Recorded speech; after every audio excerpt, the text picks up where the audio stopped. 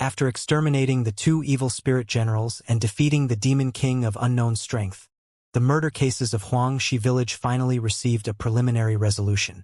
The next morning, the villagers of Xianxia village all felt at ease when they woke up.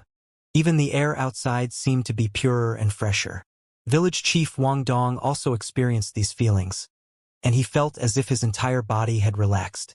The case hasn't even been solved yet. Why do I feel so relaxed? For some reason, Lin and Tian Lingling popped into his mind.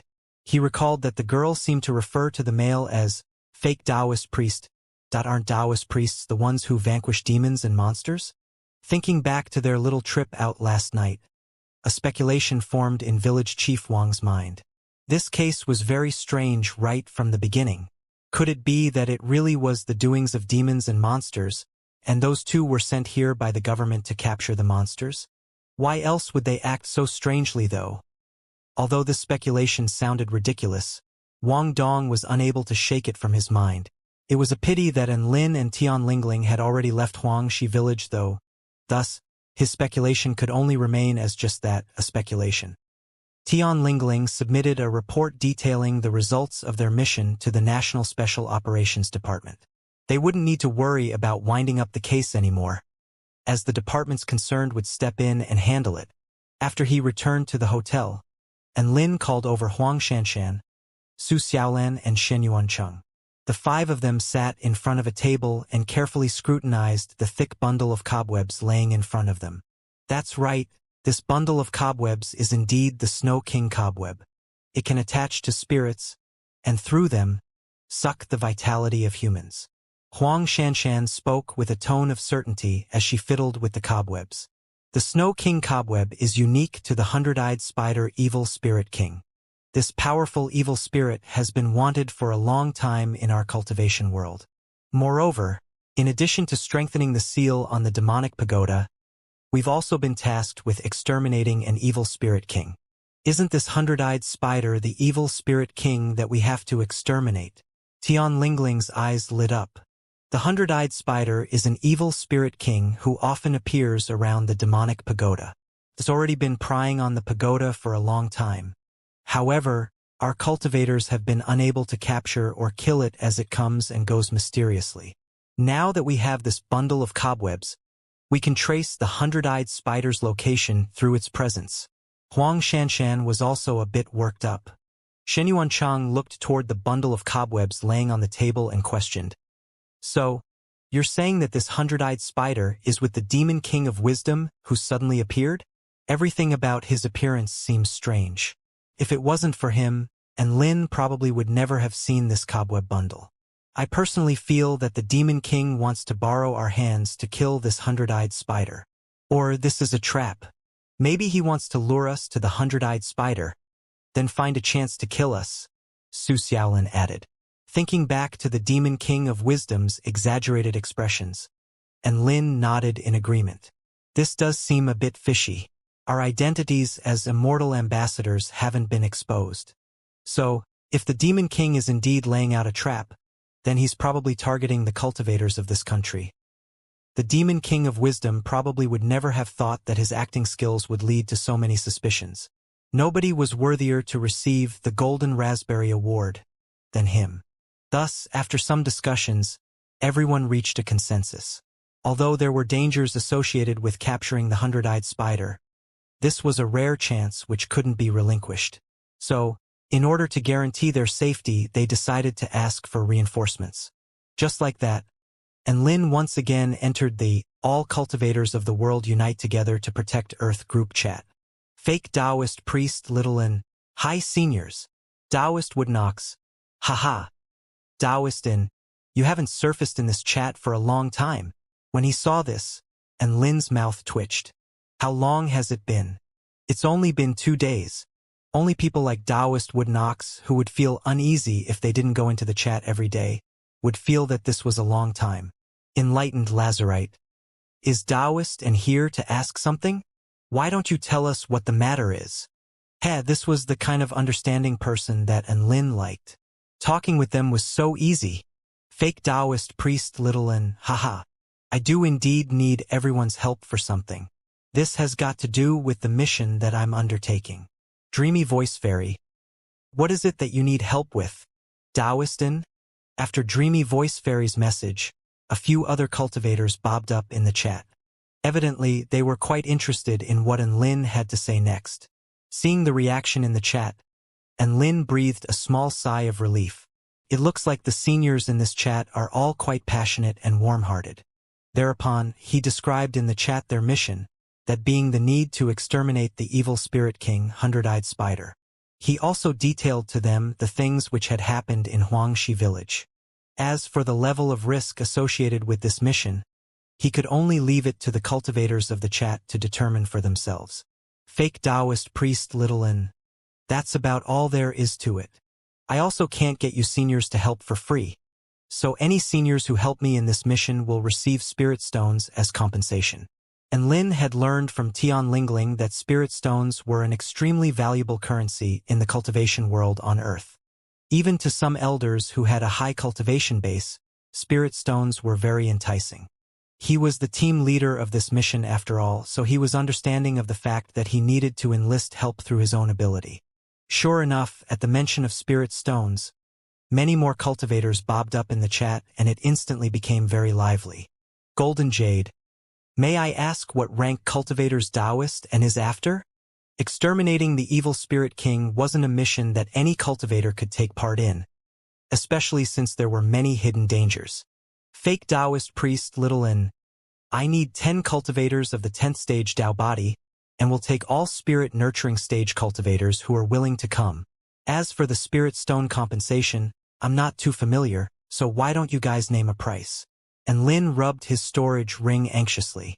There are only 30,000 spirit stones in here. That should be enough, right? He had heard from Tian Lingling that there were only 8 cultivators of the spirit nurturing stage in this group chat. They were all leaders or elders of the various large-scale immortal sects and were always extremely busy. It was due to this fact that Lin dared to say he would accept all the spirit nurturing stage cultivators who were willing to sign up. Compared to Lin's nervousness, Shenyuan Chang and Su Xiaolan were relaxed as they snacked on seeds while waiting for updates. He suddenly felt a bit regretful. Sigh. Being the team leader is so hard. If I knew this earlier, then I wouldn't have become the team leader to flex. That way, I could have had the two next to me also chip in on the compensation. Seeing that Lin had asked them to name their own price, the chat became even more lively. Crack shot clairvoyant. Taoist and my cultivation base is that of the 10th stage Tao body. 50 spirit stones and I'm in. Lin was a bit dazed upon seeing this message. Is that cheap to recruit a cultivator of the 10th stage Tao body? 50 spirit stones? Mates rates? Right at this moment, Enlightened Lazarite sent a message. No way. As expected, someone opposed it and Lin thought to himself. Such a cheap price will leave other cultivators feeling dissatisfied. How will others quote their prices like this? Enlightened Lazarite followed up his message. Clairvoyant. Are you trying to cheat Taoistan? The compensation for the 10th stage Tao body can only be 20 spirit stones. No more. Atomic bomb fairy. Exactly right. Clairvoyant. You've gone crazy thinking about spirit stones. Dreamy voice fairy. 50 spirit stones? Why don't you rob a bank? Have you considered Taoist and's feelings? Lin was dumbfounded. What the fuck? Have you considered my feelings? I feel very happy. Crack shot clairvoyant. Sorry Taoist and I demanded too much. 20 spirit stones are enough. Count me in. Lin really wanted to tell him that he didn't need to apologize. Right at this moment, a message was sent by the savior, an individual who hadn't spoken in this chat for a long time. Spirit nurturing stage cultivator here. I only need 100 spirit stones. I'll go along with Little Lin and borrow this chance to test out a new weapon that I stole. Lin's eyes widened in disbelief. Holy fuck. I can recruit a spirit nurturing stage cultivator with just 100 spirit stones. Green River Sword Immortal. 100 spirit stones and count me in. Lin. Just like that, Lin, who had initially thought that he would need to fork out a fortune, only spent 500 spirit stones. With this, he was able to recruit 3 cultivators of the spirit nurturing stage and 10 cultivators of the 10th stage Dao body. He looked toward the sky, his feelings complicated. What's with this world? Am I too rich, or are the cultivators of this world too poor? Seeing that the recruitment fee was so cheap, and Lin felt an urge to recruit even more cultivators of the 10th stage Dao body. After all, many hands make light work. No? However, he eventually abandoned this idea. 10 cultivators of the 10th stage Dao body in addition to 3 cultivators of the spirit nurturing stage was already powerful enough for a reinforcement team. If the enemy was merely a 100-eyed spider, they would completely be able to string it up and beat it. This team would also be strong enough to cope with any unforeseen dangers. As long as Emperor-ranked monsters didn't appear, they would be able to flee even if they couldn't defeat their enemy. If an Emperor-ranked monster did appear, then having more cultivators of the 10th stage Dao body would just be meaningless anyway. And Lin allowed the reinforcement team 2 days of preparation. After 2 days, they would meet at Chengdu and then travel together to the Kunlun mountain ranges. Tian Lingling, Su Xiaolan, and the others were all very pleased with the recruitment results. Afterward, they all left to do their own things. Another day quickly went by. The next day, Tian Lingling heaved a few large boxes into Lin's room. Seeing that small petite body carrying a box which was larger than her own body, and Lin found it quite adorable. Inside the box that Tian Lingling heaved over were the goods that he had asked her to buy for him. The goods were of various shapes and sizes, and there were hundreds of items in total. And Lin checked through the items and found that nothing was missing. He then happily gave Tian Lingling 10 spirit stones as a tip. When he saw Tian Lingling hugging the 10 spirit stones and rolling around the bed happily, he couldn't help but fall deep into thought again. Could it be that cultivators of Earth really are this poor? And Lin put all the items into his storage ring. He then walked to the French windows and drew the curtains back. The sky was thick with dark clouds, and it was gloomy as far as the eye could see. Within the thick layers of clouds, there was the deep rumble of thunder. It's thundering, it's raining. It looks like we can only stay in the hotel. Tian Lingling lay on the bed on her stomach, and she swayed her legs about as she spoke tenderly. Looking toward the scene in the sky and hearing the girl behind him mention thunder, a thought suddenly flashed through his mind. This thought was very intense, and it caused him to come to a risky decision. Atop the building, fierce winds howled by and heavy rain was about to fall. Shen Yuanchang, Su Xiaolan, and Tian Lingling all looked toward the mail in front of them anxiously.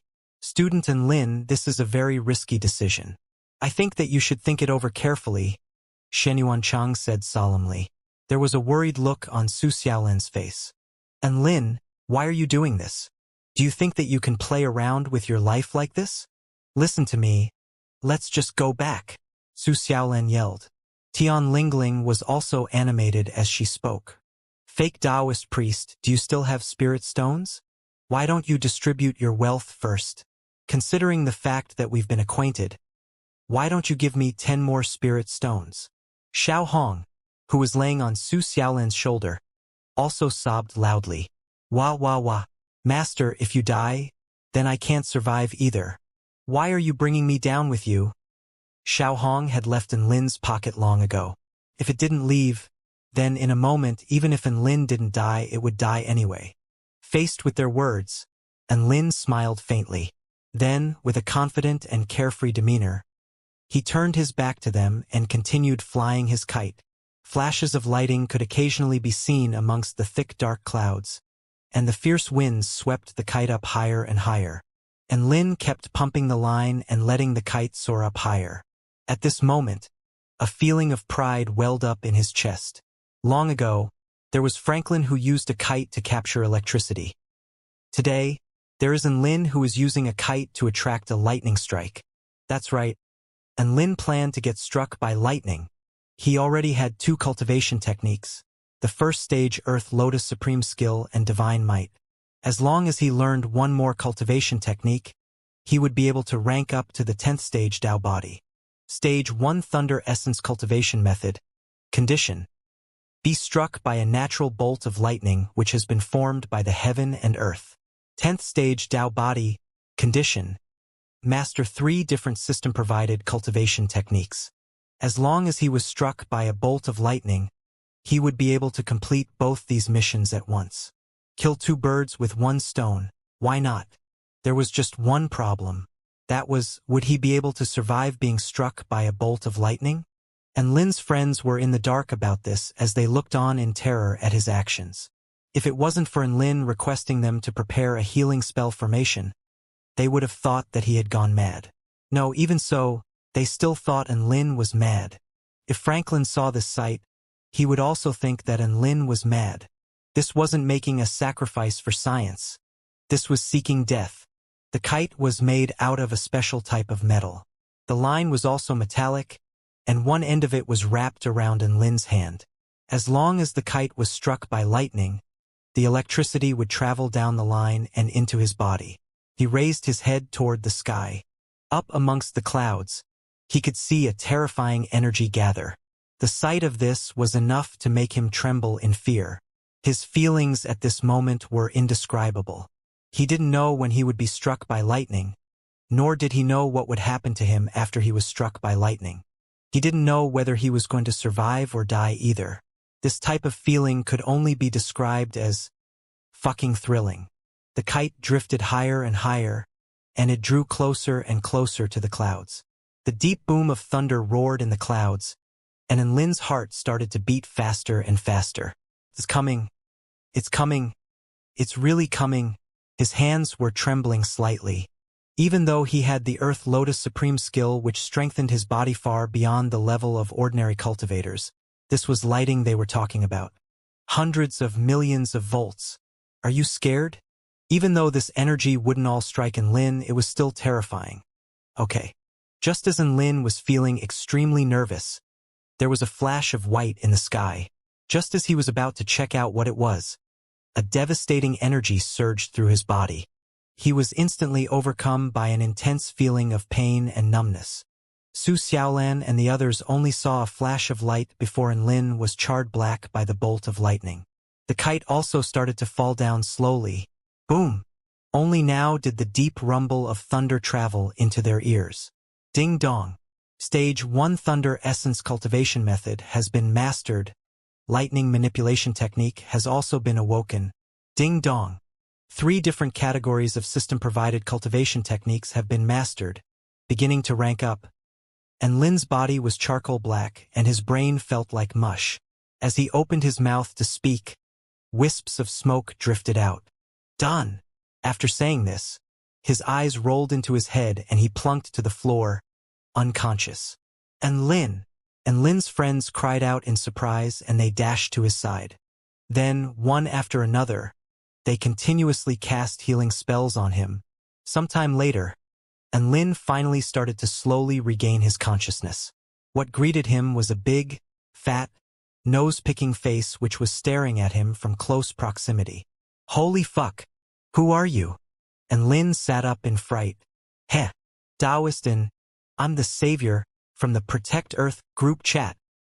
The fatty chuckled as he straightened his belly. Hearing this, Lin was dumbfounded. Holy fuck! This guy is the savior? In his imagination, a badass capable of stealing technology from America should look something like Schwarzenegger. Why was it this fatty in front of him? As if reading in Lin's mind, the fatty threw a few impressive punches. Don't underestimate me. I'm a nimble fatty. And Lin. After waking up, he learned from the savior that it had already been a day since he was struck by lightning. Now, most of the mortal world cultivators had already arrived at the hotel and were waiting to set off to the Kunlun mountain ranges tomorrow. And Lin checked over his body. Upon sensing the powerful strength contained within his body, he was absolutely delighted. He had successfully broken through to the 10th stage Dao body. A sharp look appeared in his eyes. Very well. It's time for me to reveal my true strength. Kunlun Mountain was the most sacred mountain in China.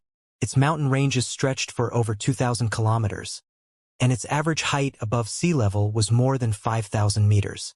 It enjoyed a prominent position in the history of China and was even referred to as the Dragon Artery by people of ancient times. However, this was merely the understanding that ordinary people had of this mountain. In the eyes of cultivators, the Kunlun Mountains had an even loftier standing. It was the village of gods, and it was the pulse of the world.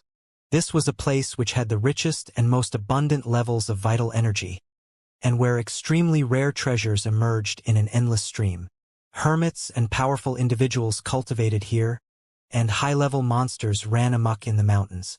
Furthermore, there existed naturally formed deadly realms and countless mystic realms. It could be said that this was a place of great danger and fortune, one which attracted innumerable cultivators.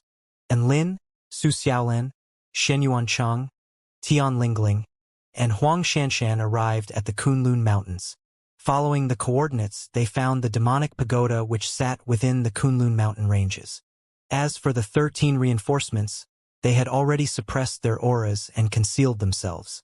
If there weren't any unexpected circumstances, then they wouldn't need to do anything. And Lin and the others broke through the miasma spell formation and were greeted by a large crimson-colored pagoda. Even though it had already been suppressed by a powerful seal, they could still feel the soaring demonic presence. Shen Yuancheng narrowed his eyes as he looked toward the 6th-level demonic pagoda. I've heard that there are 3 evil spirit emperors sealed within this pagoda, and they're to be used by Yi Shi the Enlightened of the Heavenly Court for refining a magic treasure. This pagoda is the basic form of the magic treasure. Now that I'm here and sensing its aura, I've finally come to the realization that once this magic treasure is refined, it will perhaps reach the level of a high-level spirit tool. Well, isn't that great for Yi Shi the Enlightened? Pity on us laborers, though. And Lin grumbled. There's still some time left until we have to strengthen the seal. Since we've already confirmed the location of the demonic pagoda, let's go and exterminate the 100-eyed spider first. Huang Xianxia held the bundle of Snow King cobweb in her hands as she spoke. The 100-eyed spider usually roamed around the demonic pagoda. However, even an evil spirit emperor wouldn't be able to break the seal on this demonic pagoda, let alone an evil spirit king. Hearing that they were going to exterminate the evil spirit king, Tian Lingling immediately volunteered. I'm the best at tracking auras. I'll do it. I'll do it. Seeing how enthusiastic Tian Lingling was, Huang Xianxia had no choice but to hand the Snow King cobweb to her. After receiving the Snow King cobweb, Tian Lingling took a strange formation disc out of her pocket. After being activated with vital energy, this formation disc suddenly opened its mouth and chewed on the Snow King cobweb. Afterward, the needle on top of it swiveled around for a while before finally coming to a stop in a certain direction. Let's go! Tian Lingling grinned triumphantly and started walking in the direction that the formation disc pointed toward. After crossing over a few mountain ridges, a thin layer of white mist appeared in the surroundings, and Lin and the others sensed that the vital energy in this area was extremely rich and that this would be a great place to cultivate.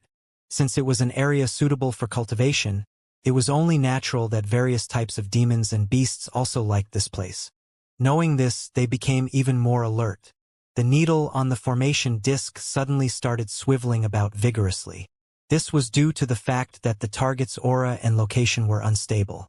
The 100-eyed spider is nearby, Tian Lingling yelled. Right as she finished speaking, the Snow King cobweb in her hands suddenly came to life and spat out a silk thread, tightly binding her petite figure. Ah! Tian Lingling shrieked. She tried to wriggle free, yet to her surprise, the spider web bound her tighter and tighter. Shen Yuancheng was the first to react. He instantly drew his sword and rushed before Tian Lingling, performing hundreds of slashes and shredding the cobwebs binding her to pieces. Before Tian Lingling could even breathe a sigh of relief, a hissing sound grew louder and louder. It was evident that while they were using the Snow King cobweb to track the Evil Spirit King, the Evil Spirit King was also able to track them through the Snow King cobweb. Not only that, but it was also able to control it. Shen Yuancheng shielded Tian Lingling behind him and went on full alert. He was the strongest individual here, meaning that if they were to clash with the Evil Spirit King, he would have to be the one who battled. And Lin and Su Xiaolan would be in charge of assisting him. As for Tian Lingling and Huang Xianxia, if all went according to the plan, they would just stand to the side and cheer them on. A humongous figure dashed out of the mist. It was a terrifying spider whose body was 30 feet tall. This was already equivalent to the height of a 3-story building. 8 sword-like legs pierced into the ground and its closely packed eyes swiveled about endlessly. It looked both hideous and terrifying. If someone with trypophobia saw this spider, there was a chance that they would faint immediately. With the arrival of the spider, a fearsome aura could be felt. This was an aura which belonged to an evil spirit king. The 100-eyed spider had no intention of escaping, as it sensed that the cultivators before it were not all that strong. The flesh of cultivators was very nourishing, so why would it abandon this opportunity? The 100-eyed spider opened its jaws and large amounts of thread shot out from its mouth.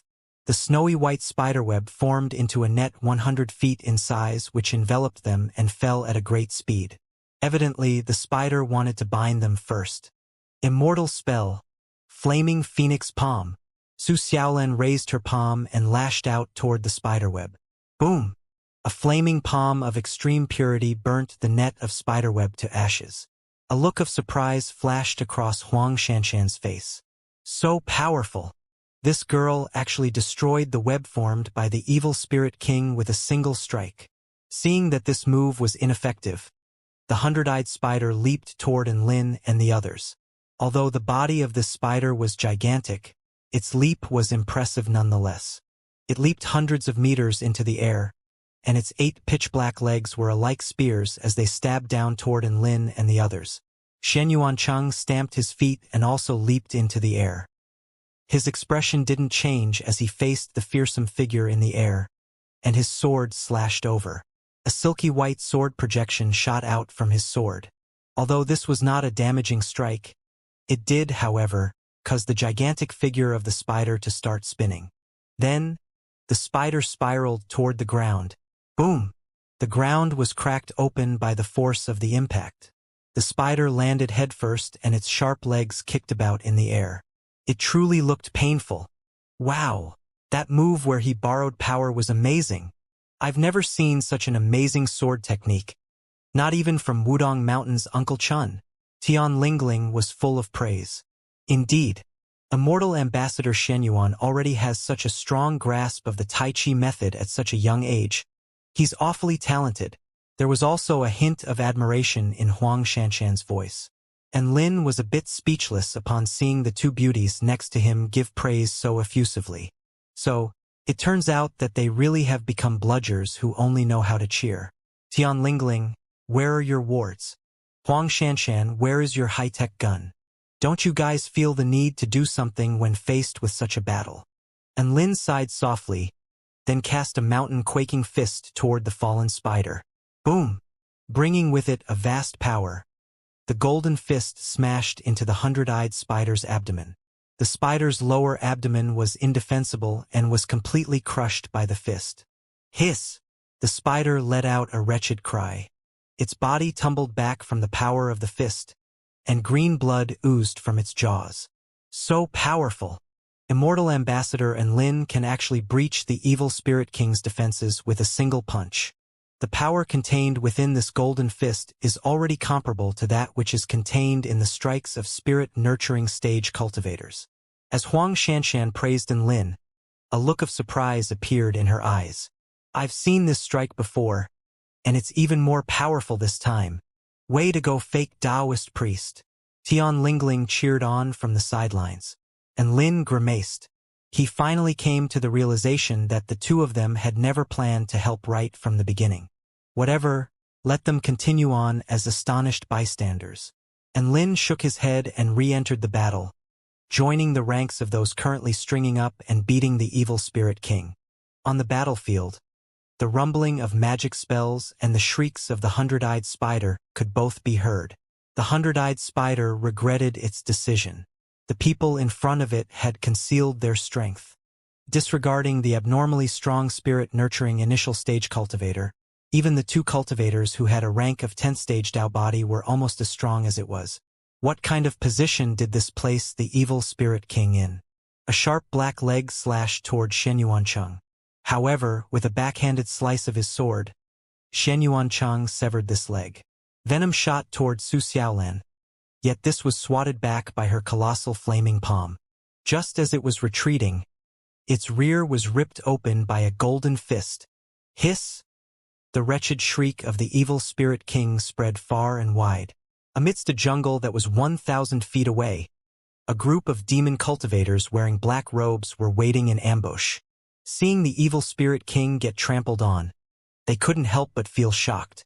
At the forefront of these demon cultivators, there were 4 demon kings who were emitting strong auras. They all looked at the evil spirit king sympathetically.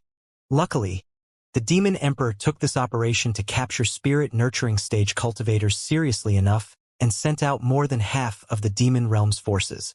Otherwise, we wouldn't even be able to deal with these few people. The demon king of wickedness held a gigantic black sword in his hands as he spoke. In order to capture the 100-eyed spider, they must send out cultivators of the spirit nurturing stage. The demon king of agony holding a bloody skull chuckled cruelly. Even if they send 3 spirit nurturing stage cultivators, with the lineup that the demon emperor has sent out, dealing with them will not be an issue. Wickedness and I will deal with the spirit nurturing stage cultivators. We can't tolerate failure in the sacrificial refining of the blood token, said the demon king of wrath who had black claws for hands. I'll deal with the cultivator who's using the golden fists. I'll definitely have my revenge, the crimson-eyed demon king of wisdom said. We'll strike once the evil spirit king dies, the demon king of agony said. Just as the demon kings were eyeing their prey, and Lin's battle was already drawing to an end, the 100-eyed spider had been driven into a corner, and its densely packed eyeballs suddenly spurted out. Be careful, Xianxia yelled. Boom! Boom! Boom! The eyeballs which flew toward Xianxia and the others suddenly blew up like bombs. A violent energy started to emanate outwards, and Enlin and Su Xiaolan were pushed back by the shockwaves of the explosion. The 100-eyed spider's desperate attack finally created a slim chance of survival for itself, and it immediately started to flee into the distance. Unfortunately for it, though, it neglected the fact that Xianxia was still there. Rather than being blown back by the explosions, Xianxia kept pushing forward, a white light twisting and warping explosive energy away from himself. Possessing a vast and awe-inspiring might, the sword in his hand cut down toward the weak point left exposed by the 100-eyed spider. The bone-chilling sword projection stretched 100 feet and instantly sliced the 100-eyed spider into 2. Such impressive swordsmanship. The might of the strike is even above that of Tai-Bai Sword Sect's Green River Sword Immortal, Huang Shanshan exclaimed in amazement. Even the sect leader of the Tai-Bai Sword Sect can't match the sword intent contained within the strike, Tian Lingling exclaimed in astonishment. Compared to the shock duo who were doing absolutely nothing, Xianxia and the others didn't relax a single bit. Instead, they gathered together quickly after sensing numerous strong auras inching closer and closer toward them. Immediately afterward, 4 demon kings possessing powerful auras rode over on a black mist and surrounded the 5 of them. On the ground, over 20 black-robed demons also charged out, surrounding Enlin and the others. Sensing their auras, it appeared that they were all cultivators of the Tao body stage. Kakik! You've all been surrounded, the demon king of agony chortled. Foolish humans, don't resist and obediently hand over your hearts, the demon king of wickedness said aggressively. If you obediently let us capture you, then I, the demon king of wrath, will give you a swift death, the demon king of wrath yelled. Enlin felt mixed emotions as he heard this. What's with these ridiculous threats? What bloody day and age are we in? As demon kings, how can you not feel embarrassed when spouting such corny, old lines? The demon king of wisdom looked at the 2 people below him. Bahaha, the 2 young cultivators down there, do you still remember me? He said proudly. And Lin and Tian Lingling looked up and saw the crimson-eyed demon king of wisdom. Ha! It's an old acquaintance. I said before that the next time we meet, I'd make you go through living hell. The demon king of wisdom chuckled. You've all been fooled by my flawless acting. You didn't expect this to be a trap, did you? Ahahahaha. And Lin, Tian Lingling. To be honest, Enlin didn't have the heart to damage the demon king's self-esteem. Flawless acting? Even Li Yifeng, who had won the 100 Flowers Award, was better at acting than him. With his acting, the most he could get was a Golden Raspberry Award. Just when it looked like the Demon Kings had the upper hand, several strong auras suddenly approached them. And Lin and the others looked calm and collected, but the Demon Kings started to feel worried. Wickedness, did the Demon Emperor send other Demon Kings here? The Demon King of Wrath questioned in surprise. That's impossible. The other two Demon Kings have separate missions. It can't be them. The numbers don't match either. A grave expression appeared on the Demon King of Wickedness' face. Human cultivators! The Demon King of Agony cried in alarm as he saw the cultivators who had rushed over. The Savior, Green River Sword Immortal, and Cloud-exploring Taoist let loose their powerful auras as they flew over on their swords. On the ground, 10 cultivators possessing a rank of the 10th stage Tao body also rushed over and quickly surrounded the 20 or so demon cultivators. Could it be that our plan was exposed? The Demon King of Wisdom couldn't comprehend the sudden change of events, and he was momentarily stunned. 3 cultivators of the Spirit Nurturing Initial Stage, 1 cultivator of the Spirit Nurturing Intermediate Stage, and more than a dozen cultivators with the 10th stage Tao body. This is a fucking lineup sent to deal with a mere evil spirit king. The Demon King of Wrath finally lost his temper and roared aloud. I can't believe there are so many Demon Kings. This trip was indeed worth it. Clouds and mist swirled around Cloud, exploring Taoist as he spoke. Foolish Demon Kings. You've all been surrounded. Surrender quickly and I'll let you all die a swift death. The Savior chortled. The Demon Kings were furious upon hearing this. This bastard actually dared to steal their lines. Meanwhile, Lin almost passed out in shock. How come this fatso's lines are also this ridiculous? To the demons, this sudden change in situation made them feel a little uneasy. Originally, they had been the ones surrounding Lin and the others. Now, the situation was reversed, and they were the ones being surrounded. Wickedness, are we still going to fight? The Demon King of Agony asked. Although they were at a disadvantage now, the difference in their strength wasn't all that significant. If they went all out, there was still a chance that they could complete their mission. We'll fight. We must complete the mission given to us by the Demon Emperor at all costs. If we retreat now, we definitely won't be able to ambush them again. I'm just curious as to how our plan was exposed. As he said this, the Demon King of Wickedness' face darkened. Could it be that there was a traitor among their group? After hearing what the Demon King of Wickedness said, the other Demon Kings all felt a chill run through their hearts. Yeah, only the Demon Emperor and 6 Demon Kings knew about the plan. How did these cultivators know about it? Unless there was a traitor amongst them. The 4 Demon Kings looked at each other. Finally, their gazes all shifted toward the Demon King of Wisdom. The Demon King of Wisdom felt a chill. Why are you all looking at me? The Demon King of Wrath sneered. Before this operation, the 5 of us Demon Kings were always beside the Demon Emperor. You were the only one who went out to lay the bait. Only you had the chance to disclose information to the enemy. With his eyes bulging, the Demon King of Agony roared. Wisdom, do you have anything else to say? You guys are actually suspicious of me. I accomplished that mission perfectly. I didn't let the Demon Emperor down at all. I've done nothing to be ashamed of. The Demon King of Wisdom yelled furiously. He had been forthright his entire life. Who would have thought that the other Demon Kings would be suspicious of him? How could he swallow this? The cultivators sensed that there was discord between the Demon Kings, so they weren't in a rush to attack. And Lin heard their conversation and his eyes lit up. This has got nothing to do with the Demon King of Wisdom. Your plan was revealed to us by another unknown Demon King, he said loudly. The Demon King of Wisdom was overjoyed upon hearing this. He couldn't believe that the cultivator would actually speak for him. See, even the cultivator says so. How can I be to blame? He said emotionally. However, contrary to his expectations, the other 3 Demon Kings' expressions became even darker. In fact, they were already exuding a murderous intent. Even human cultivators are speaking for you.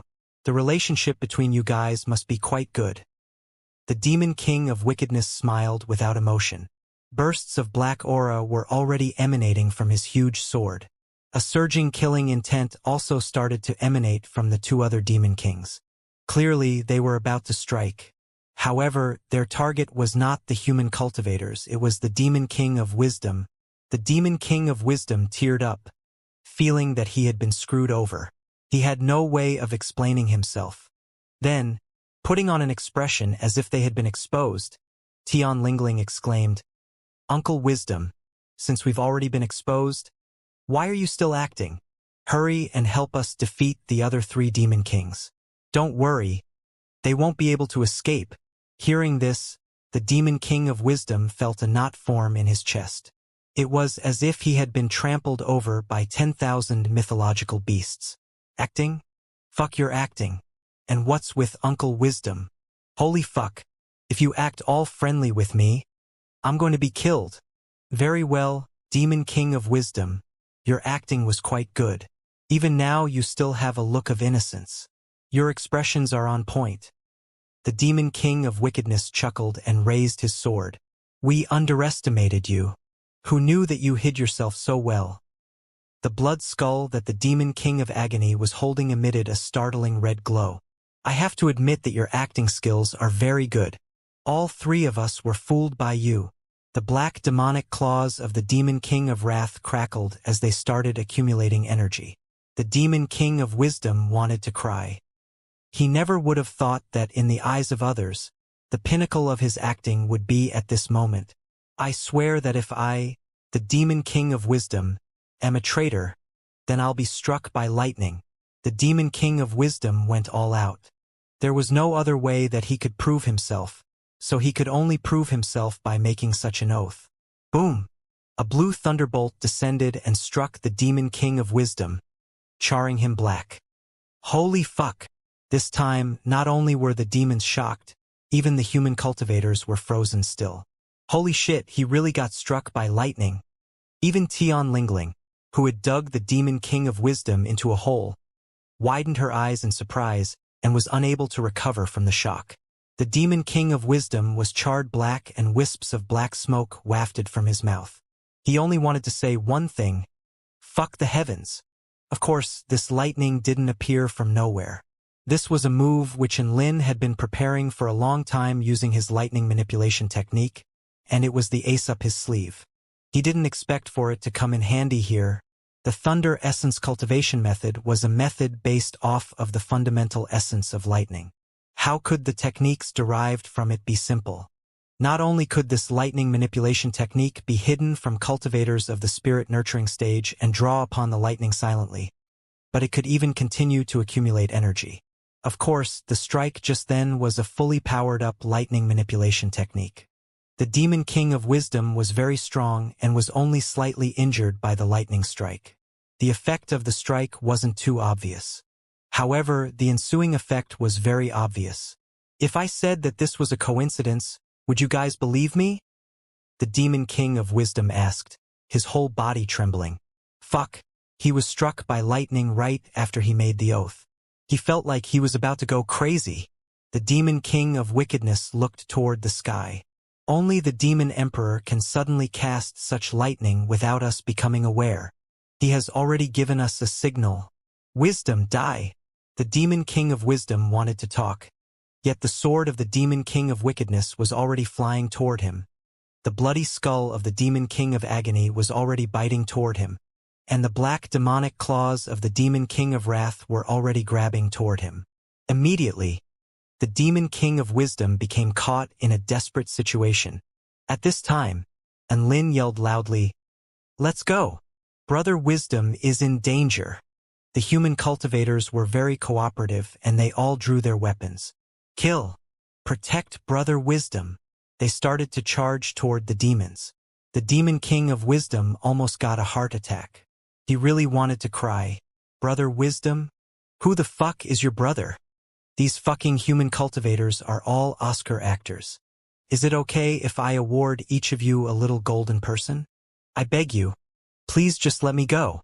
The three demon kings realized that the human cultivators really did start fighting in order to protect the demon king of wisdom. They gnashed their teeth in rage and started to use their most powerful moves.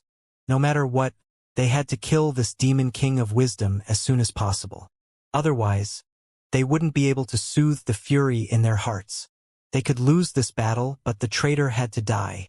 Dull flame demonic slash. Raging black flames surged from the demon king of wickedness sword, and they destroyed the defensive spells of the demon king of wisdom. Pwah! The demon king of wisdom spat out blood and flew backward. Then he saw a huge bloody skull 10 feet in size biting toward him. Crimson eyes divine spell. A crimson light shot out from the demon king of wisdom's crimson eyes, driving back the bloody skull. Right at this moment, the demon king of wrath had already shifted behind the demon king of wisdom. Like sharp swords, his demonic claws stabbed into the demon king of wisdom's back. Die, you traitor! The demon king of wrath roared and his hands tore outwards. Rip! Just like that, the demon king of wisdom's body was ripped into two. Black blood sprayed into the sky, appearing as desolate as his miserable life. The demon king of wrath had finally fulfilled the achievement of ripping a demon king to shreds. Seeing that the traitor had been killed, the demon kings finally felt appeased. They felt a lot more at ease, and some of them even started laughing. Being one step too late in coming to Brother Wisdom's aid and having to witness his tragic death, the Savior and the other spirit-nurturing stage cultivators beat their chest in sorrow and stamped their feet in regret. The demon king of wisdom, the king of acting, has fallen. His fellow actors were overcome with grief, and their eyes became bloodshot as they battled feverishly. This great battle continued on. In regards to an actor or actress self-mastery, what they needed was self-conviction and a belief that they could see a performance out to its end. That's right, Brother Wisdom had died.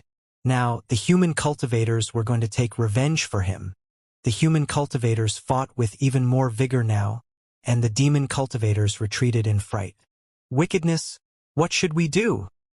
The demon king of wrath asked anxiously.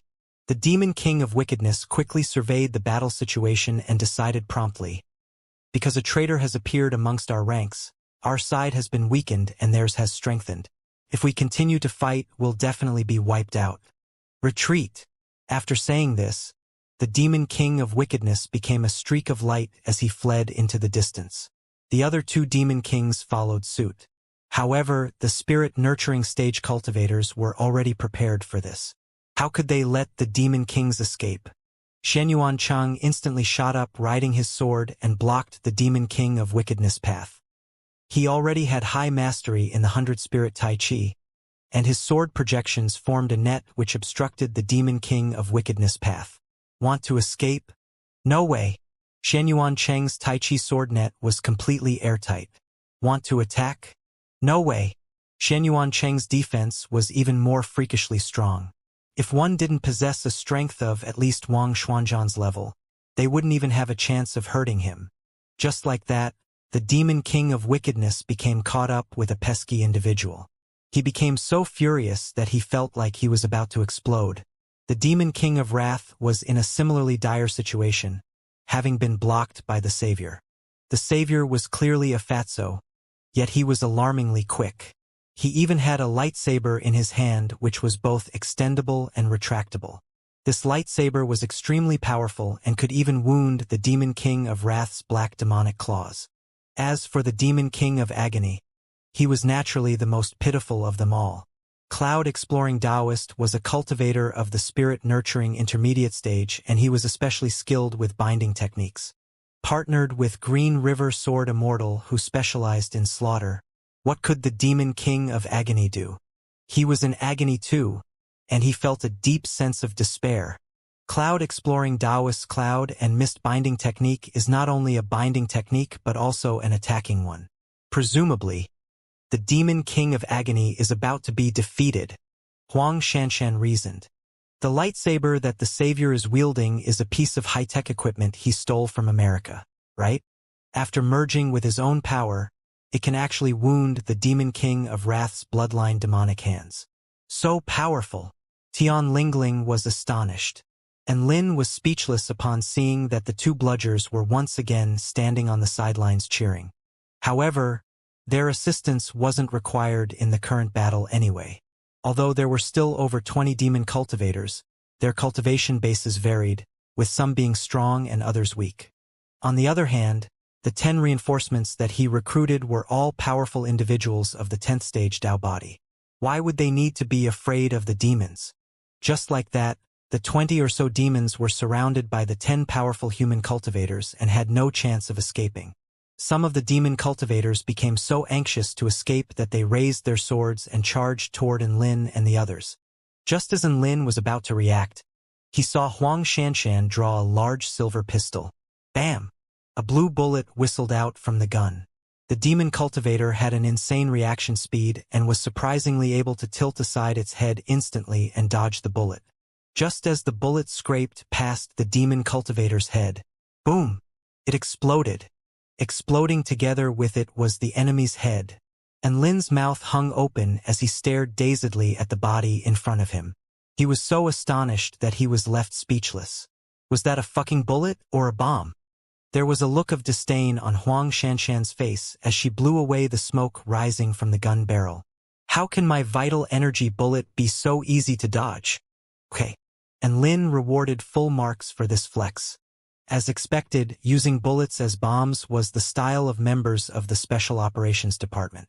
Never look down on bludgers. It's hard to say whether they might suddenly give you a surprise at some point in time. Seeing that out of the 20 or so demon cultivators, only 10 or so remained, and that the human cultivators only suffered minor injuries at most, and Lin felt no pressure anymore and retrieved a golden glazed sword from his storage ring. Huh? What are you doing, fake Taoist priest? Tian Lingling asked curiously upon seeing Lin's action. And Lin turned around, holding his sword behind him with a carefree and confident demeanor. Heh. From now on, please refer to me as Sword Immortal and Lin, Tian Lingling. And Lin didn't say anything else. Instead, he raised his sword and with the posture of a sword immortal, rushed into the battle. Demon, taste my annihilation blade. And Lin roared and slashed his golden glazed sword. The demon before him only had a rank of 6th stage Dao body and was evidently unable to stand his attack. The demon's abdomen was sliced open by Lin, and it collapsed to the ground. After defeating the enemy with one strike, Lin turned around in a carefree and confident demeanor and continued to look for enemies. This time, he picked out a demon of the 8th stage Dao body. Demon, have a taste of my heaven-shattering demonic dragon slash. And Lin leaped into the air as he roared, and he slashed toward the top of the demon's head. The demon was terrified by the name of this strike, and it instantly started retreating. Heaven-shattering demonic dragon slash. Just this name was super impressive. Boom! Sure enough, a ditch was ripped into the earth, causing the retreating demon to feel even more terrified. What the demon didn't know was that Lin was just randomly brandishing his sword around. Heaven-shattering demonic dragon slash? What a joke, that was just a nonsensical name that he came up with. Lin had never learnt any sword techniques before. Every time he saw Xianyuan Cheng's graceful sword-wielding figure, and every time he saw Su Xiaolan's beautiful sword-wielding figure, he would feel a burst of envy. What was his battle style, though? Using fists. Wielding bricks? Bah! He felt that he really needed to change his image a bit. Thus, he picked up his golden glazed sword and set off upon his sword immortal journey of beating up weaklings. What disappointed him slightly, though, was the fact that the two bludgers didn't cheer him on. It appeared as if they were scornful of his swordsmanship, as they turned their attention elsewhere after glancing at him for just a moment. Humph! Do you think that this is all I've got? And Lin sneered, and arcs of lightning started flashing across his fingertips. Lightning manipulation technique. This was a technique which could draw lightning from the air and converge it upon the top of one's fingers. This lightning could then be channeled into the sword. In an instant, the golden glazed sword was crackling with lightning and a powerful might exuded from it. Heavenly lightning slash! And Lin roared loudly, and his sword cackled with electricity as it cut toward the demon before him. The demon tried to parry, yet its sword was shattered. Furthermore, the devastating power of the lightning fried it crispy and tender, and it collapsed to the floor immediately. Ah! Fake Taoist priest actually knows how to use sword techniques. Tian Lingling was fascinated by the lightning, and there was a look of astonishment on her delicate face. So what? His movements are still extremely uncouth. Huang Xianxia glanced over fleetingly, then looked away again. And Lin wasn't far from them, and upon hearing their comments, felt a knot form in his chest. Right at this moment, a white-clothed female slowly walked over. Her beauty was natural, and holding a pipa in her arms, she appeared beautiful and tranquil. Taoist and Lin, it seems that you really enjoy using the sword? Her voice was especially pleasant and mesmerizing. And Lin looked over and found that it was Dreamy Voice Fairy, one of the reinforcements he recruited, who had come over. Yeah. My aim is to become a legendary sword immortal. And Lin replied merrily. He was feeling extremely cheerful as he said this. See, his swordsmanship wasn't that bad after all. Would you look? Didn't someone just get drawn over by his swordsmanship? Hearing his reply, Dreamy Voice Fairy smiled faintly and fished out a rare text. Taoist and Lin. This is MT Wei Sword Sex, complete collection of sword technique basics. I can give it to you for 5 spirit stones. Do you want it? She asked softly. And Lin stared dazedly at the book in front of him. He winced, and a string of curses raced through his mind. Say, she was actually drawn over here by my clumsy swordsmanship, and Lin's heart throbbed in pain. He saw the expectant glint in her eyes, and he saw the large glittering title on the book. Finally, he said through gritted teeth, "Done deal!" With a complicated feeling, and Lin fished out 5 spirit stones and put the complete collection of sword technique basics in his storage ring. He had to admit, this book really was suitable for him. It helped resolve one of his most pressing problems. Boom! There was a loud rumble in the skies, and Lin raised his head to look over. There, he saw that the bloody skull was crushed by Cloud Exploring Taoist. The Demon King of Agony's magic treasure was linked together with his own vitality. Thus, once the magic treasure was destroyed, he also spat out a mouthful of black blood. Green River Sword Immortal seized this opportunity, and the sky was instantly permeated by a soaring sword intent. A devastating sword projection was thrust out from the sword, and it was like a river which hung from the skies, vast in size and turbulent in nature. No! An expression of despair appeared on the Demon King of Agony's face. Looking at the fearsome sword projection, he found that he couldn't come up with any way to block it. In the blink of an eye, the Demon King of Agony's body was swallowed up by the sword projection, and just like that, he perished. The Demon King of Agony's death caused the other 2 Demon Kings to turn pale with fright. Once Cloud Exploring Taoist and Green River Sword Immortal joined their battle, how could they survive? Just like that, the 2 remaining Demon Kings started to fight with all their might. The Demon King of Wrath used a life-consuming mystical technique which allowed him to become more powerful for a short period of time. His 2 demonic claws also became larger than humans, appearing especially sinister. He was insanely quick, and like a ferocious beast, pounced toward the Savior. The Savior slashed his lightsaber toward the Demon King of Wrath, and unexpectedly, he didn't dodge. Rather, the Demon King of Wrath swiped toward him with his demonic claw. The lightsaber, which had undergone magical modifications, was very powerful, and the Demon King of Wrath's demonic claw was ripped into 2. However, a bad feeling arose in the Savior's mind. The Demon King of Wrath's other claw was already before him, and he was barely able to block it with his sword. Boom! The Savior was sent flying by this swipe. A massive force tore at his body, and eventually, he spat out a mouthful of blood. The Demon King of Wrath didn't chase after him. Instead, he fled with all that he had. Cloud Exploring Taoist and Green River Sword Immortal saw this and instantly gave chase. As for Shenyuan Cheng's battle, they found that he didn't need their help at all, so they stopped worrying about him. The Demon King of Wickedness felt like he was about to go mad. He had used a mystical technique to raise his cultivation base and tried to flee with all his might. However, he was still effortlessly held up by Shenyuan Cheng. Just a moment ago, he was still rejoicing from the fact that it was merely a cultivator of the spirit-nurturing initial stage who had come to block him, and the fact that his chances of escaping were still very great. However, he had now realized that it was this fucking cultivator who was the strongest of them all. After using his mystical technique, the Demon King of Wickedness believed that he was even stronger than ordinary cultivators of the spirit-nurturing intermediate stage. However, he didn't have an ounce of advantage over Xianxia. Every time Xianxia blocked his attack, he would be able to leave a gash on his body. However, there was no killing intent in his counterattacks, and his intention was very evident.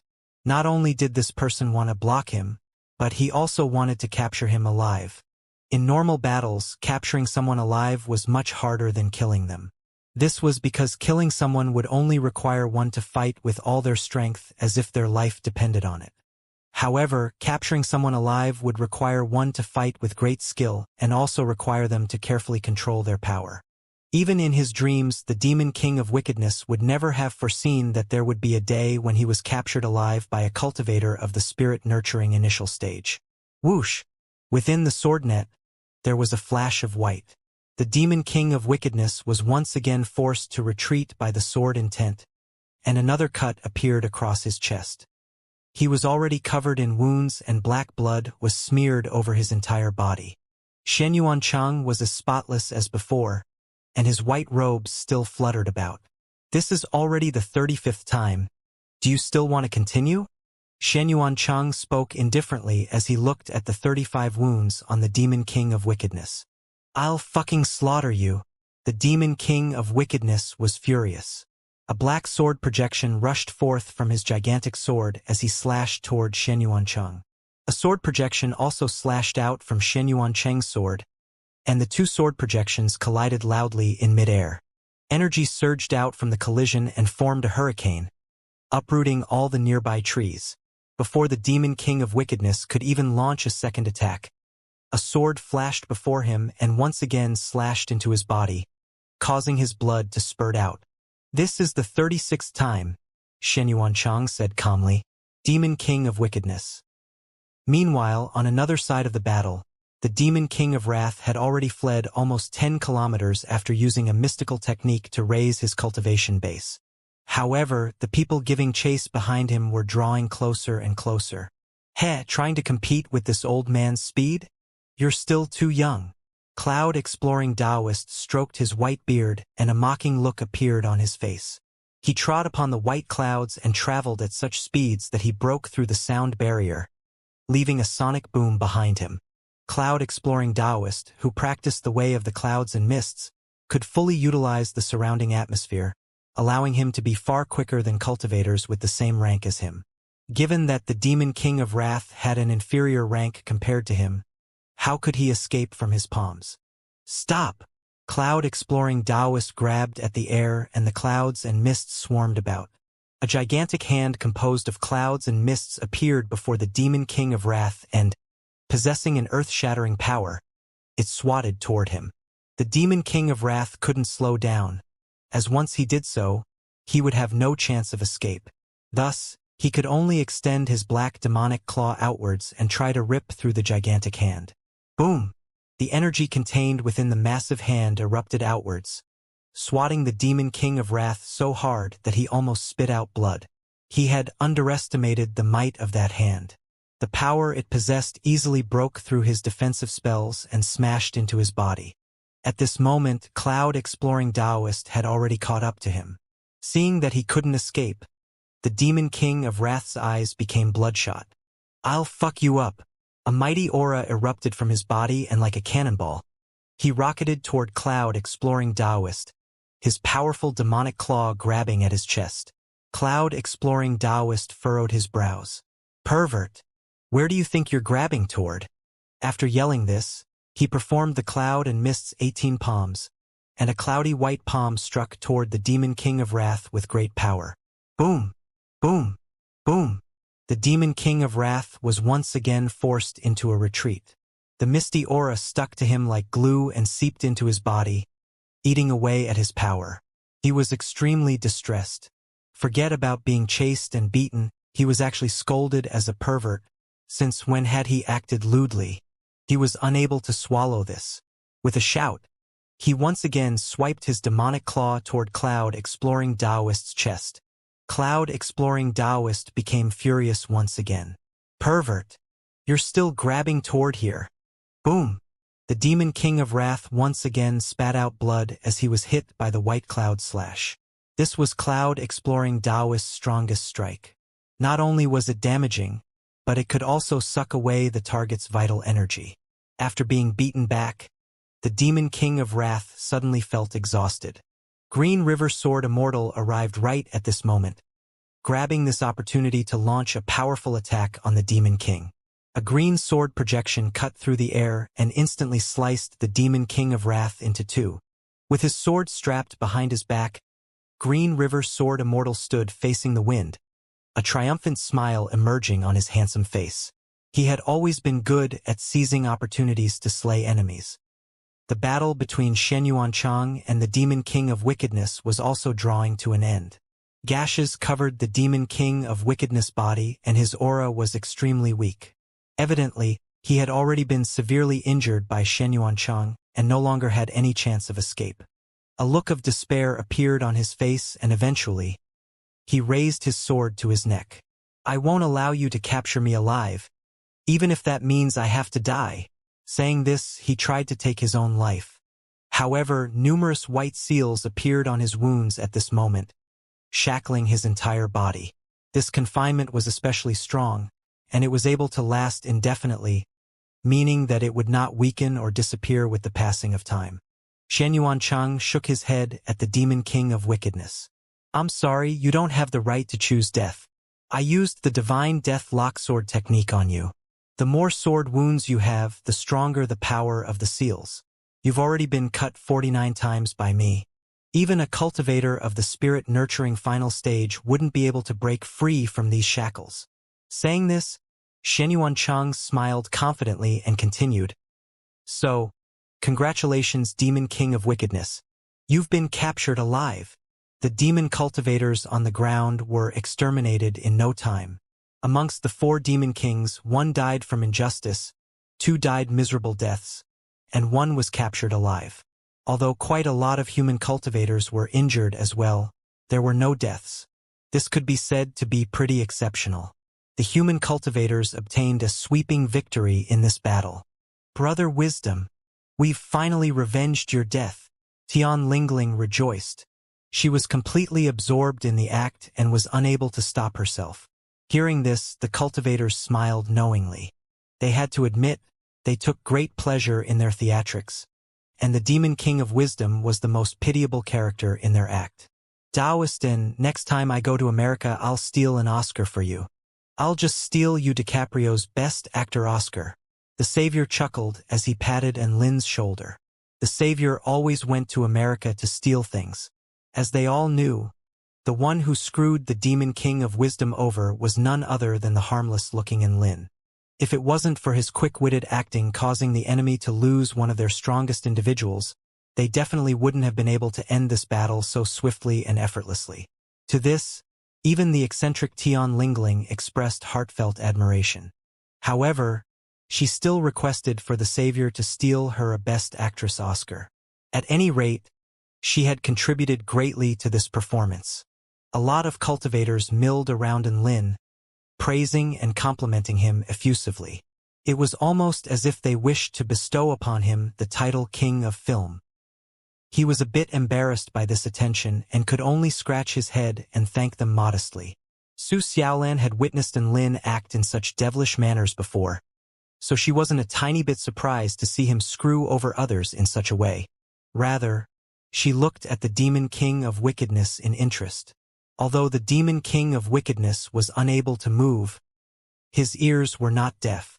Hearing their discussions, as long as he wasn't an idiot, how could he not understand what had happened?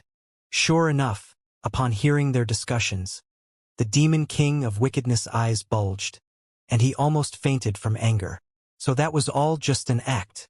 Only that the actor wasn't the Demon King of Wisdom, rather it was these cultivators. Heavens! What on earth did I do to the Demon King of Wisdom? Don't they say that being sinister and ruthless are traits unique to demon kings? How come this group of cultivators was even more sinister than us? How did it turn out that we were the ones who became the victims? The demon king of wickedness felt a throbbing pain in his heart and experienced tightness in his chest. For the first time, he started questioning his life as a demon. As a demon king, being screwed over by human cultivators made him feel so ashamed that he wanted to die. However, even the right to seek death was taken away from him by the human cultivators. After the human cultivators finished their discussion, they once again focused their attention on the demon king of wickedness. Now, it was finally time to start the interrogation. Xianxia partially removed the restrictions on the demon king of wickedness, removing just enough for him to be able to speak. You bastards killed the demon king of wisdom. You're all despicable and shameless. Don't you people have any sense of shame? Once the restrictions were loosened, the demon king of wickedness let loose a torrent of abuse. Wasn't Brother Wisdom killed by you guys? Why are you blaming us? A look of confusion spread across Tian Lingling's pretty face, and her lips curled up in discontent. When the demon king of wickedness heard this, his blood churned, and he became so furious that blood started seeping from the corner of his mouth. What the fuck? You're still brazen enough to call the demon king of wisdom Brother Wisdom? This cultivator is so shameless. Okay, stop arguing. Let's get down to business. And Lin waved his hands and looked sympathetically toward the demon king of wickedness. The cultivators all nodded in agreement. What was most important now was to make heads or tails of the situation. Looking at the demon king of wickedness, Cloud Exploring Taoist asked, "Why did you demons lay a trap and attempt to kill human cultivators of the spirit nurturing stage? What's your aim?" The demon king of wickedness smiled sinisterly. "Even if I die, I won't tell you the reason.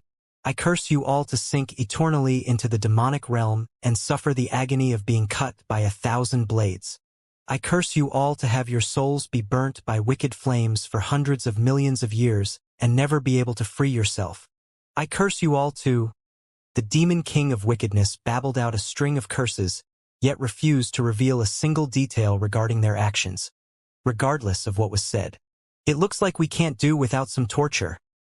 And Lin shook his head and asked the dozen or so cultivators next to him, "Which of you wants to go first?" There was a murderous glint in the demon king's eyes. "Come at me with all you've got. What type of pain haven't I suffered before? Even if you cut me 10,000 times, you won't get an ounce of information from me." The savior was the first to speak. "Let me try." Saying this, he fished out a syringe from his pocket. "This is a pain-increasing drug which I stole from Imihua's most advanced biology laboratory. Once this drug is injected, the pain receptors all over the body will become extremely sensitive. Moreover, the victim will experience an agony like that of 10,000 ants biting at their heart." The cultivators all winced upon hearing this. Imihua was a top biological firm which had close ties with the American Army. How much stuff did this guy steal from America? Also, I've modified this drug using my pill refinement techniques. Ordinary cultivators of the spirit nurturing stage won't be able to neutralize the effects of this drug through the natural power of their bodies. An evil smile appeared on the savior's chubby face. Then, he raised the syringe and injected the drug straight into the demon king of wickedness artery. A short moment later, the demon king of wickedness started screaming in extreme agony. The pain of tens of thousands of ants biting at his heart was magnified immensely by the sensitive pain receptors. This kind of agony was absolutely terrifying.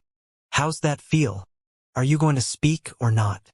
The savior glanced at the demon king of wickedness and spoke in an indifferent voice.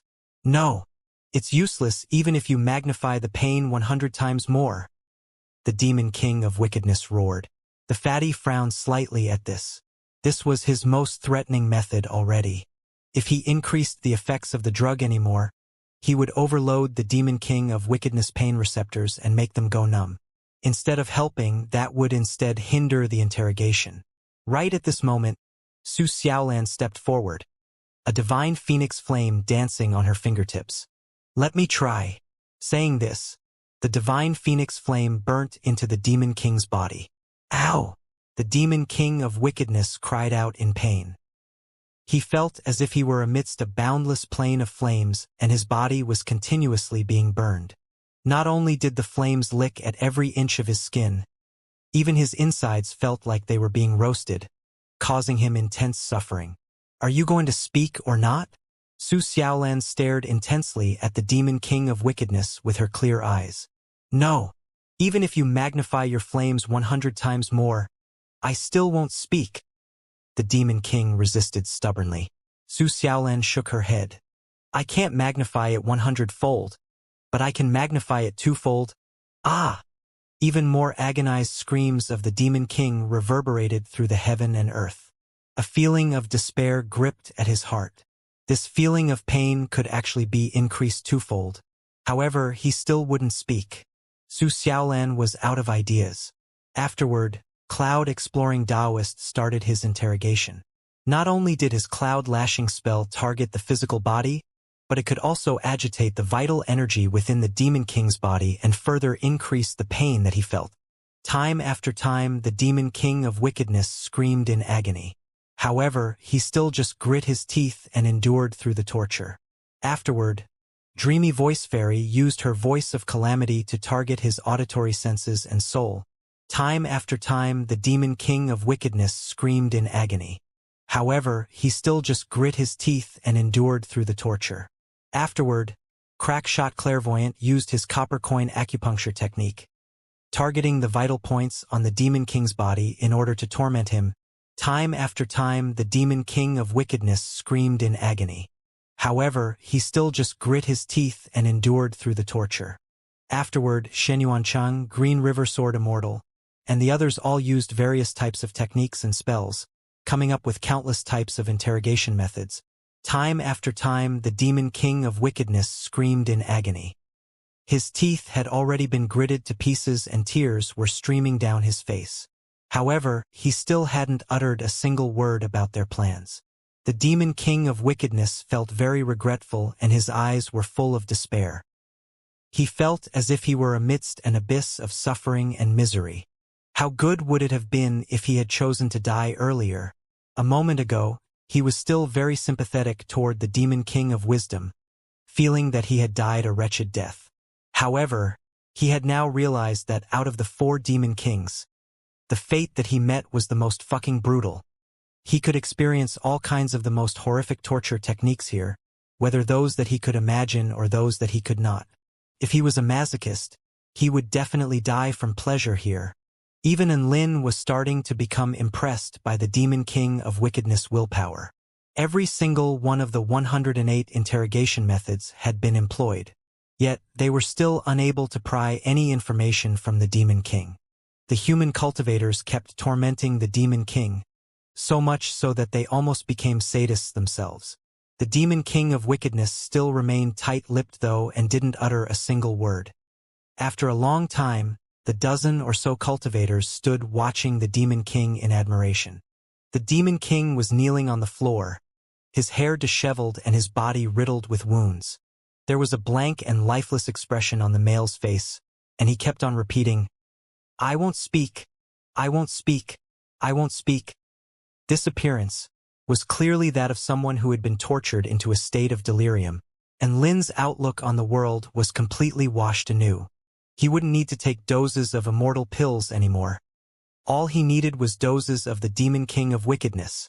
Just as all the cultivators had given up, a bright red flower poked out from Enlin's pocket.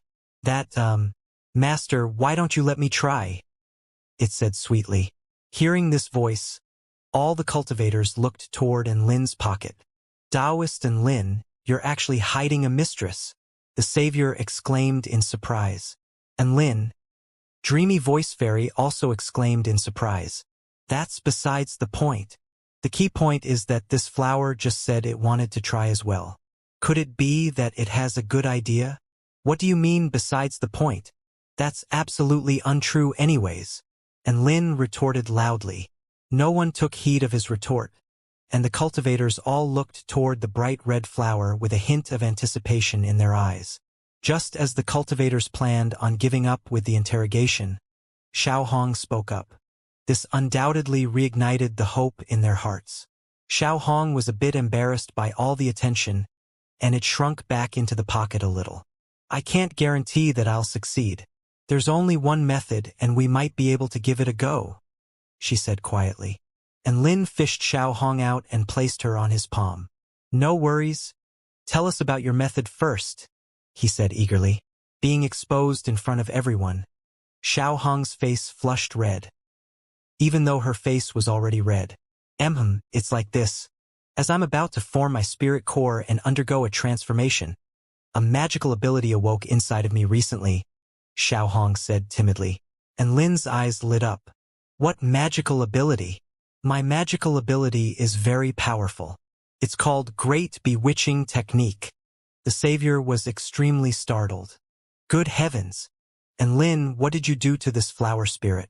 Why would such a magical ability awaken inside of a normal flower spirit? You even laid your hands upon a flower.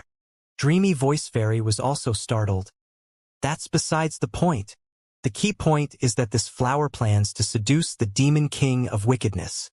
And Lin almost cried upon hearing their remarks. What do you mean besides the point?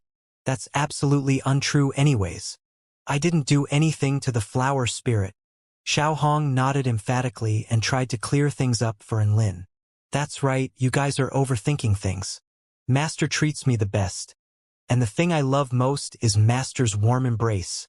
Hearing this, the cultivators all had a strange look in their eyes as they gazed at Lin. It was as if they were saying, "You hug a flower all day long, are you retarded or what?" After hearing Xiaohong's frightening utterances, tears welled up in Lin's eyes. Why does this spirit pet keep screwing me over? Xiaohong had only wanted to beautify the relationship between herself and her master, yet realized that the cultivators seemed to misunderstand her master even more. This caused droplets of water to involuntarily form on her small head. At this moment, Xianyuancheng spoke and diverted everyone's attention. Xiaohong, are you going to use your great bewitching technique on the Demon King? What are the specific effects? If I use my great bewitching technique on the Demon King of wickedness, I can stir up his lust and make him feel an unstoppable urge. I'll prevent him from getting what he wants when his lust awakens. Then I'll stimulate his mind and cravings. Then, I'll make him listen to whatever I say, Xiaohong said sweetly. Xianyuancheng stroked his chin lightly. So, put simply, it's like having a bunch of beauties tease him, but he's not allowed to have them. Then, you finally push him past his limits till a point where he goes insane and finally submits to your technique. Xiaohong nodded emphatically. Yes, that's exactly correct. Tian Lingling, Dreamy Voice Fairy, and the other female cultivators all blushed upon hearing this. Huang Shanshan spat in disdain. However, after some male cultivators heard this, their eyes lit up. That's right. According to the bits of information my sect has been able to gather on the Demon Kings, this Demon King of wickedness is extremely lustful for women. Perhaps this is his weakness. If we target this, we might actually succeed. Green River Sword Immortal exclaimed in realization. The male cultivators all nodded in agreement and turned their excited gazes toward Xiaohong. And Lin was a bit anxious. Xiaohong, you're going to transform into a beauty in order to tease the Demon King of wickedness? Xiaohong shook her head. Master, I can't even shapeshift yet. How can I transform into a beautiful woman? My magical ability can plant such images directly into his mind and make him feel as if he really were in such a scenario. After stimulating him, if he really does give in to his lust, then my great bewitching technique will have been successful. Hearing this, the male cultivators sighed in disappointment, and Lin sighed in relief. Thank the heavens, this technique is only an illusory one. Okay then, go ahead and try. Saying this, Lin held Xiaohong in front of the Demon King of wickedness. Master, I can't start yet. I'm still missing some resources, Xiaohong said. Resources. Lin blinked in confusion. Xiaohong swayed about. The beautiful women who are going to tease the Demon King of wickedness, of course. I need someone to act as a template which I can use to simulate a beauty. Then I can use this beauty to awaken his lust. And Lin started to get a bad feeling about this. Are there any requirements for this template? Not really. All they need to do is wear some revealing female clothes and stand in front of me. I can then extrapolate and create an image in my illusory world.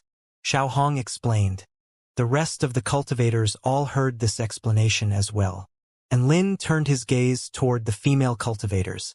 I refuse, Su Xiaolan said right away. I'm just a lowly, please spare me, Tian Lingling said. And Lin grimaced. So now you fucking shamelessly call yourself a lowly? Huh? You want me to seduce the demon king of wickedness? Even if it's just a simulation, it's still disgusting. I refuse, Dreamy Voice Fairy said in revulsion. Dress revealingly and act as a template for the flower spirit? Simply this requirement is already one that I can't accept, Huang Shanshan said in disgust. Immediately afterward, all the other female cultivators expressed their refusal. In the end, not a single person agreed to act as a template, and Lin felt great despair. Aren't you all standing here because you want to protect the world and bring peace to the world? Now you're all refusing to help. What the hell? Seeing that all the female cultivators refused to help, Xiao Hong didn't become discouraged and continued. It's understandable that these sisters are shy. To be honest, males can act as the template too. Everyone was startled upon hearing this, and they all looked toward Xiao Hong dazedly. Xiao Hong continued, As long as you guys wear revealing female clothes and stand in front of me, I can extrapolate and alter your genders in my mind. It's just increasing the bust, whitening the skin, and thinning down the waist. It's very easy to visualize. There was nothing wrong with this reasoning, but the male cultivators all felt nauseous when they heard this. I refuse, Shen Yuancheng said right away. Cloud-exploring Taoist stroked his white beard and said slowly, This old man will have to refuse as well. I'll just end up scaring the demon king of wickedness. Women's clothing? Don't kid me. Green River Sword Immortal said coldly. I'm so fat. I'll just end up making it harder for the flower spirit to visualize. The savior shook his head vigorously. Just like that, the male cultivators also firmly turned down this request. And Lin was a bit disappointed. It appeared as if this method wouldn't work either. However, for some reason, he suddenly found that everyone was looking at him. Why are you guys all staring at me? And Lin felt a chill down his spine. From these dozen or so gazes, he discerned a hint of zealousness. Taoist and Lin, I think that you're fairly handsome, the savior said. Fake Taoist priest will definitely look stunning in female clothing. Tian Lingling's eyes were full of anticipation, and Lin was extremely alarmed. What are you guys trying to do?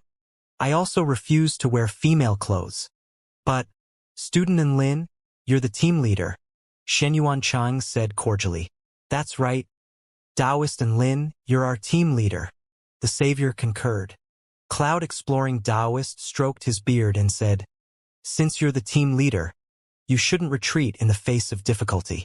Only in such a way can you demonstrate your leadership. And Lin wanted to spew blood. He really wanted to say, fuck being the team leader. Whoever wants to be team leader can take the role. At this moment, Xiao Hong also spoke excitedly. Don't worry, master. I'll definitely make you into the most stunning and erotic woman. I definitely won't tarnish your mighty reputation. Hearing this, and Lin almost blacked out. He started to wonder if he had taken in a fake spirit pet. Please, who can adopt this spirit? Other people's spirit pets flew through the skies and traversed the earth. They were almighty and were their master's best helpers. What about his spirit pet? Bloody amazing. She didn't know how to do anything apart from forcing him to wear female clothing. That, fellow cultivators, why don't we try to come up with something else? And Lin was about to burst into tears, and he felt an urge to strangle Xiao Hong to death. Hearing this suggestion, the cultivators all shook their heads in unison. There was an expectant look in their eyes. At present, this is the only feasible method, Cloud-exploring Taoist said slowly. And Lin, we believe in you. There was a strange blush on Dreamy Voice Fairy's fine and delicate face, and she spoke in a very pleasant voice. This matter concerns the Demon Emperor's plans. The responsibility for maintaining world peace rests upon your shoulders. Green River Sword Immortal said solemnly. However, after grappling with this for a moment, and Lin's eyes lit up, he had suddenly thought of a brilliant method to avoid this situation. I can look up pictures of beautiful women online, or I can let Xiao Hong watch some X-rated content. Xiao Hong shook her head emphatically upon hearing this. Master, for the great bewitching technique to work, I must use a 3D source. Otherwise, I won't be able to render the images in the illusion. And Lin didn't give up and persisted. But I don't have any revealing female clothes. Right as he finished speaking, aside from Tian Lingling, all the tall and slender females took out a few items of clothing and thrust it before him. These were all erotic items of clothing. The speed at which they did this was jaw-dropping. Su Xiaolan went as far as to retrieve 3 full wardrobes of clothing, giving him a wide variety to choose from. Huang Shanshan even took out a bikini swimsuit. Bikini? Fuck your bikini. And Lin was so angry that he almost suffered an asthma attack. Which bastard female cultivator just said that she didn't wear revealing clothes? Now she has the nerve to hand me a bikini? Doesn't your conscience ache? The female cultivators all lowered their heads, as if to say, we yield to our cross-dressing leader. The male cultivators all wore a solemn expression, and there was sincerity in their eyes as they looked toward Lin. It was as if they were saying, we pay our utmost respect to our cross-dressing leader, and Lin. And Lin still wanted to resist, yet he had already been driven into a corner and had no way out. After mulling over it for a long time, he finally gritted his teeth and made one of the most important decisions in his life. Fuck it. Isn't it just women's wear? I'll bloody wear it. I'm wearing this for the sake of world peace. I'm wearing this to protect humanity. And Lin kept telling himself this in an attempt to alleviate the pressure he felt. Then he started picking from the clothes in front of him. His hands were trembling as he looked over the revealing items of clothing laid out before him. Shit, why are they all so revealing? I've never seen any of the female cultivators wear these before. What on earth did they buy these for? To look at? Eventually, he picked out the least revealing item of clothing. It was a black crop top and a black miniskirt. How could this be put? He felt that a black tone wasn't as perverted as a pink tone and that it was just barely acceptable. And Lin's slightly handsome face flushed red. Fuck. Anyone would get embarrassed cross-dressing in front of others. Although the cultivators all turned their backs to Lin and looked away. But who could tell him? Why were the female cultivators all holding their mirrors and doing their makeup? Okay, maybe they all suddenly wanted to do their makeup at the same time. And Lin had nothing to say. But why the fuck were the males also looking into mirrors? So be it if they wanted to hold up mirrors. There were a few who went even further and started to take selfies on their phones. In the pictures they took, and Lin acted as a beautiful background. These were memorable pictures worthy of being kept. Tears brimmed in Lin's eyes. Feeling a deep sense of shame, he put on the clothes. Worn on his body, the black crop top revealed his solid pecs. Because the black shirt was so small, even his waist was laid bare. Dressed in the miniskirt, his long and pale legs were also exposed under the sunshine. That spectacle. Sigh. Forget about it. Xiao Hong. Hurry the fuck up and record it. There was a menacing look in Lin's eyes. Wearing this for even 1 second longer would be extremely tormenting for him. Xiao Hong's slender body trembled slightly. Following Lin's request, she quickly started to render an erotic female based off of Lin's figure. 3D simulation has begun, starting to scan template, and Lin's bust needs to be big. D-cup, no, E-cup is better. As for the waist, a slender one will do. The buttocks also need to be bigger. That way it'll be kavya. The legs need to be smooth, long, and slender. The arms need to be slender and elegant. The eyes need to be limpid like the autumn waters. Time passed slowly, and it was as if a century had gone by. After successfully recording the template, and Lin was finally able to change back into his normal clothes. The cultivators all turned back around as well. The male cultivators looked at him apologetically, and the beautiful female cultivators avoided his gaze with a blush on their face. Shit, what's with the look in their eyes? And Lin felt as if he had been traumatized a second time. Xianyuancheng walked over and patted his shoulders, a look of encouragement in his eyes. Su Xiaolin also stood beside him and said softly, "It'll be okay. In time, this will all be forgotten. This will all become the past. Although right now, that image is stuck firmly in our minds. Don't worry. I had a look just then, and your chest is even larger than mine." Tian Lingling also consoled, and Lin. He felt an urge to strangle Tian Lingling to death. The cultivators all took turns in consoling and Lin, wishing to provide him with some emotional support and have him forget the trauma that he had once experienced. However, and Lin felt that he would never be able to forget the experience of wearing female clothes. After collecting and rendering the necessary information, Xiao Hong used the great bewitching technique on the Demon King of Wickedness. After just having recovered a shred of consciousness from the torture he experienced beforehand, the Demon King of Wickedness' eyes became vacant again. Then he saw the sexy and erotic fairy and a vulgar smile appeared on the Demon King of Wickedness' face, and his entire body became hot with fervor. From the Demon King's expression, the cultivators were able to deduce that the great bewitching technique had achieved preliminary success. Then the Demon King started breathing heavily. Within the illusory world, he was chasing after Fairy N, who was constantly teasing him. However, Fairy N was a lady that he would never be able to woo. This was a feeling of despair, and flames of lust raged inside him. The Demon King's expressions were spectacular. So spectacular that Lin couldn't bear to watch on.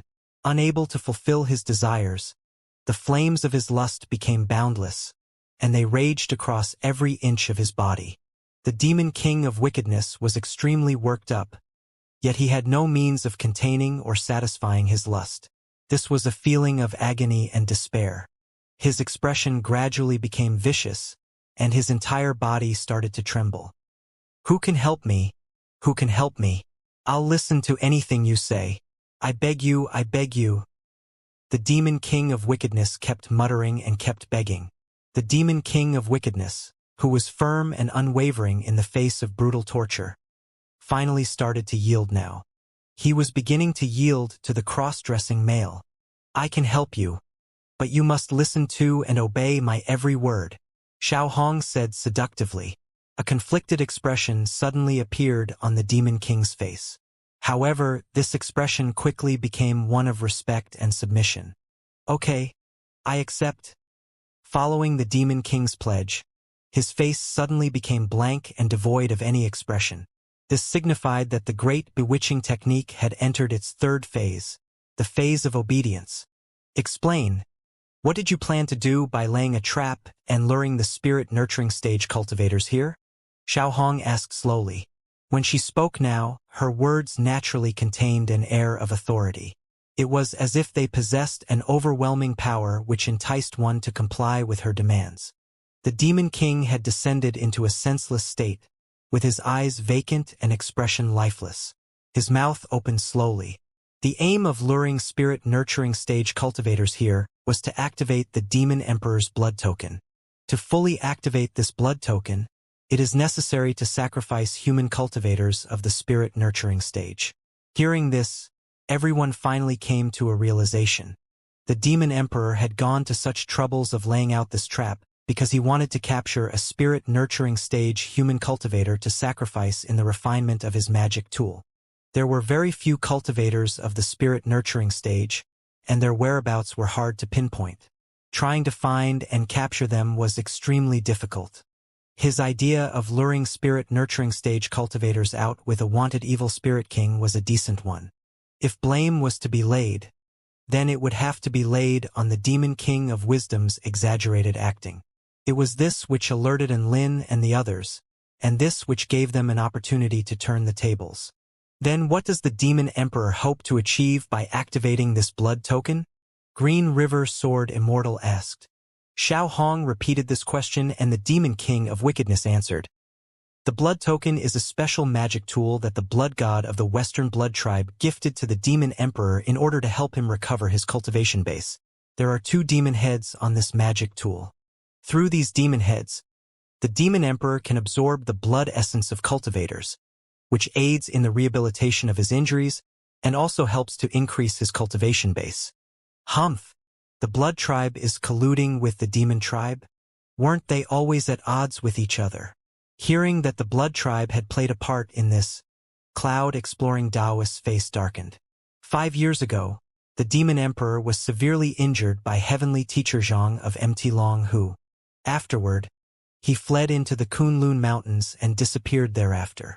In that massive battle, heavenly teacher Zhang's soul-shattering thunder technique obliterated the demon emperor's Tao foundation. The blood token can even heal this type of injury. Green River Sword Immortal furrowed his brows. Heavenly teacher Zhang was the strongest cultivator in China, and his soul-shattering thunder technique was sublime. Having his Tao foundation destroyed by the thunder technique, the demon emperor's cultivation base should have weakened significantly and have been impossible to recover. Could it be that the blood token was insanely powerful and could actually heal one's Tao foundation? To this, Shen Yuancheng shook his head. The effects of the blood token is not to heal the Tao foundation. From the Demon King of Wickedness description, this blood token he speaks of is actually just the blood tribe's flesh and blood spirit tablet. Its function is to transform the demon emperor into a member of the blood tribe. Brother Chang, you also know about the blood tribe? And Lin exclaimed in surprise. The blood tribe is a very powerful tribe of Taichu continent. They're located in the dark marshlands of the southwest, so I naturally know a bit about them. The blood tribe in the mortal world is merely the descendants of those that they left behind inadvertently. Shen Yuancheng chuckled. Fellow cultivator Shen Yuan, you said that the demon emperor is going to transform into a member of the blood tribe? Cloud-exploring Taoist's eyes widened in disbelief. The other cultivators were also astonished, and they all turned their gazes to Shen Yuancheng. Members of the blood tribe didn't need to form a spirit root. They simply relied on strengthening their bodies in order to finally become a saint. This manner of cultivation was completely different from that of the demon tribe. Even so, members of the demon tribe could still transform into members of the blood tribe. This news was even more surprising than the fact that a destroyed Tao foundation could be healed. Taking advantage of the bodies of powerful cultivators, the flesh and blood spirit tablet can help the demon emperor reconstruct his body. Then, bestowing upon him the bloodline of the blood tribe, he can successfully undergo this tribal transformation. So, I suspect that there are definitely no fewer than 2 blood gods of the soul formation stage supporting this demon emperor. Because in order to complete this transformation, there needs to be 2 blood gods present to maintain the operation of the spell formation. Shen Yuancheng continued. 2 blood gods. Cloud-exploring Taoist frowned. I must report this to heavenly teacher Zhang at once. 2 blood gods and 1 demon emperor. They were definitely up to no good. Afterward, and Lin and the others continued to question the demon king of wickedness. However, apart from the fact that the demon emperor was going to perform sacrificial refinement on the blood token, he knew nothing else.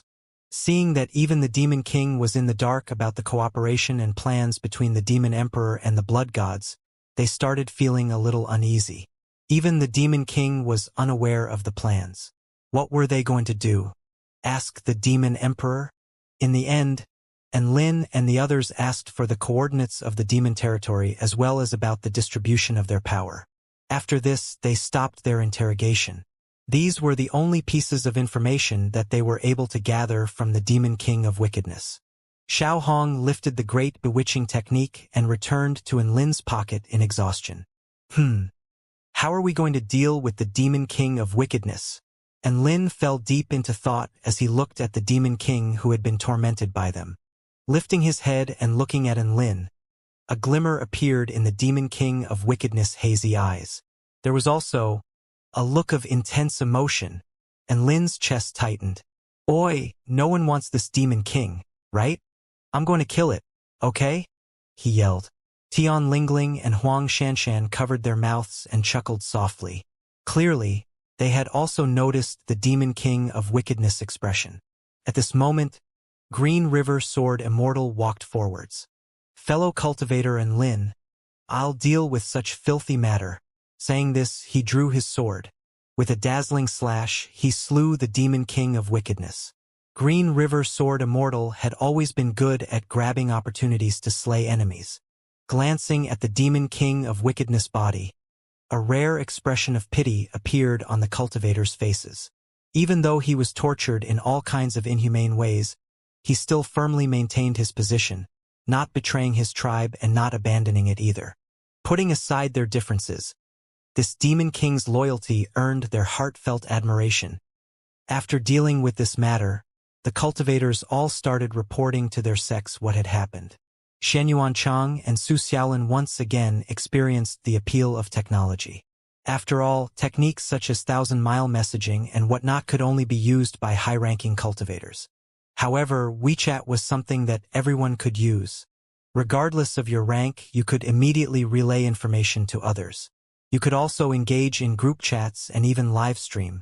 Everyone could engage in long-distance communication.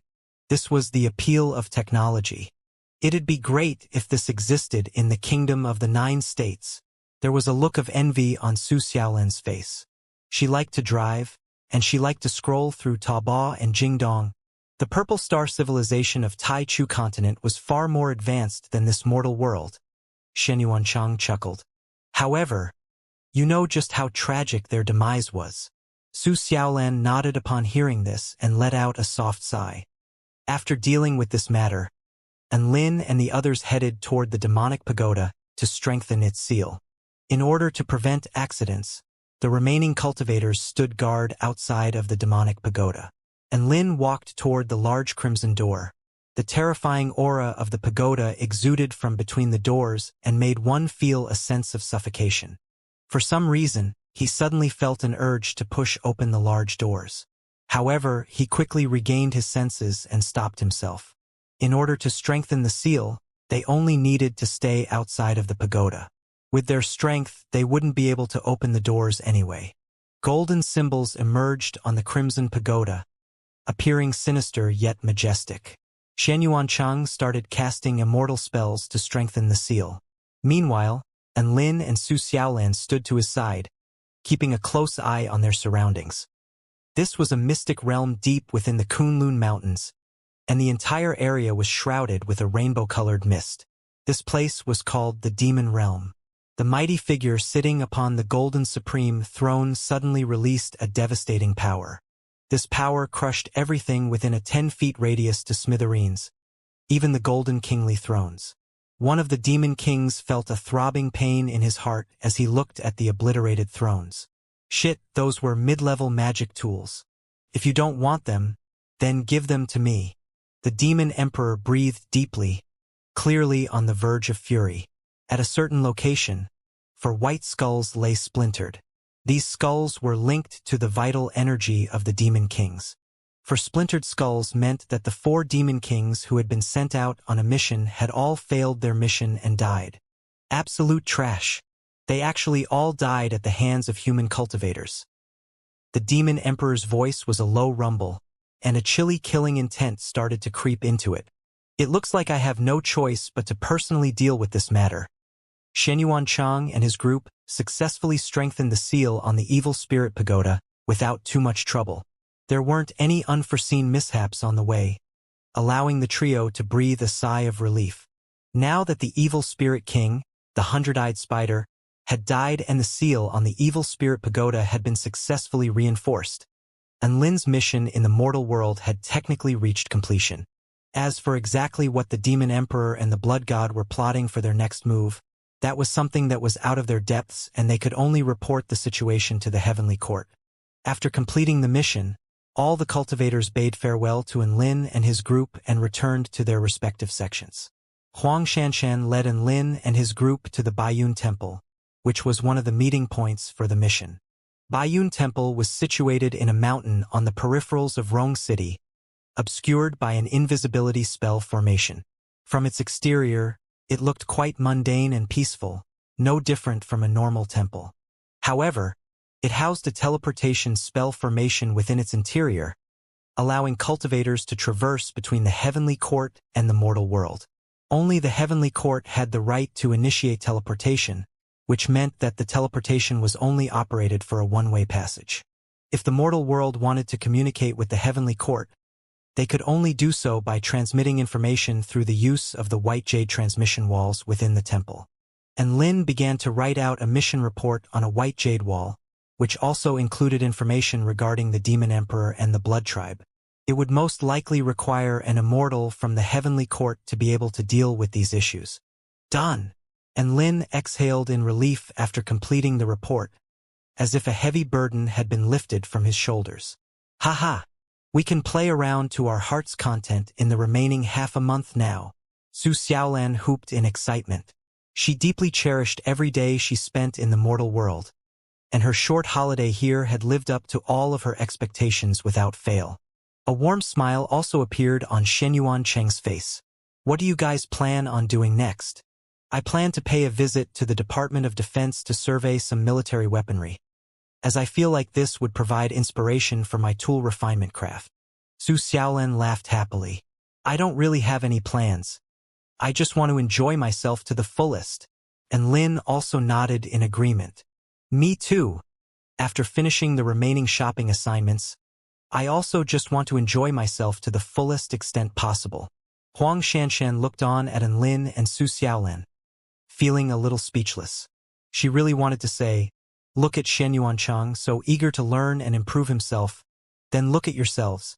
Immortal Ambassador Shenyuan, you can call me at any time when you're interested in visiting the Department of Defense. I would be happy to arrange something for you, Huang Xianxian said to Shenyuan Cheng. Yes, please, thank you. Shenyuan Cheng smiled warmly at Huang Xianxian, nodding his head in gratitude. A dazed expression crept onto Huang Xianxian's face as she looked at Shenyuan Cheng's dazzling smile, causing her to lower her head and blush in embarrassment. Her heart thumped uncontrollably in her chest. My God! How could such an outrageously handsome man possibly exist? Screw all the Korean and Chinese models. They can all get fucked. Big Brother Xuanyuan's looks are beyond perfection. He is my #1 Prince Charming. Huang Xianxian decided to herself there, and then that she wanted to be Shenyuan Cheng's figurative warm coat, warming him wherever he went. Bah! That's not right, no. She wanted to be his personal secretary instead, never leaving his side. That doesn't seem quite right either. Fuck it, it doesn't matter. She just wanted to be wherever Big Brother Shenyuan was. Shenyuan Cheng smiled a little awkwardly while looking at Huang Xianxian's blushing face. Huang Xianxian's blush deepened even further upon seeing his smile, the redness even extending to the roots of her ears. And Lin and Su Xiaolan could only look on in amazement at Huang Xianxian's completely infatuated state. Huang Xianxian had previously worked so hard to maintain a cold and professional facade, but all that seemed to go out the window in the face of Shenyuan Cheng's dazzling smile. Tian Lingling stood to the side in silence, quietly taking a photo on her phone in commemoration of this event. What a shock! Tomboy Huang Xianxian blushing at the sight of a man's smile. Was this all still a part of her job, or had her heart truly been captured? Tian Lingling's bright eyes flashed with excitement, and she'd already begun mapping out a storyline for a fanfiction between the two. She was very happy. It appeared as if there was a new way to force Huang Xianxian into submission. And Lin and his group returned to their hotel for a bit of rest. And Lin sat down on a chair before bringing out the final shopping list from his storage ring. This list was the most difficult one to complete and was thus left for last.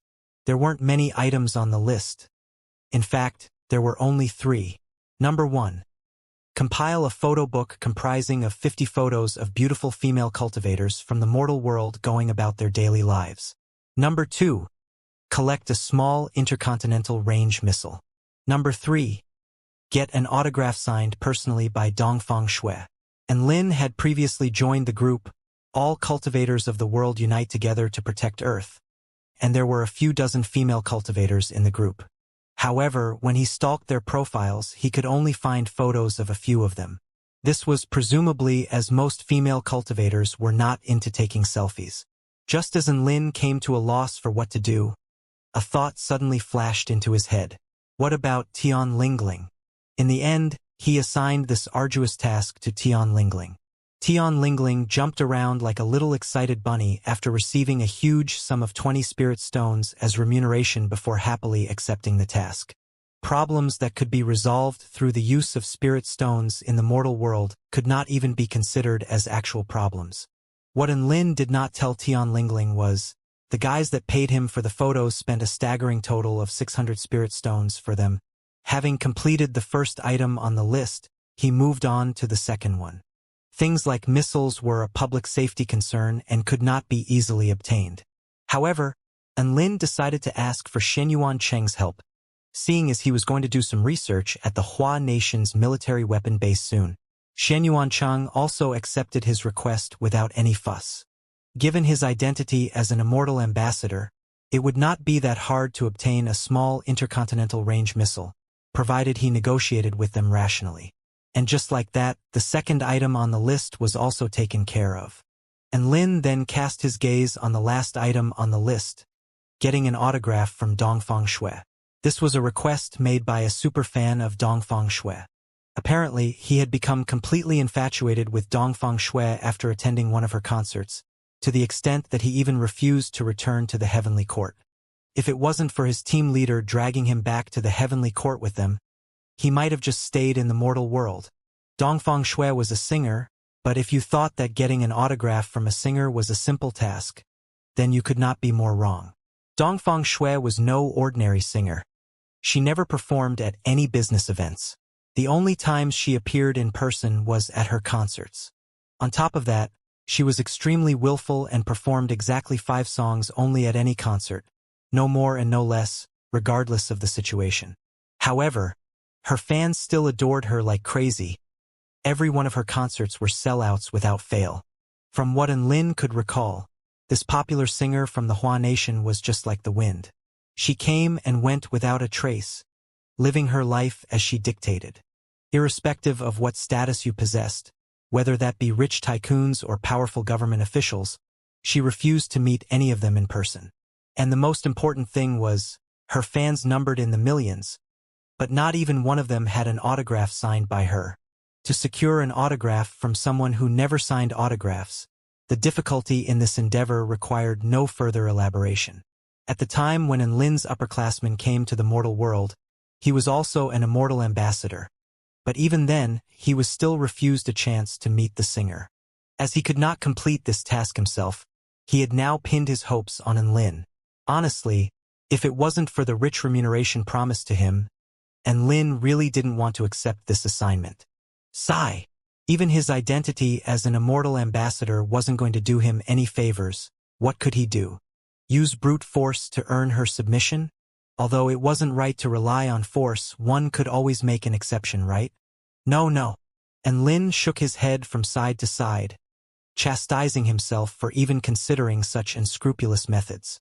If he were to do that, not only would it weigh heavily on his conscience, it kind of defeated the purpose of getting the autograph as well.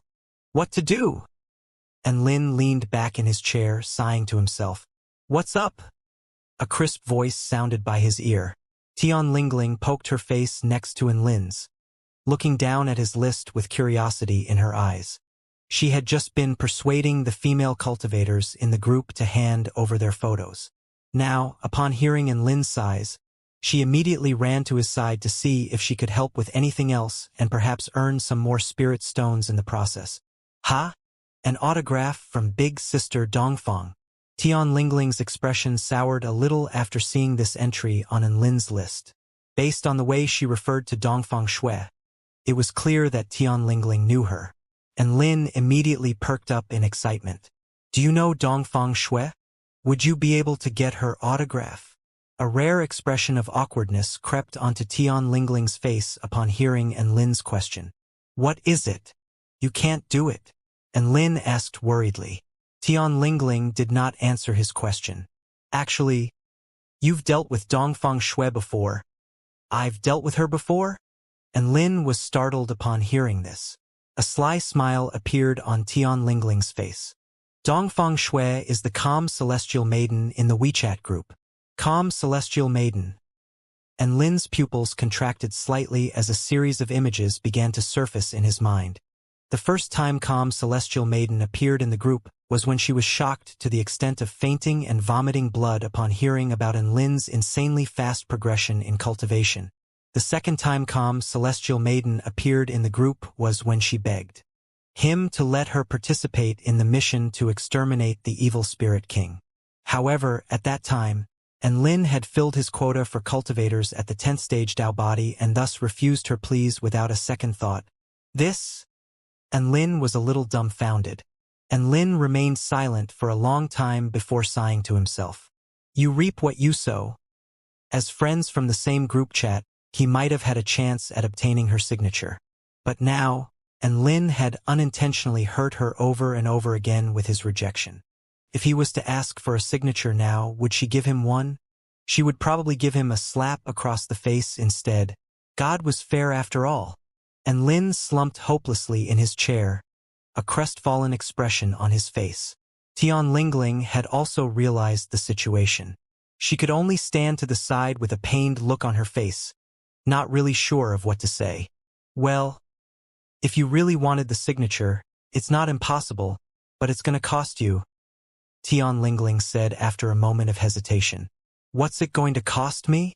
Lin regained a bit of his composure before turning to look at Tian Lingling's pained expression. Big sister Dongfang owes me a favor. Even though she never signs autographs, if I were to beg her, she would still oblige. The only thing is, you know, Tian Lingling sighed while stroking her forehead. Favors can only be redeemed once. Lin thought to himself for a bit before making an offer. 20 spirit stones. Tian Lingling was still a little hesitant. To be honest, this task is really not any easier than collecting photos from 50 female cultivators. Just as Lin was about to offer 100 spirit stones, Tian Lingling came up with a proposal of her own. How about 30 spirit stones? I'll give you a hand if you're willing to fork out 30. Lin blinked with a blank expression on his face. Yeah, okay. A barely detectable smirk emerged on Tian Lingling's face upon hearing Lin's answer. Ha! He's the perfect combination of dumb and rich. It's just an autograph. If I was to personally ask for one, of course big sister Dongfang would sign one for me. I've just swindled him out of another 30 spirit stones. What easy money. Unbeknownst to Tian Lingling, a barely detectable smile had also surfaced on Lin's face upon hearing Tian Lingling's proposal. Little Lolis are really easy to swindle. A mere 30 spirit stones are nothing compared to the 800 spirit stones offered to me as remuneration for obtaining the autograph. Even after forking out 30 spirit stones, I would still make a profit of 770. What easy money. Each of them became engrossed in their own thoughts, their moods both lifting significantly. Tian Lingling began to investigate Dongfang Shui's whereabouts, soon discovering that she was set to appear at a concert in Rong City tonight. What a coincidence. Even the gods were on her side. At this time, the night was only young and the concert had just begun. There was more than enough time for Lin and Tian Lingling to make their way to the concert. Just like that, the two of them set off to the venue where the concert was being held. Tian Lingling tried to contact Dongfang Shui, but she appeared to be busy and did not reply to her messages. Having received no reply, Tian Lingling made a phone call directly to the general manager of the Tianyu organization, requesting backstage access to the concert. Her identity as the daughter of the chairman of the Tianyu organization was like a universal green light, and all the staff at the concert were notified in less than 10 minutes. Shortly after, the two of them arrived at the concert venue. Despite the fact that Lin was still outside the venue, he could still see the tens of thousands of white glow sticks waving rhythmically in the night. It made the venue a sea of white, giving it a sense of mystical beauty. The sound of mesmerizing music filled the air, putting all the concert-goers in a trance-like state. It had to be said, Dongfang Shui was a fantastic singer. If you were to give Lin a chair, he felt like he could sit outside the venue and listen to the concert from there until its conclusion. Many of her fans had indeed brought their own chairs, sitting outside the venue, listening to the music with a look of enjoyment on their faces. And Lin did a rough head count and found that there were at least several thousand people. And Lin was left speechless in shock. He felt like his worldview had been completely tipped on its head by the sheer influence of Dongfang Shui's music.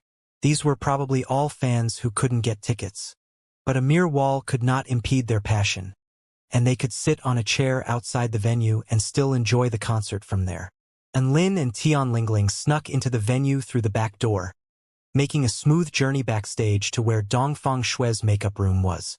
They received a warm welcome from Ms. Liu, who was Dongfang Shui's manager. Although Ms. Liu did not know who the man was, she certainly recognized the petite little girl accompanying him. Not only was she a great friend of Dongfang Shui, but she was also the daughter of the chairman of the Tianyu organization. Ms. Liu naturally did not dare to cast a cold shoulder to someone of her status. Dongfang Shui was still singing on stage. The duration of the concert was 2 hours, during which she only sang 5 songs. She filled the remaining time by either inviting other concertgoers to sing or by playing some footage on the big screen for everyone to see. In any case, she stuck to her resolution of only 5 songs with the utmost willfulness. She was now already on her 3rd song, a song named A City Painted from Sand. Even backstage in the makeup room, and Lin could still clearly hear her singing. Dongfang Shui's light-spirited voice contained a hint of jaded maturity. The song was filled with a bleak sense of resignation and desolation at the unpredictable nature of life. The song involuntarily evoked a certain image in the listeners' minds, as if they could see a maiden standing atop the walls of an ancient city submerged in sand, lightly singing a nostalgic song. A song could not only express emotions, but also an artistic concept. It was clear that Dongfang Shui had mastered the expression of both these aspects in her singing. The song may have concluded, but the emotions it evoked continued to remain in the listeners' minds long after the conclusion of the song itself. Dongfang Shui was about to return to her makeup room, and Lin was beginning to feel quite anxious. This was partly due to his prior rejection of her pleas. However, another big part of this was because he suddenly felt like a starstruck fan about to meet his idol. It was true, and Lin had already fallen to the charms of Dongfang Shui's music. The sound of light footsteps began to approach the room as a delightful voice sounded from the other side of the door. Ms. Liu, make me a cup of jasmine tea. A woman came through the door at the conclusion of the sentence. She wore a light brown dress which perfectly sheathed her lithe and graceful frame. Her skin was white as snow and her eyes were like rippling water, giving the onlooker a sense of mesmerization. This was a woman filled with a classical sense of beauty. And Lin did not know why, but he suddenly felt a sense of serenity within his heart at the sight of her. Big Sister Dongfang. Tian Lingling jumped on her excitedly, using the advantage of her short stature to bury her face in Dongfang Shui's chest. Dongfang Shui was clearly a little taken aback before recovering her composure and rubbing Tian Lingling's head with a doting smile of adoration on her face. Who would have thought that you'd be here tonight? I thought you weren't interested in my music. And Lin immediately fell into a frenzy of rage. Not interested in her music? What kind of inhumane person was she? And Lin was not even aware of this himself, but he had just completed his transformation in becoming a retarded superfan. Tian Lingling giggled as she wrapped her arms around Dongfang Shui's thin frame. I missed you. Sure you did. Dongfang Shui pursed her lips in a skeptical smile before casting her gaze upon Lin. Tian Lingling had also noticed where Dongfang Shui's attention was directed.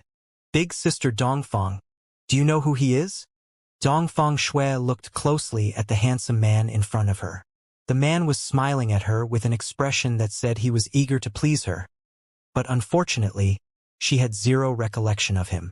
In the end, she could only shake her head in confusion. Don't just leave me hanging. Who is he? Tian Lingling whispered into Dongfang Shui's ear with a sly expression on her face. Do you remember fake Taoist priest Little N? Dongfang Shui blinked with a blank expression on her face as a series of conversation entries began to materialize in her mind. Her serenely beautiful face suddenly took on a sour expression as she drew in a deep breath. Ms. Liu, please see off our guest. Ms. Lu hesitated upon hearing Dongfang Shui's instructions to see off their guest, whilst Lin's heart shattered into a million pieces. This was the type of unparalleled hopelessness a retarded superfan experienced when being shunned by their idol. Don't jump to conclusions, Big Sister Dongfang. Fake Taoist priest is here today especially to make an apology to you, Tian Lingling said. As she was saying this, she blinked at Lin inconspicuously. Lin immediately took the hint, an expression of apology appearing on his face. That's right, calm celestial maiden. I've been feeling quite guilty about what had happened between us in the WeChat group and have come to make a formal apology to you. A formal apology? The expression on Dongfang Shui's face eased a little. She had actually already calmed down. After all, what Lin did in the group chat was very standard protocol. There was nothing personal about his treatment of the matter. It was only that his rejections were still deeply etched in her mind, thereby prompting this reaction from her. And on top of that, I'm also your loyal fan. And Lin continued with bright eyes. To obtain a signature, he naturally had to adopt the identity of a fan. Besides, this was also the truth, straight from Lin's heart, which made his words all the more heartfelt and sincere. Oh? Really? Dongfang Shui's eyes narrowed slightly, and she had a skeptical smile on her face. You say that you're my loyal fan? Eh? I'm gonna have to ask you 3 questions to verify that. Ask away. And Lin was beginning to feel a little anxious. Was this a test from his idol? How stimulating. Dongfang Shui raised up a thin, perfectly manicured finger. Question number 1. Do you like my singing? And Lin blanked out for a second. No shit? He immediately replied. I do very much so. Your voice is like that of an angel, intoxicating all your listeners. Dongfang Shui nodded in satisfaction upon hearing this before continuing on. Question number 2. Which songs are exclusively performed by me? A city painted from sand, the years flowing like jade, fiendish little sister, the small immortal fox. And Lin answered without hesitation, as these were all songs at the top of all the renowned music charts. Even if you weren't a fan of Dongfang Shui, you'd still most likely know the answer. Last question? An enchanting smile appeared on Dongfang Shui's face as she gazed at Lin, her eyes like rippling water. Do you think I'm beautiful? And Lin blanked out again. Holy fuck, what kind of question is this? Should I answer yes or no? Is this a trick question? Maybe she has some sort of masochistic fetish and enjoys being called ugly? Yes, that must be it.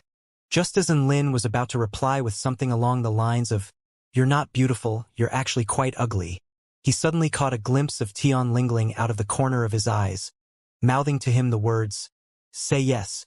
And Lin immediately changed tack.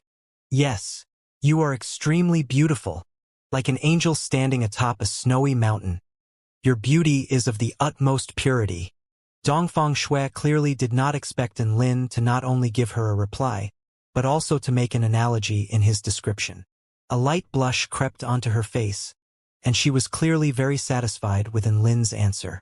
And Lin was a little baffled this time. My God, praising her beauty was all it took?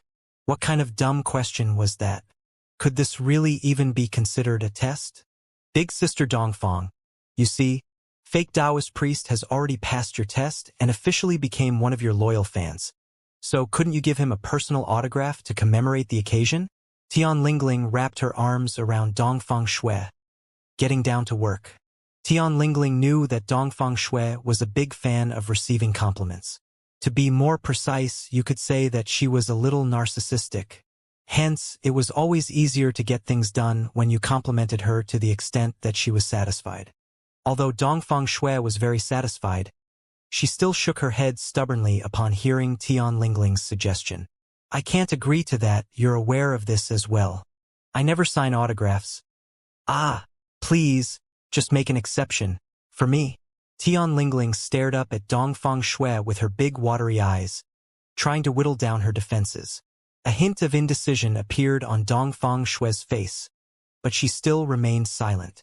At this time, Lin had a flash of brilliance, bringing out a bottle of pills from his storage ring and presenting it to Dongfang Shui. Calm Celestial Maiden, in here are 7th grade spirit pills, ice skin pills. They have the effect of whitening skin, giving its user translucent white skin, just like ice. On top of this, it also has the added benefits of modulating metabolic balance, nourishing the ligaments and clearing the arteries. I have no use for these pills and hence would like to present them to you as a gift. Upon hearing about the cosmetic benefits, Dongfang Shui's final line of defense was finally vanquished. Mister, and you're too kind. Despite what she was saying, she'd already reached out and grabbed the pills nonchalantly from Enlin's hands. Tian Lingling blinked meaningfully to Enlin, as if praising him for his quick thinking. Sigh, all right. Seeing as Lingling has already asked me, I'll give you an autograph. Dongfang Shui sighed lightly before giving her final answer. Enlin and Tian Lingling both pumped their fists internally, as they knew they had finally achieved their objective. However, you can't tell anyone about this and you can't let anyone see the autograph either. This can only be for your private collection. Is that understood? Dongfang Shui said with a serious expression. Although Enlin did not know why Dongfang Shui would make such requests, he was sure that his upperclassmen would agree to these conditions. Hence he agreed without hesitation. Just like that, Dongfang Shui produced an intricate card before signing an autograph with an exaggerated flourish. Her autograph was extremely smooth, as if it had been signed in one smooth motion. Enlin and Tian Lingling looked down at Dongfang Shui's autograph, shock appearing on both their faces. Dongfang Shui's singing was beautiful and she certainly was beautiful herself. But her writing, why was it so damn ugly? Enlin stared at the messy pile of text on the card, stunned into silence. Was this some sort of artistic font? No. Artistic font was difficult to decipher. But there was beauty to be found in the angles and the structure. But this signature could only be described as a messy pile. This was also the first time that Tian Lingling has seen Dongfang Shui's signature. She remained silent for a long while, before finally forcing a sentence out of herself. Hee. What a unique signature. Dongfang Shui handed the signed card to Enlin, bring her lips to rest beside his ear. This autograph can only be kept as part of your private collection. If you dare to let others see it, I'll hunt you down and kill you. Enlin winced slightly at her words, but could only nod obediently. He finally understood why Dongfang Shui has never given out autographs. She'd end up losing fans with a signature like this. He stared down at the autograph, pondering to himself in silence. Try as he might, he could only detect the slightest outline of the 3 characters Dongfang Shui. If he was to give this to someone, they'd probably completely refuse to believe that this was Dongfang Shui's personal autograph. If he was to give this to his upperclassmen, would he accuse Enlin of treating him like a retard and force Enlin to return the several hundred spirit stones in anger? The more he thought about it, the more concerned he became. Yes, Enlin suspected that he'd received a fake autograph. However, Enlin soon forgot these worries. The reason being that this was indeed Dongfang Shui's personal signature. Not only that, it was also her first ever autograph. Calm Celestial Maiden, could you please sign another one for me? Enlin stared at Dongfang Shui with hope in his expression. Dongfang Shui was a little dazed at his request. Why? Because... Enlin began to blush a little. Because I plan to carry one with me at all times and leave another on my bedside table. Tian Lingling's mouth widened from shock upon hearing this. She was even beginning to doubt her ears a little. My God, what is Enlin thinking? Could it be that he really is interested in that excuse of a signature? Dongfang Shui was immediately rooted to the spot by Enlin's words. She was, of course, completely aware of just how terrible her own signature was, and that was why she refused to sign autographs for anyone. But the man standing in front of her, in spite of her terrible autograph, had asked for a second one. What kind of situation is this? Could it be that her writing became beautiful overnight? No, this was love. This was the unconditional type of love where you loved everything about the person, regardless of their strengths or flaws. A hint of a blush emerged on Dongfang Shui's face as her heart rate began to quicken. Tian Lingling looked on from the sidelines, feeling more and more dumbfounded. Holy fuck, Did big sister Dongfang just get picked up? Okay, I'll do it. Dongfang Shui said softly. The tone of her voice was at least 10 times more mellow than what it was at the beginning. It's over. She's completely head over heels. Tian Lingling was completely defeated by Enlin this time. Enlin did not seem to be a flirtatious guy, but he'd somehow managed to woo Dongfang Shui, who was renowned for her cold, distant demeanor, and Lin did not notice all this. He gratefully accepted Dongfang Shui's second autograph, planning to give this one to his upperclassmen. As for her maiden autograph, an item of such commemorative value had to be placed into his own possession, of course. This was the resolution universal to all retarded superfans. No matter how hideous it was still an autograph from his idol. Ding dong! Right at this moment, a notification tone sounded in his system, and Lin opened the system, surprised to find the Special Missions tab flashing. Special Mission. Detected that host is present at a concert venue, now assigning the mission below. Perform a song that is wholeheartedly enjoyed by 80,000 concertgoers. Mission success. Receive a celestial cultivation method. Divine inspection technique. Mission failure. Host must adopt the title of fairy. Note: this mission cannot be rejected. And Lin seriously felt like smashing the system. Him becoming fairy and Lin? He'd rather die than adopt such a title. The system either remained silent or gave him all these stupid missions. Has it come under the bad influence of Xiao Hong? To sing a song that was wholeheartedly enjoyed by 80,000 people? For fuck's sake, the whole concert can probably only take 80,000 at max capacity. Even if Dongfang Shui was extremely popular and all the seats in the venue were filled as a result, he still had to sing something that was to everyone's liking. This was simply far too difficult. Although Lin's singing wasn't bad, he couldn't compare to Dongfang Shui. Dongfang Shui's singing had already elevated everyone's expectations through the roof. To now sing something that was enjoyed by everyone immediately following Dongfang Shui's brilliant performance, that was simply impossible. Did you know why there were so few singers that came to collaborate with Dongfang Shui at her concerts? It was because the audience would always draw comparisons between Dongfang Shui and the collaborative singer, and be disappointed by the stark contrast, prompting them to say things like, "So this is? What's this trash that they're singing?" Most renowned singers did not dare to collaborate with Dongfang Shui for fear that their reputations would be swept to the ground. It was instead the singers that weren't very popular that often performed during the rest intervals at Dongfang Shui's concerts, simply as they had nothing to lose anyway. Their objective was, of course, simply to strive for more screen time. Things like reputation and the audience's reaction were not important to them. The audience did not have very high expectations for these singers, treating them as mere fodder anyway. As long as they did not sing out of tune, it was okay. If Lin was to come on to the stage to perform now, he would undoubtedly be treated as fodder as well. In the face of Dongfang Shui's halo of superiority, and the audience's halo of debilitation, under the effect of both these halos, to sing something that would win over the audience, he only wanted to say one thing: fuck this system. If you wanted to make me fairy and Lin, just tell me, why go through such a roundabout route? And Lin fell into deep despair but had no choice to accept reality. Abandon all hope, then await a future transformation? No. Although there was very little hope, he definitely couldn't give up. And Lin would never bend to the will of another. The system had completely ignited his fighting spirit. He wanted to struggle. He wanted to fight. Calm celestial maiden, I want to sing on stage. And Lin said to the classical beauty in front of him. What? Tian Lingling immediately let out a surprised yell. Wasn't Lin here to obtain a signature? Why did he suddenly want to sing at Dongfang Shui's concert?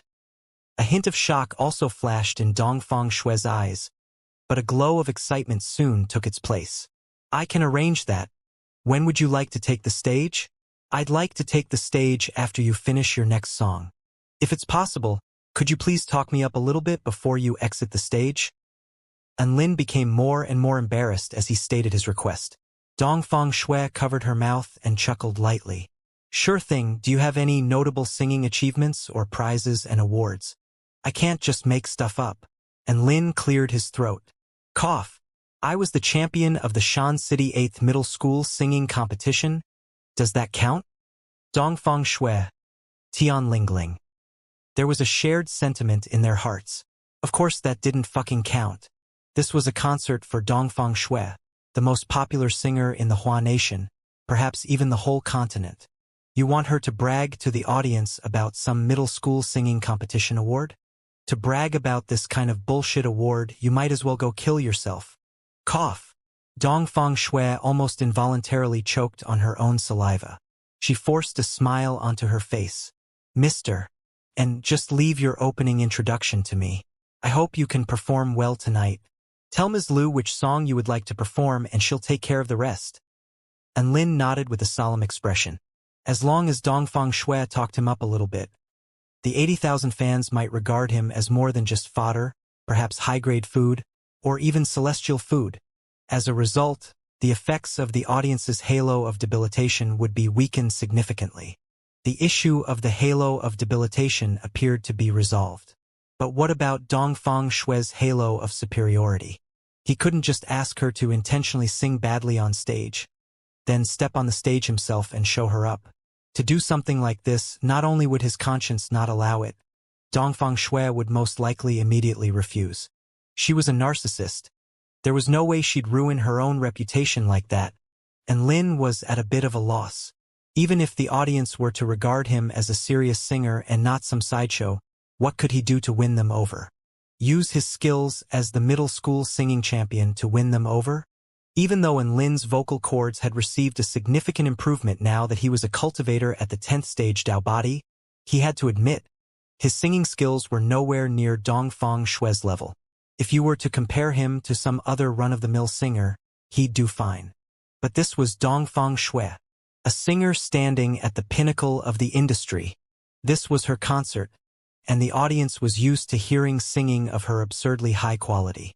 And Lin had no hope at all of winning the audience over with his pathetic singing skills. Aside from his singing skills, what else could he utilize? Something that could instantaneously turn the tables like some sort of trump card. If he couldn't compete in singing skill alone, all of it came down to song choice then. He had to choose something that could instantly make the audience's eyes light up, as only then could he achieve an unexpected result. Suddenly, he thought of a song that was engraved very deeply into his memory. This was a song that no audience member would have heard of, but it was an extremely moving song. If it was that song, he'd have a chance. Mister. And I have to take the stage now. Hurry up and choose your song. Dongfang Shui smiled and waved at Lin before striding out toward the stage. After Dongfang Shui had left, Tian Lingling immediately sidled up to Lin. Hey, fake Taoist priest, what the hell are you doing? Why do you suddenly want to sing? A bitter smile appeared on Lin's face. I have no choice. Not only do I have to sing, but I also have to win over an audience of 80,000 through my singing. If I were to fail, you'd probably be able to see me in female garments every day. Ha! Tian Lingling's bright eyes widened. Although she did not know why Lin had to wear female garments if he were to fail, the thought of it still got her quite excited. Mister. And have you thought about what accompaniment you'd like for your song? Ms. Liu made her way toward Lin. It was his turn to take the stage soon, so he had to make a decision. And Lin shook his head. I don't need any accompaniment. What? Ms. Liu stared at Lin blankly. To sing at a concert with no accompaniment? Are you kidding?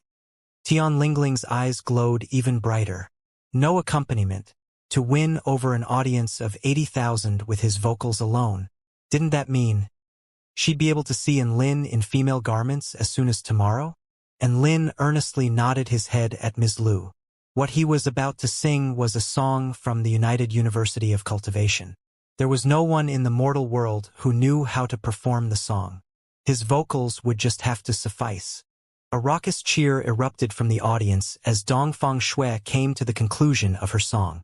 She did not immediately leave the stage as she usually did, instead remaining on the stage to make a grand introduction for the next singer.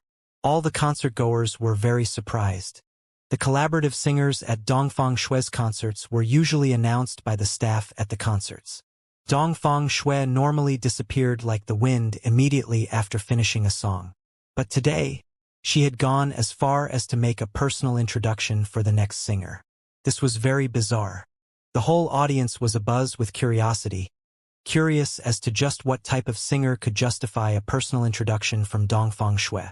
And then, the audience immediately developed a direct impression of the singer soon to take the stage from Dongfang Shui's introduction. He was a new rising star, one that had a lot of potential.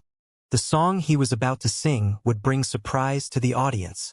Dongfang Shui exited the stage, handing the microphone to Enlin while casting her gaze on him with encouragement in her eyes. "Go for it." Enlin nodded with a slight smile on his face before striding out onto the center of the stage.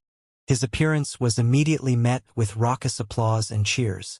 If you didn't experience this yourself, there was no way that you could understand just how thrilling it was to be cheered on by so many people. The collective cheers of 80,000 audience members had adrenaline pumping through Enlin's veins. The scorching gazes of 80,000 fans made him anxious to the extreme.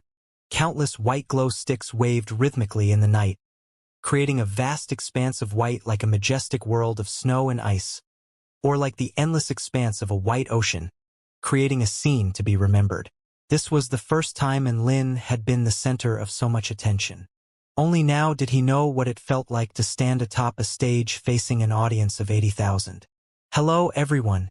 My name is Enlin. I am going to perform a song called Taoist Scripture tonight, without any accompaniment." Enlin looked out toward the sea of white and unhurriedly introduced himself whilst calming his nerves. His words immediately stirred up a massive commotion amongst the audience. "My God, did I hear that right? He's going to perform without accompaniment at Dongfang Shui's concert. This is the pleasant surprise she promised us? It's not going to be a startling fright, right? Who is this Enlin? Is there even a singer with such a name in the Hua Nation? I'm more interested in what kind of song Taoist scripture is. It's not going to be some sort of religious propaganda song, right? To sing without accompaniment. Let's see just what he's got up his sleeve." Not only were the audience members all discussing amongst themselves, even Dongfang Shui, who was looking at Enlin from backstage, received a fright. Why did Enlin choose a song she'd never heard of? And he was planning to sing without accompaniment. What the fuck was he plotting? Ms. Lu, what's going on here? Dongfang Shui asked coldly with her brows tightly furrowed. Ms. Lu had an awkward expression on her face. This was arranged by strong request from Mr. N, and he said that he can hold down the crowd. Hold down the crowd without accompaniment. Dongfang Shui gazed at the figure on stage, a hint of worry appearing in her eyes. This was not some middle school singing competition. This was a concert with an audience of 80,000. Could he really just fool around like this? And Lin stood atop the stage at this very moment. He completely ignored the raucous chatter erupting from the audience. He took a deep breath and slowly began to sing. To maintain a calm and empty heart is the key to seeking Tao in this ever-changing world. The world is diverse and convoluted, yet everything originates from the same roots. All those around me engage in various ceremonies and rituals to wish for luck and prosperity. But I am like an innocent child with no aspirations nor intentions to join them. A clear yet magnetic voice slowly sounded, flowing to all corners of the concert hall. And Lin began to sing, and all 80,000 audience members heard his voice. Just like that, the 80,000 audience members at the concert were collectively stupefied. Oh my God! What the hell is he even singing? I can't even understand a single sentence. Well, you're not alone there. I feel like I'm listening to some sort of heavenly scripture. Are these really song lyrics? At this moment, a knowledgeable member of the audience yelled in surprise. I know these lyrics. They really are excerpts from the Taoist scripture. The audience erupted into a frenzy as Enlin began to perform, their voices forming an unceasing crescendo. This was not because they were rude and disrespected singing. It was truly because the song lyrics were too peculiar. However, when they heard the lyrics and experienced the song's rhythm, All of them began to calm down without knowing why. The rhythm is actually not bad. Shush. Don't interrupt me. I'm trying to listen. And Lin's voice, accompanied by a mesmerizing rhythm, floated throughout the concert hall. Although most people did not know what Lin was singing, each and every syllable and note really seemed to flow through their hearts, drawing them into a special enlightening frame of mind. The concert hall began to quiet down as the audience began to cease talking. The only voice in the concert hall belonged to Lin. However, right at this moment, the sound of a zither suddenly began playing. The sound of the instrument was like a pure stream flowing peacefully through the mountains, acting as a perfect accompaniment to Lin's singing, elevating the song to different heights. And Lin looked toward the source of the music to find a girl in white garments playing a guqin. The mesmerizing sound of the guqin seemed to flow from her fingers. It was like a lightly flowing stream, coursing through one's heart, soft and beautiful. This was the sound of the Taoist scripture, playing in perfect accompaniment to Lin. The girl blinked at Lin cheekily, and Lin became slightly dazed. The beautiful girl in white was none other than Su Xiaolin. They both smiled at each other at the same time, as if their hearts were in tandem. The singing and the sound of the guqin sounded once again. The sound flowing from Su Xiaolin's fingertips were like Tao-seeking butterflies, lightly flapping their delicate wings, traversing across the boundaries of life and death. And Lin's clear and melodious voice seemed to tell an endless story, forever searching for Tao, the years seeming to flash by before everyone's eyes. It was impossible to describe just what kind of rhythm this was. It was extremely beautiful, seemingly out of this world. The beautiful melody flowed into the audience's ears. It purified the hearts, spirits, and souls of the 80,000 audience members. Not only were the audience members mesmerized by the music, even Dongfang Shui and Tian Lingling sitting backstage were absolutely entranced. After what could have been an eternity or a fleeting moment, the final note came to an end. The song came to a conclusion, the last syllable disappearing with the wind, just like a butterfly flying lightly into the distance, or like the conclusion of a journey to seek Tao gradually coming to a close. The song may have ended, but it continued to echo in everyone's mind. All of the audience members were still mesmerized in their own thoughts, sitting in silence. And Lin and Su Xiaolin held hands and bowed to the audience. Clap, clap, clap, clap. Someone suddenly began to clap in the audience. Immediately afterward, the audience all set aside their glow sticks and began to applaud. There were no waving glow sticks and no raucous cheers. Everyone in the audience seemed to have a tacit understanding with one another. They did not want to ruin the lingering effect of the song with their glow sticks and cheers. Everyone expressed their emotions through the purest of actions. In no time at all, the concert hall was filled with applause, and Lin and Su Xiaolin slowly made their way backstage amidst the applause. The audience stared at their receding figures, their eyes filled with burning passion and reluctance to see them depart. The audience began to come to their senses, all of them extremely animated. I've been completely won over by this song. I couldn't understand the lyrics, but at the same time, I seemed to be able to understand it in a sense. This is a truly wonderful feeling. Words fail to describe what I've just experienced. It really was very good. The rhythm remains clear in my mind, even now. Very good doesn't do the song justice. I've never listened to such exquisite music in my life. I'm not sure if this is a pure placebo effect, but I feel like my whole body is at ease after hearing this song. The singer's name is Lin, right? From this day forth, he's my second idol. I have to look up his profile on Chengdu. Some people had already begun to research Lin on their phones. Although I feel bad for Dongfang Shui, Lin now shares a spot with her in my heart as my idol. The girl playing the guqin was also very good. Anyone have her details? Humph, he was saying that he was going to sing without accompaniment, but there was clearly a guqin as accompaniment. But seeing as the guqin complemented the music so well, I guess I can forgive Lin just this once. To be introduced personally by Dongfang Shui, this singer sure is out of the ordinary. This really was a pleasant surprise, an extremely pleasant surprise. The reaction from the audience was resounding. None of them were sparing with their words of praise. And Lin's Taoist scripture had undoubtedly won over the whole audience. It had also earned him a bunch of fans as well. Ding dong! System notification. Mission successfully completed. Officially received. Divine inspection technique. And Lin was ecstatic upon receiving the divine inspection technique. This technique was extremely practical.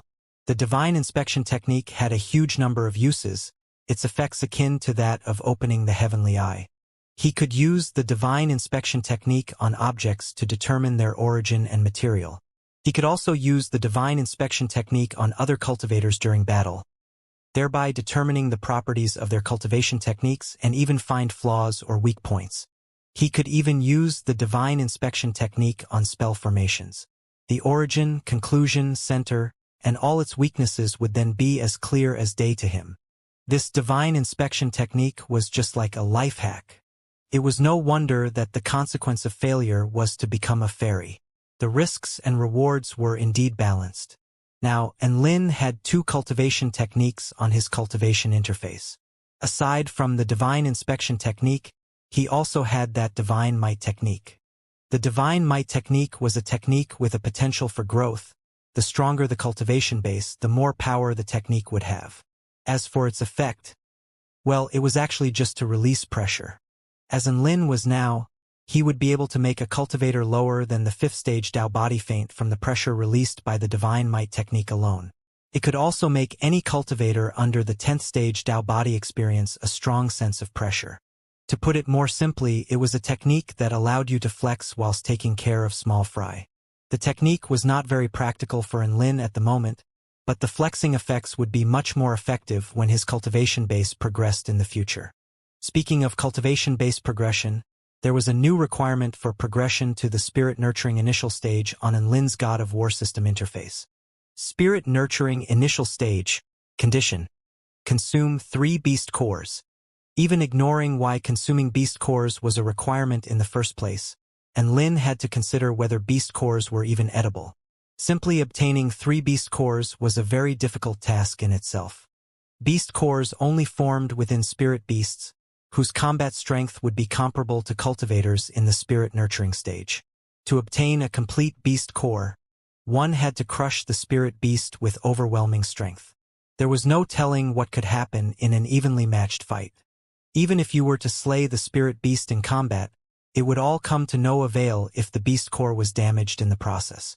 Hence, special methods had to be used to quickly extract the beast core from the spirit beast's body, thereby ensuring a complete beast core can be obtained. But this was not something that Enlin could do at his level yet. He could only rely on Shenyuan Cheng to execute his beast core extraction expertise when he encountered spirit beasts. Spirit beasts were extremely rare on Earth, so progressing to the spirit nurturing initial stage had to wait until he returned to the Taichu continent. Enlin calmed his emotions and set his thoughts aside for now. He looked toward Su Xiaolan with a smile. Your sudden appearance was a huge surprise. How did you do it? A smile appeared on Su Xiaolan's perfect features. I was at the concert venue anyway because I wanted to hear the singing of the most popular singer in the mortal world. Who would have thought that the next singer she introduced to take the stage would be you? Haha, I was actually quite surprised too. However, after discovering that you were going to perform Taoist scripture, how can this song be performed without accompaniment? Hence, I decided to stage an appearance and help you in your performance, Su Xiaolan said with a smile on her face. And Lin was extremely touched. If he were to perform the song without accompaniment, he only had a chance of drawing the audience in. However, with the accompaniment of Su Xiaolan's guqin, the combination of the two worked in perfect harmony, perfectly expressing the qualities of Taoist scripture. And it was exactly because of this that his performance was such a resounding success. It was no exaggeration to say that Su Xiaolan had protected his dignity as a man as well as preserving his male bits. This was akin to giving him a second life. Upon returning backstage, Enlin caught sight of Dongfang Shui and Tian Lingling. Tian Lingling's impression of Enlin had once again been completely flipped on its head. She immediately latched onto Lin's arm with admiration in her eyes. Big brother could you teach me how to sing? What? Not gonna call me fake Taoist priest anymore. Lin smiled coldly, a look of scorn akin to that worn by a proud monarch appearing on his face. But Tian Lingling was completely oblivious to this, continuing to maintain a stranglehold on Lin's arm. Dongfang Shui also made her way toward Lin, shock written all over her face. Mister, and what song did you just perform? Why do I feel like my cultivation base has progressed slightly after hearing it? She was quite skeptical about whether she had just heard a fake concert. The feeling Lin's singing gave her was like listening to a mighty cultivator in person instructing others in the way of the Tao. Regardless of whether it was the lyrics or the rhythm, all of it was saturated with a type of Taoist mantra, making listeners involuntarily develop a deeper understanding of Tao. Lin produced a hardcover Heavenly Court copy of the Taoist scripture, before handing it to Dongfang Shui with a smile on his face. Read this book whilst circulating your vital energy, and you'll be able to experience the rhythm and mantra of Tao present in the book. This was a book that everyone in the United University of Cultivation had a copy of. Frequent reading of the book was beneficial in helping students achieve a deeper understanding of Tao. It could also be performed as a song, thereby allowing listeners to also experience the benefits of the book. Lin and Su Xiaolan had read the book countless times and already knew it back to front. It was exactly because of this that they could work together so harmoniously on the stage. Thank you, Lin. Dongfang Shui gladly accepted the copy of Taoist scripture, cradling the book in her chest as if it was some sort of valuable treasure. Tian Lingling's objective for nagging Lin was simply to get him to teach her how to sing Taoist scripture. Now that Dongfang Shui had a copy of the book, she immediately shifted targets, diving onto Dongfang Shui's lap. Big sister Dongfang, let's go and read. Sure. Dongfang Shui smiled sweetly and rubbed Tian Lingling's short brown hair before leading her to a room down the back. Bye-bye, fake Taoist priest. Tian Lingling made a face to Lin, then walked away with Dongfang Shui without even turning her head.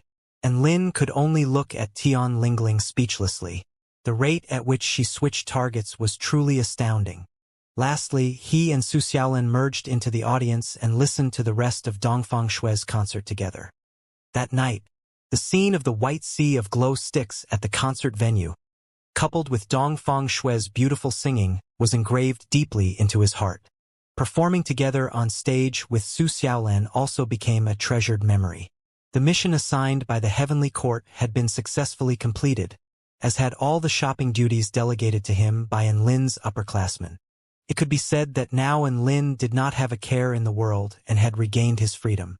On a bright and sunny day, he put on some casual clothes and embarked on a bus journey to Shan City. All the assignments from the Heavenly Court were completed. It was now time to tie up all the loose ends in the mortal world. Come to think of it, if it wasn't for his bastard of a father accumulating 4,200,000 in gambling debts, he wouldn't have had a chance to encounter the brand new world that he was now a part of. Lin's father was named Ming Chuan. He was previously the boss of a small construction company. Prior to his mother's death, Lin's life was quite good. They were at least not short of money. However, a traffic accident resulted in his mother's death. His father also became extremely despondent due to the tragedy, even starting to gamble to relieve the pressure and escape the emotional aftermath. Gambling bred greed, and his father was not an exception to this rule. All gamblers wanted to win more and more. This was, however, only to be the precursor for heavier losses in the future. Gambled away all your assets? No problem, put the house on a mortgage and strive to win everything back. Finally, the house was also inevitably gambled away. What could they do now? They couldn't just sleep on the streets, could they? He had to win the house back. The vicious cycle he fell into eventually resulted in a debt of 4,200,000. There was no way to repay all that debt, so he could only run. Prior to running away, Ming Chuan had given Lin a call. Lin, I've accumulated some debt and have gone into hiding. You should hurry up and find somewhere to hide as well. Lin, Dad, how much do you owe? Ming Chuan, 4,200,000. Lin, What the fuck? Have you gone crazy? And Lin slammed the phone down in anger. If he were to hide now, what would he do about his classes at Huaqing University? The person owing the debt was his father. Why should he have to hide? Hence, and Lin chose to continue going to classes. Thereafter, he was captured by the debt collectors. To them, the law didn't exist and they immediately forced him to work in grueling manual labor. It didn't matter if Mingchuan did not repay his debt, as his son was here repaying his debt for him. The longer you delayed your debt repayment, the more your son was going to be tortured. Thus, and Lin couldn't withstand the torture and escaped. Finally, on top of that building, he met the person that would completely change his life. As Lin walked upon the hilly path to Shan City, his mind was basking in memories. It was only less than a year that had passed since then, but it felt like an extremely long time to him. Past events began to resurface in his memory, seemingly as if they were fragments of a past life. Finally, he arrived at the entrance of a tall building, and Lin raised his head to read the plaque on the building. On the plaque was written words that read, Hongda Construction and Investment Corporation.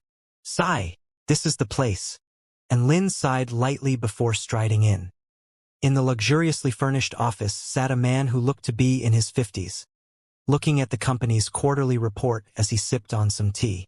He was Zhang Hongtao, the boss of the company. Suddenly, the phone began to ring. Zhang Hongtao picked up the phone upon seeing that the call was from the front desk. Mr. Zhang, there is a young man by the name of Lin that would like to see you. Cough. Zhang Hongtao choked on his tea. Lin? Quick. Let him in.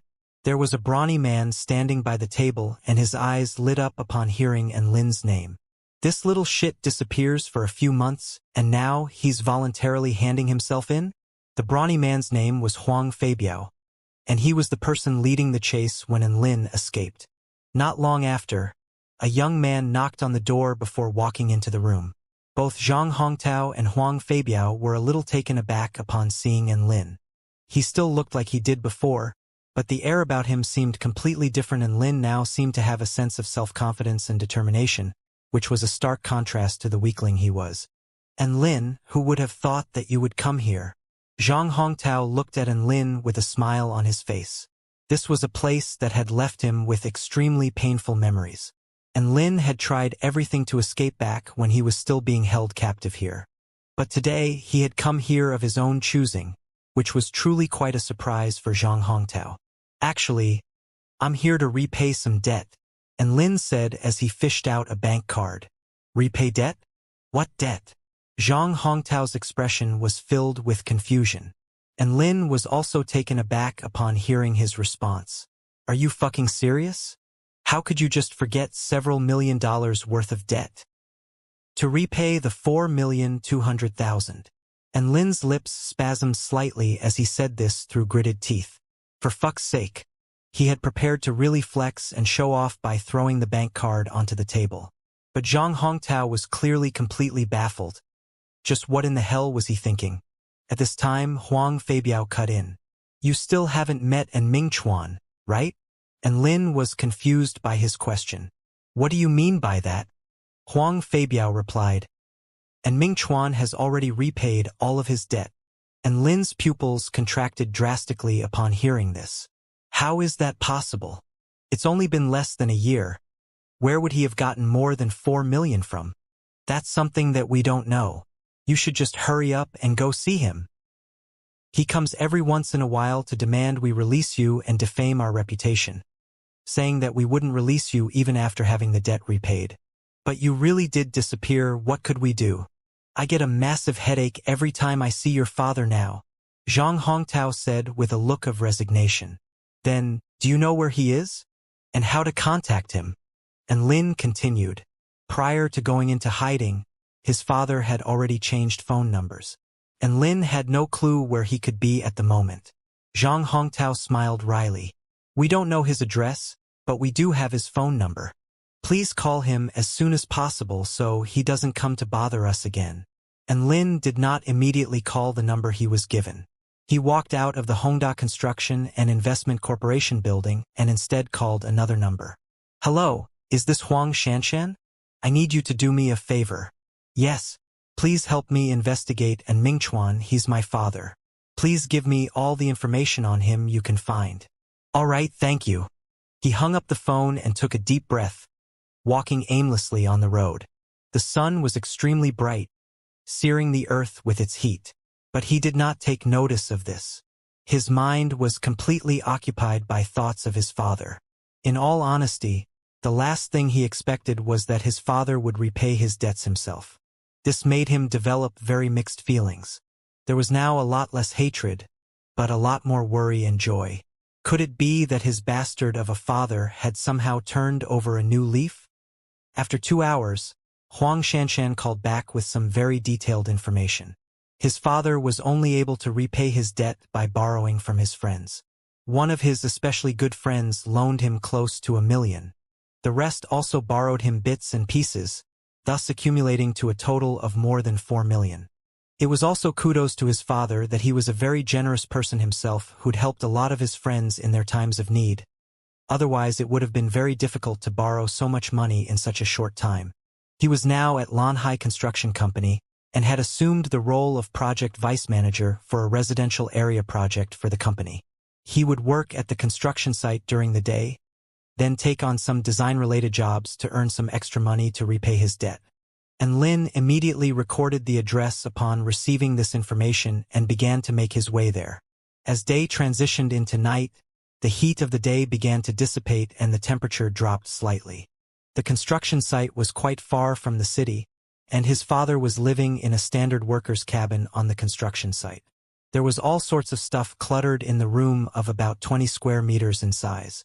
But everything had been organized neatly, with no trace of messiness. And Lin had already arrived at the entrance of the cabin but did not go in. He silently looked at the familiar figure of his father through the window. Although they had only been apart for 1 year, and Lin's eyes still brimmed with tears when he saw that figure. Why is half of his hair white? He's only 50 years old. Many of the white hairs lay nestled amongst tufts of black, making them appear especially glaring. They were like silver needles, stinging painfully at Lin. It's only been a year. What could have made Dad change so much? After cooking a bowl of hot and spicy noodles, and Mingchuan turned on the television and started watching it as he ate. He really liked watching television as he ate. He felt that the sound formed by the television and the slurping of the noodles would increase one's appetite. Even looking at it now, some of his habitual actions still hadn't changed at all. For example, before eating his noodles, he would rub his hands together then pick up his chopsticks. Seeing this, a familiar feeling rushed into Lin's mind. When he was small, he also liked to copy his dad's action of rubbing his hands together before eating noodles. His mom would sit to the side and look on in amusement at father and son. That was an extremely comforting feeling. It was a pity that he could never experience it again. On the television, a beautiful anchorwoman was delivering some entertainment news. During Dongfang Shui's Asia tour yesterday, a mysterious singer called Lin appeared. His song, Taoist Scripture, caused the stadium to go into raptures. This song has swiftly risen to the top of various music charts. Now, let us enjoy Lin's Taoist scripture together. When Mingchuan heard this, his hands trembled slightly. He looked up and fixed his gaze on the television. The image changed to that of the concert, and a familiar face appeared before him. And Mingchuan's eyes widened, so much so that wrinkles appeared on his forehead. Even his breathing became labored. And Lin was singing a cappella at the start, and the pleasant sound of his singing flowed out from the television, carrying with it a graceful melody and a shred of vicissitude. His clear voice reverberated throughout the entire room. Not listening to this song live and in person, the conception of Tao would be lost. However, just the melody of Taoist scripture made it a superb song. As a result, after being uploaded online, it was met with great fervor. The noodles which had just been cooked were still steaming hot. However, the slurping sounds of noodles being eaten vanished, and only the sound of Lin's singing remained. The noodles between Mingchuan's chopsticks had already become cold, yet he was completely oblivious to this. It was unclear whether he was enchanted by the singing or enchanted by that familiar figure. Finally, Lin held hands with the girl who played the guqin and they bowed slightly to the crowd. They left the stage under rapturous applause. The image on the television once again cut back to the anchorwoman. She was just starting to comment on the phenomenon caused by the song. Regaining his senses, Ming Chuan was animated as he picked up his phone and once again dialed that familiar number. "Sorry, the number that you have dialed is unavailable." He cut a desolate figure as he put his phone down. He picked up his chopsticks again. With his head lowered, he sniffed and rubbed his eyes. "Why are these noodles so spicy? Even my nose and eyes are stinging," he murmured. And Lin watched as the male continued to eat the noodles with his head lowered, and he also wiped at his eyes. Just like how he copied his dad in rubbing his hands before eating noodles, this action was also identical, just like in the past. In this past year, he would often grumble about how he was screwed over by his dad. If it wasn't for his bastard dad, he wouldn't have been forced to withdraw from school, nor would he have been captured and forced to suffer. However, what he overlooked was how his dad had cared for him in the past. He was also unable to witness how he begged, or even cast aside his dignity to borrow money. Moreover, he didn't know why in just 1 year's time, half of his dad's hair had gone white. Perhaps the only thing that Lin knew was that every few days, his dad would go to Hongda Construction and Investment Corporation to beg Director Zhang for the release of his son. This was in spite of the fact that his dad probably knew in his mind that his son was already not there. His dad was indeed a bastard for being addicted to gambling. However, as his son, what had Lin ever done for him? Up till now, he hadn't helped him do a single thing. It appeared as though all the responsibility and burden was shouldered by his father alone. Knock! Knock! Knock! Hearing someone knock, Ming Chuan slowly got up and went to open the door. After opening the door, what greeted him was an extremely familiar face. He was completely dazed. He gripped the doorknob tightly and his entire body started trembling. Little Lin, you're back?" And Ming Chuan's lips quivered as he spoke, and he stared dazedly at the youth in front of him. And Lin's eyes were slightly red. He squeezed out a smile and lightly punched the male's chest. "I've finally found you, you gambling addict. What, you're going to stand in the doorway and not invite me inside? Ah, come in, come in." Afraid that Lin would leave, Ming Chuan pulled him inside and grabbed him a chair. Seeing Lin sit down, Ming Chuan also excitedly sat down next to him. As if looking at some beautiful woman, his eyes were completely transfixed on Lin. "Little Lin, are you hungry? Do you want Dad to make you some noodles?" And Ming Chuan asked expectantly. "Sure. I haven't had dinner yet." And Lin nodded. Hearing this, Ming Chuan ran to the kitchen cheerily and started bustling about. Seeing the figure bustle about in the kitchen and smelling the fragrant aroma, Lin gradually calmed down. Not long later, a steaming bowl of noodles was placed before him, and Ming Chuan had also gotten some more noodles for himself. "I'll eat with you," he chuckled. They sat at the same table and the sounds of slurping could be heard as they ate. Their eyes were both stung red by the spicy noodles. "Little Lin, it's all Dad's fault that you had to suffer so much. How about you return to school? Leave the other matters to Dad. I definitely won't affect your studies again," and Ming Chuan suddenly said. And Lin was moved by this, and he glanced up at his dad. "Dad, didn't you watch TV? I'm a famous singer now. It's fine even if I don't go to university," and Lin replied. Hearing this, and Ming Chuan became anxious. "Little Lin, listen to me. Finish your education first. In this day and age, knowledge is the most important thing. Once you have knowledge, no matter what happens, you can still lead a good life. Look at me. Even though I lost my business, I can still fall back on my skills to make big bucks. Your dad's here to help. You don't need to earn money by singing. Money is not an issue for us. Why don't you return to studying?" After saying this, a smile emerged on his face which had been tanned dark by the sun, and a bright glimmer appeared in his eyes.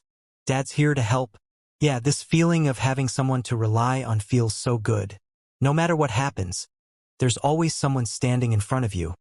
shielding you from the wind and rain. How long has it been since I've had this feeling? I've finally returned after having wandered about for a year. Seeing his aged dad utter this, an indescribable warmth enveloped his heart, and Lin smiled. However, the tears which were welled up in his eyes fell down uncontrollably. He felt that this was his true home. This was where he truly belonged. And Lin was a cultivator, and he could sense his father's condition. After overexerting himself at work day after day, his dad's body was already extremely battered. That aged appearance and those white hairs were all a result of overexertion and mental pressure. If he still let his dad continue on like this, then why did he bother cultivating? And Lin grabbed his dad's hand and said with a look of determination, "Dad, I'll care for you in the future. You'll care for me?" And Ming Chuan shuddered, and he looked at Lin dazedly. However, he quickly regained his senses. Shaking his head, he said, "No, I've already told you. Dad doesn't need you to earn money by singing. You should go and complete university first." "That's not what I meant. I don't plan on making money by singing either," and Lin said firmly. "What I meant was, I'm already rich now. I can care for you." Saying this, and Lin fished out a bank card from his pocket. "There's around 350 million yuan in here. Use it however you want. We're not short on cash." And Ming Chuan became dazed once again. He stared at the card and after a long time, finally spoke hesitantly. "Little Lin, now's not the time to kid around." And Lin shook his head seriously. "I'm not kidding around. Dad, if you really don't believe me, then we can go and check the balance on an ATM right now." And Ming Chuan stared at Lin. From Lin's expression, and Ming Chuan could tell that he wasn't lying to him. After a moment, and Ming Chuan said solemnly, "Little Lin, tell me the truth. Where did you get this money from? Did you win the lottery? Or did you win it through godly gambling skills?" And Lin felt his chest get stuffy. "We'll still be on good terms if you don't mention gambling."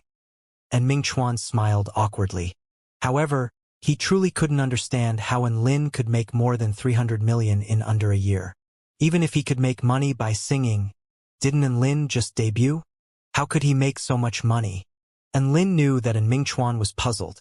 So he said honestly, "Dad, to tell you the truth, I'm a cultivator now. As for these worldly possessions, I can have however much I want." Hearing this, and Ming Chuan blinked his eyes. "Can you say that again?" "I said, I'm cultivating now." And Lin repeated, "You know, like those immortals in the dramas?" And Lin repeated, "Oh, I get it." And Ming Chuan exclaimed in realization, "Are you saying that you're an actor now? And your role is to act as an immortal who cultivates?" And Lin, he knew that if he didn't show off a move or two, his dad wouldn't believe him. "Dad, watch me." Hearing this, and Ming Chuan looked toward Lin, and Lin made a hand seal. Suddenly, as if they had been tugged on by something, the noodles in the bowl started jiggling about. Immediately afterward, as if they had a life of their own, the noodles jumped up and flew into his mouth. Noodles and soup flowed into his mouth continuously. All he needed to do was sit there and chew, and Ming Chuan was stunned. His mouth hung wide open, and it was as if he had seen a ghost. He never would have expected that noodles could be eaten in such a way. After enjoying a few mouthfuls of noodles, Lin chuckled, "How's that? Darn impressive. What kind of magic trick was that?" And Ming Chuan was full of praise. He had never seen such an amazing close-up magic trick before. And Lin winced. Lightning suddenly sparked in his hands, and an arc of electricity snaked out. Seeing the arc of electricity snake about Lin's fingertips, and Ming Chuan was once again stunned. Immediately afterward, the arc of electricity jumped toward the table. Boom! The table was charred black by this bolt of electricity.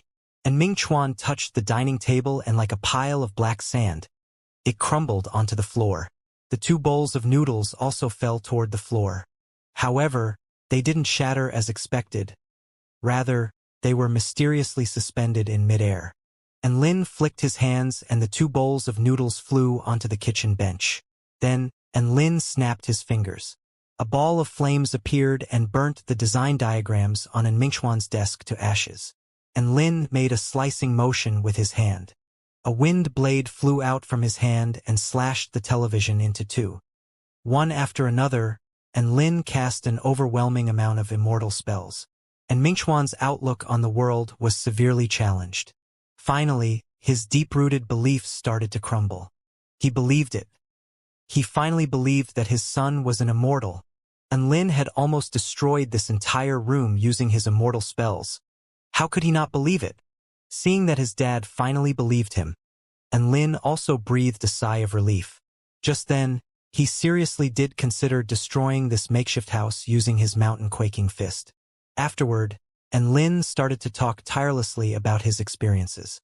He told his father everything, how he met the Immortal, his life at the United University of Cultivation, as well as the reason for him descending into the mortal world. And Mingchuan exclaimed in marvel. He never imagined that his son would experience so many things in just 1 year. Seeing that the time was ripe, and Lin said, "Dad, let's cultivate together. I'll let you flex with me. I'll fly you along." Cultivate? If Mingchuan heard this before, he would definitely deem it as fantastical and regard the person saying it as unreasonable. Now, however, everything was turned on its head. Immortals really did exist, and he had a chance of becoming one himself. How could he give up such an opportunity? But, isn't my age already unsuited for cultivating? And Mingchuan asked hesitantly. It's true that you're unsuited because of your age. Your cultivation speed will be much slower. There was a look of determination on Lin's face, and he continued, "However, I've already said this. I'll care for you in the future. So what if you're old? Elixirs, spirit stones, and cultivation methods can all remedy this drawback. Trust me, Dad. One day, I'll definitely take you with me and soar above the highest heavens." Looking at the face, which was no longer soft and immature, and Mingchuan was especially touched. Finally, he loosened up and chuckled. "Little Lin, Dad believes you." After Lin's dad agreed to cultivate, they started to repay the money which they had borrowed. In addition, they gave quite a bit of interest to the lenders. After all, friends who were willing to help them through such dire times were deserving of this reward. The next day, Lin rang up Xianxia. Between the Mortal World Cultivation Sex and the National Cultivation Department, he ended up choosing the National Cultivation Department. This was as the cultivation sects of the mortal world were basically independent of the heavenly court, with barely any communication between them. On the other hand, the National Cultivation Department had direct relations with the heavenly court. And Lin was a member of the heavenly court, so leaving his dad with the National Cultivation Department could better ensure his safety. "Oi! And Lin, have you found your dad yet?" Xianxia's exhausted voice sounded from the phone. Thanks, I found him now. Just like this, I want to have my dad cultivate over at your National Cultivation Department. Is that all right?" And Lin asked anxiously. Normally, cultivation departments all had specialized teachers. However, there would definitely be a lot of hindrances when trying to teach someone as old as his dad. Perhaps they still needed to ask for the teacher's opinions first. To his surprise, Xianxia agreed readily. "No worries. When do you plan on coming?" "I'll send someone to meet your father." Hearing this, Lin was overjoyed. "How about tomorrow then? My dad and I will wait for you guys at Chongqing tomorrow." "Sure. I'll get in touch with you then." Xianxia's reply was frank as always. Just as Lin was about to hang up, her voice suddenly sounded again. "Wait. What's the matter?" And Lin questioned. "I suddenly remembered something. If your dad cultivates here, ordinary classes are provided for free. However, apart from this, there are still other levels of guidance." Xianxia explained. "There's still such a thing? Tell me about it." And Lin didn't expect for there to be different levels of guidance over at where she cultivated. The first type of cultivation guidance is standard level guidance. This is provided by our department's elite teachers. In addition, various elixirs and high-level cultivation methods are provided. Members from our Special Operations Department receive this type of guidance. As a lot of resources are needed, This guidance costs an extra 100 spirit stones per year. The second type of cultivation guidance is high-level guidance. This is provided by the best teacher in our department. By the way, he's also my teacher. During cultivation, the department will provide the best elixirs as well as the best cultivation methods. As a result, a huge amount of resources are needed. This guidance costs an extra 1,000 spirit stones per year. There was a moment of silence. That's all. Xianxia was a bit taken aback. Yeah, that's all. What else do you want? Isn't there the kind where you have to pay 10,000 spirit stones per year? You know, gold class super VIP guidance. Xianxia. No. Get lost. Oh. Then I'll just go with the high-level guidance. And Lin replied. Xianxia's exasperated murmur could be heard on the other end. Sigh. It's only 1,000 spirit stones a year. Can my dad really be taught properly? Hearing this, Xianxia almost burst into tears. What the fuck? Is 1,000 spirit stones very cheap? Can't you think before you speak? This is extremely vexing. Say, how much money does Lin actually have? Is he a tycoon of the cultivation world? And Lin doesn't look upon me like he would look upon a beggar, right?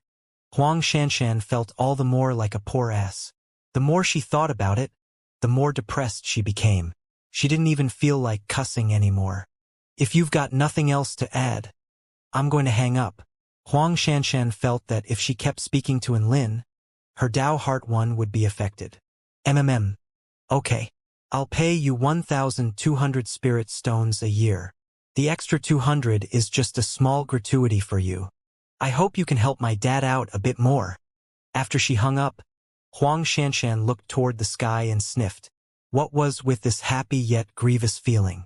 And Lin and his dad strolled around Chongqing for a day, going from Geli Mountain to Hongyadong, and finally going to the Liberation Monument to gaze at beauties.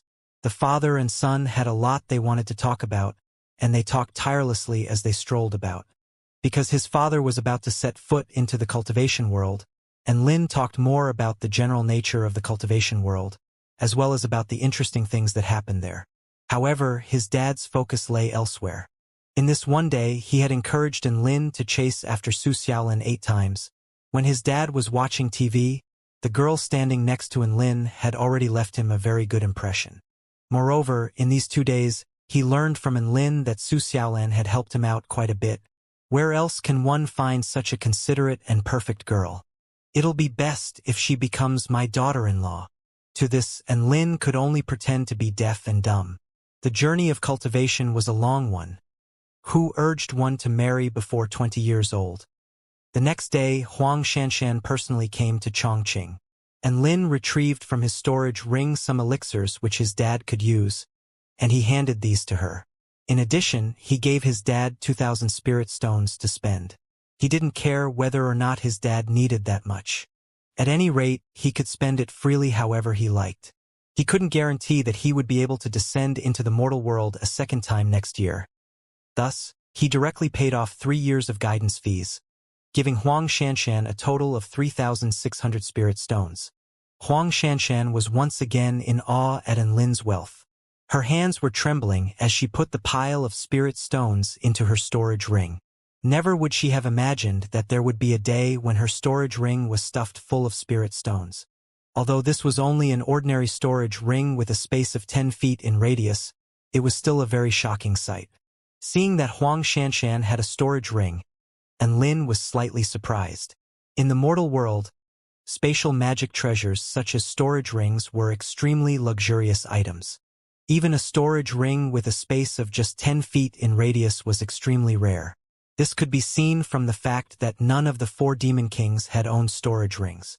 The fact that Xianxia had a personal storage ring meant that she could already be regarded as an extremely wealthy cultivator in the mortal world. And Lin reluctantly parted with his father. Watching his father's disappearing figure, a certain conviction in his mind became even stronger. Dad, next time I descend into the mortal world, I'll definitely bring you better spirit pills and elixirs. I'll let you eat them like lollies.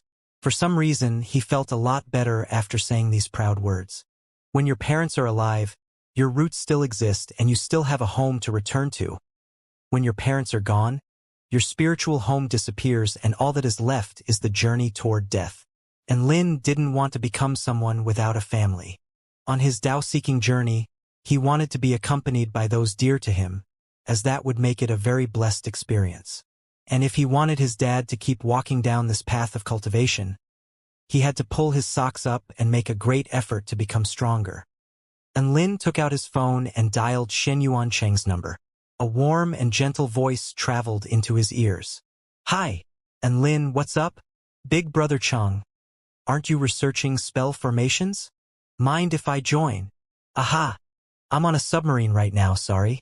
The Hidden Dragon submarine is in an ocean trench in the Pacific right now. This expedition is going to last for 2 days, so I can't take you along at the moment. And Lin hung up and started to dial Su Xiaolan's number. Amidst a bunch of static, Su Xiaolan's voice could barely be heard. Hey, and Lin, what's up? Xiaolan, what are you up to? Let's go spar. Aha, I'm busy. Guess where I am right now? And Lin, on Earth. Only half correct. I'm in the sky above Earth. Helicopters are so much fun. Ahahaha. And Lin? What the shit?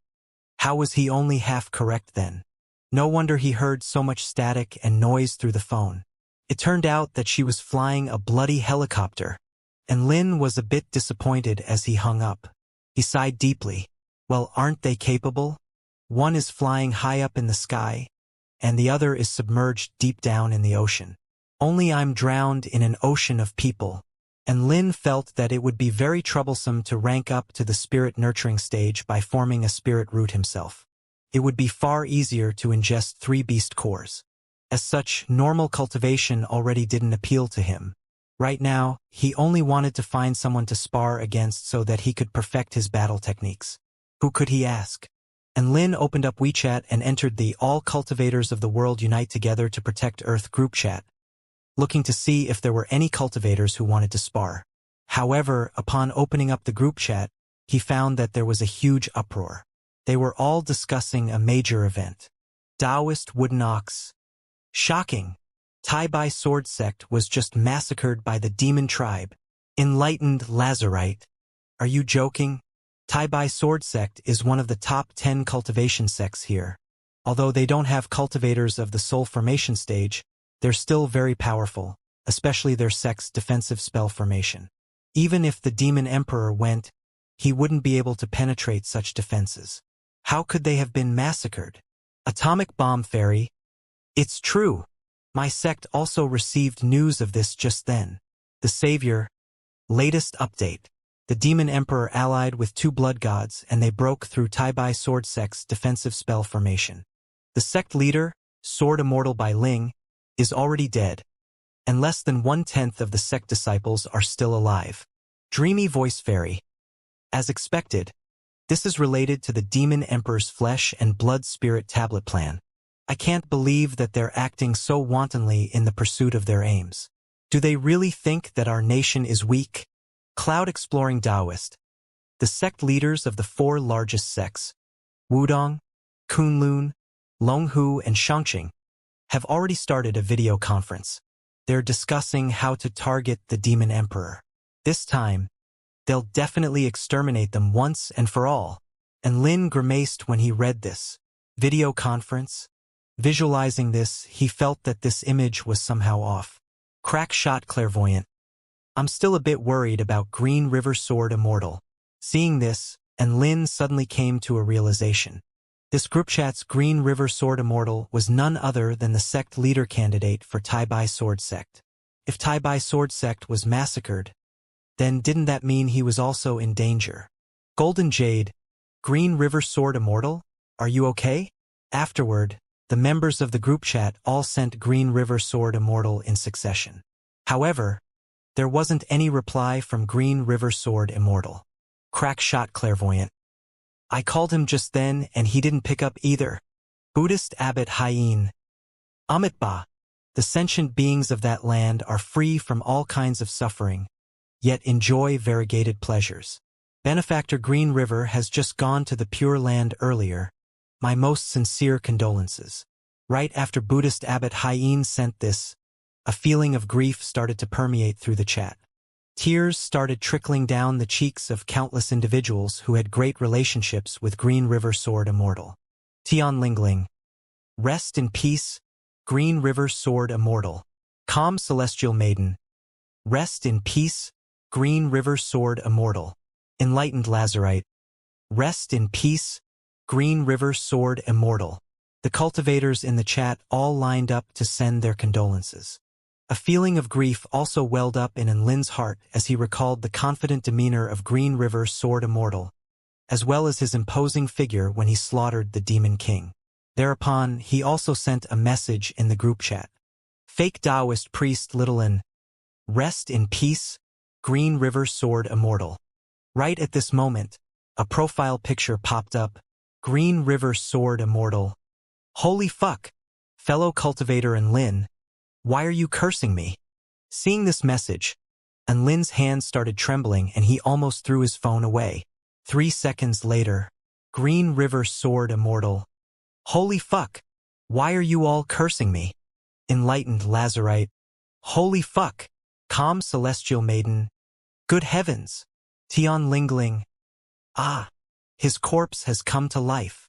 Atomic Bomb Fairy. Shocking! The Savior. Green River, are you a human or ghost? The cultivators in the group chat all expressed astonishment at Green River Sword Immortal's revival. Green River Sword Immortal. I'm not in the mood to joke around with you guys. Crackshot Clairvoyant. Buddhist Abbot Haiyin, please explain. One after another, the cultivators in the group chat all sent Buddhist Abbot Haiyin in succession. Lin. What beautiful redirection of hostility. Sure enough, Green River Sword Immortal started to verbally attack Buddhist Abbot Haiyin furiously. It was a pity that Buddhist Abbot Haiyin remained silent though, not appearing in the group chat again. After a while, Green River Sword Immortal suddenly sent a location. I'm at this location right now and I'm being chased by 1 Demon King and 2 Blood Gods. Are there any cultivators nearby who can come and help? Let's launch a counterattack. Lin looked at the location that Green River Sword Immortal sent. It was very close to where he was. The coordinates that Green River Sword Immortal sent was just tens of kilometers from where Lin was. However, the enemy was comprised of 1 Demon King and 2 Blood Kings. With his strength, he could only defeat half a Demon King at most. What would he do with the remaining 2.5? Leave them to Green River Sword Immortal? Lin thought about this and decided to observe for a while longer. He wanted to see how the members of the group chat would respond. However, he didn't laze around either. As he observed, he also moved toward Green River Sword Immortal's location so that if needed, he could act swiftly. Green Bamboo. Senior Green River. My rank is only of the 7th stage Dao body, so I won't be able to participate in a battle of this level. I can't help even if I want to. Enlightened Dark Spirit. Same here. My rank is merely 9th stage Dao body and I can't beat anyone. Senior Green River. Good luck. Crimson Rainbow Sword Immortal. Brother Green River. My sect is also guarding against attacks from the demon tribe. Being the sect leader, I can't leave. Stand firm. The Savior. Green River. I'm still in America, so I can't come to rescue you. Stand firm. Cloud Exploring Taoist. I'm still holding a conference at Mount Longhu regarding how to suppress the demon clan. Stand firm. Reading this, Green River Sword Immortal's heart throbbed in pain. A demon king is chasing me right now. Instead of dealing with this existing one, you're holding a conference regarding how to suppress them instead. Cloud Exploring Taoist. But the demon emperor isn't there. Green River Sword Immortal. Lin. He suddenly felt great pity for Green River Sword Immortal. It appeared as if the fellow cultivators of this group chat really did plan to say farewell to Green River Sword Immortal. Green River Sword Immortal felt like he had joined a group chat of fake cultivators. Red Fox Celestial Maiden. Green River. Send your real-time location. I'll help you. Lin was a bit dazed upon seeing this message. Red Fox Celestial Maiden had a rank of Spirit Nurturing Intermediate Stage and almost always remained silent in the group chat. He had heard about this person from Tian Lingling. Who would have thought that Red Fox Celestial Maiden would actively volunteer at this time? Without saying anything else, Green River Sword Immortal sent through his real-time location. Red Fox Celestial Maiden quickly replied, "Okay, wait for me. If we can counterattack successfully, the Blood King's corpse is mine." Green River Sword Immortal, "No problem." After Red Fox Celestial Maiden appeared, the group chat was once again drowned in a frenzy. Calm Celestial Maiden. A beauty saving the hero. That's true love. Taoist Woodnox. True love +1. Enlightened Lazarite. True love +2. Tian Lingling. May as well get married. Crack shot Clairvoyant. I've done some calculations and tomorrow is a lucky day. Dreamy Voice Fairy. Our Huayin sect is a good place to hold a wedding ceremony. The scenery is picturesque and there are flowers everywhere. The Savior. A wedding? I also want to go. I'll fly back from America right away. Just like this, the cultivators in the group chat all started to pop up. And once again, the direction of the chat started to go awry. Green River Sword Immortal. Red Fox Celestial Maiden. It was because there was a bunch of crazies in the group chat that Red Fox Celestial Maiden didn't want to talk. They would often go from a serious topic to something totally unrelated. If she participated in too many of these chats, she would also become crazy. The addition of Red Fox Celestial Maiden meant that the power difference between the two sides was reduced. And Lin pondered for a short while. Thinking that he could perhaps also help in this battle, he sent a message in the group chat. Fake Taoist Priest Little in Green River Sword Immortal. I also happen to be nearby. I'll also come and help. As soon as he said this, other cultivators in the chat started to reply. Tian Lingling. Fake Taoist Priest. I suggest that you quickly take back what you just said. Atomic Bomb Fairy. Wow, what a dazzling third-wheeler. Enlightened Lazarite. Fellow cultivator and Lin, you need to learn how to help others achieve their goals. Crack shot Clairvoyant. Haha. Green River Sword Immortal probably wants to throttle Taoist and Lin to death. Looking at the comments of condemnation, and Lin wanted to cry. What the fuck is going on? He only wanted to go and help. Why did he feel like a criminal now? At this moment, Green River Sword Immortal sent another message. Green River Sword Immortal. Taoist and Lin, don't listen to these nutjobs. You're fairly strong, so it's fine for you to come over. However, in the coming battle, it's best that you wait for Red Fox Celestial Maiden to arrive first. Then, you can join the battle when she arrives. Fake Taoist Priest Littlin. Got it. Being a powerful member of the Immortal Rankings Board, and Lin's strength was tip-top amongst 10th stage Dao body-ranked cultivators. With regards to battle ability alone, he was already on par with the weakest cultivators of the Spirit Nurturing stage. Thus, even if he couldn't defeat the Demon King, who had a rank of the Spirit Nurturing initial stage, he wouldn't be easily defeated himself either. It was because of this fact that he had the confidence to offer assistance to Green River Sword Immortal. 10 minutes later, and Lin had run up a large mountain. Looking at the live location that Green River Sword Immortal had sent through WeChat, he could see that the distance between them had already shrunk to under 10 kilometers. In addition, Green River Sword Immortal was currently dashing toward his location. Looking at Red Fox Celestial Maiden's live location indicator, he could see that she was also flying toward his location from another direction. No way. Can't be so coincidental, right? They're all converging toward my location? And Lin's expression darkened. He hurriedly suppressed his aura and found a large boulder to hide behind. In the distant sky, a dark figure was gradually becoming larger. He wore a fluttering black robe, and standing atop a flying sword, he streaked through the skies. Though there was one thing which ruined the entire image. A phone was grasped in his hands, and he was tapping away on it non-stop. Green River Sword Immortal. Red Fox Celestial Maiden, are you ready?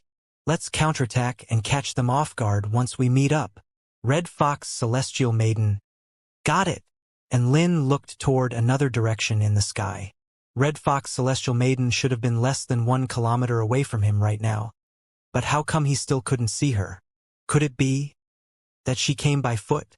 And Lin suddenly realized something. That's right, if she flies over then she'll be detected by the Demon King and Blood King sooner. If that happens, then launching a surprise counterattack will be pointless.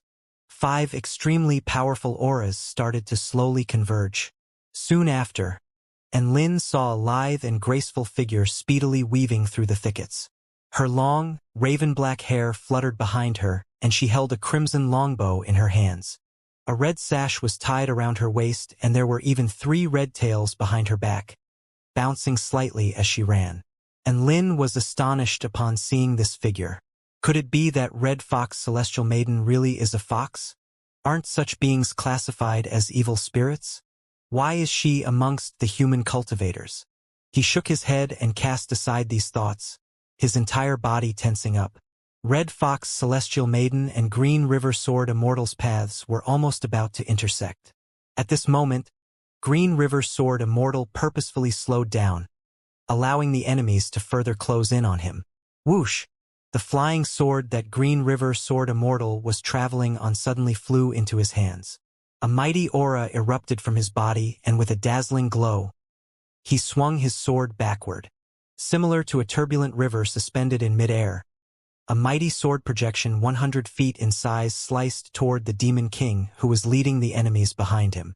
Seeing that Green River Sword Immortal stopped fleeing and instead launched a counterattack, the Demon King of Arrogance was given a fright.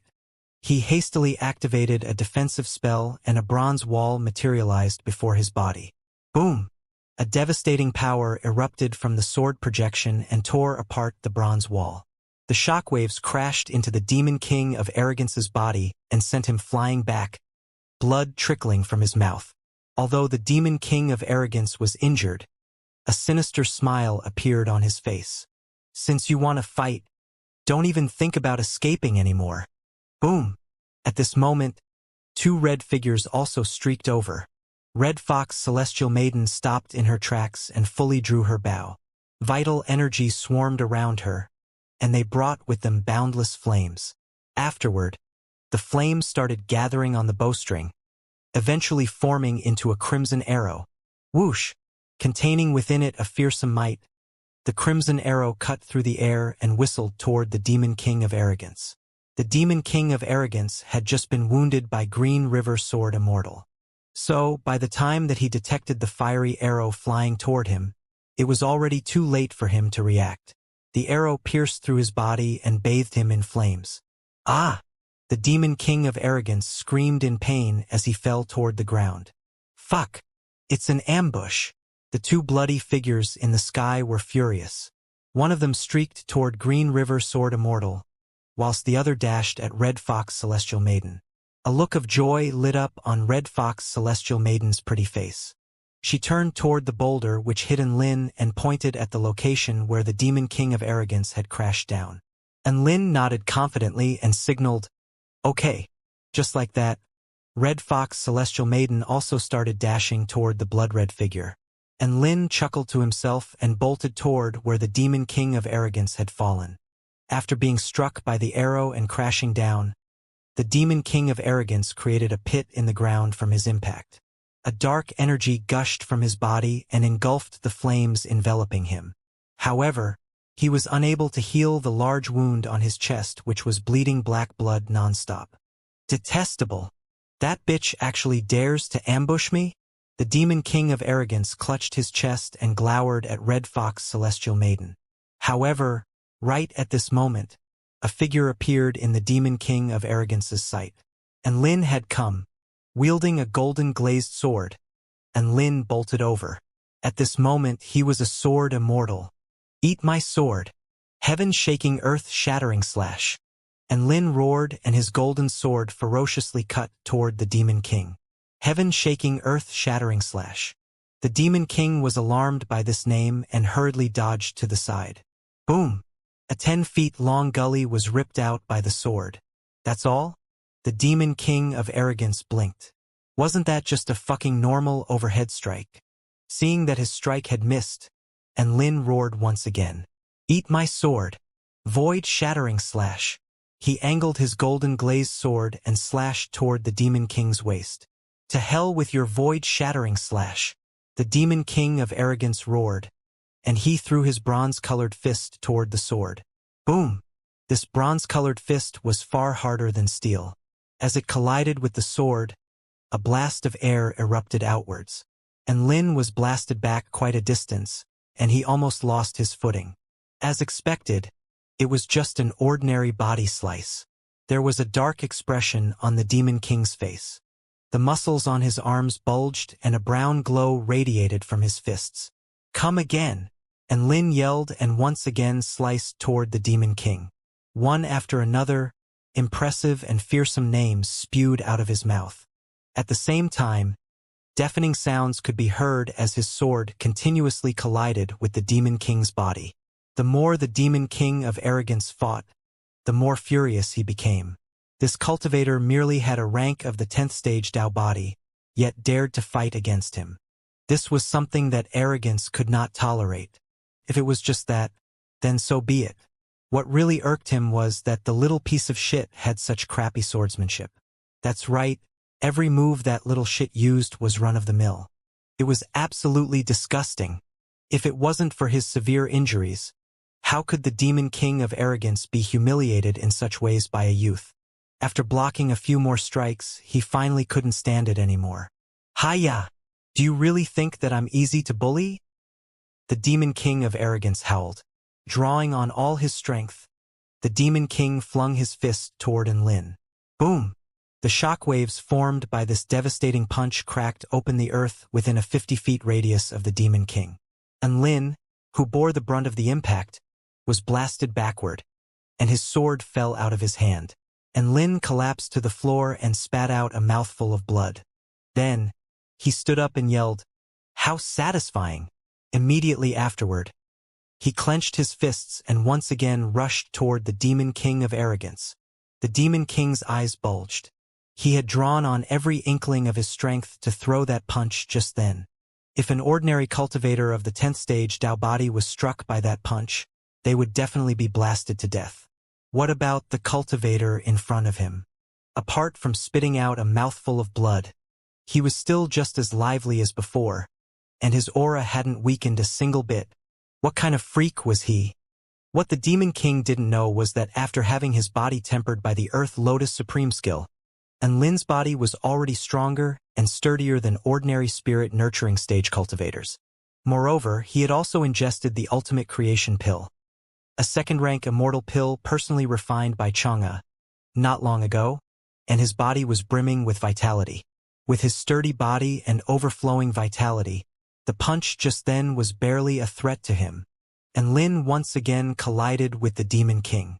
This time he didn't use his sword, instead throwing his fists and pounding it out with the Demon King of arrogance. Boom! Boom! Boom! As if bombs were exploding one after another, the collision of fists caused massive shockwaves to erupt outwards, creating deep craters in the ground. And Lin and the Demon King streaked around as they battled with each other. In the beginning, it was their fists that were colliding with each other. Afterward, though, every single fist collided with flesh. This was a battle between men. You punch me in the chest, and I reply with a punch to your guts. This was a contest to see who had greater strength and who had the better defense. The result was that the Demon King of arrogance started repeatedly vomiting blood. He was overwhelmed with shock. He couldn't believe that Lin's hand-to-hand combat was so much more powerful than his swordsmanship.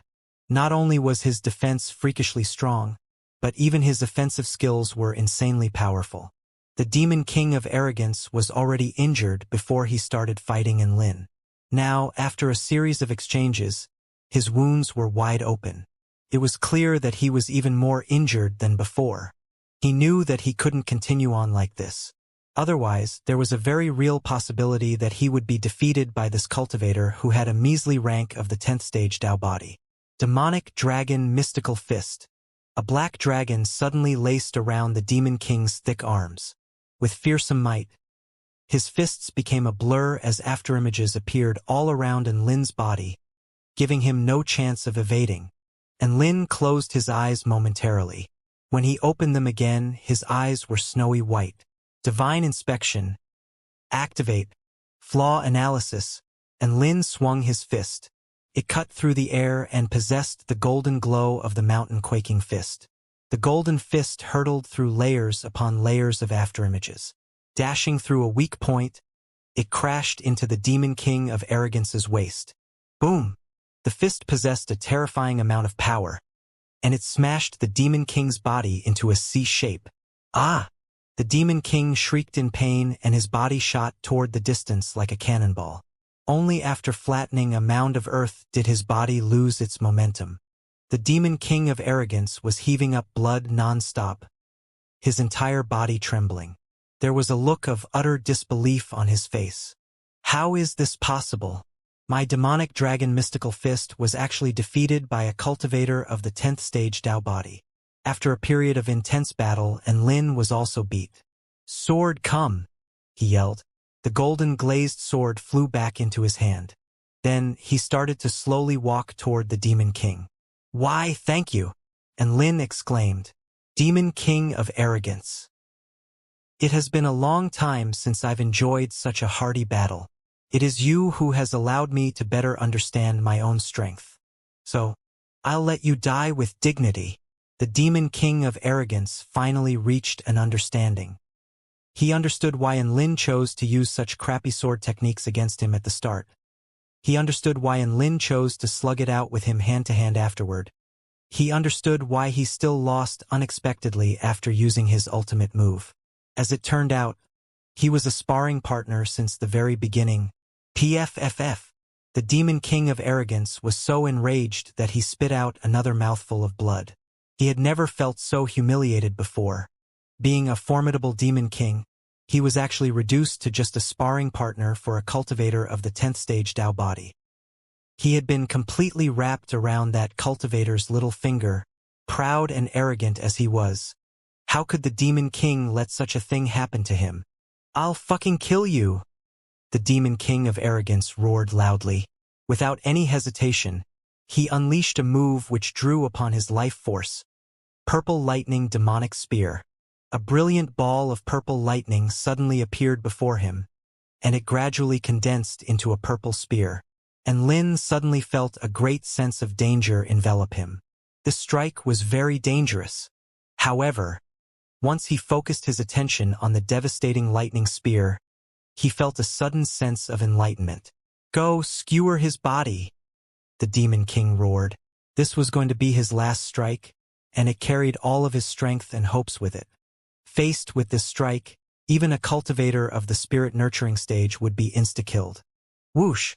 Possessing an unparalleled might, the purple lightning spear had rushed before Lin in the blink of an eye, and Lin simply extended a finger. All of a sudden, the purple lightning spear stopped in front of Lin. Unable to move an inch further, the Demon King's eyes bulged. A look of disbelief etched on his face. How was this possible? And Lin smiled indifferently. He was fairly grateful toward the Demon King of Arrogance, thus didn't wish for him to die in bewilderment. This is my lightning manipulation technique. It's an immortal spell derived from the Thunder Essence cultivation method. Theoretically, I can manipulate all lightning, he explained. Hearing this, pain stabbed at the Demon King's heart. He winced and his face was full of despair. After a long time, he finally managed to utter, Why, you're cheating. Can I not be your sparring partner? And Lin shook his head and said solemnly, You must finish off what you start. Saying this, he flicked his finger. Responding to his commands, the purple lightning spear obediently and nimbly wrapped around his sword. Then, with his sword cackling with a brilliant purple lightning, he rushed toward the Demon King of Arrogance. Eat my sword! Purple lightning divine blade. It was the same purple lightning, yet the feeling he got was completely different. Looking at the purple lightning divine blade descending upon him, tears started to well up in the Demon King's eyes. Boom! There was a massive explosion as the blade cut into the Demon King's body. It was as if the thunders of the highest heavens were rumbling in fury. The devastating lightning charred the Demon King's body pitch black. With a confident and carefree demeanor, and Lin brandished his sword. His back turned toward the Demon King, and Lin sighed. This was such an evenly matched battle. However, it was I, Sword Immortal and Lin, who emerged as the final victor. After dealing with the Demon King of Arrogance, he looked toward Green River Sword Immortal and Red Fox Celestial Maiden. The two Blood Kings, one male and one female, both had golden hair and crimson eyes. They both had a pair of gigantic bat wings on their back and looked a bit like the vampires depicted in Western films. However, the spells and techniques they were using now were much more exaggerated than those used by vampires in movies. Blood-sucking bats dotted the sky and their bloody fangs were bared as they swooped down toward Green River Sword Immortal and Red Fox Celestial Maiden. Gliding through the air, two blood dragons that were 100 feet long bared their fangs and brandished their claws. Emitting a deathly aura, they waited for an opportunity to pounce. Red Fox Celestial Maiden was a powerful cultivator, and she formed a flaming tornado around herself. Once the blood-sucking bats collided into this wall of red flames, they would instantly be disintegrated. Her slender and pale arms were a flurry of motion as she repeatedly drew and fired her crimson bow. One after another, the powerful arrows were fired at the male Blood King continuously. The barrage of arrows meant that he was unable to close in on his enemy and could only defend from a distance. In the other battle, though, Green River Sword Immortal was already starting to struggle. The female Blood King that he was battling had a stunning figure. Her legs were long and slender, her waist was slim and tender, and her large breasts swayed about as she moved. Add her flaming red lips and alluring eyes to that, Green River Sword Immortal could barely hang on against her. However, it was actually the startling regeneration ability of the Blood Tribe which he found most difficult to stand. Green River Sword Immortal battled her at close range and his sword projections were strong and overbearing. Even the Blood King was unable to fully dodge his strikes. However, the wounds caused by these strikes were quickly healed over. Moreover, the Blood King's attacks were both mighty and powerful. She manipulated the gigantic blood dragon and had it repeatedly pounce at Green River Sword Immortal. Every pounce brought with it a deadly threat. If Green River Sword Immortal couldn't critically injure the Blood King with one strike, then he would perhaps die of fatigue here. Seeing this, Lin felt that he should lend Green River Sword Immortal a hand. He stealthily moved his fingers and started gathering energy for his lightning manipulation technique. This was the technique he had used against the Demon King of Wisdom, and it drew upon the lightning in the sky. The lightning would slowly accumulate high up in the skies, and it would be concealed all the way until it descended. The female Blood King stood atop the blood dragon which collided with Green River Sword Immortal repeatedly, and there was a greedy look in her eyes as she gazed at her opponent's figure. She licked her soft and fiery lips. The stronger a human cultivator is, the more delicious their blood. I really want it.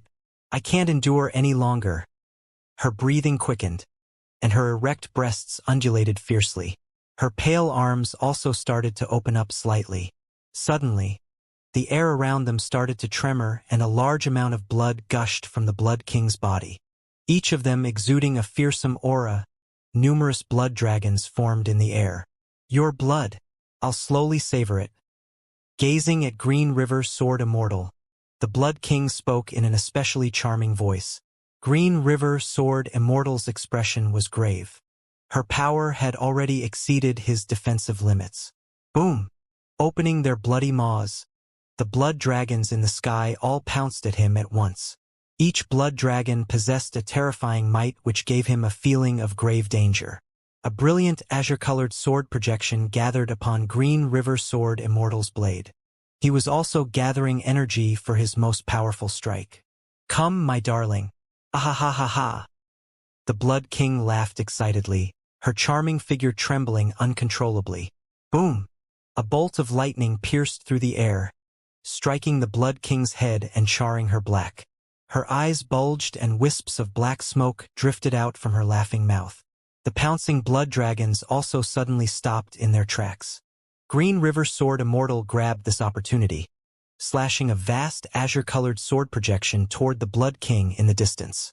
The sword projection sliced through the air and flashed past the Blood King's body, swiftly and fiercely slashing her into two. As the Blood King slowly collapsed, the blood dragons in the sky all erupted. Green River Sword Immortal gasped heavily.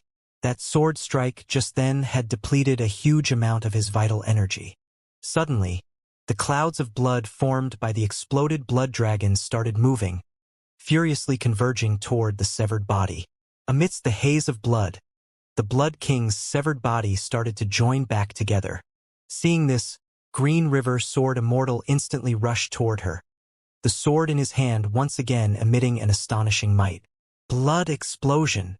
The Blood King roared, and her golden hair flared up. The aura surrounding her body rose to a peak. Boom! The blood haze erupted, and Green River Sword Immortal was blasted back by the shockwaves it produced. The female Blood King flapped her wings and shot toward a certain location at an insane speed. That location was where Lin was hiding. Be careful! Green River Sword Immortal yelled. And Lin had already detected that the Blood King was rushing toward him. Although he didn't know how she suddenly became so strong, he was certain that she had used some mystic technique and couldn't hold on for much longer. Mountain quaking fist, and Lin threw a punch toward her. Bam!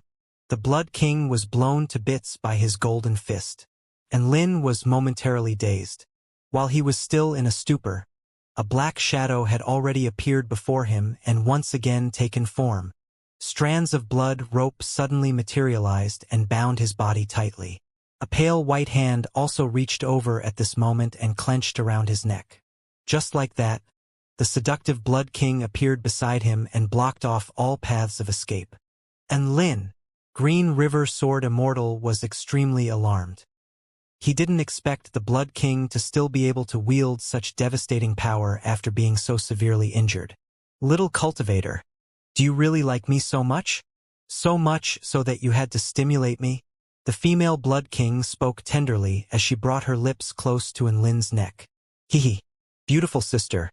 Seeing that I like you so much, why don't you release me?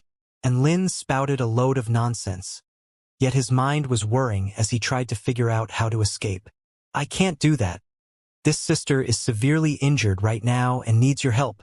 I'll let you in on a little secret. If I drink all your blood, I'll instantly recover my vital energy and be very lively again. Saying this, she poked out her soft tongue and licked Lin's neck. Feeling her tongue on him, and Lin's entire body shivered. A faint scent of blood wafted from the Blood King's mouth, and it sent chills down his spine. Holy fuck!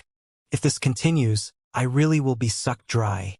He glanced toward Green River Sword Immortal, yet realized that he could only pace around anxiously. After all, Lin was already a captive.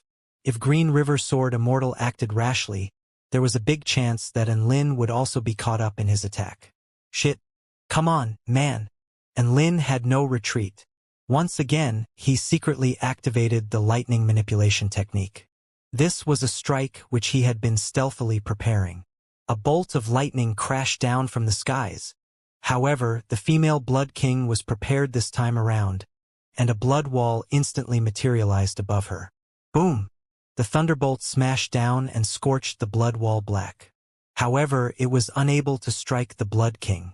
Little cultivator, are you really so giddy to stimulate this sister? This sister can't hold on either. Let's become one. The seductive and charming voice once again traveled into his ears. Hearing these words, Lin almost burst into tears. Then he felt a stabbing pain on his neck. He could feel his blood draining away. Ah! The female Blood King let out a seductive moan. However, she suddenly pushed Lin aside. Lin was stupefied, and he turned around to look at her. Didn't you want to join bodies? Why did you push me aside? Ah! The Blood King screamed in pain and she went completely insane. She started running around wildly, her arms flinging about. The fearsome power she released destroyed everything in her proximity. That's right, after sucking Lin's blood, she really did become lively again. Truly lively, Green River Sword Immortal stamped his feet and dashed before Lin, guarding him behind himself. Lin, are you all right? Lin nodded and clutched his neck. Apart from some anemia, I should be fine. Green River Sword Immortal. Right at this moment, the female Blood King yelled, Little cultivator, you actually poisoned your blood. I definitely won't forgive you. Immediately after shouting this, however, her entire body started to jerk, and she collapsed to the floor. Staring at the female Blood King who had collapsed to the floor and was frothing, and Lin and Green River Sword Immortal turned around and looked blankly at each other. Staring at the frothing Blood King, Green River Sword Immortal could not help but fall silent. After a long time, he finally spoke in amazement. "Fellow cultivator and Lin, you poisoned your blood. That's amazing. How did you do it?" And Lin was irked when he heard this. "Don't ask me. I didn't poison my blood." Green River Sword Immortal kept on staring at Lin in amazement, clearly not believing what he just said. And Lin? They knew that what was most important right now was to check and see if the female Blood King was dead or alive, not to discuss whether or not Lin had poisoned his blood. They walked toward the female Blood King and found that her eyes were wide open, and her mouth was foaming. Her body had already become cold, and her life force had completely dissipated. Such potent poison. All it took was one mouthful to poison the Blood King to death. As Green River Sword Immortal spoke, there was a look of astonishment on his face. Then, he looked toward Lin with an expression of utmost admiration. And Lin grimaced. "Don't look at me like that. I don't know what happened either." "Then why don't you help me out a little bit?" Green River Sword Immortal chuckled. And Lin blinked. "Help with what?" "Let me borrow some of your blood." And Lin, "Borrow some blood? Fuck you. How are you going to return my blood once you borrow it?" And Lin, "Your blood might be fatal toward the blood tribe. So, in order to win this battle, please reconsider." Seeing the righteous expression on Green River Sword Immortal's face, and Lin fell silent. Then, he looked toward Red Fox Celestial Maiden's battle. There, an intense battle was still raging on. And Lin sighed softly and eventually agreed to the request. His heart aching, he cut open his arm and let his blood flow onto Green River Sword Immortal's blade. He felt a bit dizzy. He had just gotten his blood sucked by a Blood King. Now, he was voluntarily giving blood again. How could he not feel dizzy? There was a look of satisfaction on Green River Sword Immortal's face as he glanced toward his sword. "This blade has been smeared full of poison," he laughed. Hearing this, and Lin almost fainted. "To hell with your poison," he roared in his mind. "This is my blood. This is the essence of my life." He tried his best to calm himself down. "I'm donating my blood for the peace and love of this world. I'm donating my blood for the peace and love of this world." Indeed, after thinking this to himself a few more times, he felt much better. Green River Sword Immortal also got on the move. He flew toward Red Fox Celestial Maiden and joined in on her battle. The male Blood King was already on the back foot against Red Fox Celestial Maiden. Sensing his surroundings now, he became even more alarmed. He suddenly discovered that both the Demon King of Arrogance and the female Blood King had been slain. The Demon King of Arrogance was already critically injured before, so his death didn't come as a big surprise. However, the female Blood King had a lot of moves up her sleeves and also possessed an extremely powerful life force. Who was it that had the ability to slay her? Just as the male Blood King was surveying his surroundings, he caught sight of Green River Sword Immortal flying toward him aggressively. Was it him? He's that powerful? The female Blood King could even escape from cultivators of the spirit-nurturing final stage. How was it possible that a cultivator of the spirit-nurturing initial stage had killed her? Although he was startled, the male Blood King knew that now was not the time to dwell on this. The most important thing now was to escape.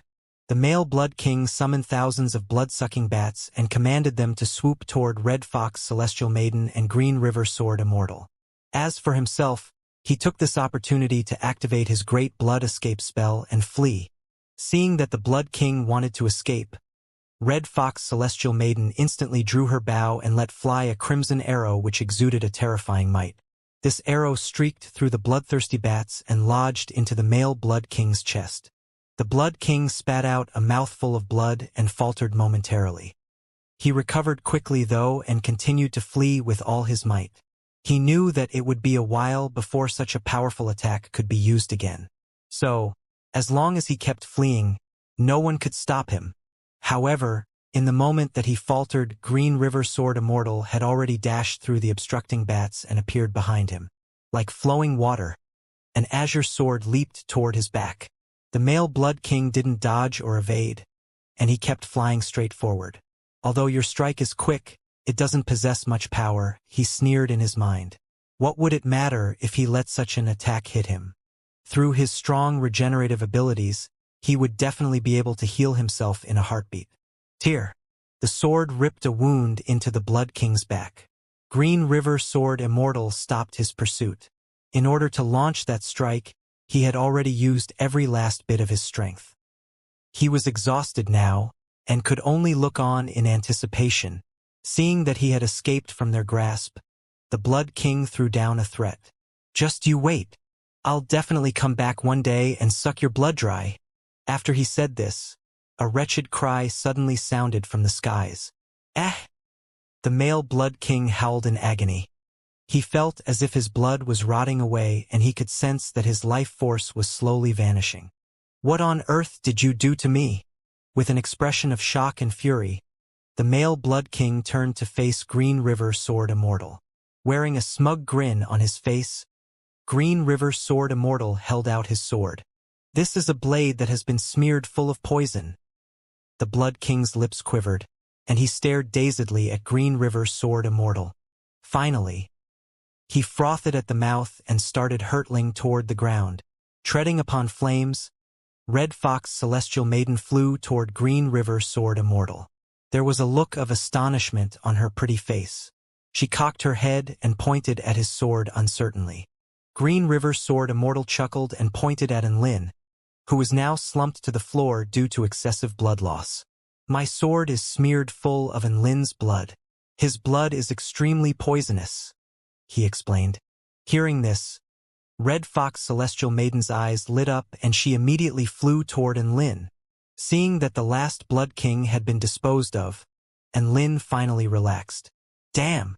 I feel like I've been sucked dry, Enlin exclaimed bitterly.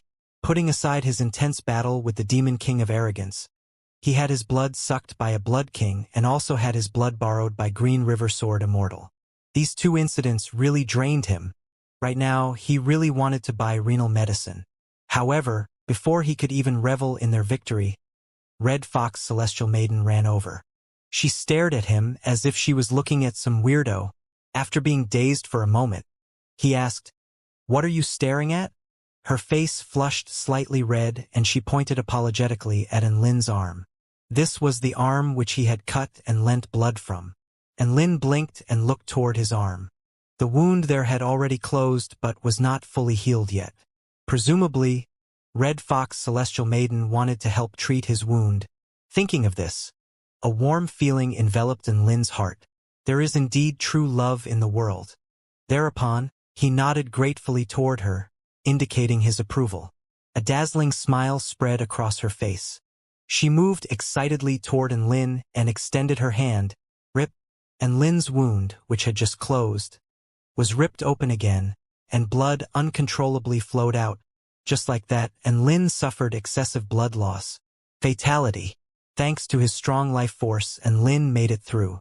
Looking at the heartless pair in front of him, he ground his teeth in anger. What bullshit true love. All he felt was a deep sense of malice and ill will. Red Fox Celestial Maiden didn't make any discoveries in his blood. So, she ran over to investigate the Blood King's corpses. Meanwhile, Green River Sword Immortal looked at Enlin in admiration. Enlin, your blood is so useful, he praised. If we come across members of the Blood Tribe in the future. Enlin cut him off before he could finish his sentence. No. Get lost. Seeing Enlin turn him down so firmly, Green River Sword Immortal scratched his head in embarrassment. Then he opened up the group chat. In the All Cultivators of the World Unite Together to Protect Earth group chat. Green River Sword Immortal. Haha. Ambush successful. We slaughtered 1 Demon King and 2 Blood Kings. Once Green River Sword Immortal sent this, countless cultivators joined the chat. Instantly, the atmosphere flared up. The savior. Good heavens! That's an insane battle achievement. You actually managed to kill them? Dreamy Voice Fairy. As expected, a male and female paired together are bound to produce miracles. Crack-shot clairvoyant. Not only can they produce miracles, but they can also produce new life. Atomic bomb fairy, golden jade. Green River Sword Immortal sent a smiley emoticon 1. Crack-shot clairvoyant. Next time we meet, I can destroy a life. Crack-shot clairvoyant. I was joking. Don't take it to heart. Right at this moment, Red Fox Celestial Maiden also sent a smiley emoticon. Red Fox Celestial Maiden. A male and female pair can indeed destroy a life. Crack-shot clairvoyant. Just you wait. Seeing this message, Crack-shot clairvoyant almost burst into tears. Green River Sword Immortal was probably just joking. However, Red Fox Celestial Maiden was someone who stayed true to her words. Crack-shot clairvoyant was so scared that he planned to go into hiding. At this moment, Green River Sword Immortal sent another message. Green River Sword Immortal. Actually, it was thanks to Taoist and Lin that we were able to slaughter the Demon King and 2 Blood Kings. He probably made the biggest contribution. Once he sent this, it instantly piqued the interest of the cultivators. Although Lin was very strong, it would probably still be a stretch for him to fight against enemies of the spirit nurturing stage. How come Green River Sword Immortal said that he made the biggest contribution? Tian Lingling. It can't be, right? Didn't he just go for fun? Enlightened Lazarite. Oh? And Lin made the biggest contribution? How so? Calm Celestial Maiden. Could it be that he made a key contribution at a critical juncture of the battle? The cultivators in the chat came up with numerous speculations. At this moment, Green River Sword Immortal sent another message. Green River Sword Immortal. Let me put it this way. It can be said that the Demon King and 2 Blood Kings were all killed by Lin, the savior. Golden Jade. Tian Lingling. All killed by him? Seeing this message, the cultivators in the chat all fell silent. Finally, Enlightened Lazarite was unable to contain his doubt. Green River, you've got to be kidding, right? Doesn't Taoist and Lin only have a rank of the 10th stage Tao body? Enlightened Lazarite spoke out everyone's thoughts. What would a cultivator of the 10th stage Tao body have to do to be able to slaughter 3 enemies of the spirit nurturing stage? Could it be that they were all critically injured and finished off by him? That was clearly impossible. Green River Sword Immortal. The Demon King was critically injured by Red Fox Celestial Maiden and me. Then, Lin finished him off. As for the 2 Blood Kings, one was poisoned to death after drinking his blood. As for the other one, he was poisoned to death after I cut him with my sword, which was smeared with Lin's blood. Tian Lingling. The 2 Blood Kings were poisoned to death by his blood. Enlightened Lazarite. Ha, poisoned to death? I would believe it more if you said that he hacked them to death with a single strike of his sword. Calm Celestial Maiden. Green River Sword Immortal? Are you trying to say that Lin poisoned his blood? Green River Sword Immortal. No, what I mean is that his entire body is poisonous. This is also what I admire most about him. Tian Lingling. Wow! Fake Taoist priest is so impressive. Atomic bomb fairy. Although I don't really understand. As expected, Taoist and Lin is very powerful. The savior. How about this? Let's bestow upon Taoist and Lin the title of Poison Lord. Taoist Wooden Ox. I agree. Dreamy Voice Fairy. I agree too. Cloud Exploring Taoist. Same. In fact, Lin was also reading these messages. Once he saw that they agreed upon his title of Poison Lord, tears brimmed in his eyes and he put down his phone. To prevent his tears from falling, he raised his head and looked toward the sky. Afterward, carrying the corpses of the Blood Kings, the mute Red Fox Celestial Maiden headed back to Xianxia Mystic Realm. Green River Sword Immortal patted Lin's shoulder and said cordially, Poison Lord, I'll fly you back to Rong City. And Lin grimaced. Fuck your Poison Lord. Due to excessive blood loss, he didn't have any strength left to complain. All he could do was nod vacantly. Just like that, Lin and Green River Sword Immortal started flying back to Rong City. Lin had thought that once he returned to Chengdu, he would be able to pass his days peacefully. However, what he didn't expect was that in this age of information, his title of Poison Lord spread throughout the entire cultivation world in just one day. The next day, sect leaders of the top 10 sects in China came to visit the Poison Lord. These sects were Wudong, Kunlun, Longhu, and Xianxia. There were only 4 mighty cultivators of the soul formation stage in China, and they were none other than the sect leaders of these 4 sects. Naturally, they had ulterior motives in visiting the Poison Lord. They were in fact here to study the Poison Lord, just like that, and Lin burst into tears. Poison Lord, why don't you let this Taoist touch you? Taoist priest Xuyun, the sect leader of Wudong, chuckled as he extended his hand toward Lin. Stop messing around.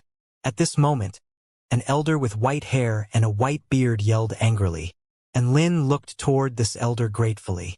He was Mount Longhu's heavenly teacher Zhang. Be reasonable. If we want to be thorough in our studies, we need to rely on this.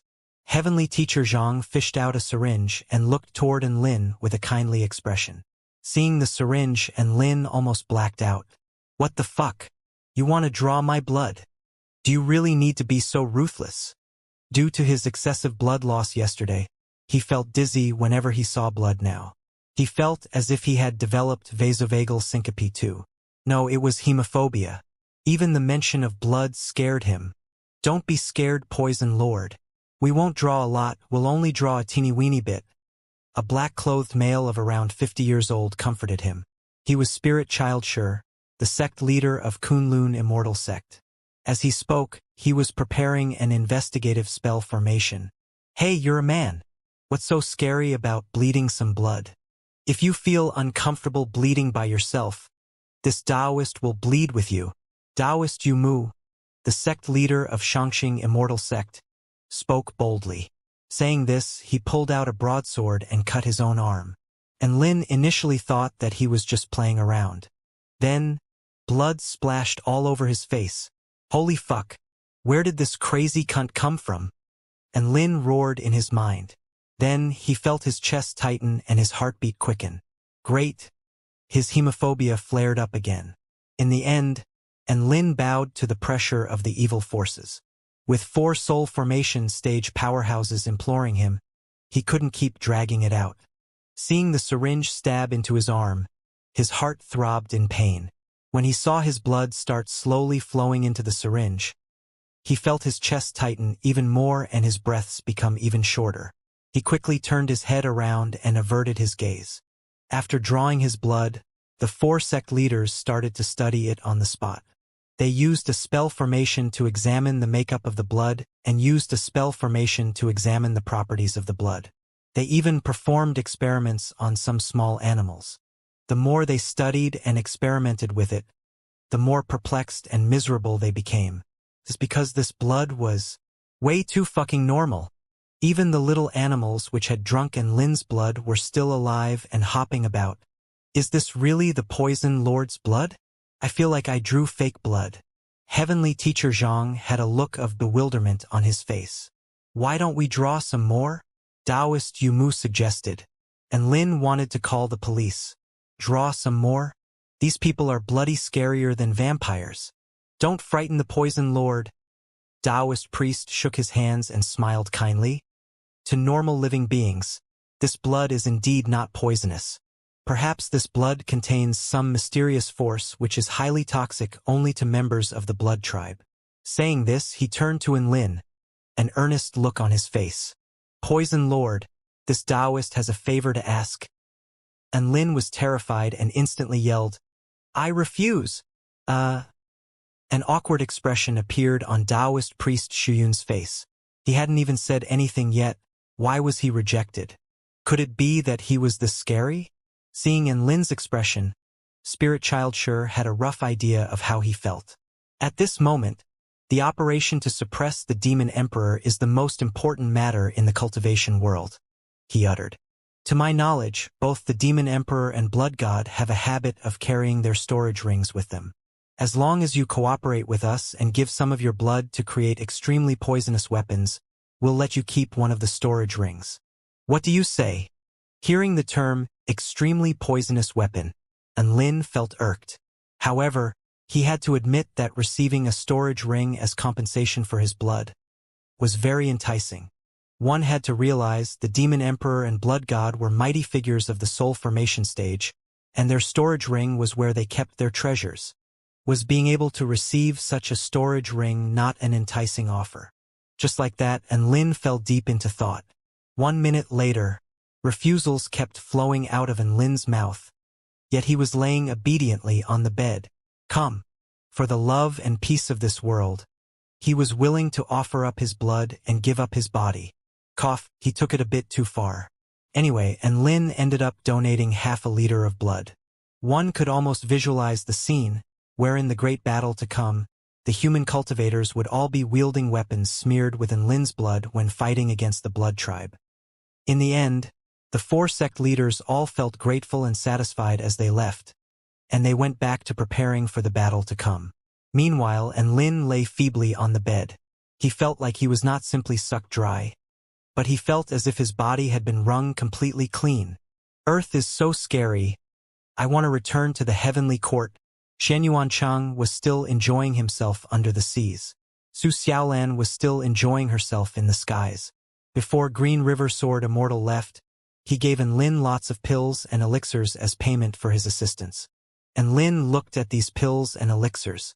There were some which could quickly replenish vital energy, some which could increase the power of immortal spells for a short while, some which could calm one down and increase their concentration, some which could boost sex drive, some which could supplement calcium. However, there were fucking none which could enrich the blood. Ah, life is such a struggle. Lin lay on the bed and sighed.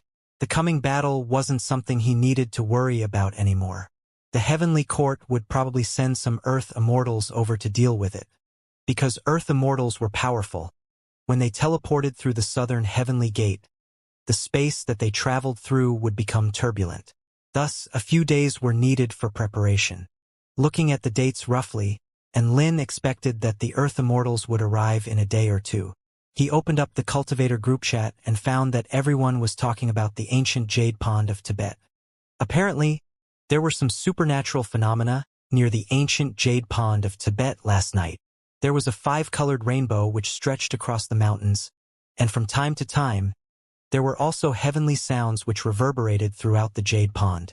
This had attracted the widespread attention of many cultivators. Some speculated that these phenomena were related to what the Demon Emperor and Blood God were about to do. Many cultivators had already started making their way to the ancient Jade Pond. However, up till now they were still empty-handed. Taoist Lin Yi, who was supposed to capture the evil spirits with Tian Lingling, was unable to go due to investigating an unexpected incident in Tibet. Now, however, there was already no news of this Taoist whatsoever. Knock, knock, knock. He suddenly heard someone knocking on his door. Could it be that someone has returned to the hotel? Can't be, aren't Xianxia and the others still away? Even though Lin was a bit puzzled, he still propped his weak self up and with great difficulty went to open the door. Fake Taoist priest. A petite figure suddenly appeared and leaped toward Lin, almost knocking him to the floor. Tian Lingling, be gentler. Lin shouted. He was very frail right now and was truly unable to stand being rammed by a lowly. Tian Lingling ignored him and kept sniffing away at his body as if he were some kind of rare treasure. That doesn't make sense. It feels and smells so normal. It doesn't seem like a body that can poison the Blood King to death, she muttered. Lin. Okay. Lingling, stop mucking around. Can't you see that Lin isn't feeling well right now? At this moment, a warm and gentle voice sounded. Lin looked into the corridor and saw the beautiful Dongfang Shui. She stood there quietly, a nonchalant grin on her face. Ah, good afternoon, calm celestial maiden. His superfan instincts kicked in, and Lin instantly became more lively, hurriedly shouting out a greeting. Dongfang Shui held up the bag of ingredients in her hands and smiled. Lin, both Lingling and I are very sympathetic of your bitter encounters. So, I'm going to cook a meal for you today. Heavens! Hearing this, tears instantly formed in Lin's eyes.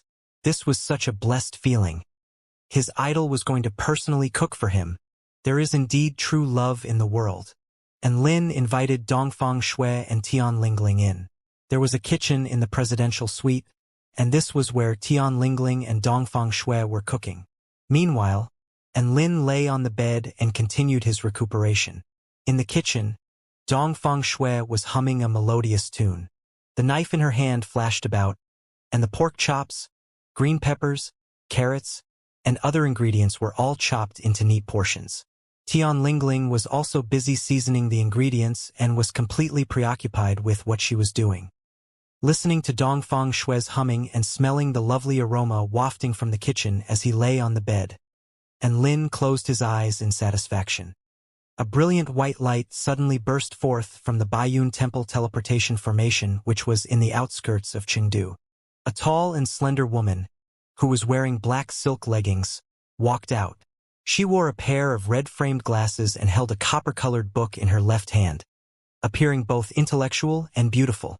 Yawning, a middle-aged man dressed in white robes with a sword on his waist also walked out. "Yuing, where to now?" the male asked. Let's look for my adorable subject representative first." Earth Immortal Yuing grinned, a look of anticipation on her face. That night, Lin was able to enjoy a meal personally prepared by Dongfang Shui. Not only did her dishes look and taste amazing, but they could even replenish vital energy and assist in blood circulation. Eating these, Lin was full of praise.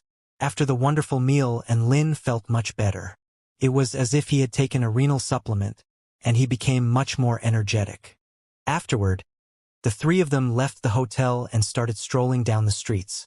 Feeling the night breeze blow over him, a feeling of satisfaction overcame Lin, and he felt completely refreshed.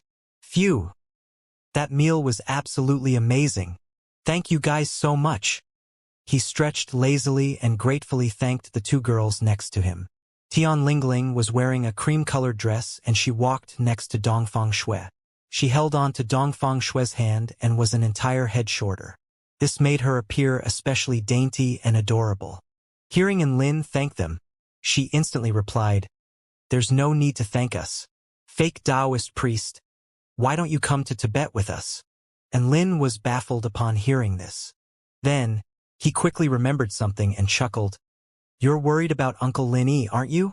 Tian Lingling was slightly embarrassed as she nodded. Even though a lot of disciples from Mount Longhu have headed off to Tibet, they still haven't found Uncle Lin Yi. "I'm afraid he's—" Lin sighed helplessly. This was clearly a very troubling matter. Lin Yi was a cultivator of the spirit-nurturing intermediate stage, and he was one of the strongest individuals of Mount Longhu. If even a cultivator of such a rank came across a perilous situation, then presumably the matter was a troublesome one. Being cultivators who were merely of the Dao body stage rank, what help could Lin and the others provide? Seeing his hesitation, Tian Lingling forced a smile. "Don't worry, fake Taoist priest. With that frail body of yours, even if you go to Tibet, you'll suffer from altitude sickness. Forget about it." Seeing the hint of stubbornness on her face, Lin knew that even if he didn't go, she would still persist in going herself. "How about this? I'll prepare tomorrow, then we can set off together. To be honest, I've never traveled to Tibet either. I'm fairly eager about this." Lin chuckled. "Really?" Tian Lingling's eyes lit up upon hearing this, and there was a look of delight on her adorable face. Just as he was about to reply, a familiar voice sounded from the skies. "Why wait till tomorrow? We'll go tonight." Immediately afterward, a gigantic book descended from the skies. The beautiful lady sitting on top of this book wore a mysterious smile as she looked Lin up and down. "Teacher Yuing, why are you here?" Lin cried in surprise. "Oh? Did I disturb your date with these two little beauties?" Earth Immortal Yuing teased. Dongfang Shui blushed bright red when she heard this. Tian Lingling yelled, "Yeah, you disturbed us. Who are you anyway?" Lin, what an eccentric little girl. Didn't she hear him address that female as Teacher Yuing just then? Ha ha ha. This little sister is fairly amusing. There was a look of interest in her eyes as she glanced at Tian Lingling. "Teacher, how did you find us?" and Lin had already guessed why Earth Immortal Yuing was here. She was most likely sent down by the Heavenly Court to deal with the matters concerning the Demon Emperor. However, there was absolutely no communication between them beforehand. How did she find them? Tian Lingling finally reacted when she heard Lin say teacher, and an awkward look flashed across her face. At this moment, a male dressed in white also descended from the skies. It is because this is fate. It was fate that brought us together. The male jumped off his flying sword, and there was a calm look on his face as he spoke. Earth Immortal Yuing glared at him. Fate my ass. It's because the badge Lin received for this mission was detected by our badge. Following its presence, we found them here, and Lin nodded his head in realization. However, the male refused to give in. Is this not fate? Amidst the unseen, there is naturally a connection. It was in the intangibility, and through the interlinked karma of various affairs, that you and I met. Earth Immortal Yuing. She felt that if she kept talking nonsense with this male, they would never reach a conclusion. So, she completely ignored him. Through Earth Immortal Yu Ying's introduction, Lin learned that the male was called Earth Immortal Ming Yuan 1. He was also a teacher at their school and was tasked to deal with the Demon Emperor together with Earth Immortal Yuing. Afterward, Earth Immortal Yuing took out a document. In this document, it was requested that Lin and his team assist Earth Immortal Young Immortal in completing this mission. This mission is very challenging. Are you surprised? Are you shocked? Earth Immortal Yuing was beaming as she waved the document around. There was a dark expression on Lin's face. I'm very shocked, he nodded. There was no pleasant surprise at all. There was only shock and horror. The Demon Emperor was an enemy of the soul formation stage. With a mere rank of the 10th stage Dao body, what were they going to do? Even if they just stood to the side and cheered, there was still a possibility that they could be blown to bits by the shockwaves of the battle. Was it the university that had gone mad, or was it the Heavenly Court that had gone mad? Although he was very unwilling, Lin still called up Shen Yuanchang and Su Xiaolan to inform them of this news. Shen Yuanchang and Su Xiaolan needed to hurry over from other places, so it was decided that they would set off for Tibet tomorrow. After informing his team of this news, Lin helped Earth Immortal Yuing and Earth Immortal Ming Yuan check in to the hotel. Then, he told them all the information he knew. What Lin couldn't understand was, they didn't plan on cooperating with the soul formation stage cultivators of the mortal world in their operation. Rather, they planned to operate alone. Moreover, the target location for this mission was directly set as the ancient Jade Pond of Tibet. Teacher, do you really think that the Demon Emperor is hiding near the ancient Jade Pond? Lin asked. After the location of the demon realm was exposed, human cultivators banded together to attack it. However, all that they found in the demon realm were a few weak demon cultivators. As for the Demon Emperor, he was nowhere to be seen. From the moment that supernatural phenomena descended upon the ancient Jade Pond until now, many human cultivators had linked it together with the activities of the demon tribe. Countless expedition teams had headed over, yet they made no major discoveries. You'll find out when you get there. There's going to be a big surprise. Earth Immortal Yuing wore an enigmatic expression and gave Lin another fright. Big surprise? Thinking back to the surprises that she mentioned before, he instantly felt uneasy. Till the end, however, Earth Immortal Yuing still didn't reveal any clues. Instead, she headed straight back to her room to sleep. To this, Lin could only shake his head in exasperation. Right at this moment, Earth Immortal Ming Yuan patted his shoulders with an understanding look. Student Lin, do you also find it annoying that Earth Immortal Yuing left you hanging? As if finding someone of the same opinion, Lin nodded emphatically. Earth Immortal Ming Yuan laughed heartily. I, on the other hand, never leave people hanging. Lin's eyes lit up. Teacher, are you going to explain to me what's going on at the ancient Jade Pond? Earth Immortal Ming Yuan shook his head. Student Lin, I just looked at your fortune and I won't keep you guessing. I'll tell you straight up. In this coming operation, there are ominous signs for you. Lin, Earth Immortal Ming Yuan was the teacher in charge of clairvoyant studies. His fortune-telling was much more powerful and accurate than crack-shot clairvoyant.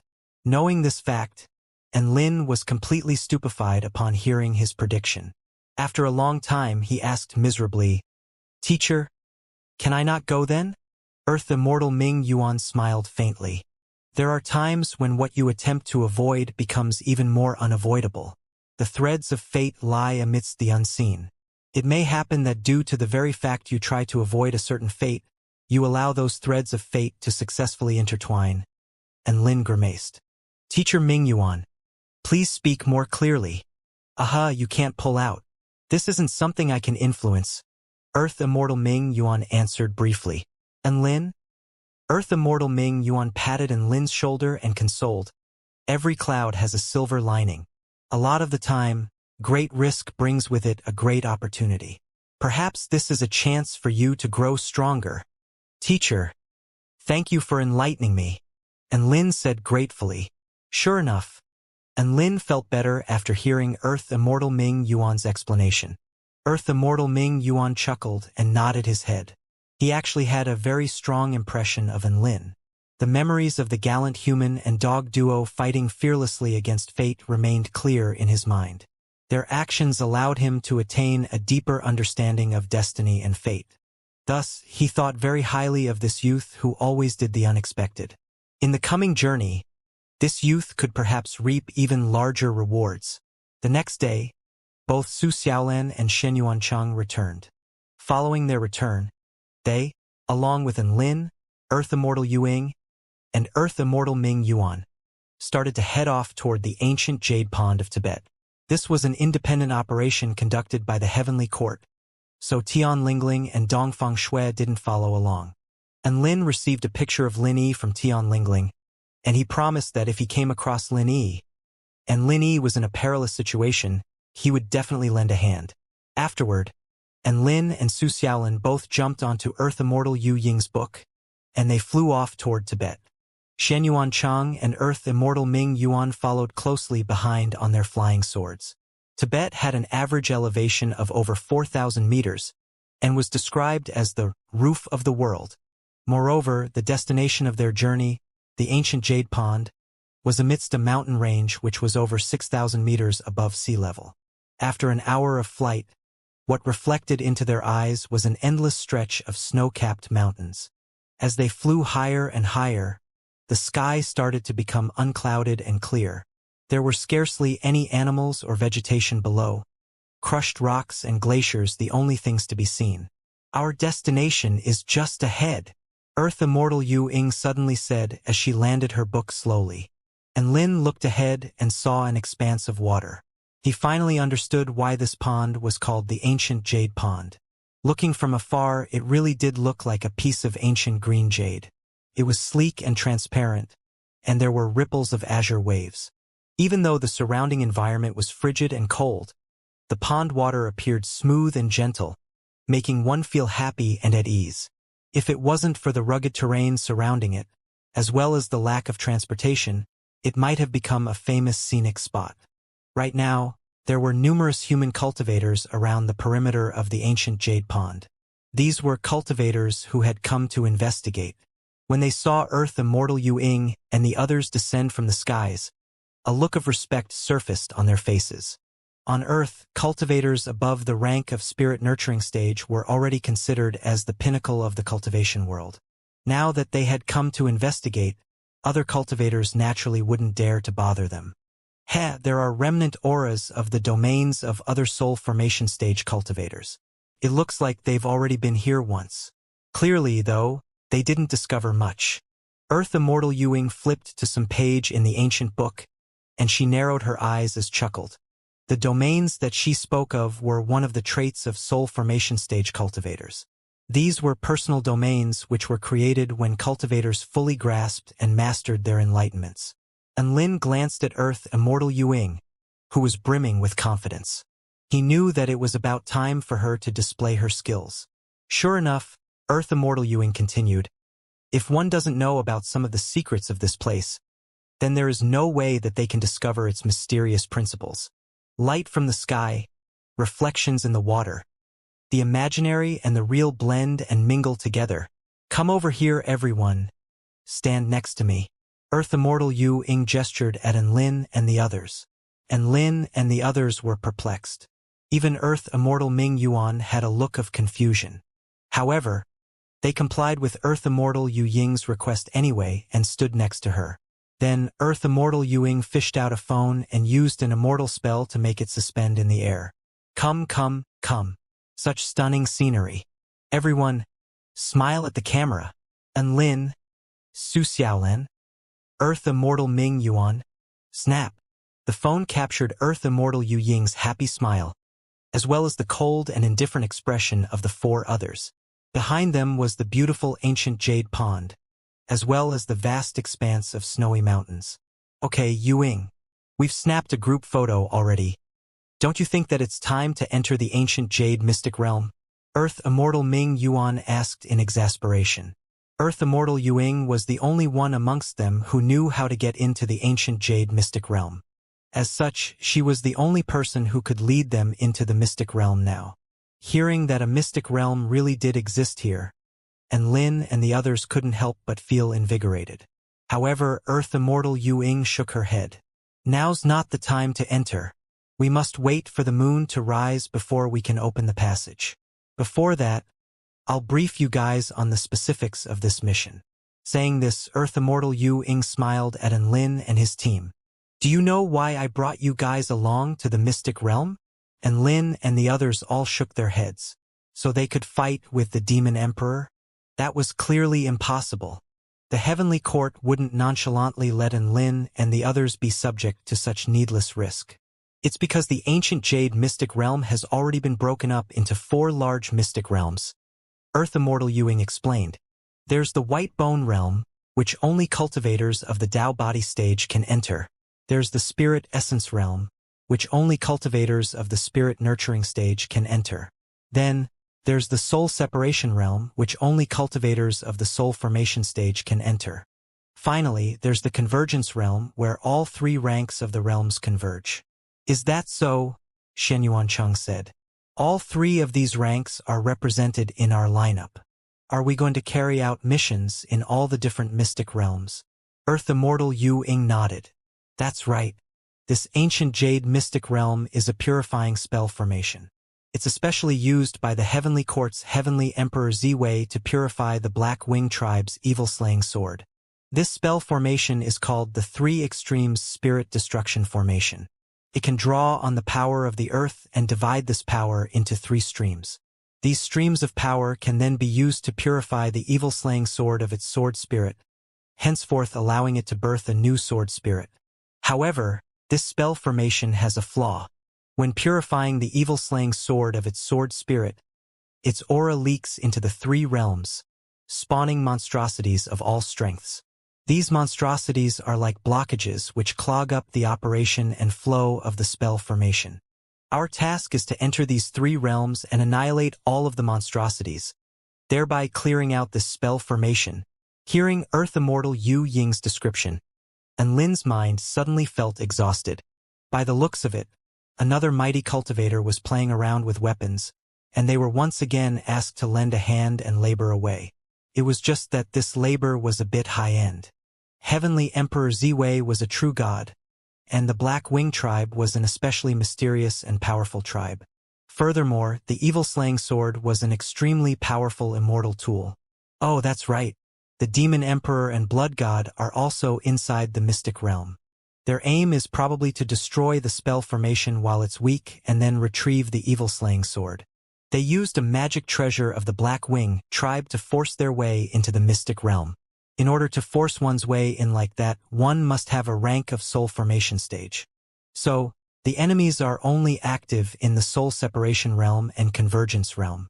You guys don't need to worry about these people at all. Earth Immortal Ming Yuan and I will destroy them all. Earth Immortal Yu Ying added. Destroy them all? Hearing this, and Lin's mind felt even more exhausted. Why, you ask? Because his blood was drawn for nothing. If the Demon Emperor and Blood God were both killed, what was going to be left for the human cultivators? The promise to give him a storage ring would also become void. Life really was full of surprises. Afterward, Earth Immortal Yuing continued to inform them of what they needed to look out for in the mystic realm. Night fell, and a bright moon was reflected in the waters. On the surface of the ancient jade pond, the white glow of the moon glimmered. It was as if the vast sky of stars and constellations was contained within this pond. On full alert, 5 people stood above the ancient jade pond. Earth Immortal Yuing took out a badge, and a streak of light shot into Enlin and the others' bodies. Lord of the Stars, Master of Manifestations, Myrtle Royal Law, Reflections and Illusions, shatter. Following this command, their bodies started to slowly shimmer and disappear, going from something to nothing. Finally, they disappeared from this world. Within the white bone realm, the sky was gray and murky. The lighting within the mystic realm was dim and gloomy, just like the rest of the entire region. A burst of light flashed past, and Enlin and Su Xiaolan descended into the white bone realm. A look of surprise appeared in Enlin's eyes as he looked at the white bones around him. Most of these were human bones, with some others being skeletons of unknown beasts. Skeletons and other remains were strewn all across the floor, producing a scene which appeared especially spectacular. This place is deathly still. There's no other life here. Enlin looked around in confusion. The black ground was littered with white bones, and the entire place seemed stagnant and dead. There were no living beings in sight. Still, don't be careless, Su Xiaolan said cautiously. Teacher Yuing said that this spell formation hasn't been cleaned out for a long time. There should be quite a lot of monstrosities gathered here. She had already drawn her sword. Enlin nodded and was on full alert as he walked forward. The white bone realm wasn't all that large, with an area of just 2 square kilometers. As the two of them walked through the white bone realm, it appeared as if the surrounding environment was also changing. Wisps of black mist rose from the floor, and this had Enlin and Su Xiaolan on high alert. Suddenly, a human skeleton walked out from the black mist directly in front on Enlin. This skeleton walked toward Enlin in an alluring manner, its left hand on its hips and its buttocks slightly raised. It tilted its head and asked in a soft and intimate voice, "Sir, is this servant beautiful?" Enlin, Su Xiaolan. Seeing the strange expression on their faces, the skeleton looked down toward its own body uncertainly. Then, it turned around speechlessly and walked back into the black mist. 3 seconds later, a seductive woman who was dressed revealingly walked out of the black mist. She provocatively caressed her breasts and licked her scarlet lips. "Sir, is this servant beautiful?" Enlin, Su Xiaolan. If it was this beauty, not the skeleton, who came out first, then perhaps their reactions would have been a bit more positive. Now, however, Enlin didn't hesitate for a second and instantly threw a mountain-quaking fist. Boom! The gigantic golden fist smashed into the beautiful lady, beating her back into her original form as a skeleton. The black mist in front of Enlin also started dissipating with the destruction of the skeleton. Perhaps we need to exterminate all the skeletons within the black mist before we can unlock the passage of this mystic realm. Watching the black mist vanish, there was a look of realization on Enlin's face. Su Xiaolan nodded in agreement. However, she knitted her eyebrows and scowled. Just on a visual estimate, these wisps of black mist number in the hundreds.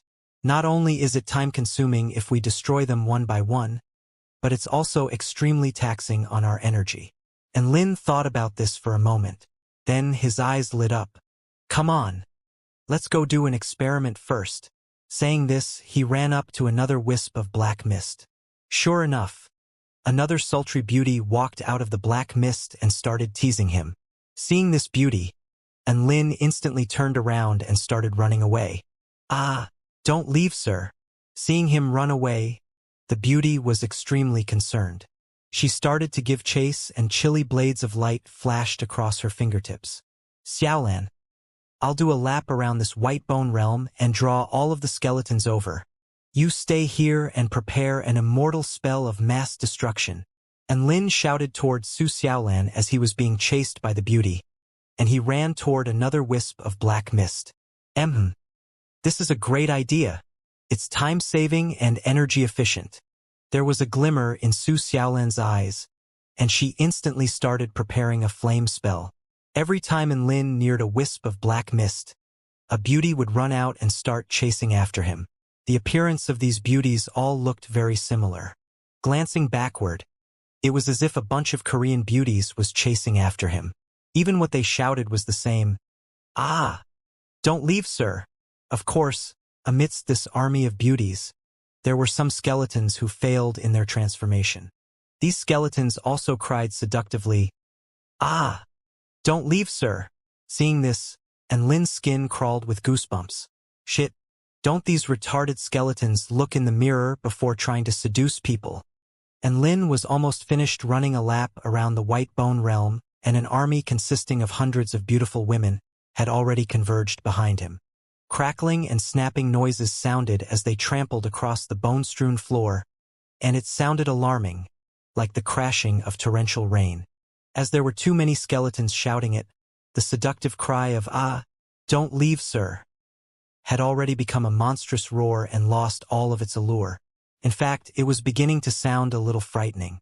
Elsewhere, Su Xiaolan had already finished preparing her flame spell formation. She had even used her sword to etch out a circle on the ground, signifying the range of the spell formation. And Lin glanced backward. Seeing that none of the beautiful ladies were lagging behind, he breathed a sigh of relief. However, there was also a slight hint of disappointment. Being chased by an army of beauties was actually quite a unique experience for him, because this was the first time he had been chased by so many beautiful ladies. Although he knew that they were fake, he still felt fairly jubilant. Once the entire army of beauties was within the circle, and Lin instantly accelerated and dashed out of the spell formation. Then he turned around and glanced at the chasing army. There was a golden glint in his eyes at this moment, and a supreme might fluctuated outwards. Instantly, over half of the beauties collapsed to the ground, unable to maintain their footing. Even the beauties who were exuding a strong aura faltered for a second. At the same time, Su Xiaolan formed a hand seal, and the ground encircled within the flame spell formation became blistering hot. A moment later, a soaring column of flames burst from the scorching floor. Boom! The searing flames enveloped all of the beauties within the spell formation. Within the flame spell formation, the beauties all reverted back to their original appearances. The skeletons screeched miserably, and they collapsed one after another. The flames gradually died down and vanished. The army of beauties had already turned back into white bones, and these were now scattered on the floor, black smoke rising from them. At the same time, the wisps of black mist within the White Bone Realm all started to dissipate. Mission accomplished.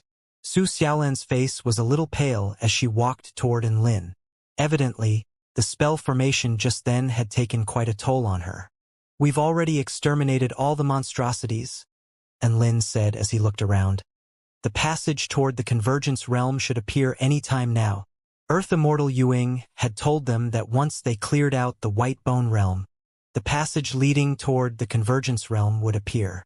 It was a one-way passage and would only allow one to pass from the White Bone Realm into the Convergence Realm. All Enlin and Su Xiaolan needed to do was wait at the entrance of the passage. Once Earth Immortal Yuing dealt with all the enemies in the Convergence Realm, she would notify for them to enter through a spirit seal. Suddenly, the earth started to tremor, and a gigantic white door started to appear in the White Bone Realm. Within the door was a pure white glow, and it was impossible to see what was inside. This was probably the passage linking the two mystic realms. "Let's go, we'll wait at the entrance of the passage," Enlin said. Tap, tap. Suddenly, footsteps could be heard coming from within the door. "Be careful. Something's coming over from the passageway."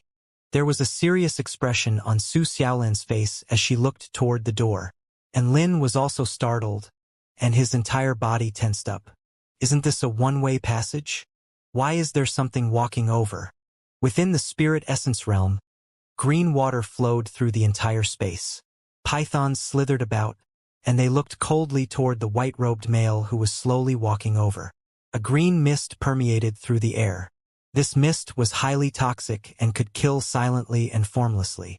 Xianxia walked with his sword in hand, and without exception, all the pythons which leaped at him were diced into bits.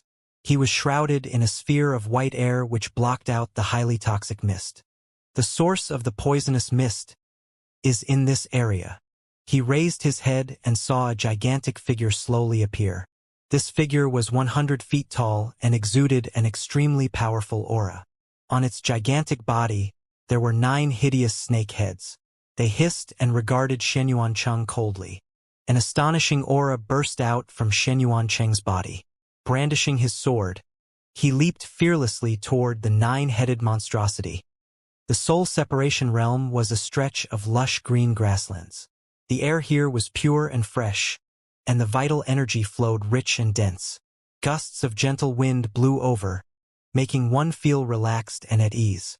Once Earth Immortal Yuing and Earth Immortal Ming Yuan entered, they saw a body lying abruptly on the grasslands. Resting on the grasslands was a corpse of a black dragon which spanned over 300 feet in length. It was dry and shriveled, and there were numerous wicked gashes on its back. Although it was already dead, the remnants of an astonishing might still emanated from it. This black dragon has been sucked dry of its blood essence. This was clearly done by the blood tribe. As Earth Immortal Yuing gazed at the dragon, bursts of golden symbols leaped from her book and melted into the corpse. Through the analysis of these golden symbols, she was able to sense the remnant energy within the dragon corpse. Finishing this analysis, she garnered a rough idea of the enemy's power. This dragon was attacked by 3 enemies. 2 were blood gods with a rank of around the soul formation intermediate stage. The other was probably the demon emperor that Enlin and the others spoke of. However, his powers seem a little strange. It doesn't really seem like he's transitioning into a member of the blood tribe. Regardless of whether the demon emperor is transitioning, all we need to do is slaughter him. Earth Immortal Ming Yuan chuckled softly. Let's get a move on. We can't let them continue analyzing and destroying the spell formation. Earth Immortal Yu Ying nodded. Both she and Earth Immortal Ming Yuan were cultivators of the soul formation final stage. Against those 3 enemies, it could be said that they would face no pressure. Then, the 2 of them walked toward the glowing door which led to the convergence realm. Within the white bone realm, the glowing door gradually became dim and gloomy. It wasn't because the white glow had softened. Rather, it was because a streak of darkness was slowly swallowing this light. Eventually, the passage became pitch black. Thump, thump, a thumping sound akin to a heartbeat came from within the passageway. This thumping became louder and louder, and it was as if it were tearing away at a final barrier. Xiaolan, do you know any way to escape from this mystic realm? This thumping noise made Enlin's flesh crawl, and his heart started beating faster. Su Xiaolan shook her head. Beads of sweat rolled down her forehead, and she was also feeling extremely terrified as she glanced toward the pitch-black passageway. A frightening aura seeped through the door into the white bone realm, causing their breathing to become difficult and labored. The original plan was for Earth Immortal Yu Ying and Earth Immortal Ming Yuan to clear out the enemies in the convergence realm. When that was done, they would notify Enlin and the others, thereby signaling it was safe for them to enter. However, the situation right now was clearly not right. Crack. A crack appeared in the gigantic door. Then it spread outwards like a spiderweb. A pair of pale and smooth hands suddenly stabbed through the door and ripped outwards. Boom!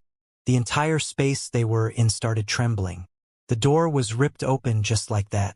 Forming into hurricanes, the devastating spatial turbulence whipped around the surroundings. Anything touched by this turbulence was obliterated, vanishing from the world. Dodging this violent burst of spatial turbulence, Enlin and Su Xiaolan retreated continuously.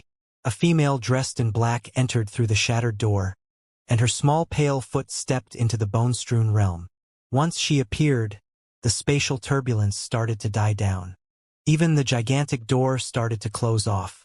This was a beautiful female, and her hair flowed behind her like silk strands. There was even a pair of black wings folded behind her. Black wings. Seeing this, Enlin's eyes widened. Could it be that this female was from the Black Wing tribe? The black-clothed female also became aware of their presence. When they glanced at each other, it felt as if her pitch-black and intense eyes were going to suck Lin's soul in. With just a single glance, a feeling of terror gripped at Lin and Su Xiaolan's hearts. They became so debilitated that they could barely stand up straight. She's too powerful. Under her glance, Lin felt utterly unable to resist. It was as if he were facing an endless abyss. The female in black didn't pay any heed to them, continuing to look around and shifting her gaze away, as if they were no more than dirt. A blood-red nail floated in the air beside her, emitting a strange red glow. Wrong place. Realm-piercing nail, continue. Following this chilly command, the blood-red nail started to quiver. Immediately afterward, it pierced toward the void. Boom! The void started to shatter, and a pitch-black tunnel appeared. The bone-strewn land started to tremor. This was already beyond simply tearing apart the void. It was clear that this spell formation had also been impacted greatly. Without glancing back, the female turned around and walked into the pitch-black tunnel. After she entered, the tunnel slowly started to disappear. Eventually, there was only silence. She left just like that? And Lin was in disbelief. He stood perplexed, gazing at where the tunnel had been. Maybe she simply sees us as harmless ants. Su Xiaolan laughed bitterly. And Lin finally came to his senses at this moment. A member of the Black Wing tribe has come over, and she's extremely powerful at that, he said urgently. Her target is most likely the evil-slaying sword. We must inform Teacher Yuing as soon as possible. How can we inform her? This spirit seal can only be activated by Teacher Yuing. Also, this spirit seal can only send two types of signals, burning and shining. Once the spirit seal burns, it signifies that we've entered the convergence realm. Now, however, there was a look of helplessness on Su Xiaolan's face as she held the yellow spirit seal. Hearing this, Lin also sighed. He took his phone out and found that there was no signal. He couldn't help but shake his head. There really was nothing they could do. I've also realized another problem. And Lin gestured around at the empty white bone realm. It seems like the female shattered the passage which leads to the convergence realm. Moreover, Teacher Yuing can't enter here due to rank restrictions. Are we going to be stuck here forever? Su Xiaolan blinked her beautiful eyes as she realized the severity of this problem. However, she couldn't come up with any ideas either, and could only sit down in defeat, an anxious look on her face. In the spirit essence realm, the last head of the nine-headed monstrosity was sliced off by a white sword projection, and its humongous body crashed onto the floor. Shenyuan Cheng flicked his sword, ridding it of the monster's blood. There was a look of exhaustion on his face, but luckily he wasn't injured. As the nine-headed monstrosity collapsed, the toxic mist permeating through the air also started to slowly dissipate and vanish. A pure white door materialized. Aha, all I have to do is wait for the spirit seal to burn. Then, I can enter. Shenyuan Cheng thought aloud as he looked at the spirit seal in his hand. After a while, the spirit seal in his hand suddenly shone brilliantly. Huh? What does it mean if the spirit seal shines? We didn't discuss this beforehand. Shenyuan Cheng was stumped as he looked at the spirit seal. Could it be that Teacher Yuing sent the wrong signal? Did she actually want the spirit seal to burn? Glancing at the glowing white door, Shenyuan Cheng became hesitant. To enter or not to enter? And Lin and Su Xiaolan's spirit seals also started emitting a brilliant light. However, there was absolutely nothing they could do apart from stare at the spirit seal dazedly. Just as they looked at each other speechlessly, a white glow suddenly radiated from within their bodies. This is... A look of joy appeared in Lin's eyes. He recalled that this was also what had happened when they entered the mystic realm. That was to say, this white glow could teleport them directly out of the mystic realm. Sure enough, their bodies started to shimmer, eventually disappearing from the white bone realm altogether. All Lin and Su Xiaolan felt was their surroundings blur before they found themselves back next to the ancient jade pond. Once they arrived back at the ancient jade pond, their expressions changed drastically. This was because the surroundings of the ancient jade pond had already transformed into a deadly battlefield. Vital energy swarmed about, and the rumbles of immortal spells were unceasing. The human cultivators were locked into battle with the Blood Tribe army, and cries of battle echoed throughout the entire battleground. In the distance, a bloody pool blanketed the ground. A male with golden hair and crimson eyes stood in the center of this blood pool, and with a strike of his palm, he swatted away the lightning which flashed before him. Then, he summoned 1,000-feet-long blood dragon which, bringing with it an astonishing might, slithered toward the lightning-shrouded cultivator. "That's Long Hu's sect leader, Heavenly Teacher Zhang," and Lin exclaimed. The golden-haired male on the ground emitted a powerful aura, and it was most likely that he was a blood god. Up in the sky, a handsome male with black wings was standing guard next to a pitch-black entrance. 3 cultivators: Wudong's sect leader Taoist priest Xuyun, Kunlun Immortal Sect's sect leader Spirit Child Shi, and Xianxia Immortal Sect's sect leader Taoist Yumu, attacked him together yet were still unable to subdue him. Down on the ground, hundreds of human cultivators battled with the army of the Blood Tribe. The Blood Tribe had mobilized many personnel, and they both outnumbered and outgunned the human cultivators. However, the blades of the human cultivators were all smeared with an especially poisonous blood. Once a member of the Blood Tribe was injured by one of these blood-smeared weapons, they would instantly die from the poison. Even Blood Kings were unable to avoid this fate. Thanks to this poisonous blood, the human cultivators currently held an advantage in the battle. And Lin, who would have thought that your blood would be so useful? There was a look of astonishment on Su Xiaolan's face as she looked toward the countless powerful Blood Tribe members who were collapsed to the floor and frothing at the mouth. She had heard Lin mention before that his blood could poison even Blood Kings to death. She was a bit skeptical when she first heard this. However, now that this scene was laid out before her, she was absolutely stunned. There was another burst of white light next to the ancient jade pond. Shenyuan Chang appeared next to the pond with a look of bewilderment on his face. He was confused as to why he was teleported out before he could even enter the Convergence realm. Earth Immortal Yuing and Earth Immortal Ming Yuan also appeared next to the ancient jade pond. They were both severely injured and looked to be in sore straits. "Hurry up and escape. Return to Baiyun Temple and contact the Heavenly Court. Just tell them that Dark Night has come." Earth Immortal Yu Ying's voice suddenly sounded in Lin, Su Xiaolan, and Shenyuan Cheng's mind. It boomed like thunder and gave them a start. Shenyuan Cheng reacted insanely quickly, and he instantly got on his sword and flew toward Lin. A crack suddenly appeared in the sky. Immediately afterward, a female walked out of the crack with her wings flapping. She held a pitch-black sword in her hands, her aura vast and profound. 2 golden-haired, crimson-eyed blood gods stood respectfully behind her, their heads slightly bowed. This female had a very prestigious status. She was Dark Knight, ranked in the Return to Void stage and a member of the 12 Monarchs. The 12 Monarchs were part of the Black Wing Tribe, a tribe allied with the Blood Tribe. The Sword Spirit has successfully broken free from the 3 Extremes Spirit Destruction formation already. Demon Emperor, with you as the new Sword Spirit, I won't treat you unfairly. Now, I'll let you drink the fresh blood of these cultivators to your heart's content. Dark Knight looked toward Earth Immortal Yuing and Earth Immortal Ming Yuan. They activated their defensive spell formations, yet these were already beaten and cracked from their previous battles.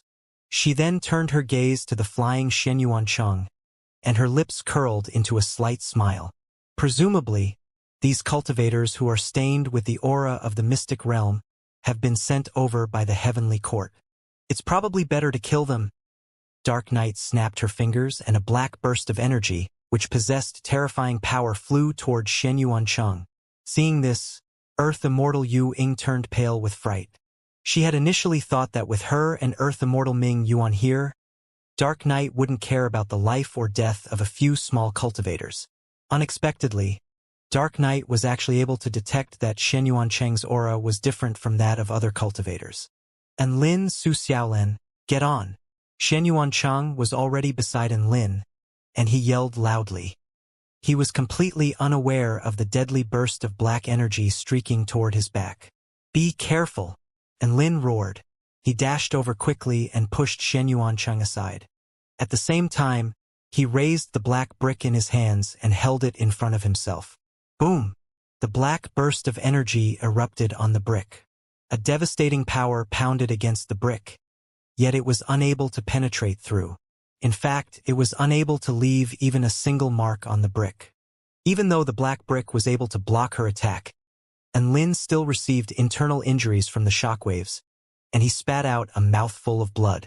The black brick he held in his hands was none other than the chaotic alloy brick which he had won in the system lottery. Hardest in the world, it indeed lived up to that claim. Seeing that the burst of energy was blocked by a cultivator of the 10th stage Dao body, Dark Knight also became slightly dazed. Interesting. Let me see how you dodged this strike. The evil-slaying sword floated in the air, its sword tip pointing toward Lin. She smiled calmly and snapped her fingers again. How powerful would an immortal weapon be when wielded by a mighty cultivator of the Return to Void stage? With just a flick of their fingers, they would be able to kill a cultivator of the Soul Formation stage. The evil-slaying sword drew a deadly arc, its dazzling black glow the salient color in the skies. Under the strike, space also became viscous and dense. It was as if Shen Yuancheng and Su Xiaolin's bodies had been shackled, and they could only watch on dazedly. A feeling of death enveloped Lin's body as he gazed at the approaching evil-slaying sword, and his mind went completely blank. This was an unstoppable power. This was a power which made one despair. Right at this moment, however, a figure suddenly appeared before him.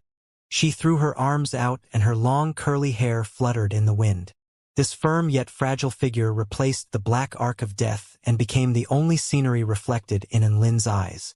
A gigantic ancient book was suspended before the female, and a brilliant golden light erupted from it. Countless golden symbols scattered into the surroundings, forming a domain and facing off against the strike of the evil-slaying sword. The evil-slaying sword faltered for a moment as it cut through the golden domain and pierced into the ancient book. Soon after, though, an even more astonishing burst of black energy erupted from the evil-slaying sword, and it viciously pierced through the ancient book. Eventually, the pitch-black sword continued forward and pierced through the body standing in front of Lin. Although the female's body was pierced, she gripped tightly onto the sharp blade. Bursts of golden symbols enveloped the sword, causing the congealed air to return to normal. "Run!" she cried with blood seeping out of her mouth. "Teacher, why did you have to go so far?" And Lin's eyes reddened as he looked at the resolute figure standing in front of him. He was merely a weak cultivator with a rank of 10th stage Dao body. Why would she, a cultivator of the Soul Formation final stage, sacrifice herself to save them? It wasn't worth it. Earth Immortal Yu Ying's beautiful face had already turned pale, yet she still squeezed out a smile toward Lin. "You're already calling me teacher. Do you still need to ask me why? Isn't this reason enough? I'm your teacher." Upon hearing Earth Immortal Yu Ying's answer, Lin's whole body trembled slightly as he stared at the figure in front of him, seemingly in a daze.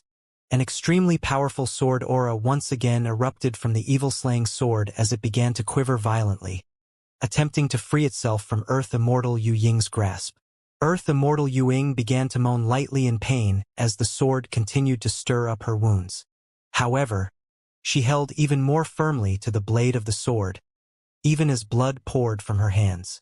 She began to release golden seals from her hands, temporarily suppressing the power of the sword. "What are you still doing here? Run!" Earth Immortal Yu Ying yelled. In the distance, Earth Immortal Ming Yuan charged toward the Dark Knight monarch of the Black Wing tribe while wielding a longsword, in an attempt to buy time for Lin and his group to escape, but he was stopped in his tracks by the two blood gods stationed behind the Dark Knight monarch. Shen Yuancheng flew toward Lin with his sword acting as a vehicle beneath him. "Lin, get on here. We have to run." However, Lin shook his head at Shen Yuancheng. "We won't be able to escape. What do you think the chances of escaping from Return to Void stage cultivators would be for Spirit Nurturing stage cultivators like us? I don't care how slim our chances may be. Are you going to let Master Yu Ying's efforts be in vain?" Shen Yuancheng glared at Lin, his usual calm demeanor crumbling in the face of his rage. and Lin shook his head once again. It doesn't have to be like this. If we were to run now, we'd most likely all die here. However, there is a second option. Xianxia looked at Lin with confusion written on his face, clearly not sure what he was getting at. But he quickly recalled something and his expression changed upon this recollection. Don't tell me that you're planning on using that technique. That's right, if I use that technique, maybe everyone would have an opportunity to survive. Master Yuing is willing to sacrifice herself for us. Why shouldn't I return the favor? And Lin did not know why, but he felt as if a heavy load was lifted from his shoulders upon saying this. Without the soul-locking ice coffin from the university, nor Chang'e's second-grade immortal pills, he may actually die this time.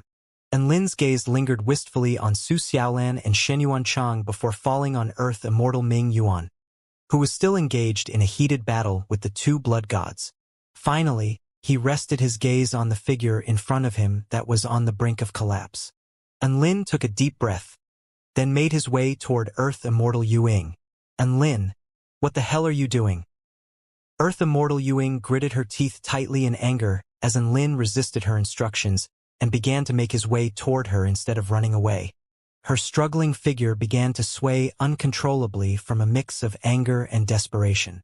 Even the Dark Knight monarch, looking on from midair, was slightly taken aback, clearly not expecting a cultivator of a mere 10th stage Dao body to do what he was doing now. Master Yuing, thank you. And Lin felt as if those were perhaps his final words. After saying this, he looked toward the woman in black garments standing in midair before extending a finger towards her. Finger of the heavenly Tao.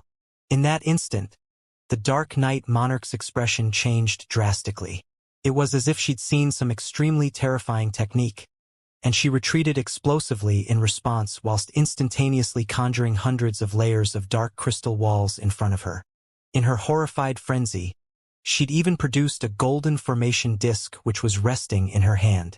3 seconds later, there was still no change whatsoever to Lin's finger. Cold sweat began to manifest itself on the Dark Knight monarch's forehead. She glared extremely cautiously at Lin's finger, wondering to herself why he hadn't unleashed his technique. And Lin was also sweating bullets at this time. This was exactly the same finger of the heavenly Tao technique as last time. Why was there no effect? 1 minute later, and Lin continued to maintain the same pose and his shoulder was starting to ache a little. But he didn't dare to move. The Dark Knight monarch was also expending a lot of power maintaining her defensive techniques. But she also did not dare to let her guard down. Her intuition for danger and death was always very accurate. She truly did feel an extremely terrifying power from Lin's finger, a power that could spell her death, even though the power in that finger seemed to have long vanished. But the Dark Knight monarch knew that this cultivator was definitely waiting for her to let down her guard before striking. She wasn't going to fall for that. Pua? Earth immortal Yuing spat out a mouthful of blood before kneeling heavily onto the ground, her body no longer capable of holding itself upright. Master! And Lin turned to look toward Earth immortal Yuing, panic growing in his heart at her worsening condition. Taking advantage of Lin's moment of distraction, the Dark Knight monarch unleashed a palm toward him. The power of her palm pierced through space, instantly colliding with Lin's body. And Lin felt an indescribably huge amount of power enveloping him, as if his body was going to be shredded into pieces by that one palm. His body flew hundreds of meters through the air like a cannonball, before finally colliding with a mountain, where he created an indentation on the side of the mountain upon contact. If it wasn't for the Earth Lotus supreme skill that Lin had cultivated to strengthen his body to the extreme, that one palm would have surely taken his life. However, even though he was not immediately killed, he was still in dire straits. Blood mixed with fragments of his internal organs spilled out of his mouth as his whole body trembled uncontrollably.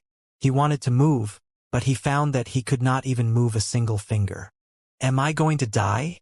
And Lin smiled bitterly as his gaze rested on Shen Yuanchang and the others, his heart unwilling to accept the stark reality facing him. As the situation was now, wouldn't everyone die anyway? Why was it that just when he worked up the determination to sacrifice himself, something like this happened? The Dark Knight monarch looked on at Lin's grievous stage, also feeling quite surprised. She had always thought that this inconspicuous cultivator was some mighty figure who was hiding his true power. But seeing how the situation had unfolded, it seemed she overestimated him. Aside from extreme durability, it seemed like there was nothing special about him. At most, he perhaps also had some sort of extreme bluffing technique to swindle opponents. Even though that was her thought process, the Dark Knight Monarch still wouldn't underestimate Lin, and she was going to kill him with her full power now. Eternal night. A cold voice sounded from the Dark Knight Monarch's lips. Instantly, the sky became pitch black, obscuring the stars and even dimming the glow of the moon. All the cultivators on the ground widened their eyes at the darkening sky. A few soul formation stage cultivators' pupils contracted drastically upon seeing this, a sense of hopelessness welling up in their hearts. Sword come! The Dark Knight Monarch gripped the air with her hand. Instantly, a dense column of darkness began to surge violently, before gathering to form a dark long sword several hundred meters in length. The long sword suddenly materialized in midair, radiating a terrifying aura, forcing all Blood Tribe warriors and human cultivators alike to kneel on the ground, as if pledging inferiority to their monarch. And Lin grimaced at her insanely powerful technique. Why the fuck would you use a technique like this on a cultivator of a mere 10th stage Dao body cultivation base? It was like killing an ant, but using a fucking nuclear bomb to do so. What a massive waste. However, Lin was completely unable to move, let alone resist. All he could do was ridicule his opponent one last time in his heart. Ding dong. Detected that host is facing an extreme threat. Are you willing to sacrifice a fifth of your life force? You will obtain unimaginable power as a result. And Lin's heart trembled slightly. Sacrifice a fifth of his life force? Obtain unimaginable power? Are you kidding? If he could rescue Shen Yuanchang and his friends, what complaint would he have even if he had to sacrifice all of his life force? I accept. At the conclusion of Lin's sentence, the gargantuan dark sword began to descend, annihilating all in its path. The whole mountain was instantly engulfed in darkness, before crumbling and finally disappearing from existence. Swarms of dark sword aura descended from all directions, engulfing the huge mountain and encapsulating Lin's body within. But this power could not even make a scratch on him. A black symbol appeared on his forehead, taking on the shape of a sharp sword. And Lin took one step, closing a distance of many kilometers, taking him to where Earth Immortal Yuing was. And Lin! Su Xiaolan let out a yell upon seeing Lin alive and well, before charging toward him with red eyes and enveloping him in a tight hug. And Lin could feel that the soft, delicate body in his arms was trembling at this moment, seemingly with sobs. He patted Su Xiaolan's back gently. Sorry to make you worry. He gently pushed Su Xiaolan aside after apologizing. Wait for me. I have to do some other things first. Shen Yuanchang also let out a sigh of relief at the sight of Lin's return. Master! And Lin knelt down on one knee beside Earth Immortal Yuing. Earth Immortal Yuing struggled to raise her head. Her lips moved, but she no longer had the energy to say anything. As beautiful as she once was, her body was now frail to the extreme. Not only had all of her hair turned white and wrinkles lined her entire face, her aura had also dimmed to an extremely weakened state. The evil-slaying sword glowed with a black aura, pulsing rhythmically. It was clear that the sword was constantly absorbing Earth Immortal Yu Ying's vital energy. And Lin gripped the hilt of the sword, his expression thunderous with rage. What you've absorbed, spit it all back up. Boom! A terrifying sword aura erupted from the evil-slaying sword, transmitting straight into Lin's hand in an attempt to beat him into submission. And Lin tightened his grip on the sword hilt, an indescribable sense of pressure immediately vanquishing the evil-slaying sword's sword aura. Even the sword spirit of the Demon Emperor was instantly wiped away by this destructive aura. The sword began to quiver as the flow of vital energy reversed itself, flowing back into Earth Immortal Yu Ying's body. Soon, her face began to regain some color, and her skin became smooth and fine once again. And Lin, how did you... Earth Immortal Yuing stared at Enlin with incredulity in her eyes as her body began to regain its former vitality. Enlin smiled warmly. Master, bear with me. This is gonna hurt a little. After saying this, he pulled the evil-slaying sword out of Earth Immortal Yu Ying's body in one swift motion. Ow! Earth Immortal Yuing chewed heavily on her bottom lip, but still couldn't help but moan slightly at the acute pain. However, her wounds ceased to hurt almost instantaneously. Earth Immortal Yuing stared blankly at the palm resting on her chest as it glowed with a white light. This was the most basic healing immortal spell, but in the hands of Enlin, it immediately healed her wound, which was saturated with remnants of return to void-level destructive power. At this exact moment, an extremely terrifying power began to manifest itself in the air. The Dark Knight Monarch finally initiated her second attack. She'd already convinced herself that the seemingly feeble cultivator beneath her was some mighty figure that was hiding his strength. Hence, she chose to unleash her most powerful magical ability of all, Darkness of Origin. The darkened skyline descended toward Enlin, as if the sky was falling, bringing with it the destructive power to wipe away everything in this world. Countless human cultivators were all in shock upon seeing this, immediately choosing to get as far away from the scene as possible. Even the Blood Tribe warriors escaped the battlefield in a frenzy, as if their very lives depended on it. It was clear that this was an attack that did not differentiate between friend and foe. Its sole purpose was to wipe away all living beings on the ground. Has Master Dark Knight gone crazy? How could she use this technique? She doesn't give a shit whether we live or die. Quit the chit-chat. Let's get out of here.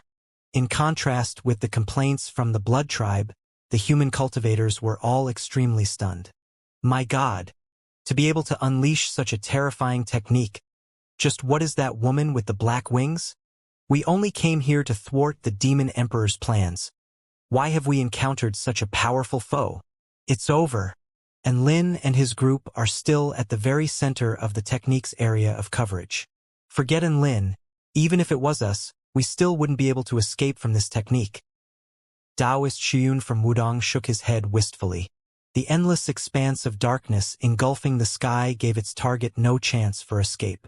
The skyline fell at a drastic rate, engulfing the mountains surrounding the mountain wherein Lin was situated. Even Earth Immortal Ming Yuan had ceased his fighting with the blood gods to look toward the terrifying spectacle that was about to befall them, his face contorted with rage and an unwillingness to accept their fate. And Lin, behind you. Earth Immortal Yuing had already detected that Enlin seemed to be in a state vastly different from how he usually was, but she still couldn't help but let out a yell of warning as the terrifying attack descended upon them. Don't worry. Enlin nodded before casually swatting a hand towards the air without even turning his back. Bam! The sky crumbled into pieces from the force of his palm. No, to put it more precisely, it was the darkness of origin that the Dark Knight Monarch had unleashed. The technique harboring enough power to annihilate heaven and earth was dispelled by a casual slap from Enlin. There was no terrifying release of power, nor any earth-shattering techniques. It seemed as if Enlin merely smeared his hand onto the skyline, and the endless expanse of darkness dissipated into nothingness. The powerful aura emitted from the figure in midair was immediately impeded. The stars and the moon reappeared in the clear night sky. Countless cultivators and members of the Blood Tribe raised their heads in a daze, unable to believe their eyes. Even Earth Immortal Yu Ying let out a yelp of surprise while staring at Enlin with eyes filled with incredulity. Done. Enlin nodded as the white light from his palms dissipated. Master, you're now fully healed. Next, I'm going to exact revenge on those who did this to you. Earth Immortal Yu Ying nodded with a dazed expression upon hearing Enlin's words. Enlin smiled slightly before turning his gaze toward the sky once again. The Dark Knight Monarch's face was also filled with incredulity, completely devoid of the cold calmness she previously exuded. The darkness of origin was her most powerful magical ability. For it to be casually dispelled by a palm, how could she remain calm? You? Who the hell are you? Who am I? Enlin glared at the woman in the sky. I am Enlin, the student of Master Yu Ying. He took a step forward upon finishing his reply and immediately appeared in front of the Dark Knight Monarch. Her pupils contracted drastically, but before she could even react, the evil-slaying sword had already been embedded into her chest. The extremely terrifying power of restriction immediately sealed away all of her power. The Dark Knight Monarch's pitch-black eyes stared at the man in front of her, incredulity running amok in her heart. She couldn't even see how Enlin had suddenly appeared in front of her. Teleportation? No, teleportation would trigger fluctuations in the fabric of space and time. The man in front of her had clearly appeared where he was from that single step he took. His one stride completely disregarded distance as well as space and time, as if all of it was meant to be. What you did to my master, I now bestow upon you hundredfold, thousandfold. And Lin glared coldly at the Dark Knight Monarch as the evil-slaying sword began to release a powerful black aura, absorbing her blood essence in a wild frenzy. Ah! The Dark Knight Monarch's body began to tremble. Her energy, cultivation base, and life force began to dissipate very quickly. Even her conscience was slowly being ground away. All the while Enlin was maximizing the pain bestowed upon her. Her whole body was racked in extreme pain, causing her to let out a heart-wrenching cry. Master Dark Knight! The handsome man guarding the opening of the dark tunnel fell into a frenzy of rage upon seeing the scene unfolding before him. He spread his huge black wings wide open and flew toward Enlin with a silver spear in his hand. Stop! He stabbed his spear forward, producing an impenetrable wall of tens of thousands of spear thrusts, painting the whole sky white. Be quiet! And Lin stabbed a finger toward the man with his left hand.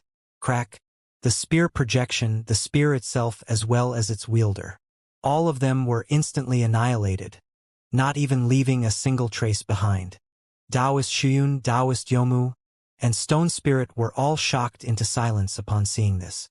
The man who was just annihilated was a Black Wing warrior powerful enough to easily fend off the three of them at once. But powerful as he was, and Lin managed to kill him with just a single finger? The rest of the Blood Tribe warriors all began shitting themselves after witnessing Enlin's might, and they all hurriedly escaped in a frenzy. Enlin extended a single hand toward heaven and earth and feigned a grabbing motion. To use the heavens as a trapping net, and the earth as an execution instrument. Boom! The ground shook thunderously as Enlin closed his grip. An irresistible restrictive power descended from the heavens, rendering all the Blood Tribe warriors immobilized. Immediately after this, a destructive power capable of annihilating everything began to rise from the earth, mercilessly ripping all the Blood Tribe warriors into shreds. Even the Blood Gods, who possessed extraordinary vitality, were unable to escape the fate of having both their bodies and souls crushed into oblivion. Thus, the Blood Tribe army fell to a single palm from Enlin. All the human cultivators stared up at the man who was standing in mid-air, shocked into silence. Is this really the Enlin that I know? The Poison Lord is truly frighteningly powerful. It's over. I still have his blood on my sword. Is he going to exact revenge on me for that? All the cultivators on the ground were discussing amongst themselves. But it was without a doubt that all of them looked up to the figure in the sky as if they were witnessing a god in action. In comparison, the Dark Knight Monarch, who had previously appeared nightmarishly powerful, was nearing the end of her life. Her features gradually aged, to the extent that her dark hair was now white as snow and her presence had also diminished to the point of blinking in and out of existence. She could no longer feel any pain as her power, soul, cultivation base, and life force were all on the brink of completely dissipating. All she could feel was a sense of hopelessness at her inevitable death. I saw you as mere trash before, but now, I am probably trash in your eyes instead, right? The Dark Knight Monarch spoke to Enlin in a hoarse voice. She no longer had any strength to resist her fate now. She was once a true monarch of the Black Wing tribe, stepping over everything that was weaker than her. But now, she was being stepped on like a piece of trash herself. Enlin looked at her coldly and shook his head. I won't use my strength to dictate one's right to live. In my eyes, you are only the culprit who attempted to kill my master. Just like how Master Yuing wouldn't discriminate in her treatment of me solely based on my cultivation base. In her eyes, I am her student, Dark Knight Monarch. Her eyes began to slowly glaze over as a barely detectable hint of sadness appeared in them before disappearing in an instant. And Lin did not waste any more of his words. He gripped the hilt of the evil-slaying sword and cut downwards with one powerful motion. The Dark Knight Monarch's body imploded into nothingness, disappearing completely. The black symbol on Lin's forehead began to become less pronounced, almost completely fading away. He grabbed her storage ring before taking another step and coming to the opening of the dark tunnel. This should be the passageway to the Black Wing tribe. It's a pity I don't have enough time. Otherwise, I'd be sure to pay them a visit. And Lin stared into the passageway before unleashing a fist toward it. Crack. The tunnel crumbled under the force of his fist, beginning to collapse in on itself. It's all over? And Lin sighed lightly as the black symbol on his forehead began to disappear. Suddenly, he felt as if he'd lost all his strength. His body swayed as extreme exhaustion began to set in. Soon after, he lost vision and blacked out, collapsing onto the ground. Su Xiaolan and his friends all rushed toward Lin as they anxiously and carefully helped him up from the ground. After confirming that all his vital signs were normal, everyone let out a collective sigh of relief. Phew! Luckily he didn't explode this time. Su Xiaolan stared at Lin with fear lingering in her eyes from past memories before her worried expression began to ease a little. The scene of Lin self-detonating after using the finger of the heavenly Tao was still clear in their memories. If Lin really did self-detonate this time, they really had no way to bring him back. Lin has once again created a miracle. Fate. It really is a wonderful thing. Earth Immortal Ming Yuan stared at Lin, still not quite able to believe he'd just survived the prior disaster, his expression full of shock and contentment. Each time he witnessed Lin work his magic, his understanding of fate seemed to deepen a little bit. Perhaps if he were to experience something like this 2 or 3 more times, he could utilize that as an opportunity to finally break through to the return to void stage. What everyone failed to notice was, just as the black symbol disappeared from Lin's forehead, something that transcended matter and was not part of the great Tao left his body. It pierced through the mortal world and merged into the Taichu continent. Heaven and earth remained unchanged, and the living beings on the Taichu continent couldn't notice any kind of change. But in truth, the heaven and earth had already undergone a transformation, making some things appear to be more justified. In the central region of a place filled with ancient evil demons located in the outer stretches of the Taichu continent, a snake woman with the lower body of a snake and the upper body of a human opened her eyes, which seemed to be shimmering with the bright stars of the great Tao. A brilliant ray of light began to radiate from the heavenly rainbow stone held in her hands, immediately purifying all the evil demons within a radius of several hundred kilometers.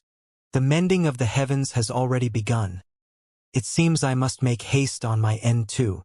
The woman rose into the air atop a rainbow cloud, disappearing into the distance in the blink of an eye, moving toward somewhere even further away on the continent. 3 days later, Lin finally awoke.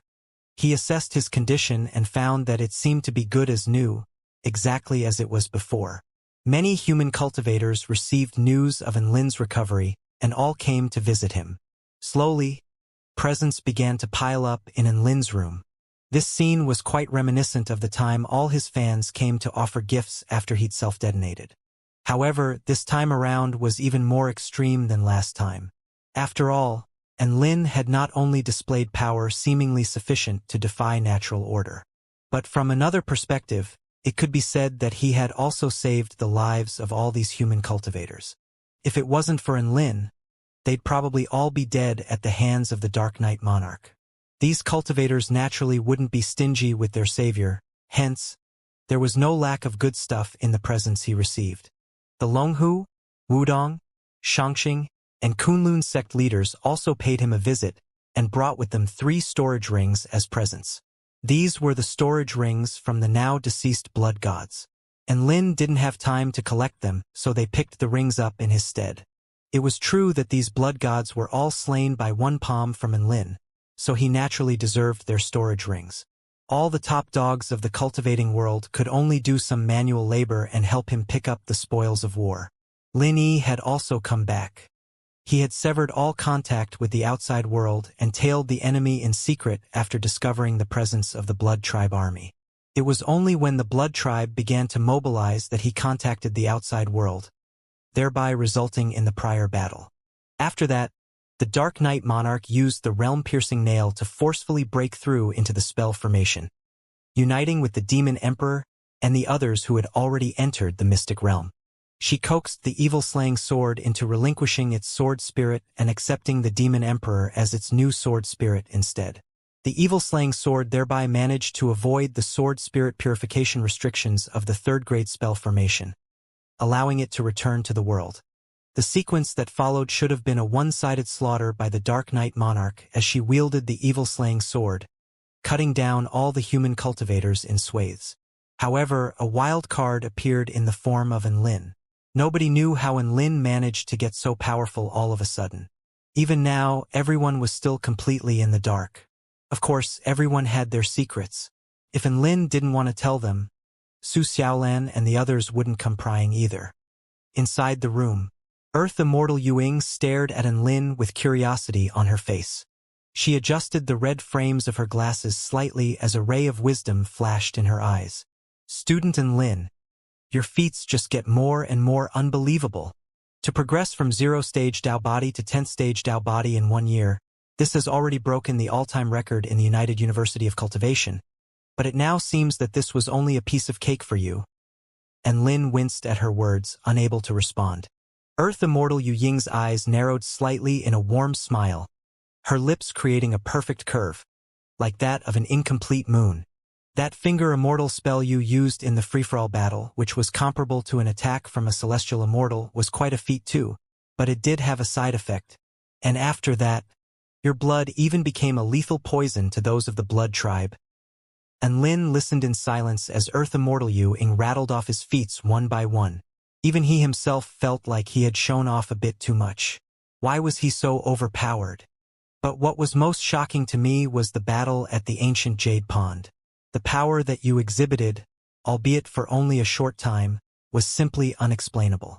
Power even able to completely outclass the Dark Knight Monarch of the Black Wing Tribe. She shuffled closer and closer to Enlin as she spoke, her face stopping just short of Enlin's. Tell me, are there any side effects of the power you used? Enlin's heart trembled slightly, but he still maintained a nonchalant smile on his face. Of course there's a side effect. What is it? Earth Immortal Yu Ying asked worriedly. The side effect is... Enlin adopted a mysterious expression.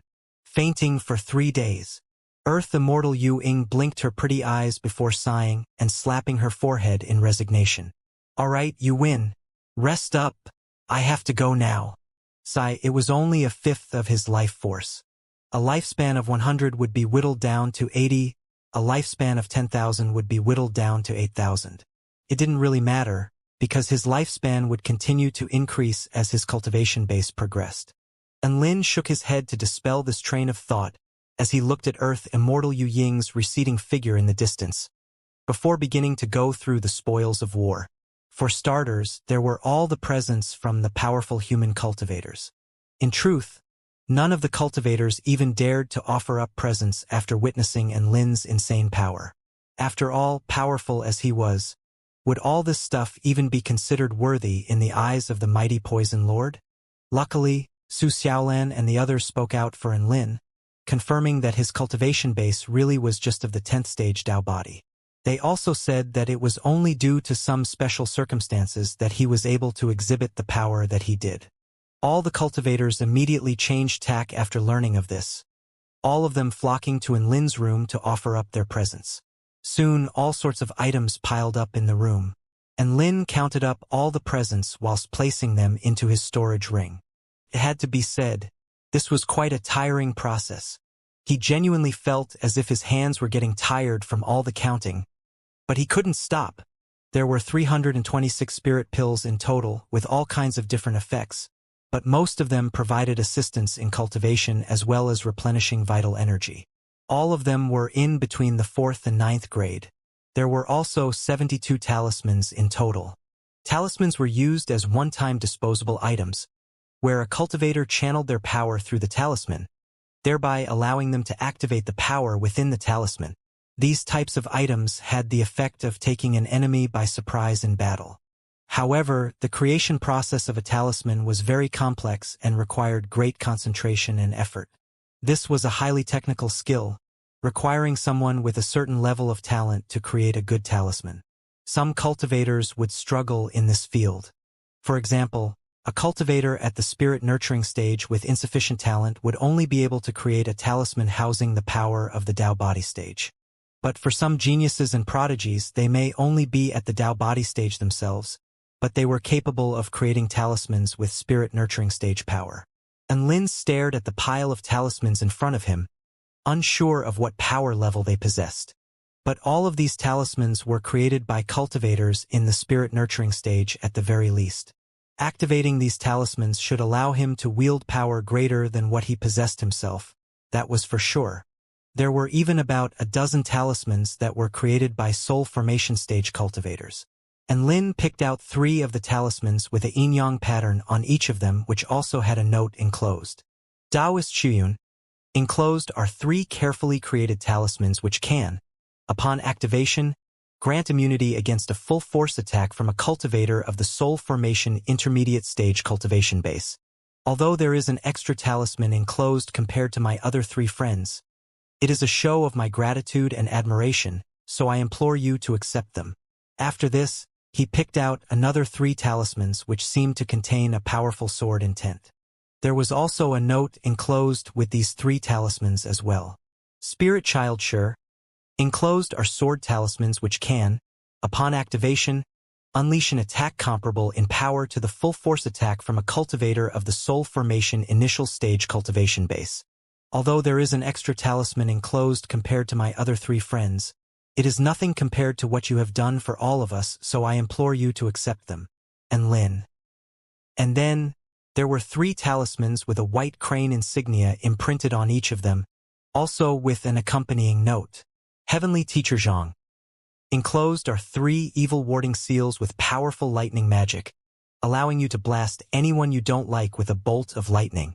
Although there is an extra talisman enclosed compared to my other 3 friends, these talismans can help you flex, so I implore you to accept them. Lastly, there were 4 talismans with a vast aura emanating from them, of course with a note enclosed as well.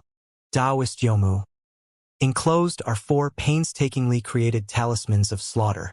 Although this is twice the amount given compared to my other 3 friends, there is also twice the amount of love enclosed. I implore you to accept them.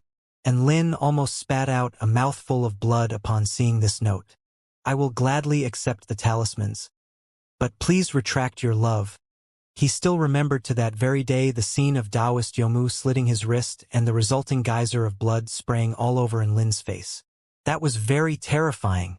And Lin looked at the notes from these 4 mighty figures, slowly grasping what had most likely happened. It was likely that the 4 of them had made an arrangement to gift 2 talismans each. But what they didn't expect was that all 4 of them were plotting something else. In the end, it was the crazy Daoist Yomu who won the competition, increasing the prearranged amount by 2-fold. And Lin looked at the 13 talismans, his heart fluttering with joy.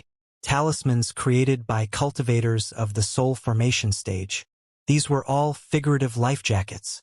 Having stowed away the talismans, he also packed all the formation's discs, spirit stones, and spirit medicine into his storage ring.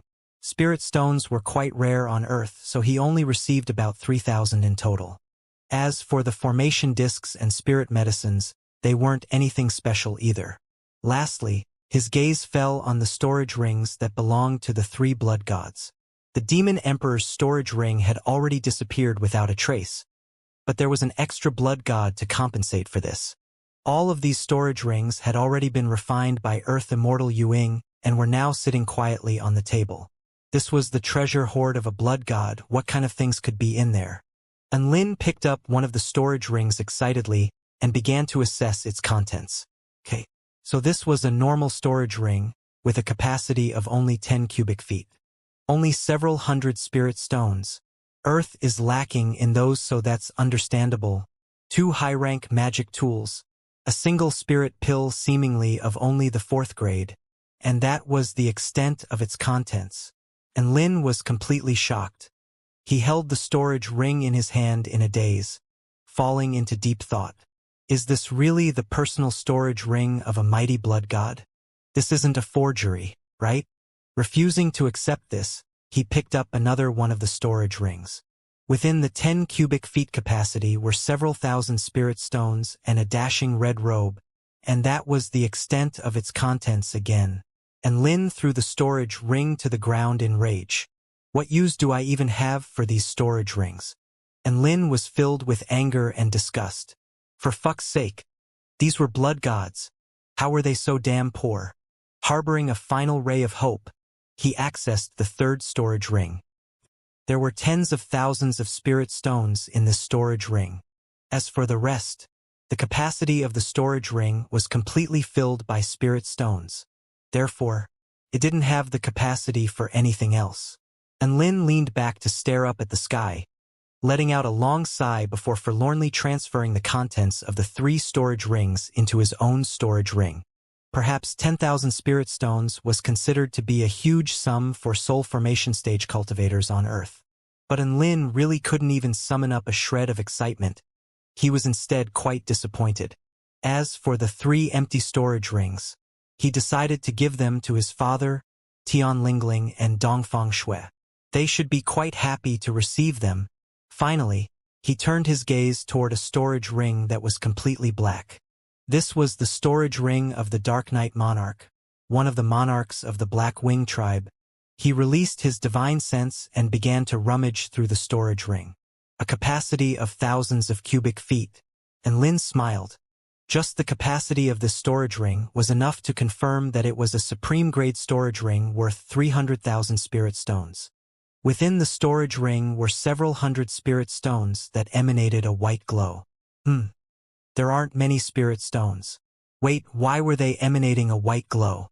And Lin concentrated his divine sense on the spirit stones as a wide smile appeared on his face. Holy fuck, these are vital stones. Normal spirit stones contained very rich vital energy in a free state.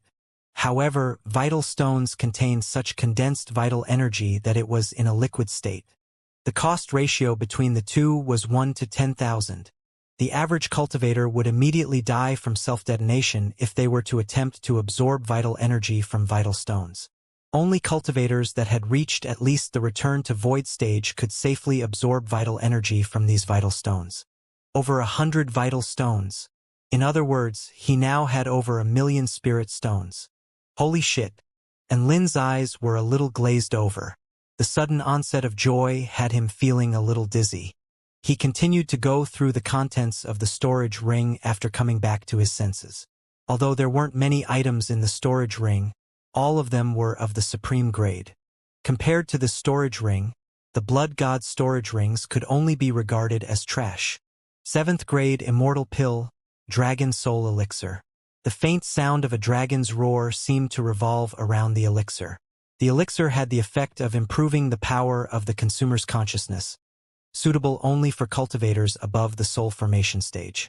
Starless sky of slaughter formation disk, unspecified rank, power level unknown.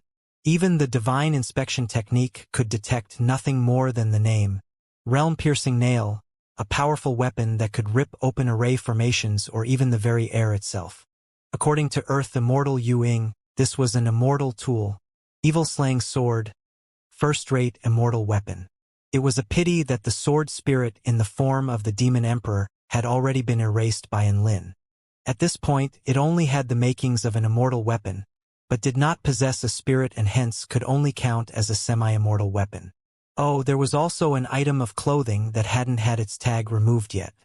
High-grade spirit garment crafted by the Divine Valley Spirit. Exclusive protective clothing. Jade Barley Ink Garment. This was a protective spirit tool. With this, it would be a lot safer for Lin during battles. It was just a pity that this was a female garment. It wasn't actually out of place to see this intricately beautiful item of clothing in the storage ring. The Dark Knight Monarch was female after all, so for her to have a high-rank spirit tool like the jade barley ink garment was quite normal. It was just a pity that she didn't have a chance to wear it even once before it fell into Enlin's hands. Even the tag hadn't been removed yet. Seeing as he couldn't wear it, why not gift this to a girl he knows? But gift it to who? Enlin was at a bit of a loss. In his mind, there were two candidates. One was Su Xiaolan and the other was Earth Immortal Yuing. Su Xiaolan was very good to him and had helped him countless times. Although this was because they were great friends, he still felt like he needed to do something to express his gratitude. However, upon recollection of the scene where Earth Immortal Yuing used her own body to shield him from the sword strike, Enlin couldn't help but want to gift the clothes to her. He always had a lingering thought.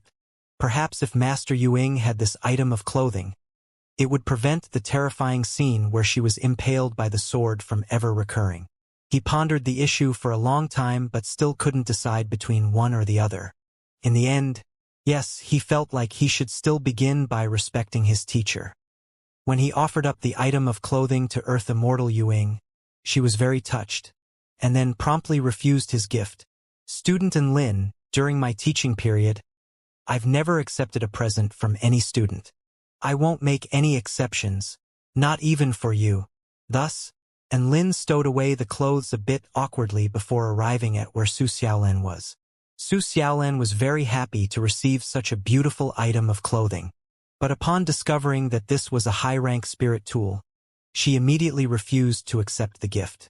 Reason being that this gift was simply far too valuable. What was a high-rank spirit tool? They were magic treasures only lower in rank compared to immortal tools. Offensive-type high-rank spirit tools were already extremely valuable, but defensive-type high-rank spirit tools were so rare, it felt as if they only existed in myths and legends. Even the sect leaders of large immortal sects are not guaranteed to possess a defensive-type high-rank spirit tool. But Enlin was just giving it away on a whim. Even then, Su Xiaolan really couldn't just accept the present on a whim. Her conscience wouldn't allow it. Enlin walked out of Su Xiaolan's room feeling quite depressed. Why was it so hard to give out an item of clothing? What could he do now? The clothes would be a waste in his possession. Why not ask Shenyuan Cheng? Shenyuan Cheng's expression darkened as he stared at the dress in Enlin's hands. Enlin, please put yourself in my shoes. Oh, wait, no. Please don't categorize me as the same type of person that you are. I'm not into cross-dressing. And just like that, Enlin was promptly kicked out by Shenyuan Cheng. Enlin was very disappointed. This was the first time he'd seen someone refuse a present. Not only that, but it was 3 people in succession. Was the present too valuable? He held the jade barley ink garment in his hands. The material was very light and smooth to the touch. This would definitely be very comfortable to wear. Fuck. What was he thinking? This won't do, he had to give the clothes to someone. It was clearly messing with his mind. Enlin went back to Su Xiaolan's room. Su Xiaolan leaned back in her chair, her long hair spilling out over the back of the chair like an inky waterfall as she browsed Taobao. Huh? Why are you back again? She asked with a surprised expression as she saw Enlin return with the same piece of clothing in his hands. Xiaolan, you have to accept this. Enlin thrust the jade barley ink garment in front of her. You and this dress are a match made in heaven. You'd look like a fairy from a work of art if you put it on. Just try it. Su Xiaolan. Will the dress bite you if you put it in your storage ring? Su Xiaolan rolled her eyes in exasperation at Enlin's desperate attempts to give the dress away. It won't bite me, but it will corrupt my resolve, Enlin confessed. Enlin's sincere expression finally won Su Xiaolan over. She waved her hand at him in resignation. All right, you win. I'll take it, but I consider this to be a purchase. Normally, defensive-type high-rank spirit tools price at around 400,000 spirit stones. We're friends, so I'll give you 300,000 spirit stones. How about that? Su Xiaolan knew that Enlin definitely wouldn't accept her offer if she proposed 400,000. Hence, she lowered the price. No, we're intimate friends, so you get supermates rates, 100,000 spirit stones. Enlin countered with a determined expression. What kind of concept is an intimate friend? Su Xiaolan blushed slightly. All right, but I don't have that many spirit stones in my storage, so I'll repay you once we return to the sect. Haha. No hurry. I'm a rich tycoon now. And Lin handed the clothes over to Su Xiaolan with a buoyant expression. A huge load had just been lifted from his shoulders, leaving him feeling a little giddy. The first thing to do after receiving new clothes was, of course, to try them on. When Su Xiaolan reappeared in front of Lin wearing the jade barley ink garment, and Lin was stunned into silence. Her eyes were like rippling water, her lips and brows vivid and vibrant even without makeup. The light green dress appeared elegant and refined while draped over her perfect frame. It was as if she'd just stepped out from a work of art. And Lin raised his thumbs. You look gorgeous. Could I get a photo with you? Su Xiaolan smiled elegantly before opening her mouth daintily. Sure. But it's gonna cost 100,000 spirit stones per photo. No problem. 2 days later, within Baiyun Temple, it was time for Lin and his friends to return to the heavenly court. And Ming Chuan, Tian Lingling, Huang Shanshan, Dongfang Shui, the savior, Green River Sword Immortal, and the others all came to see them off. And Lin gifted the 3 storage rings each to his father, Tian Lingling, and Dongfang Shui. In the storage ring for his father, he stored a lot of useful elixirs as well as some talismans which could save his life in dangerous situations. Little Lin, concentrate on cultivating and don't be rash when encountering dangerous situations. Remember, your life is what's most important. And Ming Chuan lectured Lin patiently. Alright, I know, Dad. You should also concentrate on cultivation. And Lin found their exchange to be a little funny and couldn't help but chuckle to himself. And Ming Chuan glared with a little discontentment at his son's lackadaisical expression. Tian Lingling, on the other hand, was moved to the point of tears. This was the first time she had received such a precious gift. Wah! Fake Taoist priest, you have to come to visit again. And Lin patted her soft brown hair with a smile. Little Loli, are you really 18 years of age already? Why do you love to cry so much? You're the Loli. I'm just petite and cute. And is it my fault that I like to cry? If you call me Loli again, I'll post that photo of you cross-dressing in the WeChat group for everyone to see. Tian Lingling retorted in anger upon hearing the term, Little Loli. And Lin winced slightly. He thought that Tian Lingling had become a bit cuter and more docile. But now, yep, she was still as annoying as ever. Dongfang Shui covered her mouth and chuckled slightly. Lingling, didn't you already post that photo a long time ago? And Lin, alright, who cute little Loli is this? If no one wants to collect her, he might just strangle her. Soon, the teleportation spell formation in the Baiyun Temple began to emanate a radiant light. And Lin and his friends stood in the spell formation, waving goodbye to the people on Earth. Finally, they disappeared into the white light. At the southern heavenly gate, a burst of white light flashed past, and Lin and his friends began to materialize in its wake. A man with long silver hair was there to greet them with a smile on his face. Earth Immortals Yuing and Ming Yuan immediately bowed to him. We pay our respects to Emperor Ziwei, and Lin and his friends immediately followed suit upon learning the identity of the man in front of them. No need to be so polite. Thanks for your hard work. Emperor Ziwei wore a cold expression on his face, but his voice was very gentle, seemingly imbued with the power to soothe one's heart and alleviate anxiety. And Lin raised his head to survey the silver-haired man in front of him with curiosity in his eyes. This was his first time seeing a true god, so he was naturally very excited. As for the old man he'd met before, who knew if he was actually a true god. After all, he didn't even tell Lin his name. However, Emperor Ziwei was one of the 4 emperors of the heavenly court, also holding the esteemed titles of Lord of the Stars and Master of all things. It was said that he was the godfather of immortal spells, with expertise in all immortal spells. It was also said that he controlled the heaven and earth and was able to glean the fate of the whole universe. For such an almighty figure to appear before him, how could Lin not be excited? I've heard of your feats in the Wa realm, and I'm here to commend you on a mission well done. It was my oversight that allowed the Black Wing tribe to take advantage of a loophole in the 3rd grade spell formation. Here are 3 pill refinement vouchers which can be redeemed for 1 immortal pill per voucher of lower than the 6th grade at the Shui Palace. Please accept these as my gifts to you. Emperor Ziwei waved his right hand and a golden voucher appeared in each of their hands. Thank you, Emperor Ziwei. Everyone thanked Emperor Ziwei excitedly. These were immortal pills. Each of them were priceless treasures. For them to be able to each receive one for free from Shui Palace was truly a pleasant surprise. Emperor Ziwei nodded before shifting his gaze to Enlin as a vast expanse of stars seemed to flash in his eyes. Soon, his eyes cleared and Enlin's figure appeared in his pupils. Student Enlin, I have also heard of your feats. You are the true hero during this incident, so you may keep the evil-slaying sword as your reward. Enlin was slightly taken aback after hearing Emperor Ziwei's words.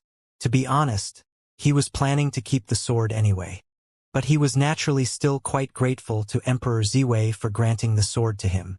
After sorting out the matters at hand, Emperor Ziwei returned to the Northern Star Palace. Sigh. It's just a pity that my cherished sword spirit has been destroyed. The silver-haired man sighed forlornly. If it wasn't for the fact that the passageway would collapse if he forced his way through the southern heavenly gate, he would have hurried to Earth long before the 3rd grade spell formation was infiltrated. Who would have thought that the Black Wing tribe were also able to access the Wa realm? If Her Majesty were to learn of this, I wonder how she would react. Having thought of this, a series of interesting expressions appeared on his face. Within the United University of Cultivation, the story of Enlin and his friends completing their mission in the mortal world had become the stuff of legends. It was originally only a mission to reinforce the Evil Spirit Tower and exterminate the Evil Spirit King. But what transpired instead was a legendary tale of Enlin destroying the Demon and Blood tribes as well as slaying the Dark Knight monarch of the Black Wing tribe. The feats of the group members in Enlin's task force had been exaggerated to extreme proportions. Enlin himself had also become a legendary character within the schoolyard, with stories of his feats spreading like wildfire. Whether it was belting heavenly venerates in the heavens or slaying demonic dragons in the seas. Even entering the Black Wing tribe's mobile castle and slaughtering all its inhabitants. Regardless of whether they were things he'd actually done or not, they were promoted as true stories either way. After hearing about how Enlin killed the Dark Knight monarch, Wang Xuanzhan immediately went to the school office, imploring the teachers to retract his ranking of number 1 on the Immortal Rankings board as he did not feel worthy of occupying the spot.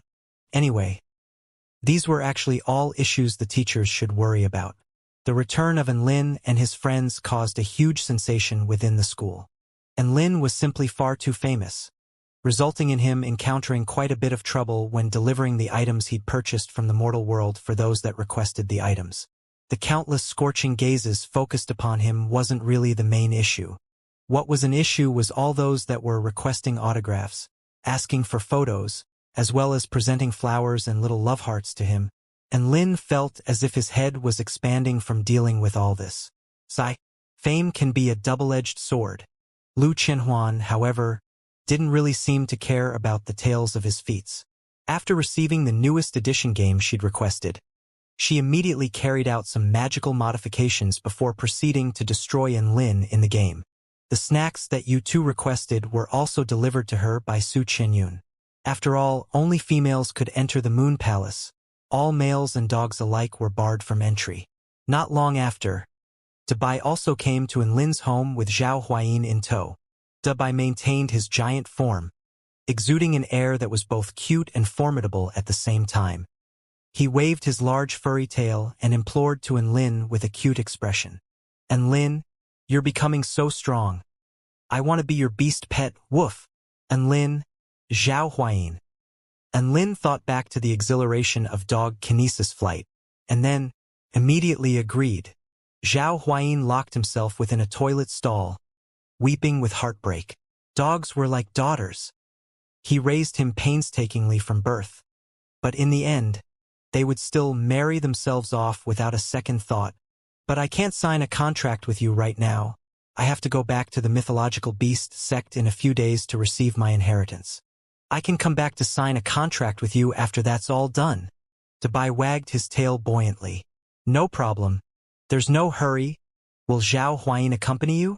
And Lin asked with a smile on his face. Yes, I have to go back as well to receive my reward from the sect. Zhao Huayin replied upon his return from weeping in the toilet stall. Zhao Huayin's duties as the caretaker would conclude the moment a beast core is formed into Bai's body. After this, he was entitled to a rich reward from the mythological beast sect. Speaking of which, he was really only able to complete his duties due to indirect assistance from Enlin. Hence, his feelings toward Enlin right now could only be described as love interwoven with hatred. After bidding farewell to Dabai and Zhao Huayin, Enlin's life regained some normalcy. The cultivating lifestyle in the school was quite bland. During his studies, everything was exactly the same as it had once been aside from the fact that he was receiving a lot more attention. Su Xiaolan, in the meantime, was constantly complaining about having no cars to drive, rendering her unable to experience the speed and exhilaration from drag racing, leaving her to reminisce about her time in the mortal world. Finally, as their first year at the university was drawing to a conclusion, she successfully broke through to the spirit nurturing stage. The breakthrough fulfilled her pursuit for speed and exhilaration as it allowed her to constantly fly around at high speeds through sword kinesis flight. She even dragged Enlin along once as they flew through the clouds at dusk on her sword. The two of them traversed through the beautiful sea of clouds, leaving trails of white in their wake. S-shaped curvature flight, U-shaped boomerang flight, W-shaped flight with sharp descents and ascents, O-shaped circuit flight. That experience once again awakened Enlin's tachyphobia and acrophobia. The terrifying feeling of fluctuations in gravity was something all cultivators who'd just begun sword kinesis flight must overcome. However, Enlin was clearly unable to adapt. Not only was he unable to adapt, but the fear in his heart grew only stronger from his traumatic experience. He recalled that his legs were trembling and his throat was raw and hoarse from screaming after disembarking from Su Xiaolan's sword. At that time, he began to miss Dabai. He missed the sense of security during dog kinesis flight, where he could lay on his furry body without a care in the world. Soon, the first year of university life reached its conclusion. The end of the year examination for first years was also officially announced. The end-of-year examination for first-year students was not very different this year compared to prior years. There was a mantra that had begun circulating in the school a long time ago. First- and second-year students dealt with wild beasts. Third- and fourth-year students dealt with mosquitoes. Fifth-year students dealt with beautiful women. As for wild beasts, this was, of course, referring to the myriad mountain realm in the Kingdom of the Nine States. All sorts of ferocious beasts inhabited the realm, with mass outbreaks of wild beasts from time to time attacking the Stone Dragon State, which was the southernmost state of the Kingdom of the Nine States. Human cultivators were, of course, no slouches themselves, often organizing large hunting parties to hunt for beasts in the mountains. Some mutant beasts were like walking treasure troves. All their body parts were fantastic raw materials for pill and tool refinement. It was killing two birds with one stone. Not only were they exterminating threats to the nearby inhabitants, but there was profit to be gained as well. As for the mosquitoes, these were not normal mosquitoes. This was the nickname the students had for those of the Blood Tribe. The Blood Tribe was located in a vast expanse of dark marshlands in the southwest region of the Tai Chu continent. They enjoyed feeding on the blood of cultivators. Could the cultivators tolerate this? Of course not. They naturally chose to exterminate them on sight as well. The Blood Tribe was also a tribe that made enemies everywhere they went as they fed on all types of blood. Not only were human cultivators a delicacy on their menus, the monks from the Western Paradise and the members of the Light Wing clan from the Holy Paradise were also all targets upon which they fed. If it wasn't for the fact that the dark marshlands were heavily polluted and therefore extremely difficult to access, perhaps the Blood Tribe would have been exterminated to the point of extinction a long time ago. As for the beautiful women the fifth years had to deal with, they were even more fearsome. Although they didn't eat humans, they had a habit of freezing cultivators into cute ice sculptures which they added to their collections. These beautiful women were known as snow maidens and were a species originating from the holy glacial lands located in the northern tip of the Tai Chu continent. The population of the Holy Glacial Lands was actually quite large and were exclusively female, so no one knew how they reproduced. Their war with human cultivators had already been raging for thousands of years, and the Heavenly Court would direct a lot of its forces to reinforce the northern part of the Wind Plain state. And Lin was only a first-year student and didn't need to think about things that far in the future. He only needed to focus on how to deal with the upcoming wild beasts.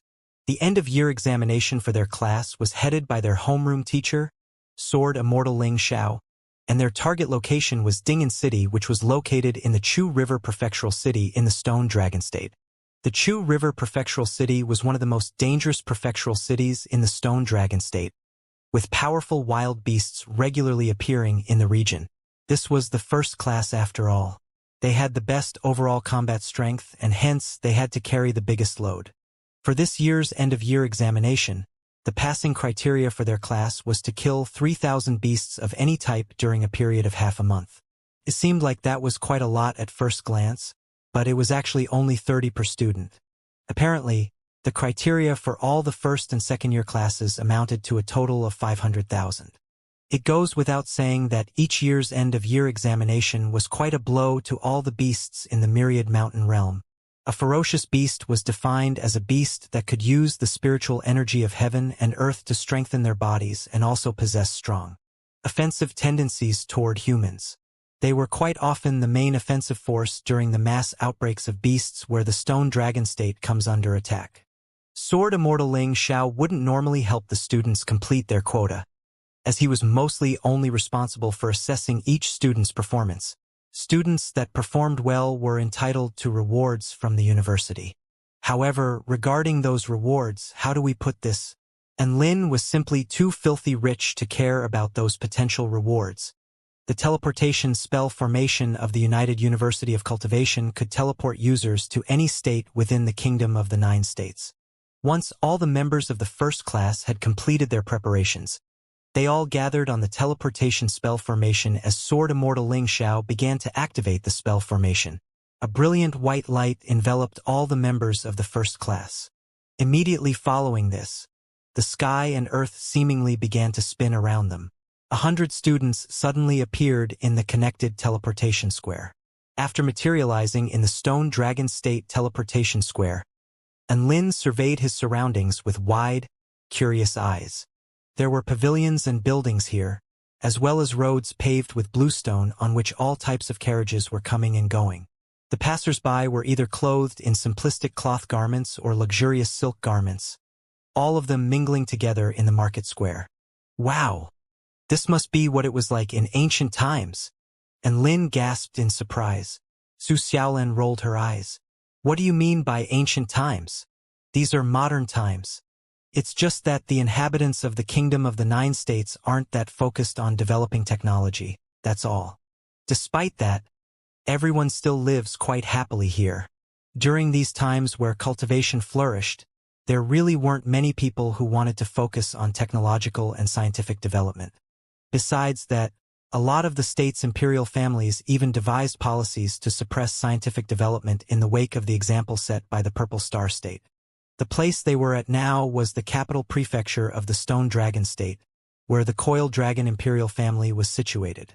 The main forces in the Kingdom of the Nine States were often summarized into the Heavenly Court, Forcex, and 9 imperial families. The imperial families of all the states were all extremely powerful forces in the cultivating world, controlling all the resources of their respective state in their grasp. And Lin recalled that Su Qianyun was the princess of the Greenwood imperial family in the Purple Star State, a title of great prestige. He cast his sight toward the tip of a mountain embroiled in cloud and mist. Through the cloud and mist, one could make out the faint outlines of an imposing palace. That was most likely the palace of the Coiled Dragon imperial family. If he could, and Lin really wanted to see just what a palace in the cultivating world looked like. But he didn't have an opportunity this time. After all, there was still a journey of thousands of kilometers to be made before they could reach Ding'an City of the Chu River Prefectural City. No one had time to dawdle and appreciate the scenery. They were trying to travel over 500 kilometers a day. You heard that right, they really were expected to traverse over 500 kilometers a day. In the words of their homeroom teacher, This was a part of their cultivation and must be completed. The students had completed 500 kilometers in 12 hours, which equated to an average speed of over 40 kilometers per hour, maintained over a period of 12 hours. You could imagine the scene of a bunch of students traversing at high speeds over valleys and mountains. This truly was the marathon of the cultivating world. Within the first class, the lowest cultivation base was the 9th stage Tao body. However, during this insane marathon, there were still a few students who were exhausted to the point of fainting, and Lin had the Earth Lotus Supreme skill which could strengthen his body. But even then, he was still drenched in sweat and had shaky legs at the conclusion of that day's journey. His frustration only grew as he looked up into the sky at those who were flying along freely in the air. The difference between cultivators of the Tao body stage and the spirit nurturing stage could be perfectly highlighted here. They could take flight and travel effortlessly in the air, but those on the ground could only run as if their lives depended on it. The number of cultivators that were in the spirit nurturing stage in their class had increased to 4. Aside from Shen Yuancheng and Su Qinyun, there was also Su Xiaolan and Lu Zhan who had recently ascended into the spirit nurturing stage. Some of the students gazed up at the 4 students in the air enviously. It was only now that they began to deeply appreciate just how awesome sword kinesis flight was. However, and Lin was not one of those people. Was sword kinesis flight really that great? Hell no. Swords were too small in surface area. They were too quick through the air and inconsistent and wobbly. There was no protection either, nor anything to obscure the line of sight. As opposed to this, dogs were warm and fluffy and soft. Dog kinesis flight was definitely the way to go. Sigh, if only Dubai was here. And Lin thought to himself with a forlorn expression after arriving at Ding'an City of Chu River Prefecture. What greeted them was a city wall which rose 100 feet from the ground. The city wall was constructed from black iron rock and was extremely sturdy. Glancing over, the wall was akin to a gigantic black dragon coiling around the city, appearing grand and majestic. When the students arrived, they all held onto the wall as they dragged themselves along. They were insanely tired, with their legs feeling like mush and dark circles under their eyes. The soldiers standing guard were also given a fright as they saw the 100 weak and exhausted students. At this moment, Sword Immortal Ling Xiao descended lightly on his sword and produced a document. When the soldiers saw the contents of the document, they instantly became respectful. Not only did they open the city gates, but they also notified the city lord. When Zhang Qianxiu, the city lord of Ding'an City, received this news, he personally went to greet them. Moreover, he held a banquet to welcome their arrival. The students were absolutely beat after running like mad for thousands of miles, and they were both exhausted and hungry now. At the banquet, they stuffed themselves like crazy, and each of them was able to eat the share of 4 or 5 people. What kind of concept was this? It meant that it was equivalent to hosting 400 to 500 people at once. Fellow cultivator Ling Xiao, your students have such great appetites. Zhang Qianxiu exclaimed in shock as he wiped the beads of sweat off his forehead. Sword Immortal Ling Xiao chuckled indifferently. They ran thousands of miles today. It's pretty normal for them to be eating more. Zhang Qianxiu almost wet himself when he heard this. Aren't most of these students ranked in the Tao body stages? Running thousands of miles in a day.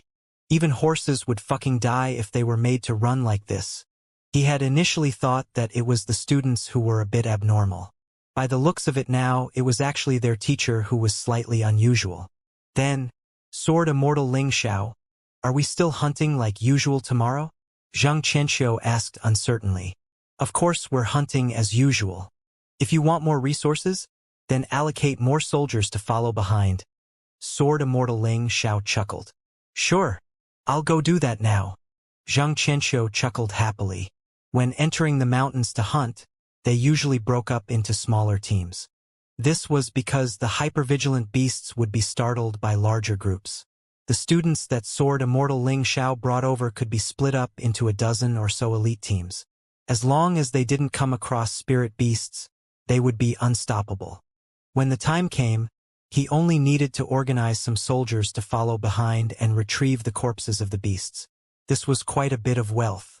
It was equivalent to someone fighting monsters in the front and them picking up loot from behind. Why would he not be glad? However, he was still familiar with the standard practices. The profit made from selling this loot would be evenly split. The next day, Lin and the others ventured out of Dingen City. The students were divided into 20 teams, each consisting of 5 members. Lin was the team leader of one of these teams. His 4 other team members were Luo Ziping, Miao Tian, Zhong Yongyan, and Sun Shenglian. Apart from Zhong Yongyan being of the 9th stage Dao body, the other 3 members of his team were all of the 10th stage Dao body. All 4 of his teammates were overjoyed about being assigned to Lin's team. Haha! Who would have thought that I'd have the chance to team up with Big Brother and... We've got this end-of-year exam in the bag. Luo Ziping chortled. He was a big and tall fellow. Big Brother and... How many beasts are we going to kill today? Miao Tian asked enthusiastically. She was an adorable short-haired girl. Right now, she was gazing at Lin with her big bright eyes. Heh! Do you think that Big Brother and will settle for mutant beasts? He's probably going to take us out to kill spirit beasts. Zhong Yongyan waved the fan in his hand and spoke unhurriedly. If Big Brother and plans on slaying soul beasts or even immortal beasts, then you don't need to take us along. I'm scared that we'll be accidentally killed by their sneeze, Sun Shenglian said anxiously. Hearing his teammates' comments, Lin felt a bit stifled. What the fuck? Do these people really think that I'm the fabled great god and I'm also of the 10th stage Dao body, okay? I'll also have to flee when coming across a spirit beast. Okay.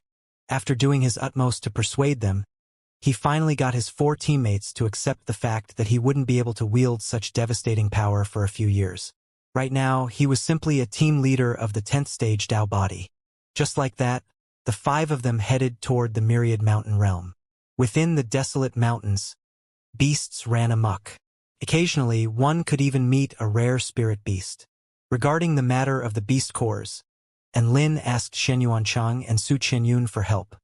Beast cores were the manifestations of spirit beasts' energy, and it was something like an organ which could absorb and convert energy. To human cultivators, these beast cores weren't very useful. They didn't know why Lin wanted these things. However, since Lin asked them, they didn't mind helping him out. Within the Myriad Mountain realm, Big Brother and... The black sword in your hand looks so elegant. How come I never saw you use it in the free-for-all battle event? Miao Tian asked curiously. There was a hint of disappointment in Lin's voice as he replied. I actually snatched this sword from the Dark Knight Monarch. It's a shame that the sword spirit was eradicated by me. Now, it's only a semi-immortal tool. His 4 teammates all drew a sharp breath when they heard this, and their eyes shone as they looked toward him. The phrase, only a semi-immortal tool, stunned them greatly. He is indeed great God, and this phrase is really quite domineering.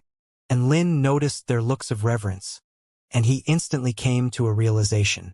Did he accidentally flex just then? He knew that if he kept flexing like this, his teammates would start to over-rely on him. At that time, they would perhaps feel disinclined to battle the beasts, instead only focusing on cheering him on from the sidelines. With this in mind, he immediately put the evil-slaying sword into his storage ring and swapped it for the golden glazed sword. Don't really know how to use immortal weapons. This high-grade magic tool really does feel more convenient and easier to use, Lin commented. He nodded as he looked at the golden sword in his hand. As long as his weapon was similar to that of his teammates, it wouldn't appear as if he was flexing. Big Brother and no need to explain. I understand. Luo Ziping chuckled knowingly. Hide one's true powers and leave an ace up the sleeve. Big Brother and truly deserves to be the top dog of our university. Zhong Yongyan nodded as he flapped his fan.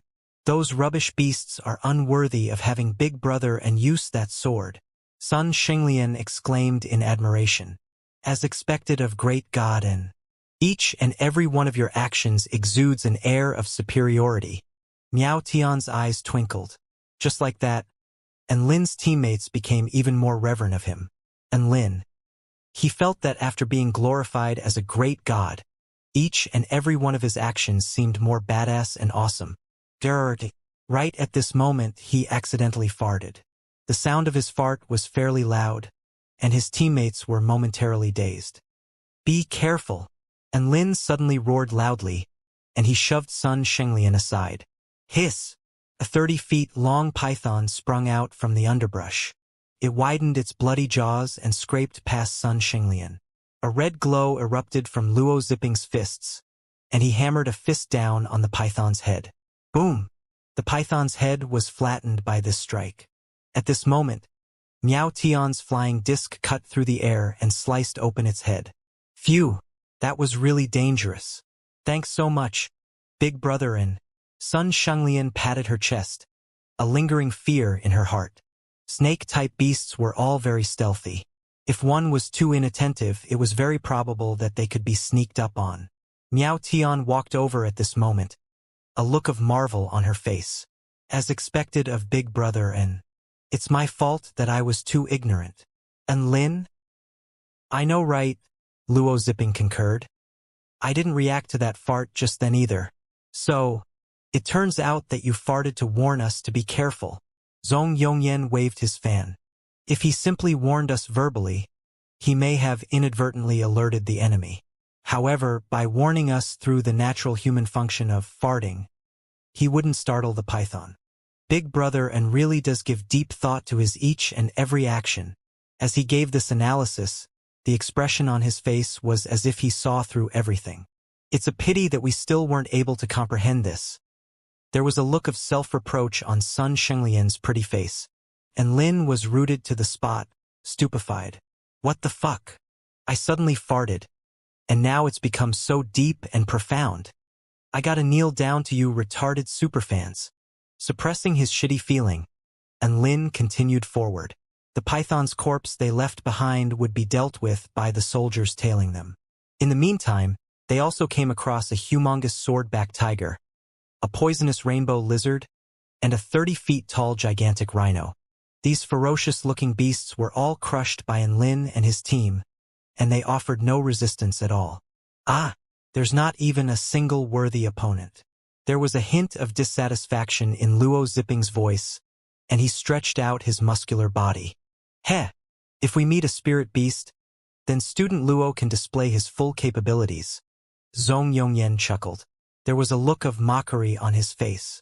When the time comes, big brother and can just stand to the side. Let's see how impressive student Luo really is, Miao Tian said with a slight frown. I approve.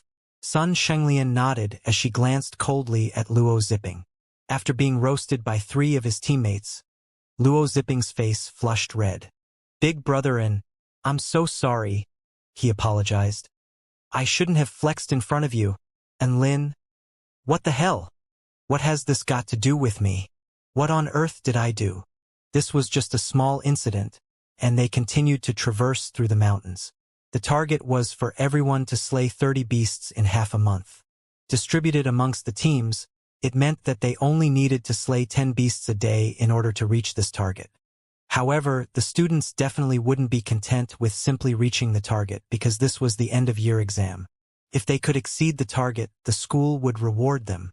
Although Lin didn't care much for the rewards, his teammates were looking forward to it greatly.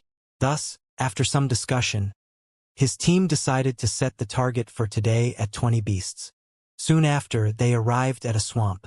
There were a lot of mosquitoes and poisonous substances here.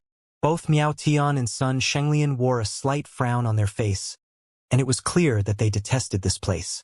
Big brother and why don't we take a detour around here? This place is so foul and vile. Miao Tian pouted sulkily and kept waving her hands around, shooing away the mosquitoes buzzing around her. And Lin also felt that it was unnecessary to go through the swamplands and was just about to reply. However, sounds of battle suddenly traveled over from the distant swamplands. There's a battle up ahead. Let's go check it out. The 20 teams were all assigned different routes. In principle, they shouldn't have been able to come across any other teams on their route. Thus, the battle ahead made them quite curious. Hearing their team leader's words, the other team members all nodded earnestly. Then, they followed behind Lin and dashed toward the battleground. Boom! A ball of flames erupted loudly. A gigantic 10 feet large blood-sucking mosquito was forced back by the explosion. However, another gigantic mosquito swooped behind a person, its pointy straw-like mouth piercing through his body like a sharp sword. Chunda! A brawny male dressed in beast hide exclaimed in alarm. The male's eyes bulged, and his body withered rapidly, almost immediately being sucked dry. The satisfied mosquito pulled out its sucker and flew into the sky, continuing to survey the 6 humans on the ground. On the ground, there were already 10 males who had been sucked dry. In the sky, however, there were still over 10 gigantic mosquitoes buzzing about. "Leader, let's flee." A sword-wielding male spoke in a shaky voice after witnessing his companions be sucked dry one after another. "Flee? Can you outrun these mosquitoes?" There was a look of fury in the leader's eyes. "Even if I die, I'll take a few of these mosquitoes down with me," he exclaimed fiercely. A blood-sucking mosquito cut through the air, its sharp sucker stabbing toward the high-dressed male's heart. "Hi-ya!" The male wielded a bat'leaks in each hand, and he hacked at the gigantic mosquito. The surrounding vital energy swarmed, and a white glow burst from his bat'leaks, crushing the head of the mosquito. Right at this moment, 2 gigantic mosquitoes appeared behind him and pierced their suckers into his back. "Leader!" The other team members were all engaged in battle with the gigantic mosquitoes. Seeing their leader be pierced by a mosquito, they could only cry out in alarm. Boom! A golden fist suddenly crushed the 2 mosquitoes behind the high-dressed male's back. Buzz! The gigantic mosquitoes suddenly became agitated, and several of them swooped toward a certain location. That was where their new enemy was. However, before they could even launch an attack, a sword flashed past and sliced off the heads of these swooping mosquitoes. A long-haired beauty flicked the blood off her sword and looked coldly at the 10 or so mosquitoes. She was none other than Lin's teammate, Sun Xinglian. Seeing this, one of the mosquitoes tried to flee in alarm. Just as it turned around, a flying disc cut out a white arc and sliced its body into 2. Manipulating the flying disc, Miao Tian had it cut toward another gigantic mosquito. Luo Zipping and Zhong Yongyan also joined the battle. Luo Zipping's punches were ferocious and violent, with each strike sending a gigantic mosquito to its death.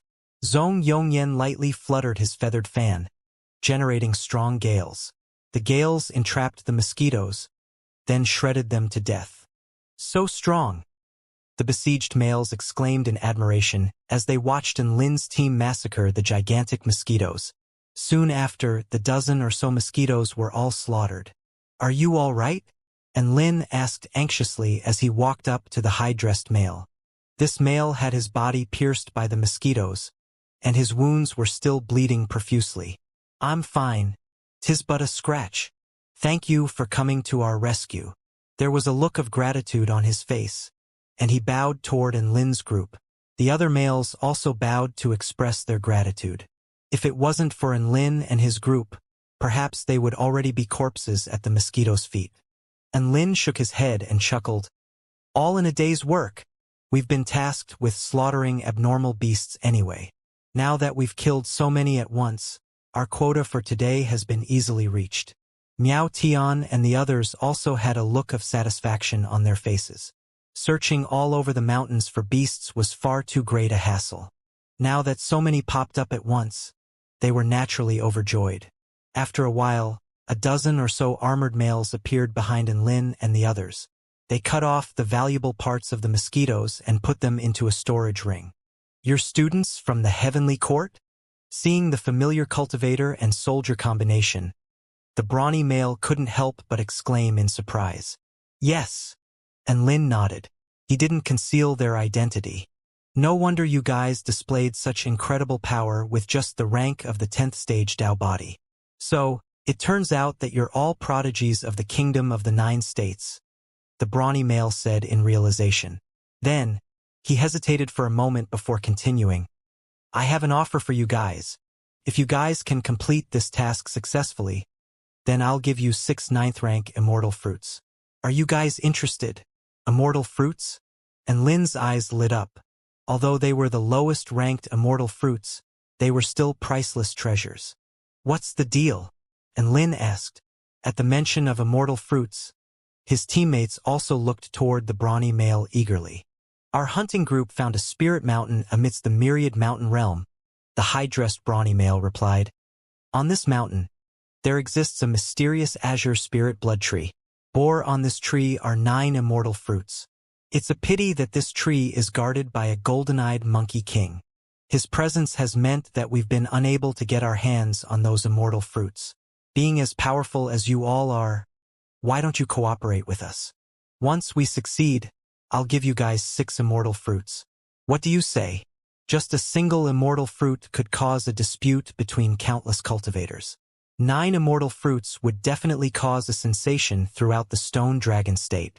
If it wasn't for Enlin and the others saving them, as well as them being students of the Heavenly Court, they definitely wouldn't have leaked this information to anyone. How strong is the golden-eyed Monkey King? Enlin rubbed his chin and asked. Around the spirit-nurturing intermediate stage, the brawny male answered. In truth, he didn't count on Enlin and the others to defeat the golden-eyed Monkey King. As long as they could distract him for a moment, they would be able to snatch away the immortal fruits. However, Enlin's reply almost made the brawny male and Luo Zipping wet their pants. Deal! Enlin chuckled. Luo Zipping is in charge of killing the golden-eyed Monkey King, and will be in charge of snatching the immortal fruits. Let's go! Luo Zipping went pale with fright when he heard this. Have him kill the Monkey King? Are you sure that it wasn't having the Monkey King kill him? Ha ha ha! I'm just kidding. Why are you so nervous?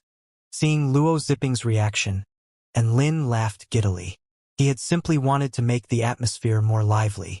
Who knew that Luo Zipping would take it so seriously? Phew, big brother, and you should have said so earlier. Can you not frighten me like that? My little heart can't take it. Luo Zipping patted his muscular chest, a lingering expression of fear on his face.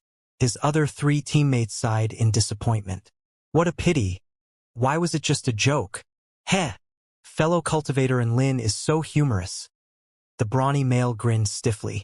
Seeing the forced smile on his face, Enlin felt a bit dejected. Could it be that he had failed to make the atmosphere more lively? After resting for a while, they headed off toward the spirit mountain that the brawny male spoke of. After some introductions, Enlin learned that this brawny, high-dressed male was called Shuezhuaming. He was the leader of this hunting group and had a rank of the 10th stage Dao body. Originally, this hunting group had 20 members. In Ding'an City, this could be considered a powerful hunting group. Unfortunately, they came across a large group of gigantic mosquitoes. Their hunting group suffered heavy losses, and there were now only 6 members remaining. The remaining members of the group were still grieving the deaths of their companions, and as a result, didn't speak much on their journey. The Spirit Mountain was located in the depths of the swampland. This swampland was a natural barrier which put a halt to many cultivators' footsteps, and it was because of this that the immortal fruits could grow without any problems. At the foot of the Spirit Mountain, a sword-wielding monkey was gleefully singing. The king has told me to patrol the mountain around the mortal world. I'll go and wander, I'll beat my drum, I'll beat my gong. Life is full of rhythm and flow. The king has told me to patrol the mountain, snatch a monk, and cook him into dinner. Then, the monkey saw a group of brawny men suddenly appear. They encircled him, a menacing smile on their faces. After being encircled, the monkey showed no signs of being afraid. Instead, it brandished the sword in its hand and struck a magnificent pose. Hiya! Where are you evil monsters from? How dare you wander wantonly into the mountain of fruits and flowers? And Lin walked over, and a shimmer of gold flashed across his eyes. Divine might. Activate. Then the monkey started to tremble. There was a look of terror on its face, and it was as if it had seen something mighty and imposing. Plop! Dropping to its knees, the monkey yelled, Why, Your Excellency. I beg you to please spare my life. And Lin cleared his throat. I can indeed spare you. But first, tell me everything you know about the mountain of fruits and flowers. There was a conflicted look on the monkey's face. However, after seeing another shimmer of gold flash across Lin's eyes, it was absolutely terrified. so much so that it gushed out everything it knew. Seeing the monkey spew its guts after being glared at by Enlin, the members of the hunting group were absolutely astonished. When they looked at Enlin now, there was an additional hint of admiration in their eyes. Only the 4 members of his team found this to be normal and expected. Big Brother and could even slaughter beings of the return to void stage. This kind of trick was nothing to be surprised about. When they finished gathering intelligence, they knocked the monkey out cold. "We can't wait any longer, we have to go over now." Shuizhuoming had a look of urgency. They received a very alarming piece of information. That was, the immortal fruits were about to be eaten. Today, the great Ox King arrived at the mountain of fruits and flowers. He was going to enjoy the immortal fruits together with the ugly Monkey King. Everyone nodded solemnly. They couldn't allow the immortal fruits to be ripped from their grasp. The vital energy atop the mountain of fruits and flowers was rich and dense. This was indeed a spirit mountain which had been blessed by the heavens and earth. Monkey soldiers and monkey generals stood guard at all of the key paths on the mountain. However, Shuizhuoming knew of a deserted path that the monkeys scarcely appeared on. When entering the mountain for the first time, it was also this path that they took. Next to a waterfall, there grew a tree whose trunk was as red as carnelian stone. With luscious leaves and green branches, it appeared like a mini jade tree. On the tree there hung 9 scarlet fruits. Right now, they were swaying with the wind, appearing extremely enchanting and tempting. This was the mysterious azure spirit blood tree, along with its 9 immortal fruits. Ha ha ha! My good brother, who knew that these immortal fruits would ripen so quickly? When we eat these fruits, our cultivation base will definitely increase by leaps and bounds. The ox, which had 2 pitch-black horns on his head and a pair of crystal-clear eyes, chortled heartily. Hee hee. The effects of ingesting immortal fruits are far from just this. The monkey grinned. If we're lucky, we might even awaken divine abilities. This monkey was suited in golden armor and appeared mighty and strong. His face was filled with freckles, and his eyes were gold. They were large and bright, like a pair of massive light bulbs. His nose was upturned, and his mouth was especially large. He also had a huge bum chin.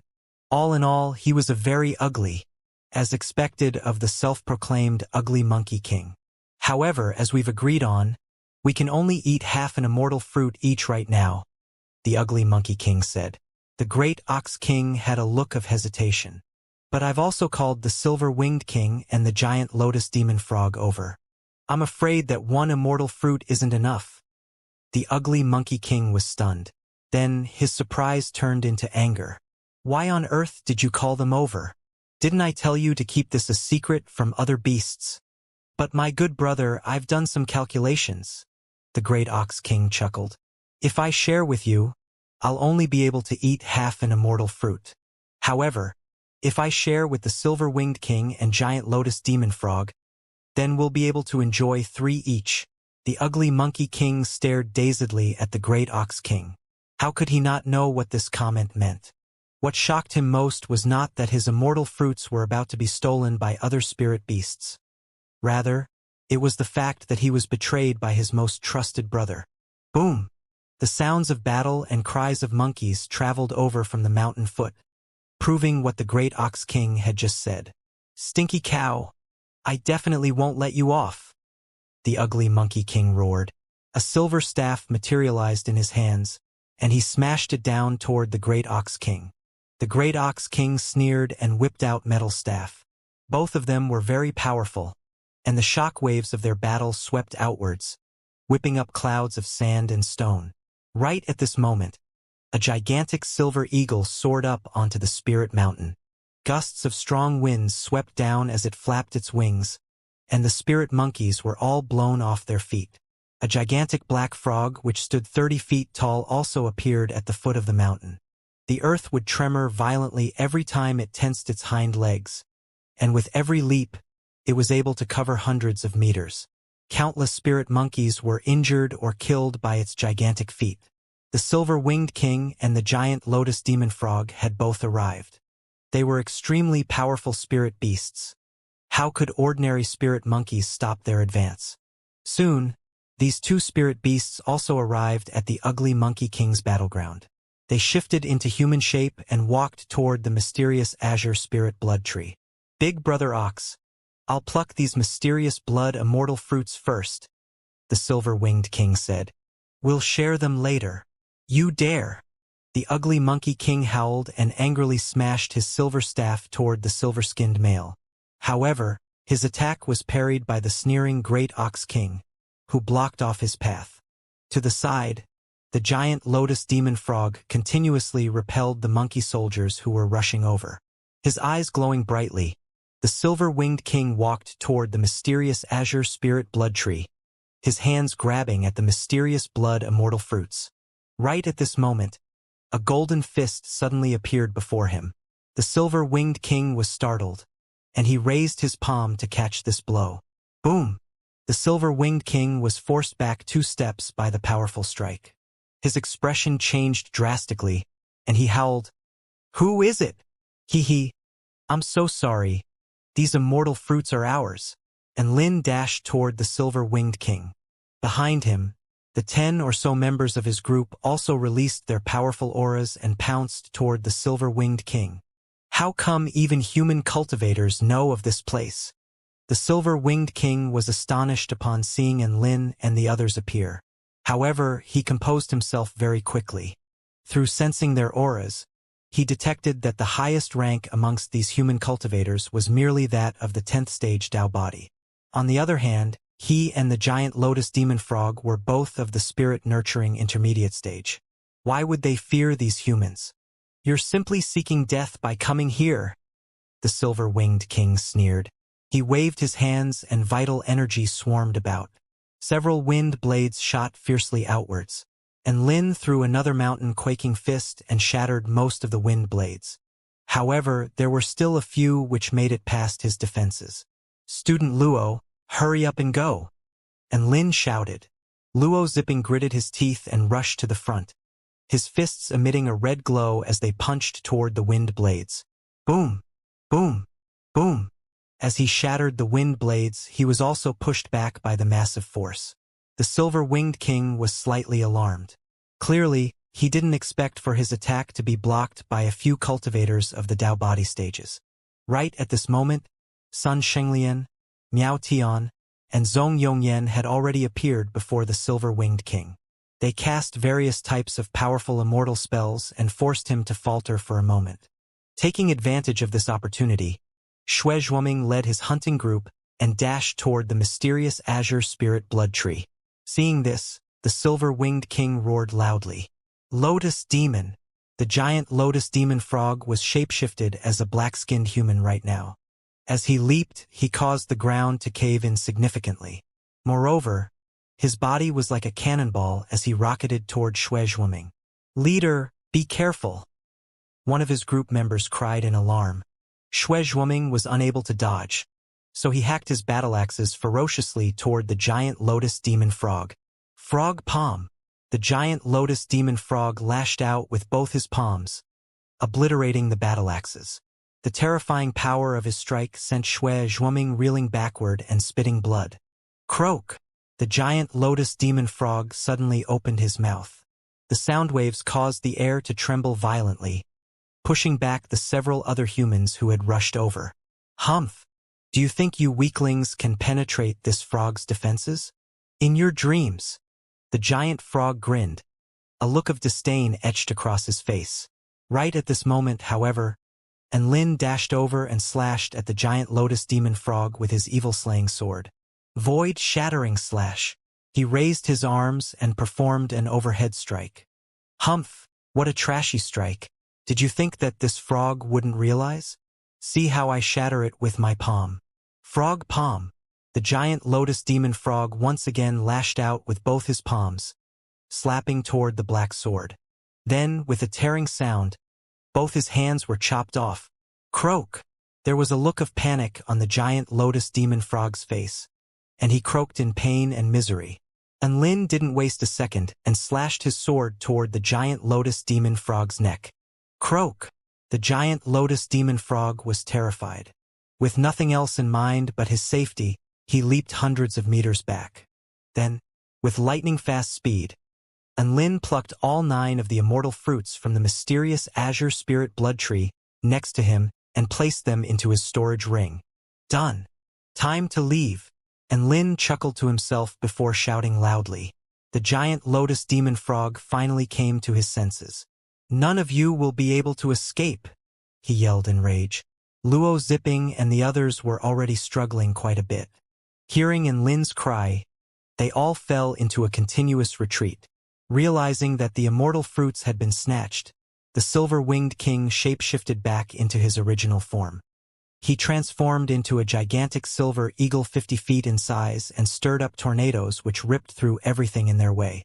Boom! 5 of these tornadoes encircled Enlin and the others. Then they slowly moved toward the center, clearly intending to rip Enlin and the others to shreds. The giant lotus demon frog also started to attack. He opened his large mouth and spat out a fearsome air cannon which shot toward Enlin and the others. So what if your blade is insanely sharp? It's fine as long as I keep away from you. Using long-range attacks, I can slaughter you all the same. Croak. There was a look of hatred in the frog's eyes. He had to take revenge for his hands being chopped off. Right now, the group members were all gathered near Enlin. Seeing the 2 spirit beasts attack together, their expressions became anxious. Big brother, and what should we do? Luo Zipping asked worriedly. Student Luo, didn't you say that there was not a single worthy opponent? Now's the time for you to prove it. Miao Tian shoved the muscular male standing in front of her as she spoke. Luo Zipping's face twitched as he heard this, and he immediately shuffled closer to Enlin. Don't panic. I still have some moves up my sleeve. Enlin smiled calmly and fished a paper talisman out of his storage ring. Gigantic frost wall. Enlin yelled loudly and activated the talisman with his vital energy. Instantly, a circular ice wall enveloped them all. Boom! The tornadoes and air cannons smashed into the ice wall, causing the ice to crumble and shatter. Countless splinters of ice flew out, yet the attacks were unable to penetrate through the ice wall. Run! Enlin yelled. After blocking a single wave of attacks, the ice wall crumbled. Knowing that they had achieved their aim already, everyone understood that now was not the time to engage with the enemies. They all followed Enlin and fled into the distance. Who would have thought that this cultivator would have a talisman made by a spirit-nurturing stage cultivator? However, they're deluded if they think that they can escape from this king's grasp. The silver-winged eagle spread his wings and swooped toward Enlin and the others at a terrifying speed. Unexpectedly, another talisman appeared in Enlin's hand. Cloud Dragon's Shackle. Enlin roared loudly and activated the talisman. This talisman was gifted to him by Cloud Exploring Taoist, and it possessed a powerful restricting ability. Following the activation of the talisman, 2 cloud dragons appeared in the sky and wrapped around the silver-winged king's wings. You still had another talisman? Being bound by the cloud dragons, the silver-winged king faltered, and he fumed at Enlin. Right at this moment, however, a gigantic figure descended from the skies. The giant lotus demon frog had pounced over, and he was attempting to flatten Enlin and the others with his gigantic body. Croak! Die, human! A cruel smile appeared on the frog's face, and he stuck his long tongue out. Bam! Suddenly, a silver staff smashed over, striking the gigantic frog on the head. The massive power of the strike sent the frog flying backward. His mouth was also smashed shut, causing him to bite off his long tongue. Croak! The gigantic frog landed heavily, and tears brimmed in his eyes. The assailant just then was none other than this Spirit Mountain's golden-eyed Monkey King. Stinking monkey! You dare run around! Metal staff in hand, the great Ox King chased after him. The silver-winged king's eyes bulged. Ugly Monkey King, have you gone mad? It was the human cultivators who snatched away your immortal fruits just now. Why did you attack the giant lotus demon frog? With his silver staff in hand and his back facing toward Enlin, he replied, I obviously know that it was them who stole my immortal fruits. However, I'm already unable to preserve my immortal fruits. It's much better for these immortal fruits to fall into the hands of the human cultivators than into the hands of the despicable beings who betrayed their brother.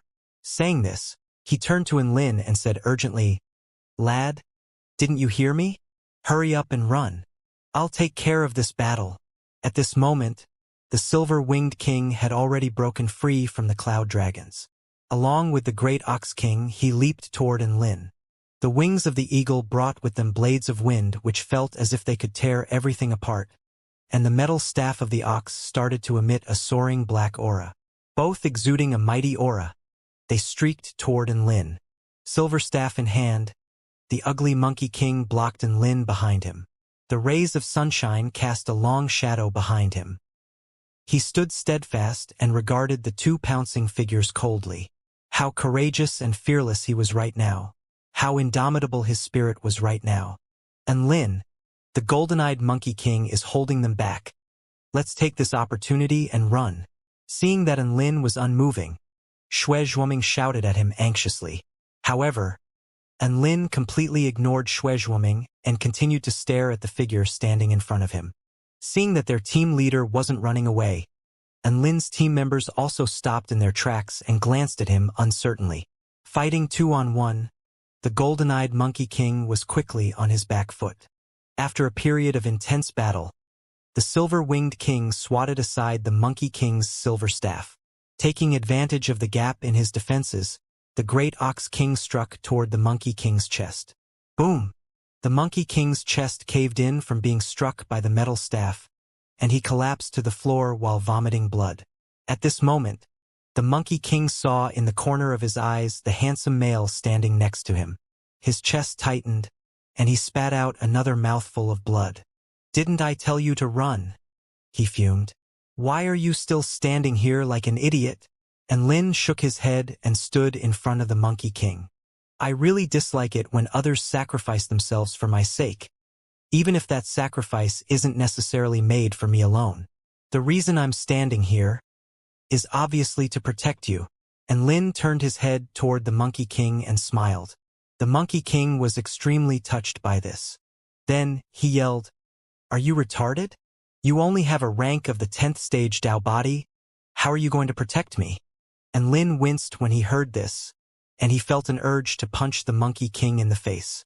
"Shit, can't you talk properly? Why do you have to slander me? Don't ruin my flex." Bahaha.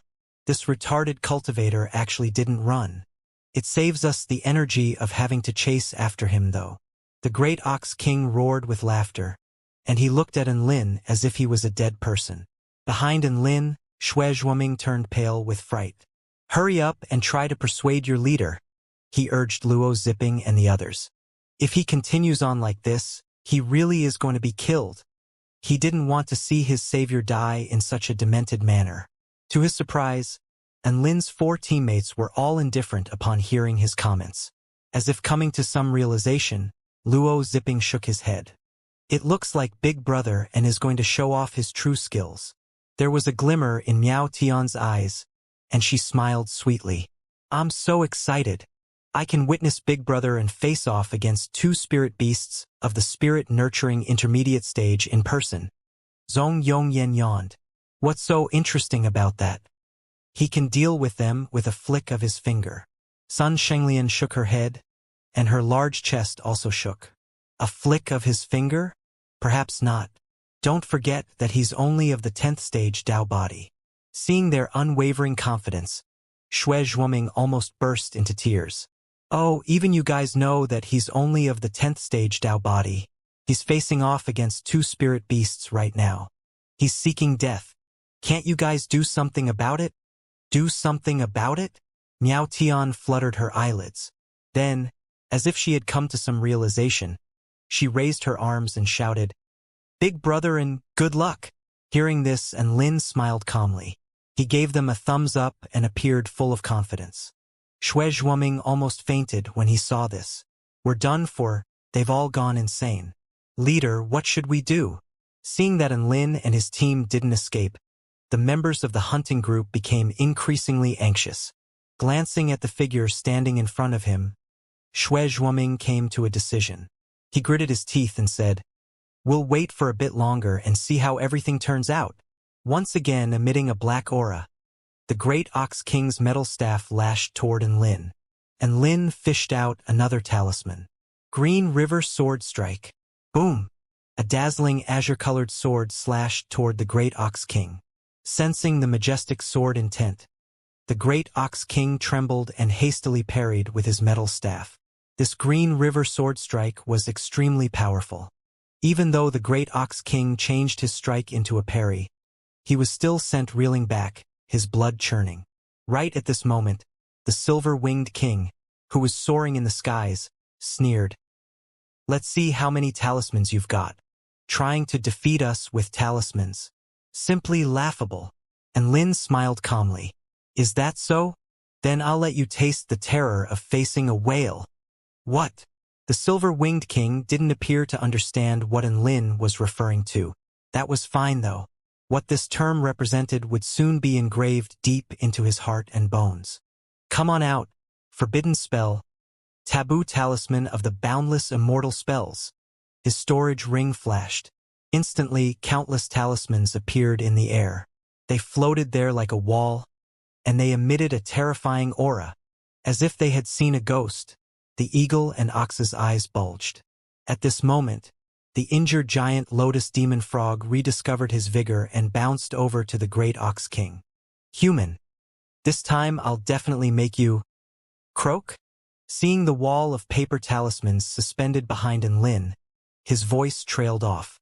Holy fuck, dozens of talismans? The giant lotus demon frog was stupefied. His mouth was agape, and his body started to tremble. Good heavens! By the looks of it, the talismans are all of the spirit nurturing stage. Normally, cultivators of the spirit nurturing stage had to go to painstaking efforts in order to create a single talisman. This human cultivator had dozens of such talismans. Even talisman-producing masters wouldn't be able to produce so many talismans at once. Do you feel the terror of facing off against a whale? Now accept my sanctions. And Lin snapped his fingers and the vital energy within his body surged, activating all 50 or so talismans behind him. Boom! The surrounding vital energy started to swarm, and the sky changed color. Come on out. Dark Binding Ice, Golden Turtle Suppression, Hell's Gate, for Elephant Bind. A dozen or so restrictive spells appeared, and the 3 spirit beasts were completely bound. Slay the enemies. Flittering Sword Projection, Flaming Arrow Rain, Extreme Ice Slash, Soaring Demonic Cannon, Soul Devouring Slash, Spirit Dragon Fist, 9 Spirits Spear Thrust. Bringing with them a boundless might, over 30 devastating immortal spells rained down upon the 3 spirit beasts. Tears rolled down the giant lotus demon frog's face. The silver-winged king's lips quivered, and he kept muttering, "So, this is a whale." The great Ox King's eyes became dull and lifeless. Boom, boom, boom, boom. At this moment, the earth tremored and the mountains shook. The explosions of the immortal spells rocked the heavens. Atop the spirit mountain, a gigantic mushroom cloud billowed upwards. Xue Zhuoming and the others were stunned to the spot, transfixed with amazement. Even Lin's 4 teammates gasped in astonishment. When the smoke and dust cleared, everyone looked toward the explosion site. The devastating power of the immortal spells had blown out a massive crater in the Spirit Mountain. This crater had a radius of a few hundred feet. Where was the giant lotus demon frog, great Ox King, and silver-winged king? Some people walked to the edge of the crater in curiosity. Then they looked down. They've disappeared. That's right. The 3 spirit beasts had been blown to smithereens. I've never seen anyone use talismans in such a delightful manner. Miao Tian spoke excitedly as she looked toward Lin in worship. One word, epic. This time Luo Zipping truly was amazed. Seeing dozens of talismans being activated at once truly opened up his eyes. Zhong Yongyan and Sun Shenglian nodded emphatically, clearly in agreement with what Luo Zipping said. And Lin clasped his hands behind his back. Looking at the crater, he shook his head and sighed. It felt pretty amazing when I used the talismans, but it seems like I used a bit too much. I feel a bit regretful. If he chose to escape, then perhaps he wouldn't have needed to use the 50 or so talismans. However, in order to save the golden-eyed Monkey King, Enlin had decided to stay. The golden-eyed Monkey King walked up to Enlin and saluted. "Thank you for saving me." Enlin looked at the ugly Monkey King in surprise. "We took all your immortal fruits. Why are you thanking us?" An ugly smile appeared on the ugly Monkey King's face. "It's better that the immortal fruits ended up in your hands than in the hands of the despicable brothers who betrayed me. Furthermore, you could have chosen to escape straight away. However, you chose to stay and save me instead. Based on this alone, I must thank you." And Lin chuckled in embarrassment and took an immortal fruit from his storage ring. "How about this? I'll give you an immortal fruit. After all, you worked hard to cultivate them. You should at least have the chance to taste them." Looking at the immortal fruit that Enlin held toward him, tears instantly formed in the ugly Monkey King's lightbulb-like eyes. After being betrayed by his brothers, it could be said that his heart had already been severely scarred.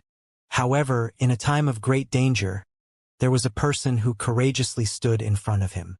Not only did this person save him, he even gave him an extremely valuable immortal fruit. There was absolutely no need for this person to do these things, yet he still did them. Why was he so good to him? The ugly Monkey King was trembling as he accepted the immortal fruit. Large tears rolled down his cheeks. This scene was very touching. Shuezhuoming, Luo Zipping, and the others were all stupefied. They looked on at the scene playing out in front of them in a daze. What was going on? Weren't they thieves and bandits right now? And Lin handing back one of the stolen immortal fruits was already a bizarre act. However, the ugly Monkey King accepting this immortal fruit with tears of gratitude streaming down his face had them in absolute shock. Shuezhuoming pulled at his hair in frustration. "Who can tell me what the hell is going on?" Tears welled up in Miao Tian's large eyes. "Although I don't know what happened, I keep getting the feeling that it's very touching." Zhong Yongyan waved his fan mechanically. Big Brother ends each and every action carries with it the demeanor of a supreme being. It isn't something that we can fathom. Seeing the ugly Monkey King's expression, Enlin felt even more embarrassed. "Is one enough? My team has 6 immortal fruits. If one's not enough, then I can give you my one too." Hearing this, the ugly Monkey King shook his hands vigorously. "No, it's fine, it's fine. Keep the remaining fruits for yourselves." The Monkey King wiped away his tears and looked at Enlin. "I still haven't asked for your Dao title yet." Enlin joined his hands in salute. "I don't have a Dao title yet. Just call me Enlin." The Monkey King nodded. "Brother Enlin, my appearance is ugly, so you can just refer to me as Ugly Monkey King." "Ugly Monkey King sounds terrible. Why don't we call you Xiao Cho One instead? It's easier to say and also sounds good." And Lin had never contemplated how universally shocking his naming skills were. In his pocket, Xiao Hong trembled in fear, frightful that her master would be bashed to death. Who knew? The golden-eyed Monkey King stood there in a daze as a warm feeling suffused through his body. "Xiao Cho, what an affectionate name. Back in the day, there was only a white fox who called me that." Thinking of this, the ugly Monkey King sniffed, and he almost started crying again. "Big Brother, and let's go. I have delicious food and drinks in my cave. Want to grab a drink with me?" The golden-eyed Monkey King was extremely moved as he looked toward Enlin. Enlin stroked his chin and looked at the time. "Sounds good to me. I haven't had anything to eat today." He nodded. "Ha ha ha. Big Brother, and if you want to eat something particular, just tell me. The mountain of fruits and flowers has an abundance of resources. I can get you anything you want." Just like that, they walked into the cave with their arms around each other's shoulders. Standing in the wind, Shuezhuoming and the others were all in a state of utter confusion. Looking at the scene in front of them, they were absolutely gobsmacked. "Xiao Cho? Big Brother, and what the hell is this? You came to steal, brother. So be it if the bandit didn't flee after stealing. But what the hell was with the owner warmly receiving the bandit and referring to him as a brother?" Shuezhuoming was utterly speechless. He couldn't understand this development of events at all. Luo Zipping rubbed his eyes, a look of astonishment on his face. Have they gone crazy? Or has this world gone crazy? Zhong Yongyan waved his fan stiffly and didn't speak a word. Miao Tian, however, grabbed onto Sun Shenglian's hand and followed after Enlin. Hurry up, sister Sun. I'm also hungry. The monkey army brought in plate after plate of delicacies. There was also fine liquor and fruits unique to the mountain of fruits and flowers. Enlin and the golden-eyed monkey king drank and chatted merrily. Next to them, the rest of Enlin's group also ate quite a bit. Although the members of the hunting group were wary, they also started eating after seeing that there was no problem with the food. Only the soldiers who were tailing Enlin and his team remained outside the cave. As they ate, there were also beautiful female monkeys who danced in front of them. In the eyes of humans, they looked very ordinary. Brother Xiao Chou, what's your relationship with Sun Wukong? The great sage, heavens equal to? After a few drinks, Enlin asked the question that he was most curious about. If it wasn't for the golden-eyed monkey king being so ugly, people really might have mistaken him for the legendary Sun Wukong. At the mention of Sun Wukong, the monkey king's eyes lit up. He's my idol. Think about it. He desired to trample through the southern skies and shatter the heavens. Think about how that strengthened the prestige of our monkey tribe. One day, I also want to carry a staff and fight my way up into the heavenly court. PFFF. Miao Tian couldn't help but spit out the liquor she was drinking. Luo Zipping and the others also wore strange expressions. What the fuck? They themselves were members of the heavenly court. How about they fight right now? It's a pity that Sun Wukong has already gone to the Buddhist kingdom of the West, being the victorious fighting Buddha that he is. Or else, I'd definitely go to meet him in person. There was a hint of disappointment on the monkey king's face. Hearing this, Enlin nodded thoughtfully. He drank another cup of fruit wine before asking, Xiao Chou, this world is actually really big. Don't you want to venture out into the world? Perhaps you'll become much stronger during your journeys. At that time, the Buddhist kingdom of the West may not seem that far at all. Upon hearing this, the golden-eyed monkey king sighed. I've already considered this before. However, humans are sinister and cunning, their trickeries running deeper than the deepest of seas. One slip up, and I might be consigned to eternal damnation. I'm better off just cultivating earnestly at the mountain of fruits and flowers. Without any fortuitous encounters, cultivation speed may be slower, however, it's much safer staying put. Unexpectedly, Enlin shook his head firmly. If I wasn't present today, what fate would you have met? Hearing this, the golden-eyed monkey king was momentarily dazed. Then, as if coming to some realization, he sighed. I'm afraid I would have died. Enlin nodded and continued. Indeed, human trickeries may run deep, but deep mountains have slipperier paths. Being in a spirit mountain, it's hard to say whether a powerful beast will suddenly develop an interest in you or your land. Growing stronger quickly is the only way out of this predicament. The golden-eyed monkey king looked at Enlin and asked, So, what Big Brother means is that, What I mean is that you should follow me for a while and venture the outside world with me. If you feel unaccustomed to the outside life, then you can choose to return here. And Lin explained sincerely. Just like that, Xue Zhuoming and his hunting group became stupefied once again. Staring at Enlin in astonishment, Luo Zipping and the rest of Enlin's team either spat out the wine that they were drinking or choked on their own spit. Venture out with Big Brother N for a while? That sounds pretty good. The golden-eyed monkey king fell deep into thought, evidently taking Enlin's suggestion into serious consideration. Luo Zipping and the others gulped, and they looked nervously toward the monkey king. They were unable to describe their feelings right now. If the monkey king agreed to Enlin's suggestion, would that mean their team would gain a spirit beast of the spirit-nurturing intermediate stage? It was way too shocking. All right, I'll follow Big Brother N for a while. After a moment, the golden-eyed monkey king finally gave his answer. Hearing the monkey king's answer, Enlin was delighted. He turned to his teammates and exclaimed happily, I hereby announce Xiao Chou as a new member of our team. The golden-eyed Monkey King stood up and bowed toward Lin's teammates. I look forward to working with you guys. Hi, Big Brother Cho, Miao Tian chuckled. I look forward to working with you too, Sun Shenglian. A string of curses raced through Zhong Yongyan's mind. He forced a smile and laughed. Haha. Looks like destiny has brought us together. We'll definitely get along wonderfully. Only Luo Zipping had a hearty smile on his face. Haha. With Brother Monkey here, it'll be much easier to hunt beasts.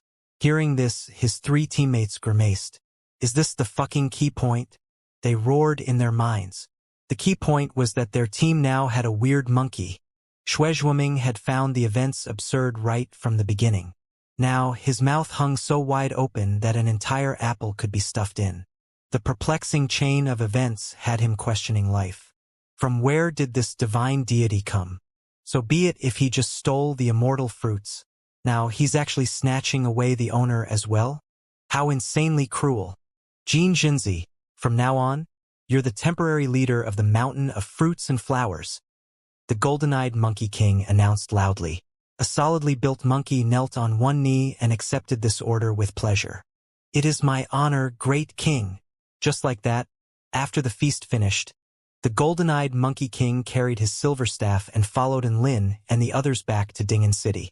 During this time, Lin gave 3 immortal fruits to the hunting group, then gave 1 immortal fruit to each of his team members. His teammates were quite sheepish about this. During the battle, they didn't contribute much at all. Rather, it was Lin who expended dozens of paper talismans. However, they had no choice but to accept it as Lin insisted that they take it. Not only did Lin's actions move his teammates, but they also had the golden-eyed Monkey King deeply moved. In a private estate within Ding'an City. This was the location where their class gathered every day in order to tally their results. Night slowly set in, and there were currently 60 or so people gathered within the estate. Some of the students still hadn't come back. There were also some who had ventured further out, and thus decided to spend the night outside. Sword Immortal Ling Xiao was currently tallying the results. He would take into account the students' and soldiers' feedback, and from these, tally the team's results. Tianhui, your team performed fairly well. You guys killed 15 beasts and exceeded the set target. Hearing the homeroom teacher's praise, Tianhui scratched his head in embarrassment. In reality, he was obsessed with tool refinement. During their trip, it was all thanks to his teammates' exceptional performances that they could exceed the target number. Wang Xiaobai, what's up with your team? How come you guys only slaughtered 1 beast? Sword Immortal Ling Xiao glared at the 5 students in front of him, a look of incredulity on his face as he tallied their results. Wang Xiaobai tossed his long hair. I can't help it, he said unhurriedly. My appearance is too handsome and my power is too great. Once the beasts see me, they flee into the distance. Seeing Wang Xiaobai's actions, his 4 teammates all face-bombed. Being assigned such a shameless team leader, they were also in great despair. Hearing Wang Xiaobai's response, Sword Immortal Ling Xiao also grimaced. He really wanted to slap him to death. Right at this moment, a startled cry sounded from the courtyard. Student Lin is back. With all the legends surrounding him, Lin had already become a figure who was closely followed by the students. As he walked into the courtyard, he attracted the attention of most of the students. Then the students all became bewildered, because next to Lin, they saw a mighty monkey suited in armor. Holy fuck! Why does that monkey look so familiar? I feel like I've seen him in portraits before. It's not the handsome Monkey King, Sun Wukong, right? No, Sun Wukong isn't that ugly. He must be fake. He's probably the ugly Monkey King. That's not the main point. The main point is, where the fuck did this monkey come from? Compared to the stupefied students, Sword Immortal Ling Xiao's expression wasn't much calmer. He walked up to Lin with a dark expression on his face. Student Lin, what's with this monkey? He's our team's new member. My summoned beast, Ugly Monkey King. Lin chuckled. You guys can call him Xiao Cho or just Brother Monkey. At this moment, the golden-eyed Monkey King gave an ugly smile. He waved at the students and said, Hi everyone. Nice to meet you all. Sword Immortal Ling Xiao grimaced when he heard Lin's explanation. It's another fucking summoned beast. He roared in his mind. Last time, in the free-for-all battle, it was that gigantic dog. This time, in the end-of-year exam, you bring me a bloody monkey. However, the end-of-year exam didn't specify that students couldn't bring spirit beasts. Sword Immortal Ling Xiao suddenly felt exhausted. Why can't student Lin cause fewer troubles? Will it really kill him to stop causing trouble? In the end, however, Sword Immortal Ling Xiao could only sigh in exasperation. Tell me, how did your team do today? Hearing the homeroom teacher say this, Lin's eyes lit up, and he started to report their results. He knew that his homeroom teacher had reluctantly accepted Xiao Chao's existence. In total, they killed 25 mutant beasts today. In addition to that, they also slaughtered 3 spirit beasts. Hearing this, Sword Immortal Ling Xiao's expression changed slightly. Evidently, the results of Lin's team was exceptional. Although they weren't required to slaughter spirit beasts, oftentimes it was these spirit beasts which made up the core power of beast tides. Exterminating more of them would always be helpful. Highly intelligent beast tribes, such as that of the golden-eyed monkey kings, were usually not very hostile toward humans. It was because of this that Sword Immortal Ling Xiao was so lenient toward Xiao Chou. Just like that, Lin's team gained an extra member. The students all looked at Lin and his team in awe. Would you look at that? While we were busy slaying mutant beasts, he was already starting to recruit spirit beasts as reinforcement. As expected, student Lin is extraordinarily strong and amazingly tactful.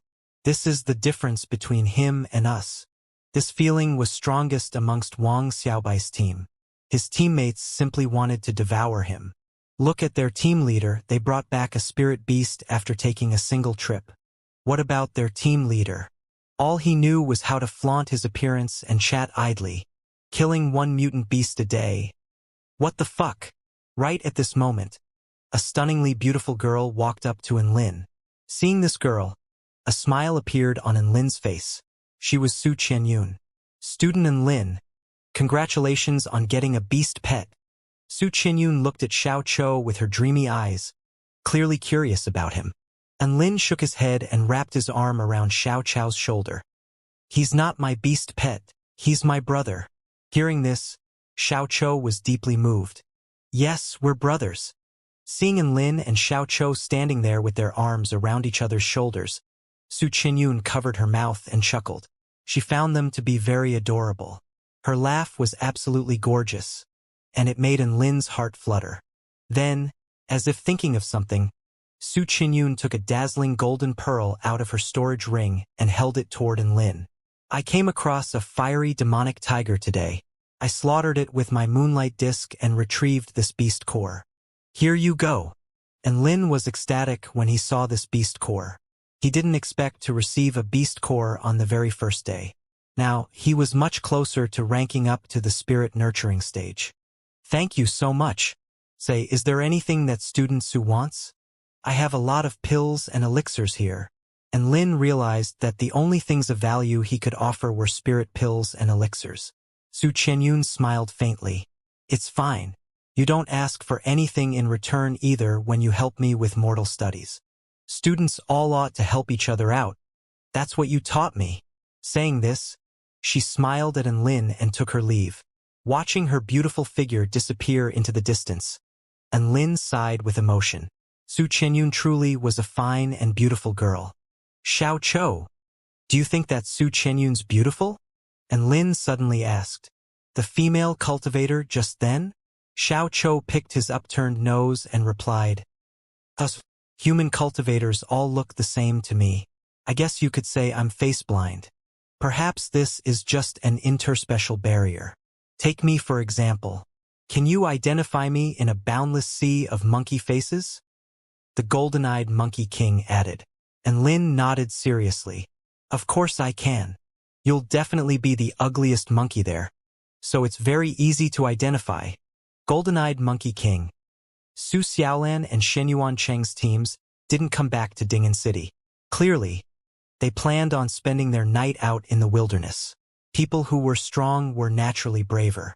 After all, with the power they possessed, there were already very few mutant beasts which could threaten them.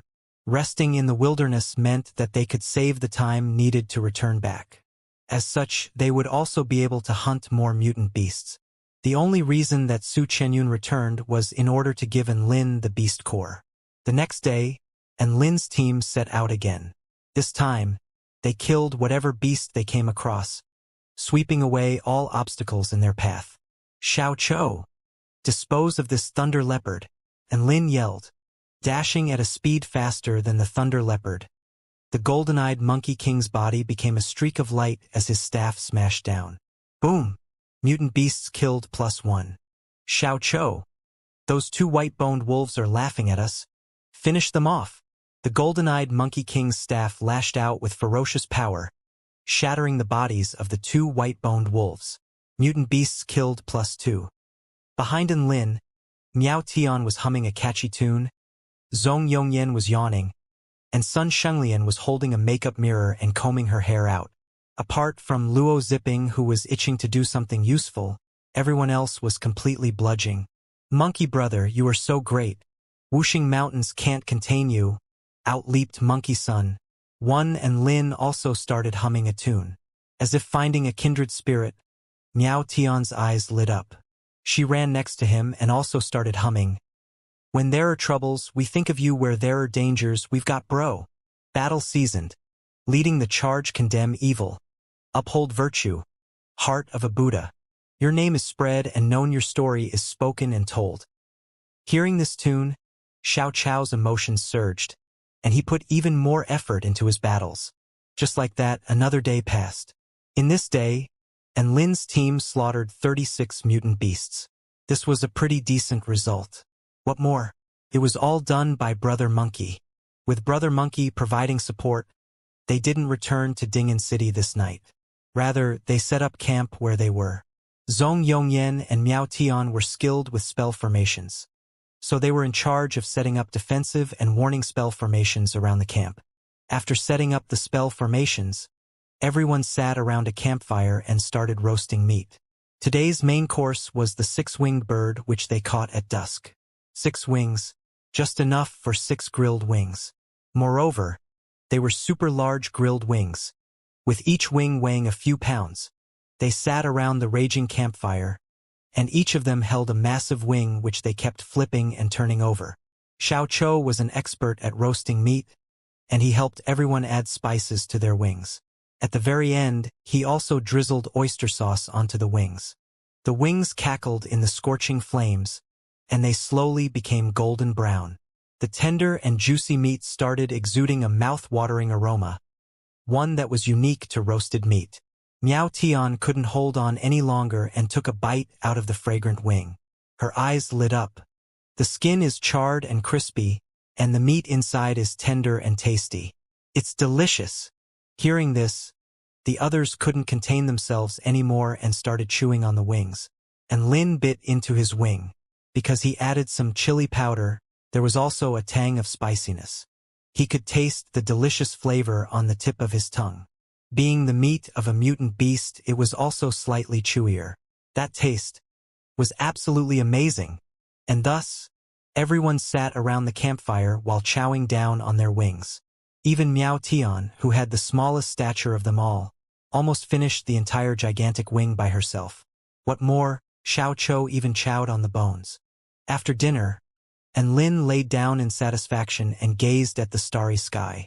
The stars in this world were beautiful. Looking closely, he could even make out a galaxy stretching across the skies. "Big brother, are you gazing at the stars and thinking about life?" Miao Tian was licking the sauce off her fingers, and there was a look of craving on her face. She was dressed in pink Taoist robes, and with short black hair and an extremely pretty face, she appeared especially dainty and adorable. For some reason, seeing Miao Tian right now reminded Enlin of Earth's Tian Lingling. "I grew up on Earth and only recently found out that Earth was created by Nuwa too. The reason that we need to descend into the mortal world is in order to maintain the stability of that world," Enlin said slowly. Hearing this, Miao Tian blinked at Enlin, unsure of why he suddenly started mentioning these things. Taichu continent is gigantic, so gigantic that even till now, there's no complete map of it. And Lin continued. The textbooks say that Tai Chu continent is the cradle of all matter, created by Pangu when he separated the sky from the earth. There can be countless small worlds, and there can be countless mystic realms. However, there can only be one great world. I'm just thinking, who defined Tai Chu continent to be as such? Is this definition truly the reality? Miao Tian yawned. She didn't expect him to be mulling over such boring questions. This question was as boring as asking, where am I from? To where will I go? Won't you know whether this definition is true or not if you just go and ask Pangu? And Lin. Sure, why not just tell him to go ask the heavens? After pondering about life for a while, and Lin returned to his tent for some rest. The night passed peacefully. The next morning, they continued on their journey of hunting mutant beasts. Today, Luo Zipping's fists craved blood. He partnered up with the golden-eyed Monkey King and together, they slaughtered the mutant beasts. The other 4 people remained as bludgers. With the addition of Luo Zipping, they should have been able to slay more beasts. After a day's work though, they only managed to kill 26 mutant beasts, a full 10 fewer than the previous day. They were wandering throughout the depths of the myriad mountain realm, and logically speaking, they should have come across a lot more mutant beasts. For some reason though, it felt like there were even fewer mutant beasts here compared to the region earlier. That night, they couldn't find the delicious 6-winged bird. Instead, everyone started chewing on the meat of a savage golden-footed ox. Sigh. Why are we so down on luck today? Could it be that my choice to fight alongside Big Brother Cho was wrong? Luo Zipping asked bitterly. He chewed on his beef miserably. If there's an extremely powerful beast nearby, then the density of mutant beasts will also decrease. Could it be that we entered the territory of some spirit beast or soul beast? Zhong Yongyan asked anxiously. Hearing this, everyone fell deep into thought. It would be fine if they came across a spirit beast, as they were not fearful of such a beast. However, if by any chance it was a soul beast of the soul formation stage, then they would be in grave danger. The next morning, and Lin and the others had a brief discussion and decided to take another route. When noon arrived, they had only killed 13 mutant beasts. At this rate, their results would be even worse than yesterday. What the hell? Have the mutant beasts all been frightened away? And Lin was bewildered. Right at this moment, however, Xiao Cho suddenly bent down and put his ear to the ground. Then he rode a cloud into the skies, his golden eyes blazing as he looked into the distance. What the hell indeed? It's a beast tide, he yelled. Seeing the stampede of beasts in the distance, the golden-eyed Monkey King's expression changed drastically. Beast tide? How large is it? And Lin was startled by this news. Not too sure. There's a dense and dark pack of them, definitely thousands. Furthermore, they're charging in our direction. There was a solemn expression on Xiao Chao's face. Holy fuck! Let's run! And Lin yelled urgently. If it was 100 mutant beasts migrating, they could at least try to circle around. With a tide of thousands, however, there was a chance that there were perhaps even soul beasts amongst them. Just like that, they started fleeing back toward the city. After a while, their expressions became even more grave. They realized that the direction taken by the beast tide was almost identical to their direction of escape. It appeared as if their target destination was also Ding'an City. Feeling uneasy, and Lin spoke to the golden-eyed Monkey King urgently. Xiao Cho, you can fly, right? Fly back first and notify Sword Immortal Ling Xiao and City Lord Zheng Qianqiu of this situation. Xiao Cho also knew of the urgency of this situation, and he prepared to fly off on a cloud. Right at this moment, however, a girl whizzed past on her sword. Hi, and Lin! A crisp and pleasant voice traveled down from the skies, and Lin looked up. It was Su Xiaolan. Su Xiaolan was delighted upon seeing An Lin. However, she suddenly saw something else and her pretty face darkened. The sword she was flying on returned to her hands and a flaming sword projection slashed hundreds of meters into the distance. Ugly demon monkey! You dare attack my classmates? Accept your death! Xiao Chou was running behind Lin and was just about to fly off on his cloud. Then, he saw the flaming sword projection rushing toward him. Xiao Chou was startled, and he immediately raised his silver staff to block the sword slash. Boom! The devastating power of the flaming sword swept over a large area, and even Lin was almost knocked down to the floor. Su Xiaolan, this monkey is a friend, and Lin yelled. Friend. Su Xiaolan knitted her pretty eyebrows. However, her expression quickly relaxed. And Lin always did weird and bizarre things. Having an extremely ugly monkey with him wasn't all that strange. Say, why did you fly over by yourself? Where are your teammates? And Lin asked. As if remembering what she wanted to do, Su Xiaolan slapped her forehead. Oh, that's right. I still have to tell the homeroom teacher about that matter. Then, she glanced at Lin and replied, my teammates are sitting on a saucepan lid. They're fairly safe. And Lin, you guys should hurry back to Dingen City. When the time comes, I'll give you guys a big surprise. And Lin grimaced. The surprise you speak of isn't the beast tide, right? Su Xiaolan was shocked. How did you know? And Lin sighed. Xiao Chou saw it. As they were talking, the ground started to tremor lightly. And Lin, I still have important matters to attend to, so I don't have time to explain. You guys run quickly. Saying this, Su Xiaolan got back onto her sword and flew off into the distance. And Lin shook his head in exasperation and continued running toward Dingen City with his teammates. Because Su Xiaolan was going to notify the homeroom teacher anyway, Xiao Chou couldn't be bothered rushing over on his cloud anymore. Instead, he followed behind Lin. At this moment, another figure whizzed past. A warm and gentle male voice traveled down from the skies. Student Lin? The sprinting Lin looked up and saw a handsome male dressed in a fluttering white robe. It was Shen Yuancheng. Shen Yuancheng was delighted upon seeing Lin. However, he suddenly saw something else and his face darkened. Ugly demon monkey. Don't you dare attack my classmates. A white sword projection erupted from Shen Yuancheng's sword as he slashed toward the monkey chasing behind Lin. Holy fuck! Again? Xiao Chou almost burst into tears. Whenever they came across someone, he was attacked. Who on earth had he offended? Xiao Chou whipped his silver staff out to block Shen Yuancheng's strike. Shen Yuancheng was stronger than Su Xiaolan, and his strike crushed Xiao Chou into a half-kneeling position. Boom! A devastating shockwave blew Lin off his feet. Even Miao Tian and the others, who were running ahead, almost lost their footing. Big Brother Cheng. It's all a misunderstanding. Xiao Chou is a friend. And Lin yelled. Friend. Shen Yuancheng knitted his eyebrows. However, his expression quickly relaxed. And Lin always did weird and bizarre things.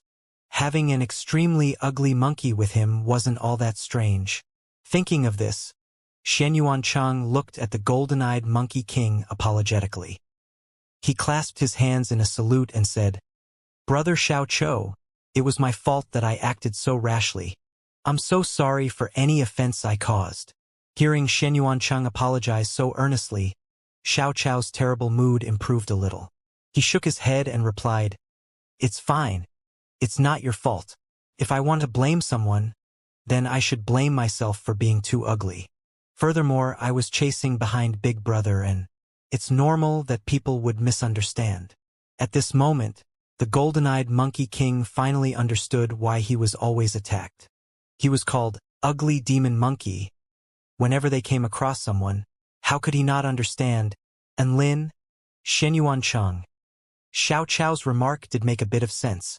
However, why did it sound so bitter and miserable? Hearing this, the emotional Miao Tian choked up and she almost started shedding tears. Then, as if thinking of something, Shen Yuancheng took a jade-like pearl out of his storage ring and tossed it toward Lin. This is the beast core of a three-headed flying python. I helped you dig it out. As he caught the beast core, Lin was extremely moved. Thank you, Big Brother Cheng. Shen Yuancheng chuckled and continued.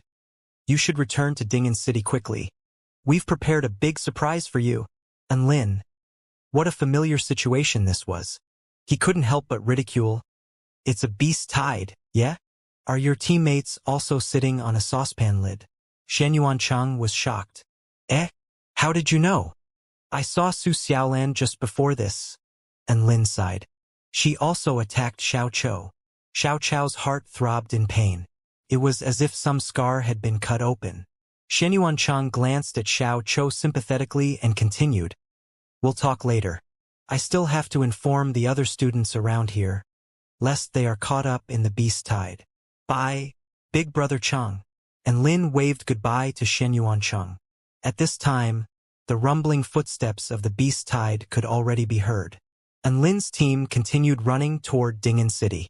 This time, the golden-eyed Monkey King ran at the front of the pack.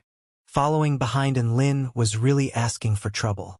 Instead of him chasing after Lin, it would be far better for Lin and the others to be chasing after him. That way, others surely wouldn't misunderstand. In a private estate within Ding'an City, Sword Immortal Ling Xiao and City Lord Zheng Qianxiu were enjoying cups of tea. Right now, dusk was setting in and around 60 students had returned to the estate already. As he was sipping on tea, Sword Immortal Ling Xiao tallied up the students' results. A female flew into the estate on her sword. Seeing who had come, Sword Immortal Ling Xiao smiled faintly. Student Su Xiaolan, why did you hurry back by yourself? Where are your team members? There was a look of excitement on Su Xiaolan's beautiful face. She didn't answer Sword Immortal Ling Xiao's question. Rather, she exclaimed eagerly, Homeroom teacher, we've prepared a big surprise for you. Sword Immortal Ling Xiao raised his eyebrow, his interest piqued. Oh? What surprise? A surprise which will help us get things done once and for all, Su Xiaolan replied. Sword Immortal Ling Xiao became even more curious after hearing this. He took a sip of tea and gestured for her to continue. We caused a beast tide. We attracted thousands of mutant beasts, and they're all charging toward Ding'an City. We're going to make a massive killing, Su Xiaolan revealed excitedly. Biffed. Sword Immortal Ling Xiao spat out a mouthful of tea. And Lin and his team were almost back at Ding'an City. They could already see the pitch-black city walls which appeared grand and majestic. Above the city walls, countless people swarmed about, clearly preparing for the battle that lay ahead. We're almost there. Let's push harder. And Lin shouted in encouragement. Right at this moment, an angry cry came from the skies. Student and Lin, I'll lend you a hand. And Lin looked up and saw Lu Zhan and a dozen or so students standing on a saucepan lid. No, hang on. It was a gigantic magic tool which looked like a saucepan lid. Hearing this cry, a feeling of unease gripped at Lin's heart. Stop! The monkey is a friend. Don't. Ugly demon monkey. Where do you think you're going? Lu Zhan roared, and a ball of lightning burst from his hand. Boom! The ball of lightning exploded. Xiao Chou, who was running at the front, was taken by surprise, and he was knocked to the ground by the strike. Attack! And Lin's lips quivered. Before he could even finish his sentence, Xiao Chou had already been struck and knocked off his feet. Lu Zhan was slightly dazed. Only now did he comprehend Lin's shout of warning. The ugly monkey is a friend? I guess that also makes sense. Student Lin was strange to begin with. It's not that odd for him to bring an ugly monkey along. He immediately maneuvered the saucepan lid over to the Monkey King. I'm so sorry, he apologized. I thought it was an emergency and acted too rashly. It was all a misunderstanding. My bad. Xiao Chou picked himself up from the floor, and tears glistened in his bright, light bulb-like eyes. What the fuck? Another misunderstanding? What's with this world? Is it a crime to be ugly? The stampede of beasts was almost upon them, and Lin and his team accepted the invitation to ride atop Lu Zhan's saucepan lid.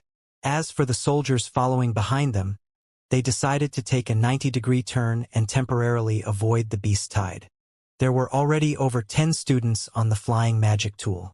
Although it didn't fly really fast, it had the advantage of being able to carry many people. If everyone squished together, this saucepan lid of 10 feet in radius could easily fit over 10 people. If it wasn't for the fact that this magic tool consumed exorbitant amounts of spirit stones when carrying people, during the marathon a few days back, Lu Zhan definitely would have taken it out to carry a few more students. On the saucepan lid, Student Xianxia stood at the very back. She held a purple flower in her hand, and its pollen drifted with the wind, floating back toward the army of beasts which was pursuing them relentlessly. Lu Zhan turned toward Enlin and explained, "This flower is called the yearning flower, and it's a third-rank spirit flower. Its pollen is extremely enticing to mutant beasts, meaning that one can easily cause beast tides with it. The essence of this yearning flower lies within its pollen. In order to help our class reach the target, Xianxia has really given it her all." Hearing this, a charming smile spread across Xianxia's face. She didn't say anything and continued spreading the pollen of the yearning flower. "However, I was the one who came up with the idea of creating a beast tide," Lu Zhan bragged proudly. And Lin grimaced. "Student Lu is so amazing," he chimed. Lu Zhan felt pretty good about being complimented by the legendary Enlin. Then, he continued to brag about how he came up with such an inspiring idea, as well as how he got Su Xiaolan and Shen Yuanchang to cooperate with him. And Lin glanced at the massive beast tide behind him. There appeared to be more than 2,000 mutant beasts already.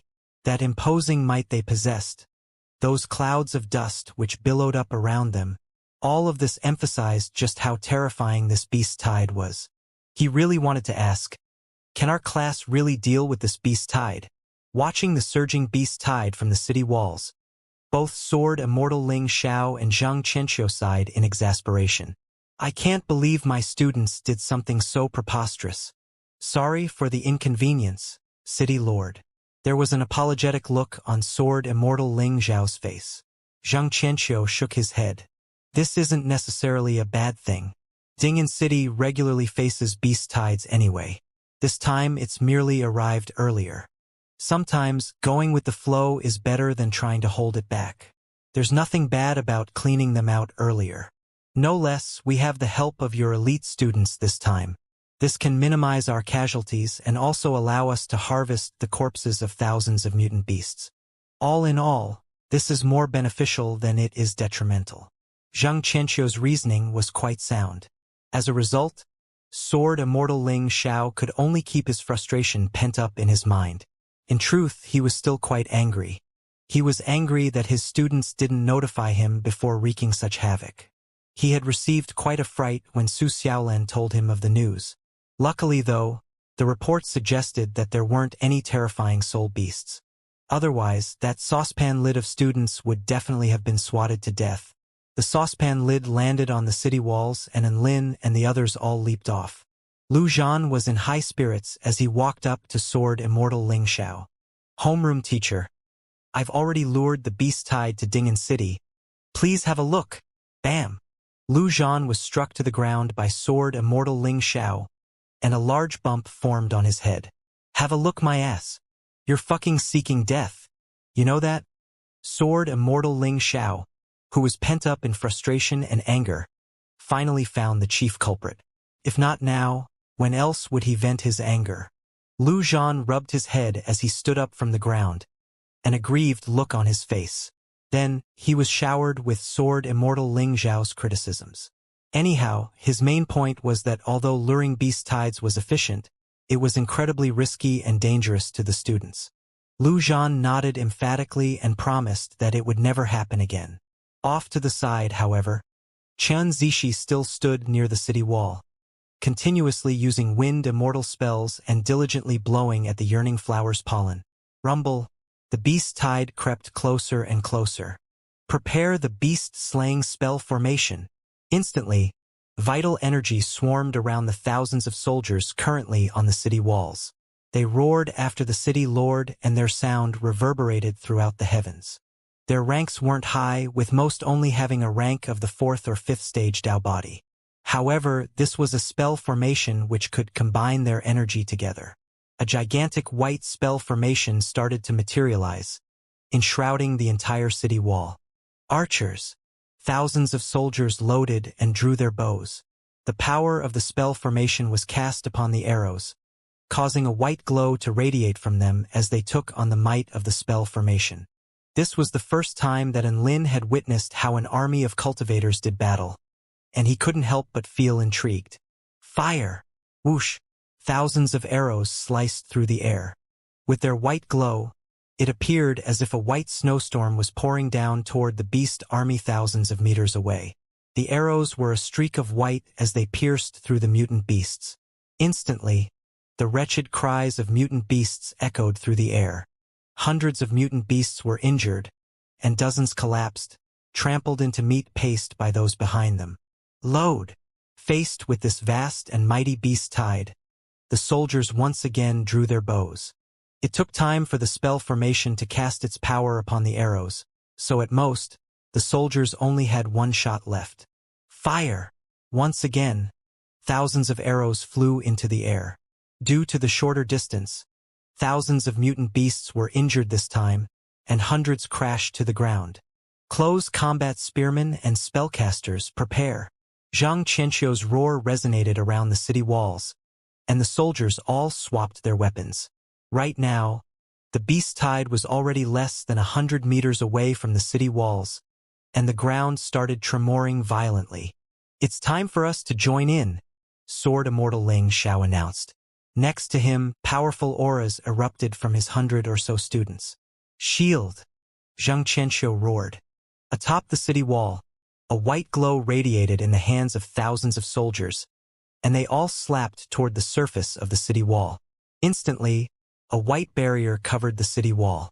At this moment, the beast tide had already arrived at the foot of the walls and was fiercely ramming into it. The heavy blows caused the city walls to shake, yet were unable to shatter the defensive barrier. Hundreds of flying mutant beasts swooped toward the battlements, their bloody maws wide open and gnashing toward the soldiers. Right at this moment, Sword Immortal Ling Xiao marched forwards. In the instant that he drew his sword, a sword projection cut thousands of feet through the air. The terrifying sword intent caused the air to tremor. Hundreds of mutant beasts were struck by this sword projection, and they instantly became mincemeat. This was the first time that Lin had seen his homeroom teacher launch an attack, and he had to admit, his posture was magnificent. One after another, the students cast long-range immortal spells, firing them toward the mutant beasts below. As the mutant beasts were closely packed together, the students didn't even bother aiming, only focusing on firing off as many spells as possible. The spellcasters on the city walls also repeatedly launched fireballs and ice arrows at the mutant beasts. In no time, another 200 to 300 mutant beasts had been killed. The only powerful immortal spell at Lin's disposal was his mountain-quaking fist. If he was lucky, one strike of this fist would be able to kill 1 or 2 mutant beasts. Just like that, Lin cast 7 or 8 mountain-quaking fists without pause. After killing 10 mutant beasts, he was completely spent. Leaning on the battlements, he swallowed 2 energy-restoring pills and silently observed the battle. Sword Immortal Ling Xiao's presence meant that the flying mutant beasts were unable to attack the soldiers guarding the city walls.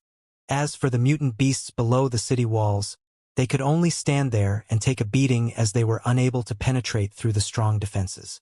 Most of the students stood atop the city walls and swallowed pills as they cast immortal spells relentlessly. Not only was this safe, but it was also efficient. Moreover, the students were exhilarated with this killing spree. Seeing this, Lin silently nodded his head. This battle is in the bag. However, just as he thought this, a black spear suddenly shot over from the distance. It was insanely quick, and it drew out a black streak which cut thousands of feet through the air. Mutant beasts which accidentally came into contact with it were all torn to shreds. Boom! The white barrier was shattered by the spear, and a massive hole was also punched into the thick iron wall. Seeing this massive breach, the mutant beasts surged toward it in a frenzy. Sword Immortal Ling Xiao's expression darkened, and he looked coldly into the distance. I'll be back shortly. Shenyuan Chang, Su Qinyun, take charge of guarding the skies. Hearing this, Shenyuan Chang and Su Qinyun both nodded solemnly. Becoming a streak of white, Sword Immortal Ling Xiao jumped onto his sword and flew off into the distance. With the city gate suddenly being breached, the spellcasters all concentrated their attacks near the city wall, preventing the mutant beasts from surging in. Thousands of spearmen started swiftly converging behind the city gate, stabbing the mutant beasts which rushed inside, sending them to their deaths. Xianxia flew up on his sword, charging toward the mutant beasts in the sky. Su Qianyun, on the other hand, stood silently atop the battlements. Her light blue moonlight disk cut through the air, drawing deadly arcs and slicing the flying mutant beasts into two. Right at this moment, a black horse shrouded in green flames charged through the city gate. Sounds of metal clashing could be heard as the spears stabbed toward the horse, and it was as if they were stabbing toward solid steel. Great amounts of flames shot from the black horse's body, and they leaped toward the nearby spearmen. The faces of the soldiers who were struck started to rapidly age and shrivel. Wisps of vitality were torn from their bodies, and instantly, anguished cries sounded from behind the city gate. That is the spirit beast, infernal horse!" the soldiers cried in alarm. Hearing this, panic gripped the soldiers defending the city gate. Each and every spirit beast was extremely difficult to counter. The infernal horse sucked in the wisps of vitality ripped from the soldiers' bodies. "The life force of human cultivators is absolutely delicious," it sighed in satisfaction. However, even though it was a spirit beast, the soldiers still charged toward it fearlessly. Behind them were the millions of residents of this city. They had to guard the gate at all costs. Countless weapons stabbed at the infernal horse. However, these attacks couldn't even force it back a single step, much less cause it any injury. "Too weak. Let me feast to my heart's content." Saying this, the green flames whipped up into a blazing tornado, expanding viciously toward the surroundings. Suddenly, a mighty figure descended from the skies. A silver staff ripped through the flames and smashed toward the infernal horse's head. The infernal horse's reaction was insanely quick, and it leaped backward to avoid the strike. Boom!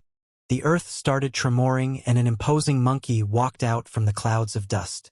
It was none other than the mountain of fruits and flowers golden-eyed Monkey King. "Where's this stinking monkey from? You're actually aiding the human cultivators." Seeing the ugly Monkey King, the infernal horse was furious. "Where's this stinking monkey from? I'm the ugly Monkey King from the mountain of fruits and flowers. My dream is to one day journey to the west to find my idol." The golden-eyed Monkey King brandished his staff and leaped toward the infernal horse. "Enough with this nonsense. Accept your death." The infernal horse also charged at the golden-eyed Monkey King, and the flames enveloping it burnt even more brilliantly. Clashing together, the two spirit beasts instantly obliterated the earth within a 100-feet radius. The soldiers all fled from their combat zone and sought out other mutant beasts to slay. Seeing Xiao take charge and leap down from the battlements, dozens of students who were well-versed in close combat also leaped down, clashing together with the mutant beasts on the ground. And Lin also leaped down from the city walls. Jumping down from 100 feet in the air was truly exhilarating. However, he was already a cultivator of the 10th stage Dao body. His muscles and bones were all tempered to an extreme degree, and he didn't receive any injuries from this. His feet merely trembled a bit when he landed. Roar! At this moment, a crimson-colored wolf leaped toward Lin, and Lin drew his golden glazed sword and slashed toward the crimson wolf. This time, he didn't use his mountain-quaking fist. Although this immortal spell was powerful, it drained a large amount of his vital energy, meaning that it was unsuited for long and drawn-out battles. Against normal mutant beasts, he only needed to hack at them with his sword. Moreover, he may as well take this opportunity to hone his swordsmanship. He had already mastered the complete collection of sword technique basics he bought from Dreamy Voice Fairy for 5 spirit stones. When he attacked with his sword now, he already possessed a bit of the demeanor of a master swordsman. His cuts, slashes, and thrusts all looked masterful, and he killed the crimson wolf in no time. At this moment, a gigantic white bear which was emitting a chilly aura leaped at Lin and swiped its paw toward him. Unbounded sword god slash. And Lin roared and a golden sword flashed toward the bear's paw. Boom! A powerful shock traveled through his body and he was swatted back by the gigantic bear. Spirit beast. And Lin narrowed his eyes. The gigantic white bear was exuding a powerful aura, and there was no doubt that it was a spirit beast. After thumping to the ground, he grunted in pain. Seeing the gigantic bear leap at him once again, He summoned his semi-immortal weapon, the evil-slaying sword. As before, the gigantic white bear swiped at him with its paw. Its strike contained an ice-cold power. And Lin didn't dodge or evade. Instead, he charged toward the bear and slashed down with his evil-slaying sword. Rip! Blood spurted into the air as the gigantic white bear's arm was sliced off. "Human, you actually have the ability to injure me?" the bear howled. After having an arm chopped off, the gigantic white bear stumbled back in fright. There was an alert look on its face as it glared at the sword in Lin's hands. He was extremely thick-skinned and tough, and even cultivators of the spirit nurturing stage would struggle to cut his arm off. This cultivator, however, was only of the Tao body stage. Thus, the problem definitely lay with his sword. And Lin brandished his sword and a confident smile crept onto his face. Boom! The earth started to tremor, and a gigantic elephant appeared before Lin.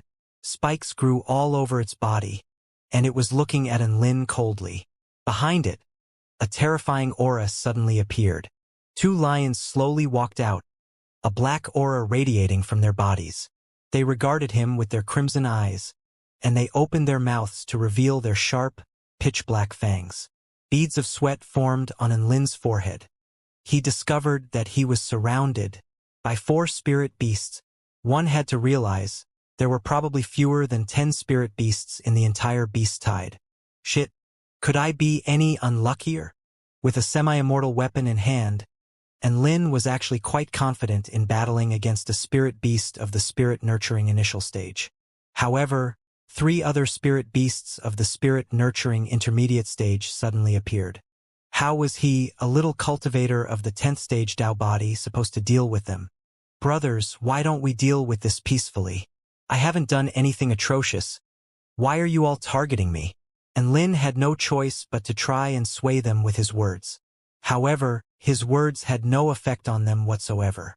The 4 spirit beasts remained silent and slowly closed in on him, cruel and savage looks on all their faces. Was using the talismans gifted to him by the soul formation stage cultivators his only option? It hurt Lin to have to use them. He had already used up all the spirit nurturing stage talismans. He only had 13 sheets of soul formation stage talismans, each one being a life-saving tool. Now, he was forced to use these life-saving talismans here. Who knew that he would be so unlucky? His storage ring flashed and a yellow talisman appeared between his fingers. This talisman was created by Spirit Child Shur, the sect leader of Kunlun Mountain Immortal sect. The power possessed by this talisman was equal to that of a full power strike performed by a cultivator of the soul formation initial stage. Roar! The 2 lions, which were emitting a black aura, pounced at him. Like the blades of a sword, their sharp claws slashed toward his body. Because of how quick they were, there was a swishing sound as they slashed through the air. Unyielding frost sword. As Lin activated the talisman, a fearsome sword materialized and slashed outwards. The flow of air faltered and the temperature suddenly dropped, the surroundings descending into a wintry chill.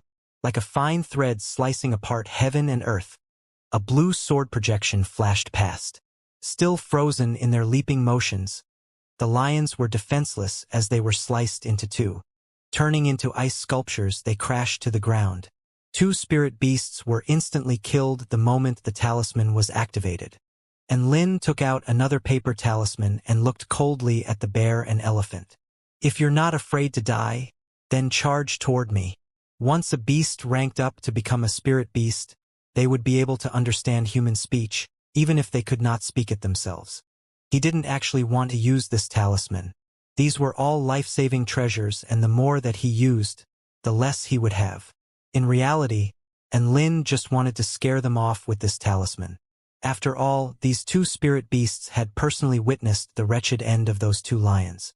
Unexpectedly, the gigantic white bear and gigantic elephant were completely unfazed by this. Instead of retreating, they continued closing in on Lin with cold expressions on their faces. Holy fuck, they're seriously not afraid of dying? And Lin grimaced and put the talisman back into his storage ring. Then, he turned around and started to flee. "Su Xiaolan, save me!" As he screamed, and Lin sprinted toward the area where Su Xiaolan was. It was only because the lions were blocking off his path of retreat that he was forced to use the talisman. Now that there were only 2 spirit beasts left, he could at least flee even if he couldn't beat them, right? Rather than lose a life-saving treasure, it was better to lose his decency. After all, staying alive was most important. The bear and elephant were both dazed upon seeing this. Then they roared in anger and charged after Enlin. While he was escaping, Enlin didn't forget to place the 2 lion corpses into his storage ring.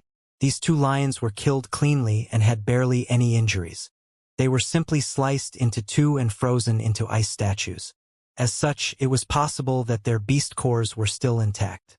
Thus, it was only reasonable that he retrieved their corpses. In the distance, countless mutant beasts were burnt to ashes by a raging flame. Like a saint, a female dressed in majestic robes stood shrouded in flames. The sword in her hand flashed about, and every strike was holy and majestic. Each and every mutant beast which neared her was burnt to death by the terrifying flames surrounding her. Su Xiaolan, save me! And Lin's cry traveled over from the distance. Looking toward the direction of the cry, the female saw the disheveled Enlin, as well as the gigantic elephant and white bear which were pursuing him relentlessly. Oh? Why are you so popular, Enlin? Su Xiaolan chuckled softly. She trod lightly and was beside Enlin in an instant. Enlin panted, I don't want to be so popular. You're not going to believe this. But I was being chased by 4 spirit beasts just then. If it wasn't for my life-saving talismans, I'm afraid that I'd already be a mush of protein in the spirit beasts' stomachs. Hearing that Enlin had been forced into such a bind, Su Xiaolan scowled, exclaiming angrily, Come! I'll take revenge for you. Saying this, a pair of fiery wings suddenly unraveled from behind her. As she flapped these wings, streams of flames swirled around her.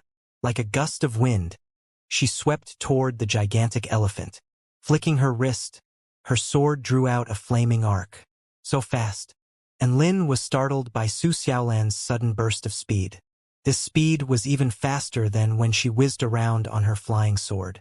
The gigantic elephant had noticed Su Xiaolan since a while ago, and the spikes on its body squirmed about. A jet of water suddenly spurted from its long trunk, gushing toward the flaming arc boom. As the arc of flames and the stream of water collided, the water quickly evaporated, blanketing the air with a white mist. Amidst this white mist, blades of water and flames occasionally slashed out. The gigantic elephant was a spirit beast of the spirit-nurturing intermediate stage. Although Su Xiaolan had only ranked up to the spirit-nurturing initial stage a short while ago, she was supremely talented and also possessed the divine phoenix bloodline. As a result, it was actually she who had the upper hand in the battle against the gigantic elephant. Seizing the opportunity created by Su Xiaolan being blocked by the gigantic elephant, the gigantic white bear once again pounced at Enlin. Enlin wasn't scared of just a single spirit-nurturing initial stage ranked spirit beast. Gripping his evil-slaying sword, he charged over. When the gigantic white bear was still 30 feet from Enlin, it suddenly stopped and smashed one of its paws into the ground. A cold chill rose from the ground and Enlin instinctively jumped back. Instantly, a 10-foot-long ice spike shot up from the ground. Enlin exhaled softly, thinking that he had dodged the spell technique. Then, he found that the ice spike started trembling, eventually breaking free from the floor and shooting toward him. Enlin was extremely alarmed. He hastily cast a mountain-quaking fist and shattered the ice spike flying toward him. At almost exactly the same time, however, a gigantic figure had already appeared before him. Bringing a terrifying might with it, a bare paw swiped toward his chest. Bam! Enlin was struck by the bare paw and his body rocketed into the ground, smashing out a deep crater. A sweet taste entered his mouth and he spat out a mouthful of blood. He had underestimated this spirit beast. If it wasn't for his body being sturdy and tough, this strike would have left him half dead. Even though the gigantic white bear had an arm chopped off due to its own carelessness, its speed didn't slow down a single bit. Roar! The bear leaped at him once again, countless icicles suspended in the air and piercing toward him. This again. watching the sword-like icicles stab toward him, and Lin's eyes became snowy white. Divine inspection. Activate. Flaw analysis. At this moment, his body also started moving, shifting his body and slashing with his sword as he pushed forwards. It was almost as if the icicles didn't exist. As the gigantic white bear leaped toward Lin, it suddenly had a bad feeling, and it was just about to pull out of its attack and retreat. And Lin hooked his finger, and there was a sudden clap of thunder. A bolt of lightning crackled down and struck the gigantic white bear's body, causing it to falter momentarily. At this moment, Lin had already dashed before the bear, his evil-slaying sword drawing out a deadly black arc. Rip! The gigantic white bear's head was tossed into the sky and blood spurted from its neck. And Lin flicked the blood off his long black sword, the corner of his lips curling up into a slight smile. He knew that he definitely looked amazing just then. Sword Immortal and Lin successfully completed Spirit Beast solo kill.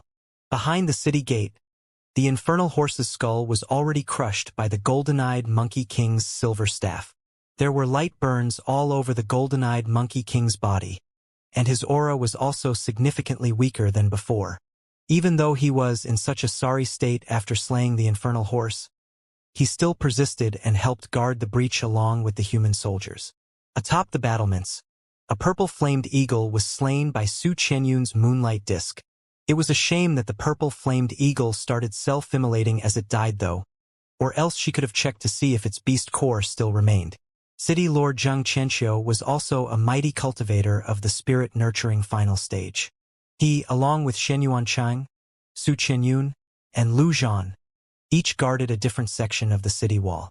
They defended against the attacks of flying mutant beasts and, to the greatest extent, protected the spellcasters along the battlements. Under the relentless attacks of the spellcasters and Class 1 students, over half of the mutant beasts on the ground had already been killed. With their momentum halted, the beast tide lost the imposing might it started off with. The situation was slowly coming under control, and it was now time to exterminate the remaining mutant beasts. On the battlefield, Lin sliced open the gigantic white bear's abdomen. He fished around and eventually found a white beast core which was emitting a chilly aura. Hee, I finally gathered 3 beast cores. Lin chuckled in delight. Now that he had his 3 beast cores, it was time to summon Shinran. He took the 2 frozen lion corpses out of his storage ring. Since he had finished gathering the beast cores already, he had no need for these corpses anymore. What he didn't notice was, a certain part of these corpses gradually dimmed down, their luster fading away like a dying star. Amidst the white mist, there was suddenly a sound of an elephant trumpeting. A column of flames soared into the skies, the heat wave emanating from it melting away the white mist. Su Xiaolan was drenched in sweat. She wiped away the beads of perspiration on her forehead and walked over to Lin. Behind her, the elephant crashed to the floor, its body cooked tender and crisp. What are you doing? How come you're so happy? Seeing Lin squatting cheerfully on the floor with 3 colorful beads in his hand, Su Xiaolan couldn't help but be curious.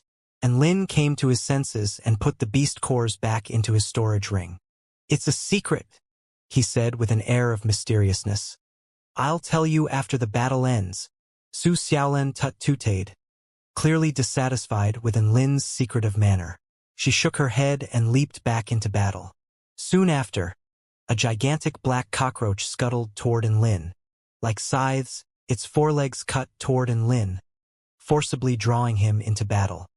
3 miles out from the main battlefield, Sword Immortal Ling Xiao had slain a black armored male whose body was covered in scales. Around him, the terrain was raised, the countless deep scars running across the earth the only features remaining.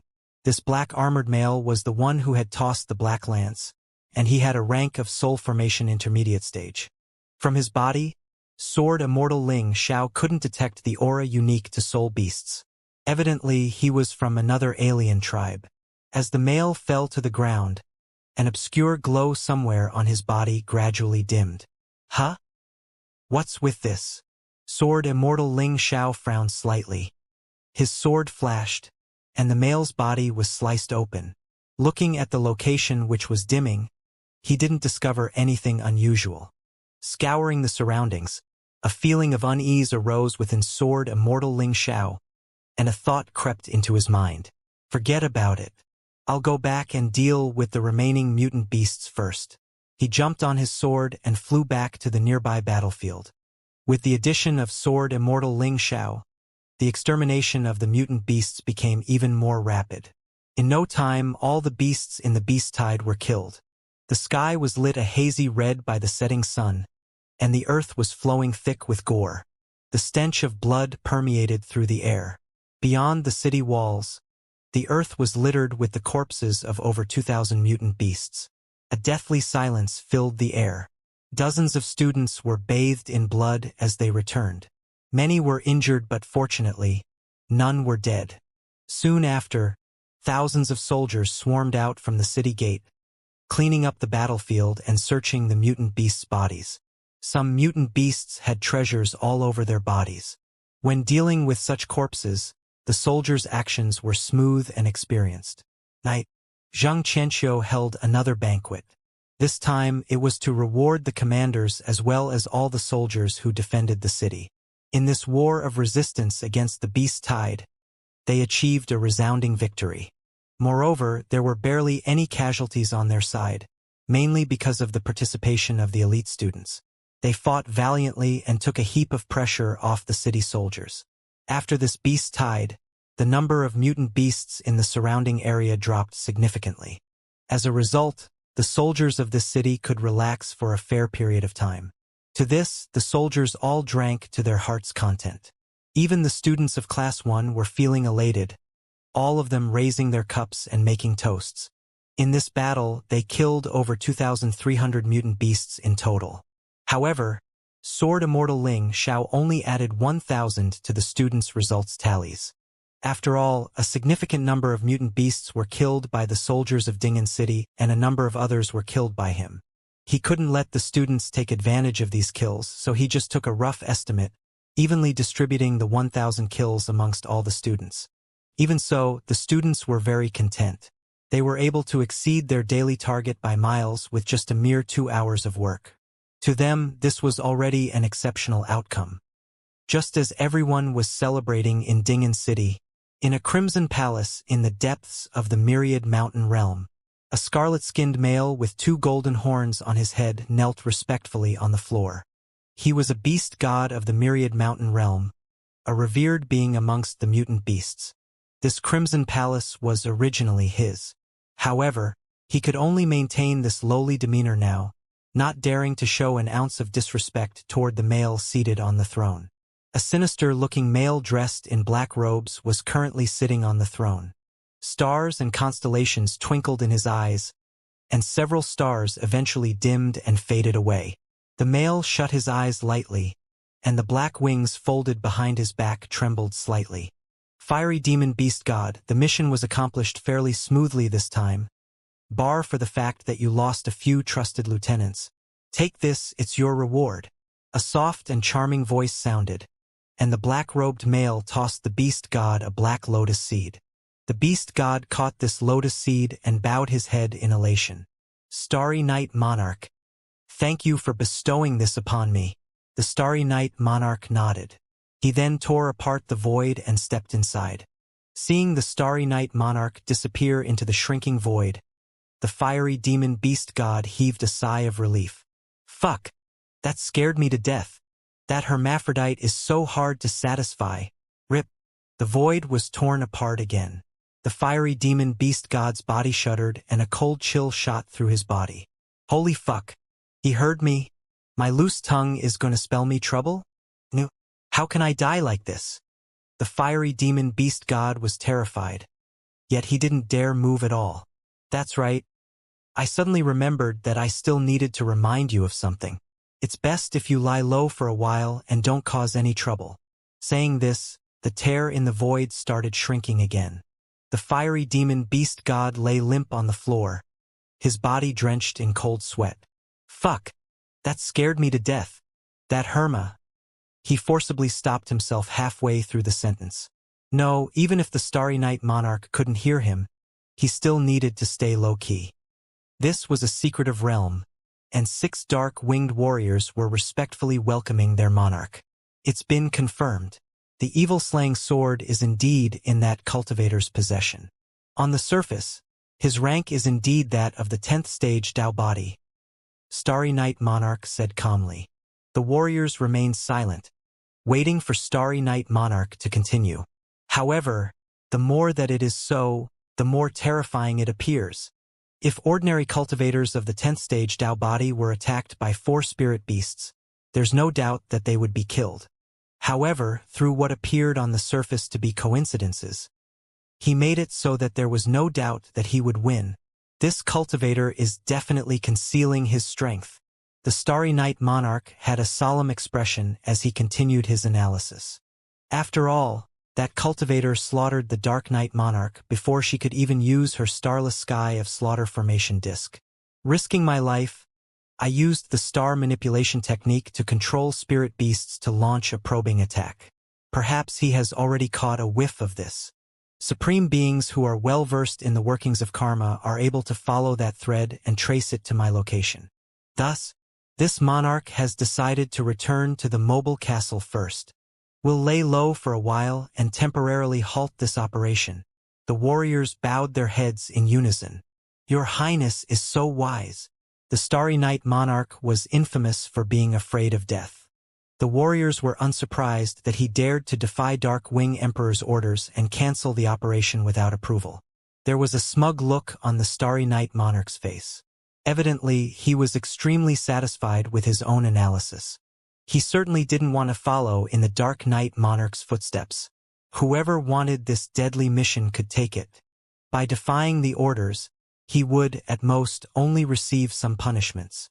Staying alive was most important, so this was totally worth it. The bright moon hung high above the courtyard, and the lotus pond rippled slightly. And Lin sat in a pavilion, and he looked nervously toward the 3 beast cores sitting on the table in front of him. Next to him, Su Xiaolan, Shen Yuanchang, Su Qianyun, and Xiao Chou were all looking at him anxiously. Shen Yuanchang urged earnestly, "Student and Lin, if there's anything troubling you, you can talk to your class captain. Why do you have to take things so hard and do such absurd things?" Su Qianyun's beautiful face was also filled with shock. "Student and Lin, not everything's edible. Those are beast cores. If you eat them, you might explode."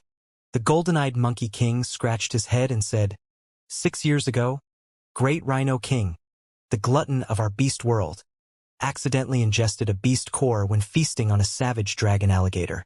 Then there was a bang. The grass on his grave is already 10 feet tall now. And Lin, he had initially called them here to protect him. How come he was becoming more and more nervous now?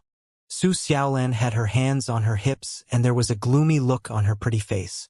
On her head, there was a little red flower. Xiao Hong was choking as she sobbed. If her master died, she wouldn't be able to survive either. What could she do, though? Her master frequently liked to have a brush with death. And Lin was always like this. He would often do some weird and terrifying things and not explain the reasons to others. "Fine, do what you want. I'll watch and see if you die this time around," Su Xiaolan said bitterly. She was furious at his absurd tendencies. And Lin smiled wryly. Looking at the beast cores on the table, his expression gradually became firm and resolute.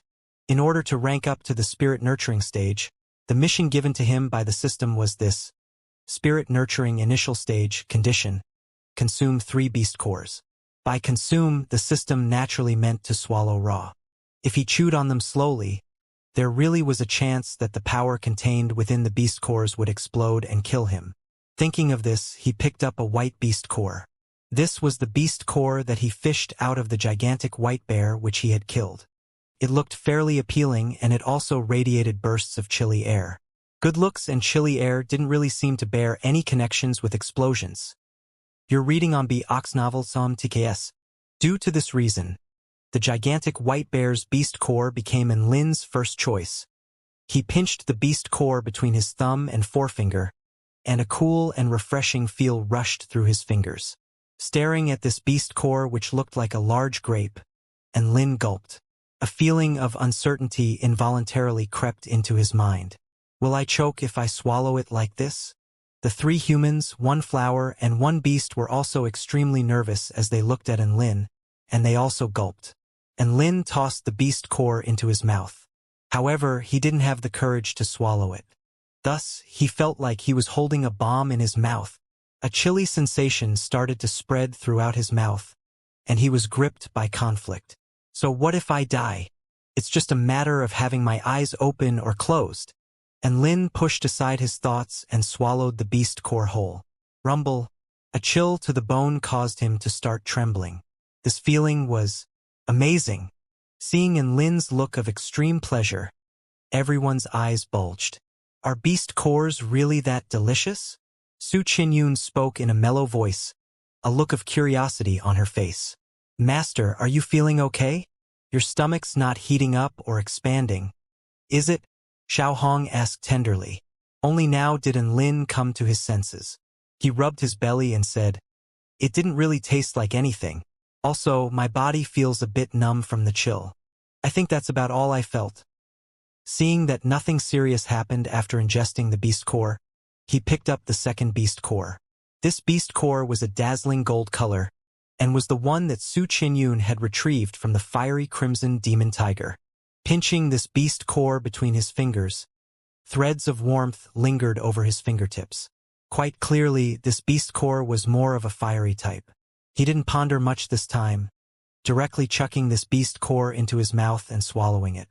A burst of warmth suddenly spread through his body, causing his entire body to soften up and relax. Ah! It was way too comfortable, and Lin couldn't help but moan. Seeing in Lin's look of extreme pleasure, everyone's eyes bulged. Could it be that beast cores really are delicious? Su Qinyun once again asked this question in her soft and mellow voice. There was a glimmer in her bright blue eyes. Master, are you feeling okay? Does it feel like your stomach's expanding? Xiao Hong had an anxious expression etched upon her face. Just when Enlin was about to say no, the 2 beast cores in his stomach suddenly collided together. The chilly cold and flaming warmth collided and mixed together, sending bursts of warmth and cold through him, causing him to feel torn between the 2 extremes. And Lin's eyes bulged. Plumes of white smoke drifted out from his nose. Whoosh! The 3 humans and 1 beast were all cultivators of the spirit nurturing stage. In a flash, they had leaped back more than a dozen meters. Burp! And Lin burped loudly, a look of satisfaction on his face. Big brother are you okay? How are you feeling? With his light bulb-like eyes wide open, there was a look of concern on Xiao Chao's face, and Lin glanced toward them. I'm fine, he answered gloomily. It's just that the reactions of you guys have deeply wounded me. Su Xiaolan, Shenyuan Cheng, and Lin picked up the last beast core. This was the 3-headed flying python's beast core and was given to him by Shenyuan Cheng. This beast core was a jade green color and it looked like it was toxic, so he left it for last. Don't worry, I've already prepared an antidote for you, Su Xiaolan said considerately, and Lin glanced thankfully at Su Xiaolan. Then he stuck his tongue out and licked the beast core. What does it taste like? Su Qinyun asked curiously, and Lin grimaced. It appeared as if Su Qinyun was very determined to find out whether beast cores tasted good or not. To avoid having her go down this crooked path, he answered solemnly. There's no taste. Even if there was a taste, it would be a repulsive one. Su Qinyun didn't buy it. But just then, you clearly looked very satisfied. And Lin, what could he say? Was he going to tell Su Qinyun that having bursts of heat and cold surge through him felt amazing? He clearly couldn't say that. And Lin sighed. He stopped speaking and popped the 3-headed flying python's beast core into his mouth. Now was the time to witness a miracle. When this beast core entered his body, he got no particular feeling. However, he was extremely nervous. Was he really going to form a spirit root and break through to the spirit nurturing stage? He had a peculiar feeling. It felt as though the 3 beast cores had gathered in his abdomen and were clashing together. Student Enlin, what's going on? Seeing that Enlin didn't show much reaction after swallowing the beast core, Xianxia couldn't help but question him. Su Xiaolan didn't know why Lin wanted to ingest 3 beast cores. Now that he had swallowed them all, she looked at him curiously, eager to find out what was going to happen next. Ding dong. Mission completed. Starting to break through to the spirit nurturing stage. The system's voice suddenly sounded in Lin's mind, causing a smile to spread across his face. Tugged along by some mystical power, the 3 beast cores in his lower abdomen started to slowly fuse together. The jade temple in his dantian also started to throb. After fusing together, the 3 beast cores started to melt into a liquid and slowly seep into his jade temple. In the sky, vital energy suddenly started swarming about violently. A gigantic swirl of vital energy formed in the sky, enveloping an area hundreds of feet in radius. As if leaking through some cracks, vital energy started seeping out of the gigantic swirl and flowing toward the courtyard that they were in. Heavens! A student is breaking through to the spirit nurturing stage. Xianxia cried in astonishment. Then, everyone shifted their gaze toward Lin in unison. A cloud of white smoke was currently drifting from his body. It can't be, right? Su Xiaolan stammered. She stared at the scene before her with an expression of disbelief.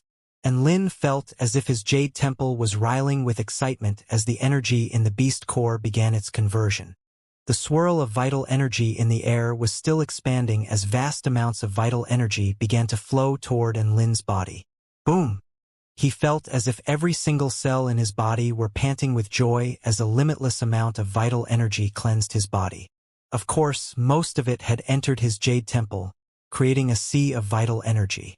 Having witnessed the insane amount of vital energy flowing into his body, it didn't take a genius to figure out that he was making a breakthrough. Right at this moment, Xiaohong suddenly had a thought and yelled out to Su Xiaolan. Big Sister Xiaolan, place me near Master.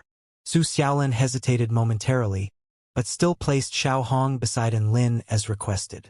Through their contractual connection as master and spirit pet, the master was able to provide energy essence to their spirit pet. At this moment, Xiaohong felt as if a mysterious connection had been established between the two. This connection made her instinctively choose to get closer to Lin. Within Lin's jade temple, the energy in the beast core seemed to go through some sort of qualitative change as it began to relentlessly merge with the incoming flow of the spiritual energy of heaven and earth. Was he going to form a spirit root?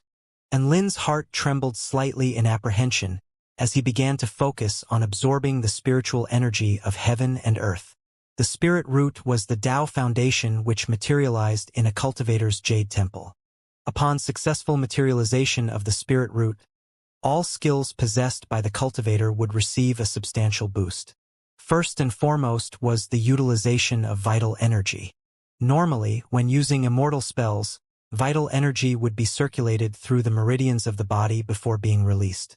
But with a spirit root, vital energy would flow around the spirit root in one loop, where it would go through a process of purification and fortification, as well as allowing the user to establish finer control over their vital energy through the use of the spirit root. To put it more simply, cultivators with a spirit root would be able to release immortal spells of greater power with more precision and control at the same time. The sea of vital energy in the Jade Temple would be able to greatly increase the capacity of vital energy within a cultivator's body, thereby allowing them to remain in combat for a longer period of time.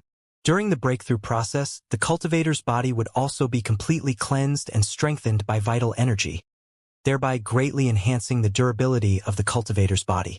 A series of bangs and cracks had already begun to sound from Lin's body as his musculoskeletal structure, as well as all parts of his body, began to initiate a transformation.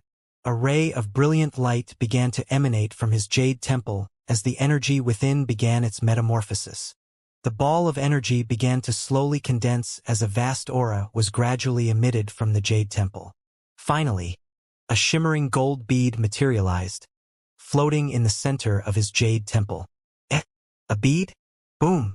And Lin's aura underwent a final transformation, as the powerful aura belonging to a cultivator of the spirit-nurturing stage began to emanate from his body. Ah! A seductive yell suddenly sounded. And Lin had just made a breakthrough and had not yet come to his senses, but he was suddenly tackled by a soft, warm figure. A seductive bodily aroma floated into his nostrils, causing his heart to flutter slightly. His eyes blinked open to find a young woman with an exquisite figure and skin as white as snow sprawling across his lap. Her eyes were extremely seductive and her vibrant red lips were slightly agape, a fragrant scent emanating from within. Most importantly, she was completely naked. Master? The young woman breathed lightly, her eyes like clear, rippling water. Holy fuck! Could you be any more stimulating? A flash of scorching heat ran through Enlin's body, and an enraged yell sounded before he had a chance to say anything. Enlin! Hurry up and close your damn eyes. Su Xiaolan's angry yell was like a clap of thunder, startling Enlin into opening his eyes even wider, and then, bam! He received a heavy blow to the back of his head before completely blacking out. The instant before he blacked out, he was still yelling in indignant rage. What the fuck? Aren't you supposed to be covering up my eyes if you want me to close my eyes? What the hell's the point of knocking me out? It was Xiao Chao's silver staff that had knocked him out. But the person holding the club was Su Xiaolan, who was glowering at Enlin with rage. The extremely seductive young woman who was also completely nude was Xiao Hong, who'd suddenly transformed into human form. Xiao Hong blinked her pretty eyes, unable to comprehend why Su Xiaolan knocked Enlin out. Su Xiaolan did not offer an explanation, instead retrieving a set of clothes from her storage ring and tossing them to Xiao Hong. Hurry up and put this on. Shen Yuanchang had already turned in the other direction and rested his gaze elsewhere. A slight blush also appeared on Su Chenyun's face, clearly a little unsure of how to handle herself. As for Xiao Chou, there was no reaction at all, akin to how a human would react upon witnessing a naked female monkey. Xiao Hong put on the clothes as instructed, but it had to be said, even with the clothes on, she was still extremely seductive. Her features were exquisite to the extent that it spelled disaster for all men. Her figure was explosively sexy, coupled with a natural air of seduction about her. All of it made her worthy of the title of Little Sexy Minx. Shen Yuanchang turned around to face Xiao Hong, and even he was momentarily dazed, despite all the beautiful women he'd seen before. Even a young woman like Su Chenyun was blushing heavily, feeling as if she was unable to shift her gaze away. Xiao Hong, have you already materialized a spirit core? Su Xiaolan asked curiously after regaining her composure. Yes, the instant master broke through, I also successfully materialized a spirit core.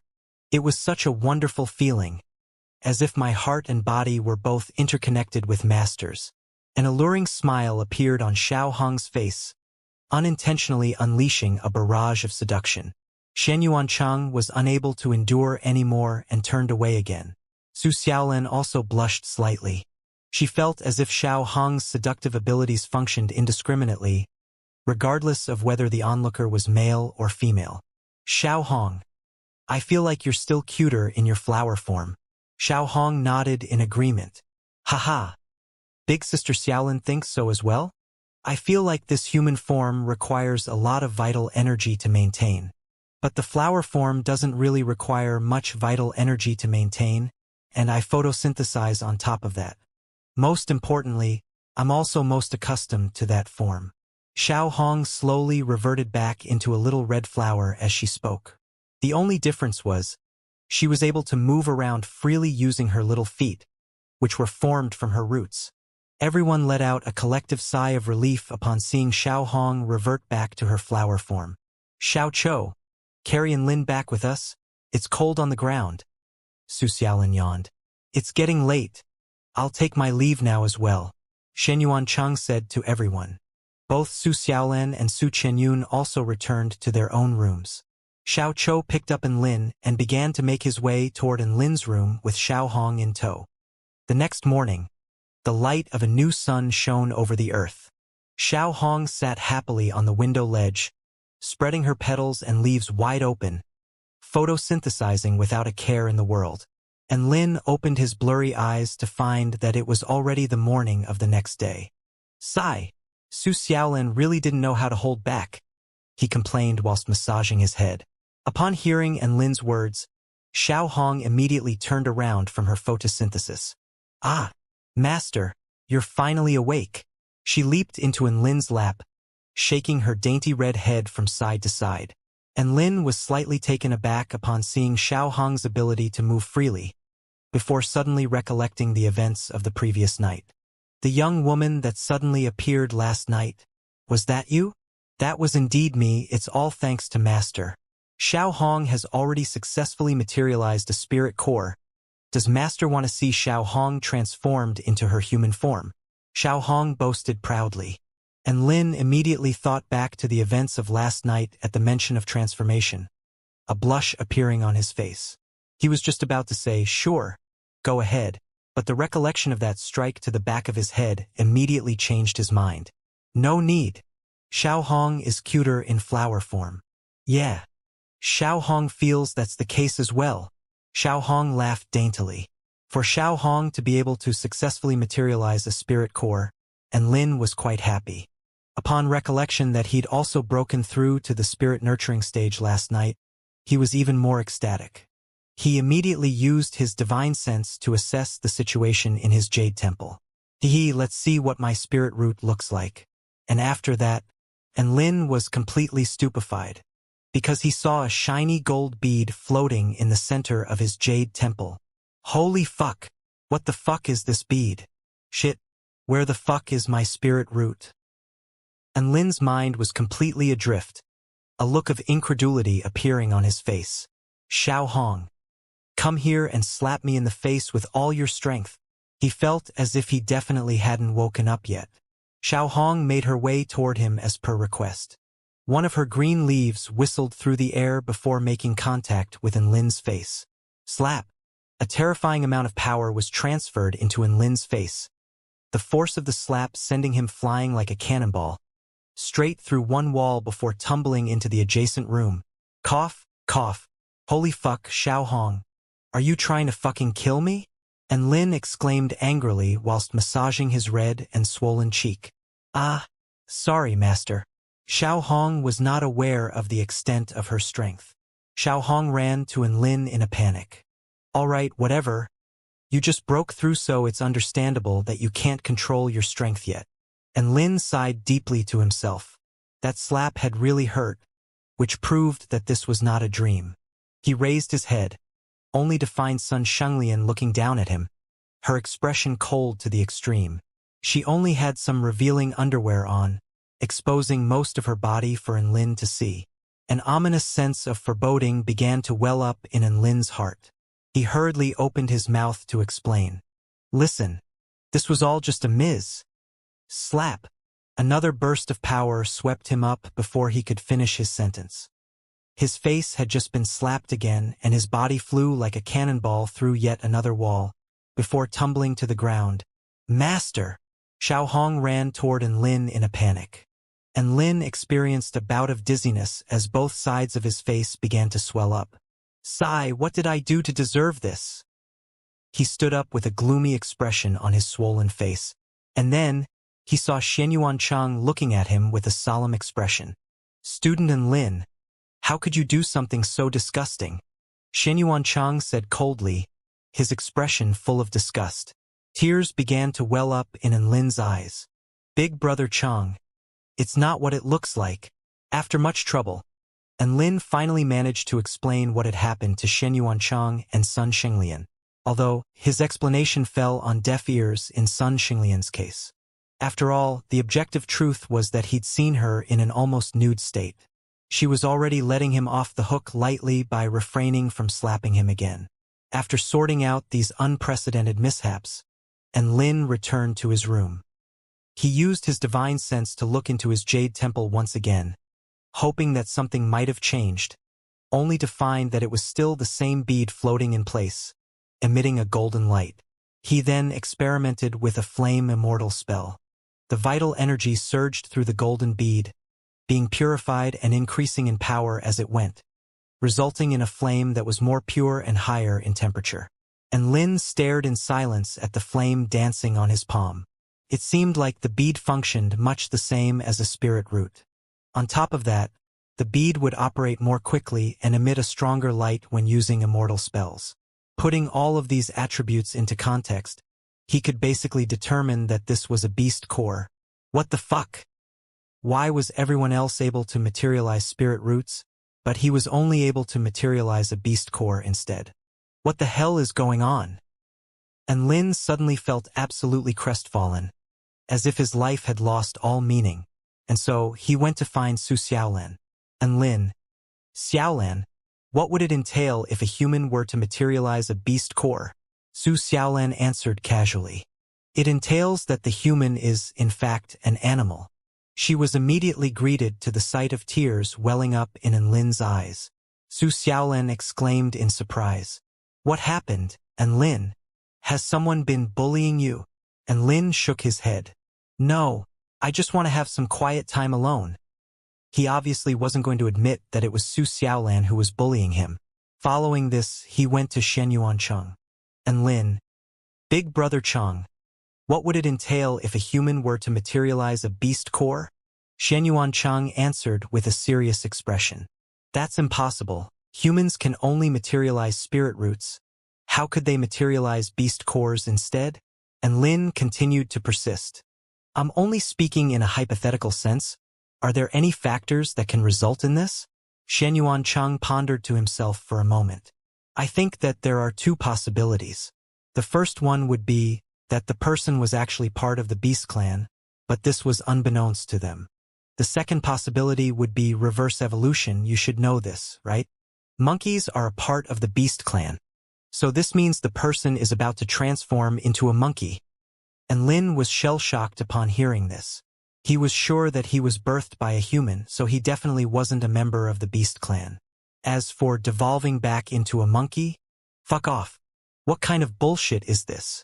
And Lin left in total despair at Shenyuan Cheng's words. Then he thought of the kind and beautiful Su Qianyun. And Lin, Student Su, what would it entail if a human were to materialize a beast core? Su Qianyun blinked her pretty eyes before answering with a serious expression. If a person was to materialize a beast core, that would render them unable to progress in cultivation. Think about it, all the cultivation methods and immortal spells in the spirit nurturing stage require a spirit root.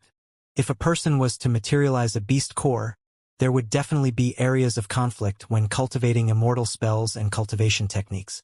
On top of that, and Lin listened to Su Qianyun's analysis, his heart growing colder by the second.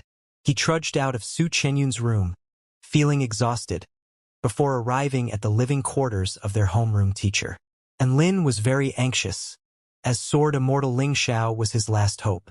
A smile immediately appeared on Sword Immortal Ling Xiao's face upon seeing Lin.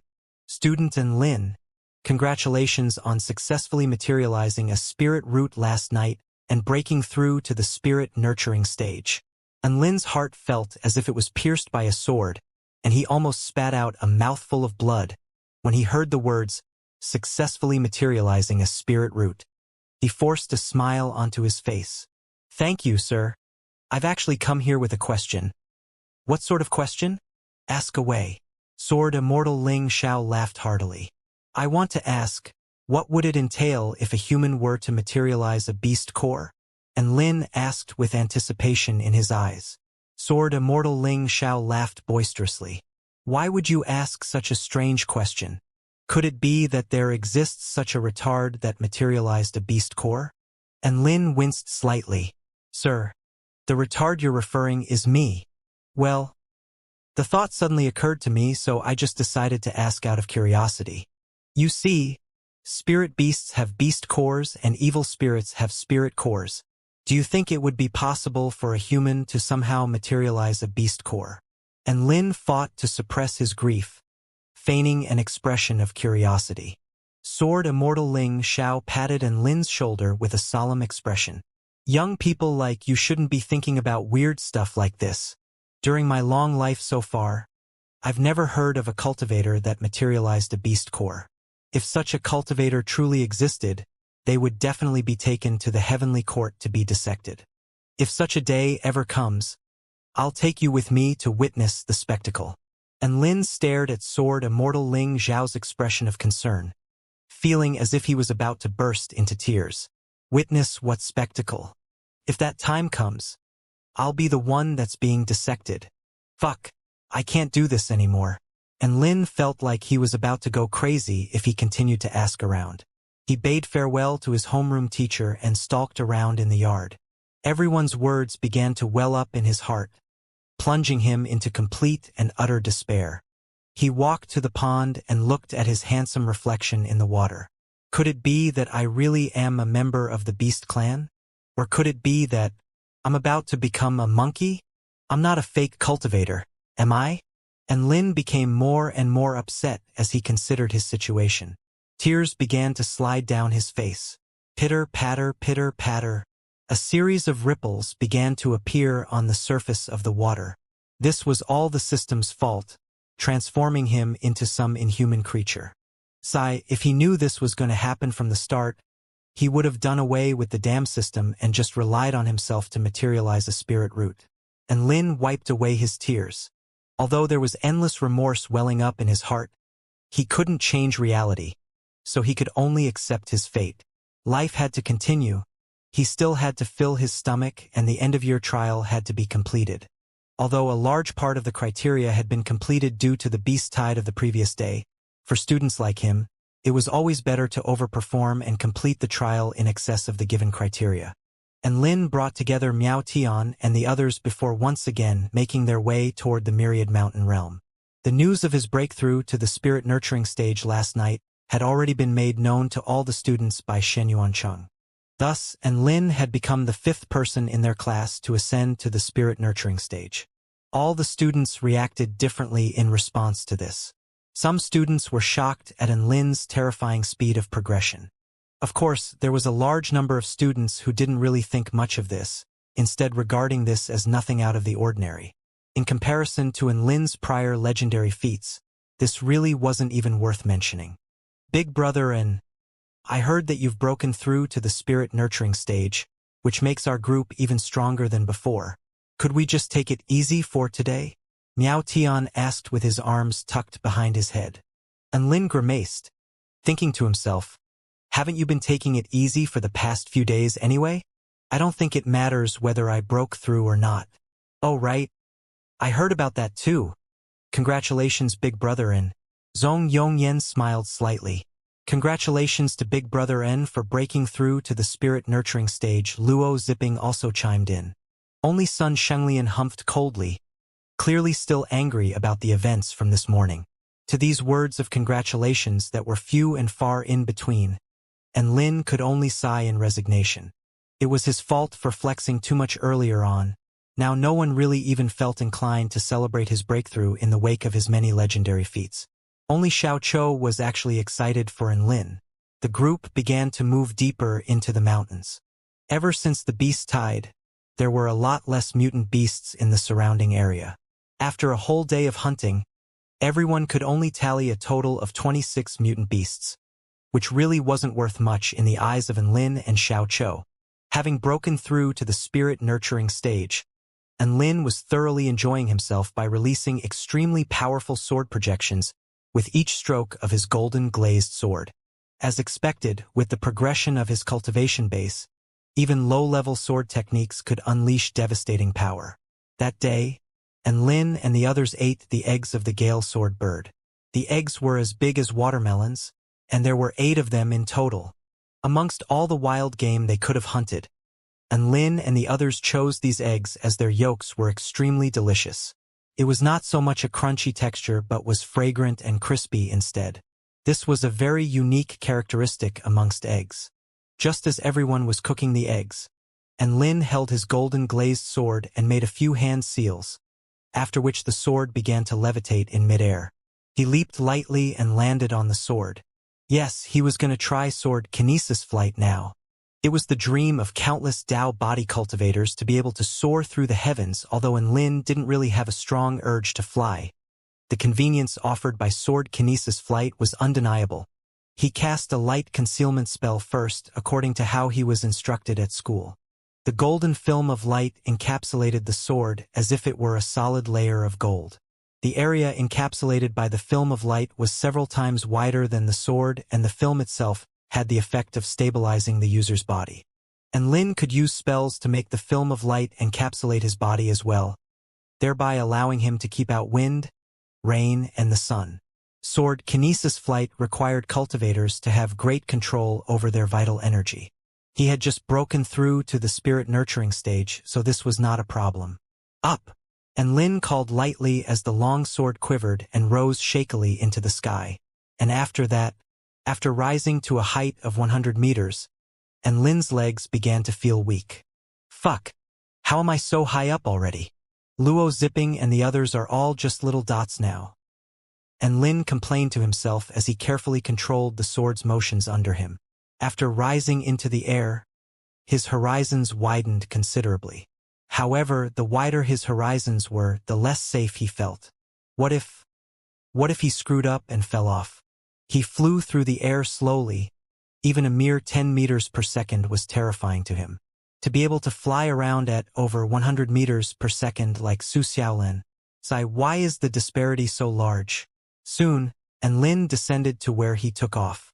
It was not that he had mastered sword kinesis flight, it was simply that his heart couldn't handle it anymore. That's right, he missed Dubai. His mind was filled with recollections of Dubai's warm and secure back. Suddenly, the image of Lu Zhan's saucepan lid flashed into his mind for some reason. Of course, he could use other magic tools for kinesis flight, so why was he restricting himself to just swords? And Lin slapped his forehead and chastised himself for not thinking of the idea sooner. He released all the items that could potentially be used for kinesis flight from his storage ring at once. Aside from the high-tier enchanted sword, the golden glazed sword, there was the evil-slaying sword, the realm-piercing nail, the starless sky of slaughter formation disc, the tower shield of the white ghost, the demonic blade of the blood dragon, and the chaotic alloy brick. And Lin immediately eliminated the evil-slaying sword as one of the candidates. He did not want to consider any swords at the moment. As for the immortal tool, realm-piercing nail, kinesis nail flight? Are you kidding? He wasn't an acrobat. Thus, the realm-piercing nail was also stowed away into his storage ring. Following that was the starless sky of slaughter formation disc. He only managed to figure out its name using the divine inspection technique. Aside from that, he had no other information on it, he didn't even know how to use it. Thus, it was stowed away too. The tower shield of the white ghost and the demonic blade of the blood dragon were both high-tier magic tools from the storage rings of the blood gods. Blade kinesis flight seemed like a decent option. It was wider than a sword at least, giving him a better sense of security. This could be a potential candidate. As for the tower shield of the white ghost, this was a shield with a skull on it, making it far too hideous for Lin's standards. Hence, it was ignored without a second thought.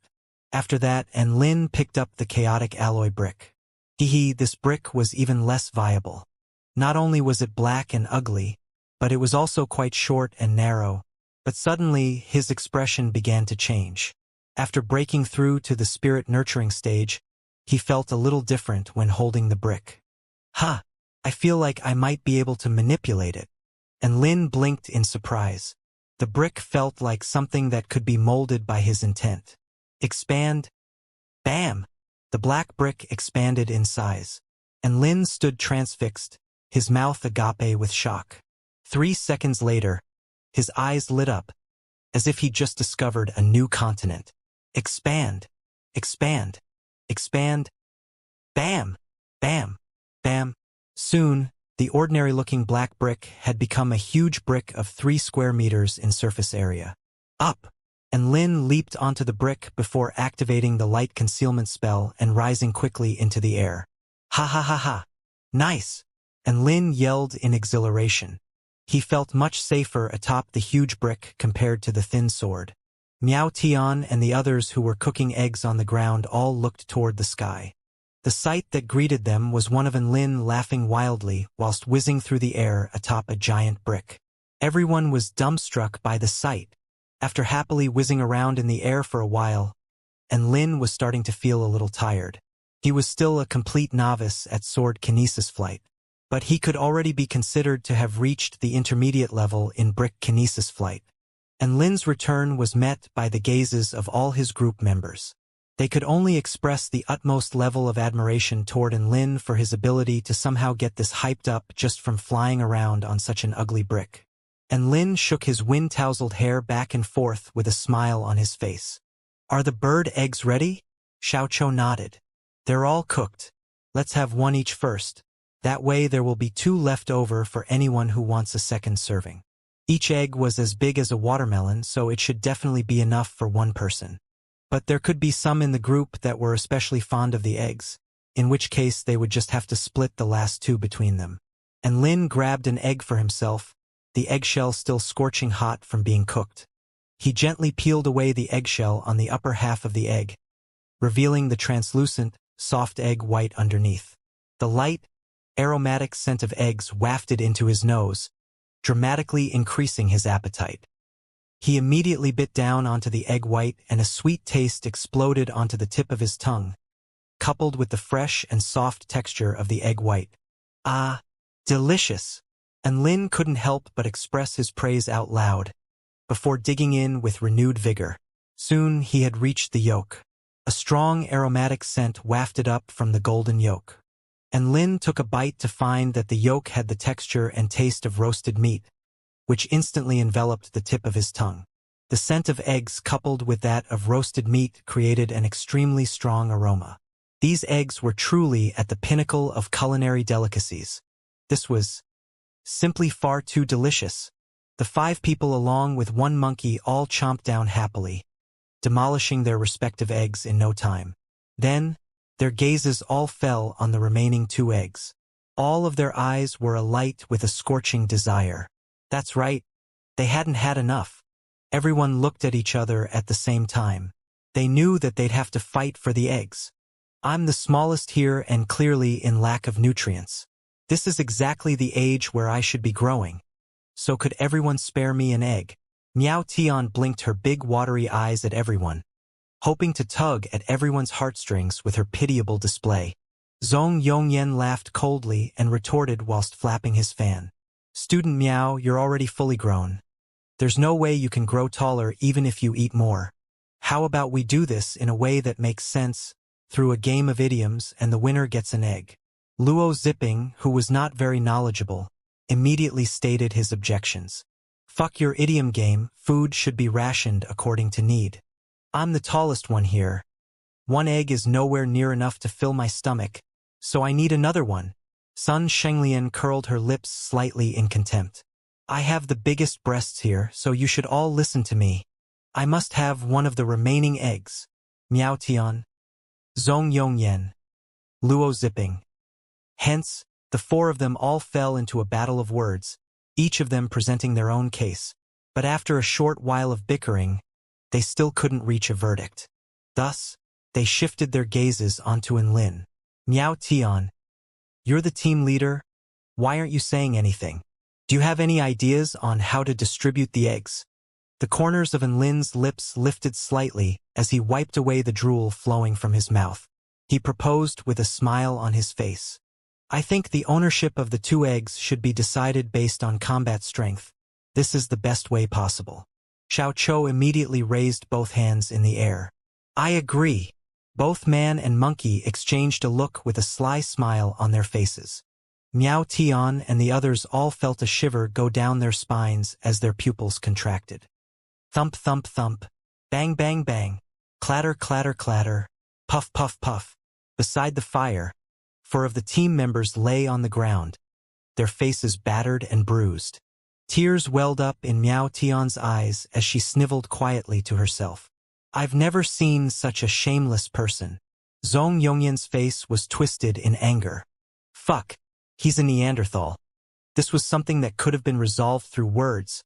Why insist on combat? Sun Shenglian looked at Lin with disgust on her face. I can't believe I have a team leader like him. Luo Zipping massaged his sore muscles with a determined expression on his face. I have to break through to the spirit-nurturing stage as soon as possible. Then I can exact my revenge, compared to the resentment the 4 of them exhibited. And Lin and Xiaoqiu were having a second serving of eggs with elation on both their faces. They were thoroughly enjoying life. The eggs were so delicious. Morning came and everyone set off once again. This time, they were mostly focused on hunting 6-winged birds and gale sword birds. The reason for that? It was pretty obvious, wasn't it? Searching for exotic food had become the main source of joy for Enlin and his group during this end-of-year trial. However, bird-type mutant beasts were quite difficult to encounter, so they didn't have very high hopes. Rip! A gigantic butterfly was sliced in half by Enlin, green juices pouring out of the two halves of its carcass. Everyone collectively furrowed their brows. This mutant beast was clearly not going to be good to eat. Thus, Enlin and his group continued onwards in their journey, going deeper into the mountains. Bam! Xianxia bludgeoned a red unicorn to death with one blow of his staff. The group surveyed the unicorn's strong and muscular carcass before nodding unanimously in agreement. This mutant beast could be eaten. Thus, the unicorn was stowed away into Enlin's storage ring. All the soldiers trailing behind Enlin and his group had tears flowing down their faces. That unicorn was a rare species amongst mutant beasts. Its carcass was very valuable. They wanted to carry the carcass back for themselves, but it was unfortunately taken by Enlin. Hey, you guys, in the Myriad Mountain realm, there is a mutant beast by the name of the rainbow cow. Not only does its flesh have an exquisite texture, but you could also taste 7 different types of flavors from it, just as its name suggests. Xianxia announced excitedly. Everyone involuntarily swallowed whilst listening to Xianxia's words, a scorching desire appearing in all of their eyes. Enlin, Xianxia, the rainbow cow you're referring to, which area do they usually appear in? Xianxia pointed toward the southwest direction. As far as I know, the hilly lands of the wind in the southwest direction is known for rainbow cow sightings, but I've never been there. It's around 300 kilometers from here. 300 kilometers? Enlin furrowed his brows. At the pace that they were progressing, it might take 2 or 3 days to get there. But he didn't want to wait that long. Such a delicacy was awaiting him. It was too much torture for him to even wait a single day. So he brought out his brick. Expand. Expand. Expand. The black brick floated in mid-air, continuously expanding in size at Enlin's instructions, finally expanding to become a huge brick of 5 square meters in surface area. Come on. Get on here. He gestured to everyone. A glint appeared in everyone's eyes as they all leaped onto the floating brick. The brick was a little ugly, but it could certainly carry a lot of people with its massive surface area. Enlin laughed boisterously as he too leaped onto the brick and began to cast a light concealment spell. Having passengers would require a much greater expenditure of vital energy, but he had plenty of energy-restoring pills, so that wasn't a problem. Let's go! Enlin yelled loudly as the brick began to tremble before rising into the air and flying quickly toward the hilly lands of the wind in the southwest. However, Enlin and his group seemed to be forgetting something. A bunch of armor-clad soldiers looked on in silence at the giant black brick disappearing into the distance. Soldier 1, did we just get abandoned? Soldier 2, we're only small fry, so it isn't out of the ordinary for them to forget about us. Soldier 3, why do I feel like they did this intentionally? Soldier 4, I want to cry. Soldier 5, so, what do we do now? Soldier 6, in the southwest direction of the Myriad Mountain realm, there was a mountain known as the Cloud Mountain. The reason why it was referred to as the Cloud Mountain was because the mountain was obscured under clouds and fog all year round, with no one able to see the actual mountain itself. Surrounding the Cloud Mountain was an expanse of plateaus, where strong winds persisted all year round, hence it was also known as the Hilly Lands of the Wind. A massive brick descended from the sky and landed on a plateau. So, this is the Hilly Lands of the Wind? The scenery is quite nice here. Enlin couldn't help but offer up words of praise after surveying the surrounding landscape. Green meadows, howling winds, a mountain obscured under clouds and fog, as well as fresh, clean air. Those were his first impressions of this place. I've heard that the mutant beasts are quite ferocious here, so be on your guard, everyone. Xianxia reminded. The group continued onwards, encountering quite a few beasts, but they were all either docile antelopes or cattle, with no appearances from mutant beasts. Enlin looked toward the gigantic mountain in front of them, and a thought suddenly occurred to him. Let's go explore that mountain. Xianxia also cast his gaze toward the mountain. That mountain is called the Cloud Mountain. It's quite a renowned mountain in the Myriad Mountain realm. Apparently, the mountain is over 100,000 feet tall, protruding straight into the sky. After learning of the mountain's height, and Lin's eyes lit up. He could take this opportunity to learn another cultivation technique. Stage 1 Wind Spirit. Condition. Jump off a cliff 100,000 feet in height once. Now that he had reached the spirit nurturing stage and learned sword kinesis flight, he was a lot more confident in being able to complete the requirements for this task. And Lin and his group began to make their way toward the Cloud Mountain, encountering a twin-headed blood cat on the way. This mutant beast really was quite a bit more powerful than normal, with power comparable to a cultivator of the 10th stage Dao body. However, in the end, it was still bludgeoned to death by Xiao Chao's silver staff. Coming to the foot of the mountain, they saw a huge lake, which was known as White Cloud Lake. The roaring wind set off a series of white ripples on the face of the water, creating quite a sight to behold. Big Brother Cho, we've come this far and still haven't discovered any rainbow cows. Is your source of information really reliable? Miao Tian complained with a disgruntled expression. Xiao Cho scratched his head as an awkward expression appeared on his face. The existence of rainbow cows was initially introduced to me by the great Ox King. He wouldn't stoop as low as to lie about something like this to me, would he? I'm gonna fly to the top of the mountain, then do some bungee jumping from the summit. Who wants to tag along? And Lin suddenly announced whilst pointing toward the Cloud Mountain. Luo Zipping and the others immediately shook their heads as all the color drained from their faces. Xiao Cho was also aware that Lin tended to do some strange things sometimes, but he always had his reasons. Seeing as none of the other team members wanted to accompany Lin, he volunteered to stay behind to protect everyone. And Lin passed a sensory talisman to Xiao Cho. You guys can explore the area. The effective area of this sensory talisman is only 5 kilometers in radius, so I'll go find you guys when I'm done. And Lin began to fly toward the summit of the Cloud Mountain after everyone expressed their agreement. After rising into the clouds, he continued to fly upwards along the side of the mountain. There was plenty of vital energy in the Cloud Mountain, and the more he flew upwards, the more lush and prosperous the surrounding plants became. There were all types of strange and rare flora growing on the sides of the mountain. Spirit monkeys would appear in the trees from time to time, and Lin would occasionally see white cranes flying along the side of the mountain, letting out joyful cries. My God! The Cloud Mountain isn't the base for some large immortal sect, is it? And Lin thought to himself. After all, this type of spectacle was far too rare. To an unsuspecting person, they'd definitely think they had stumbled upon some sort of immortal realm. The side of the mountain was quite vertical, and although there were a lot of spirit animals, thankfully there weren't any powerful mutant beasts. This had him breathing a sigh of relief. It would make his trip a lot more disastrous if he were to encounter 2 or 3 spirit beasts. And Lin began to approximate his altitude as he continued to fly upwards. At about 90,000 feet, he could already make out the summit of the mountain in the distance. There was a flash of pink on the summit, looking as if it was a bunch of peach blossoms. Bam! Something crashed into Lin with great force. It was as if Lin's head had suddenly struck an invisible barrier, causing gold stars to dance in front of his eyes.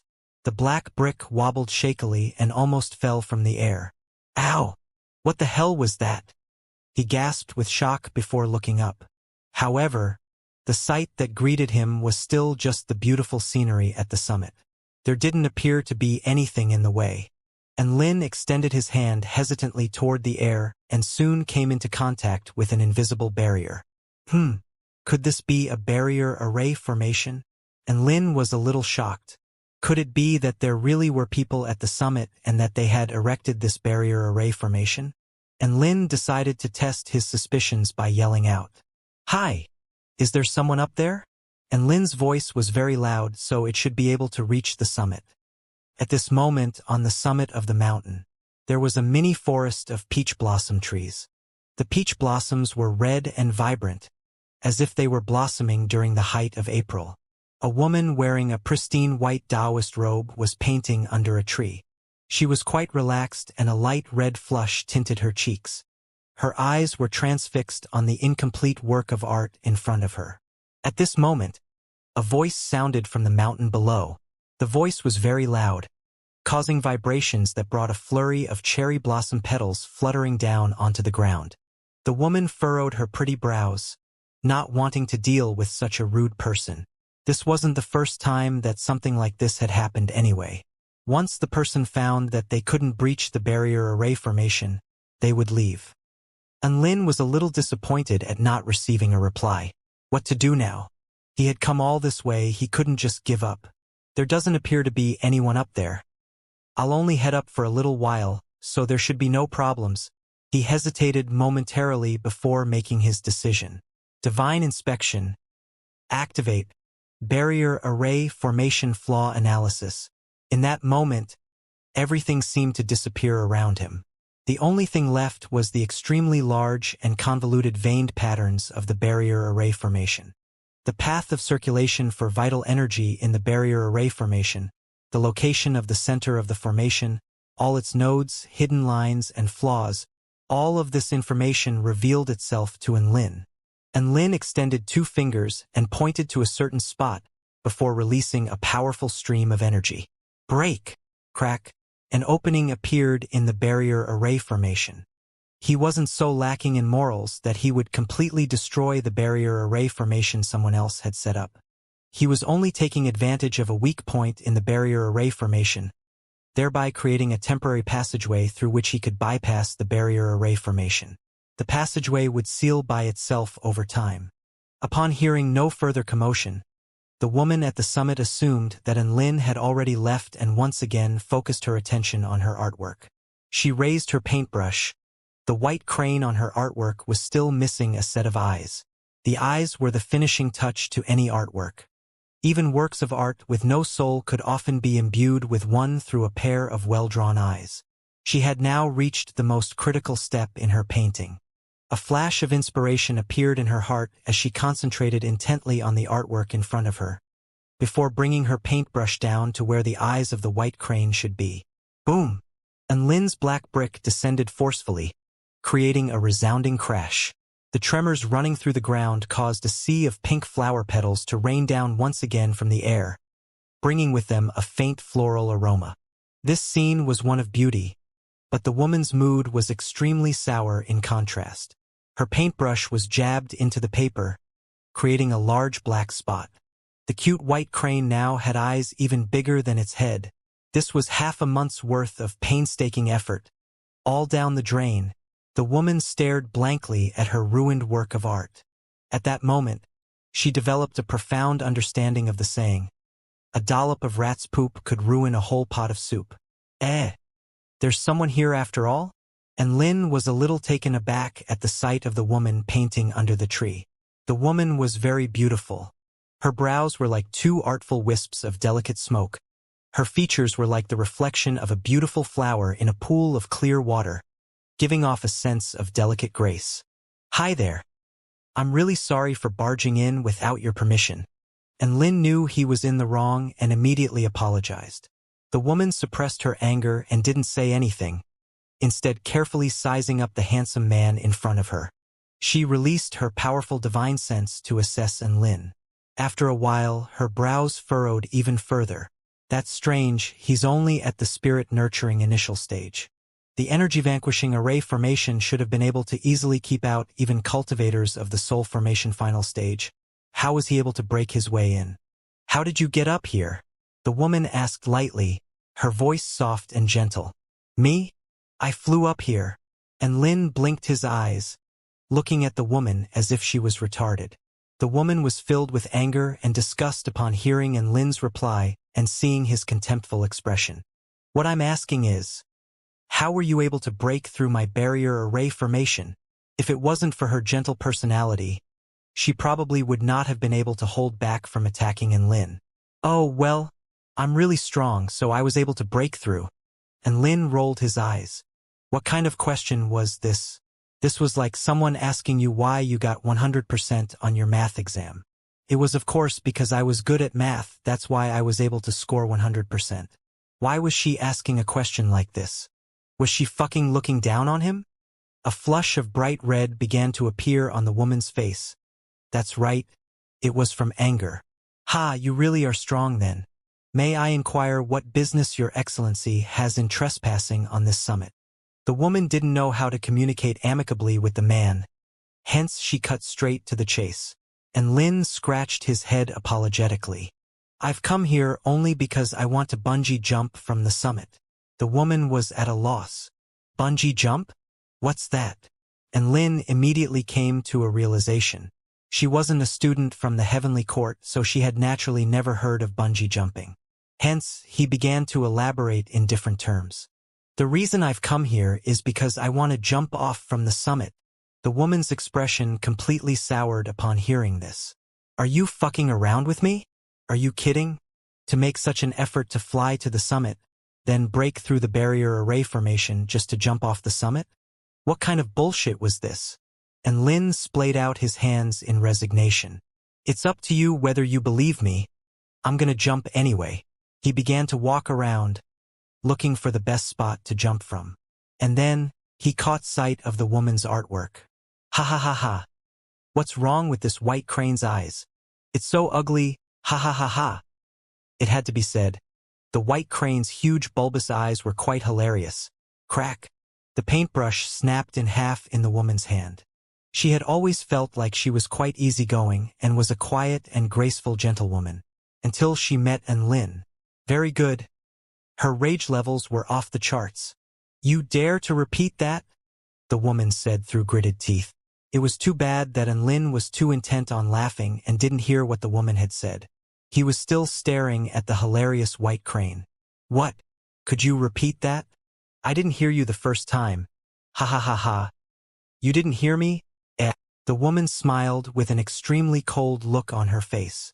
An extremely terrifying aura suddenly burst forth from her seemingly slim and frail body. A chill ran down Lin's spine, immediately halting his laughter. Such powerful killing intent. And then he saw a petite white fist expanding in his vision. And after that, that was it. And Lin was pummeled halfway to his death. He was at the spirit nurturing stage already, but he still had the crap beaten out of him, as if he was a frail newborn chick in the face of the woman. After giving Lin a thorough beating, her rage had mostly dissipated. A red flush lingered on her pretty face, making her beauty even more vibrant. She looked on in a daze at the bruised and battered man crouching on the ground. Ever since she became engrossed in her art, how long had it been since she'd raised her hands toward someone? Who would have thought that the man in front of her could anger her to the point of attacking? His ability to piss people off was truly extraordinary, and on top of that, he was completely self-unaware. She felt as if he was definitely fucked in the head. And Lin was also in fear of this woman, who seemed to have attacked him with minimal provocation. He didn't know that the artwork was only in its current state because of him, hence, he also felt as if the woman in front of him was fucked in the head. Both of them looked at each other as if they were looking at mental asylum patients. And Lin blinked his eyes. Whatcha looking at? The woman's brows furrowed slightly. Why are you looking at me like that? And Lin laughed. How am I supposed to look at you then? Can you teach me? The woman's breathing faltered slightly. You? That's right, he was no match for the woman in combat strength, so he had to claim a moral victory. Thus, the two of them continued to glare at each other. Heavens! Was this man sent here by God to test my Tao heart? The woman's body trembled with rage as she repeatedly told herself to not get enraged. Impatience and negative emotions were taboo in the way of art. How could a quiet, graceful maiden like her commit such a sin? The woman forced a smile onto her face. Hi, my name is Lin Junjun. And Lin was slightly taken aback at the woman's new attitude. Although doubt remained in his heart, he still introduced himself. Hi, my name is Lin. He got up from the ground and retrieved some medicine to reduce swelling from his storage ring before applying it to himself. He had just applied some to his face this morning, and now he had to apply more to his body. He was about to run out and would have to buy some more soon. Oh, I see. Well then, Mr. N, may I ask why you have come to this summit? Lin Junjun asked softly while struggling to calm her anger. And Lin's lips curled slightly. Hadn't he already told her? He was here to jump off a cliff. Seeing as Lin Junjun was speaking to him politely, He had no choice but to return the favor. I really am here to jump off a cliff. Why else do you think I would come here? There's nothing to see here. Do you think I'd come all this way just to visit you? Lin Junjun blushed upon hearing this, at a loss for words. In the end, she could only wave a hand in anger. Then go jump. And Lin nodded his head at Lin Junjun. I've finally gotten through to her. The veins on Lin Junjun's forehead began to pop as she took in Lin's sympathetic expression. Did he think she was retarded? Keep calm. Keep calm. I am a graceful maiden. Lin Junjun repeated this mantra to herself in her heart as her hands balled into tight fists and her body began to tremble slightly. And Lin turned his attention away from her, doing a lap of the mountain before coming to the top of a particularly steep cliff. Ding dong! Detected that host has reached a cliff of 100,000 feet. He smiled to himself. The system was still quite useful, even giving him notifications for things like this. He waved his hand toward the graceful woman behind him. Sorry for the intrusion, goodbye now. But it has to be said, the white crane you drew is hilarious, ha ha ha ha. And Lin immediately jumped off the cliff in a leap of faith as his sentence trailed off. He was just about to make his escape. He'd just had the crap beaten out of him, but at least he was leaving with a moral victory. Besides, that white crane really was quite hilarious. Thump! His head collided with an invisible barrier, stopping him cold. And Lin Junjun's gentle voice drifted into his ears from above. What did you just say? Could you repeat yourself? Was this the barrier array formation again? And Lin rubbed his head in pain as Lin Junjun's words sounded from above. Hee. What I just said was, sorry for the intrusion. Goodbye now. Oh? Wasn't there a second part to that? Lin Junjun asked with a hint of a smile on her face. A second part? And Lin's eyes turned white again as he activated the divine inspection technique, before looking around with feigned confusion. Suddenly, he emitted a powerful stream of energy from his fingers, striking a certain point in the air. Boom! Another opening appeared in the barrier array formation, and Lin's body fell into free fall once again as he turned back in triumph. The second part was, the white crane you drew is hilarious, ha ha ha. Lin Junjun glared at the patch of air wherein Lin was, her chest rising and falling in rage. Keep calm. Keep calm. However, in the end, her heart and liver still throbbed with rage. And Lin, I'll remember you, she spat out through gritted teeth. Having resumed his free fall, a strong sense of gravity loss enveloped him as he accelerated downwards. He didn't do anything to prevent this, instead allowing his body to accelerate further. Gale force winds howled by his ears and the scenery changed with every breath he drew. Gradually, he was able to feel the presence of the mountain, as well as the power of the wind. An invisible force began to act from below, counteracting his fall and gradually reducing the speed at which he plummeted. Although his descent was still extremely fast, at least he was no longer accelerating. And Lin was still confident that he could save himself from being smashed into mincemeat at this speed. However, when he fell to roughly 30,000 feet from the ground, the air resistance seemed to decrease for some reason. An unknown force was slowly weakening the wind resistance. Terminal velocity was broken and he began to gain speed yet again. Holy fuck! What kind of situation is this? The sudden acceleration of his fall sent Lin into a state of panic. A wisp of smooth wind, almost as if it were in liquid form, emerged around his body, further reducing the air resistance.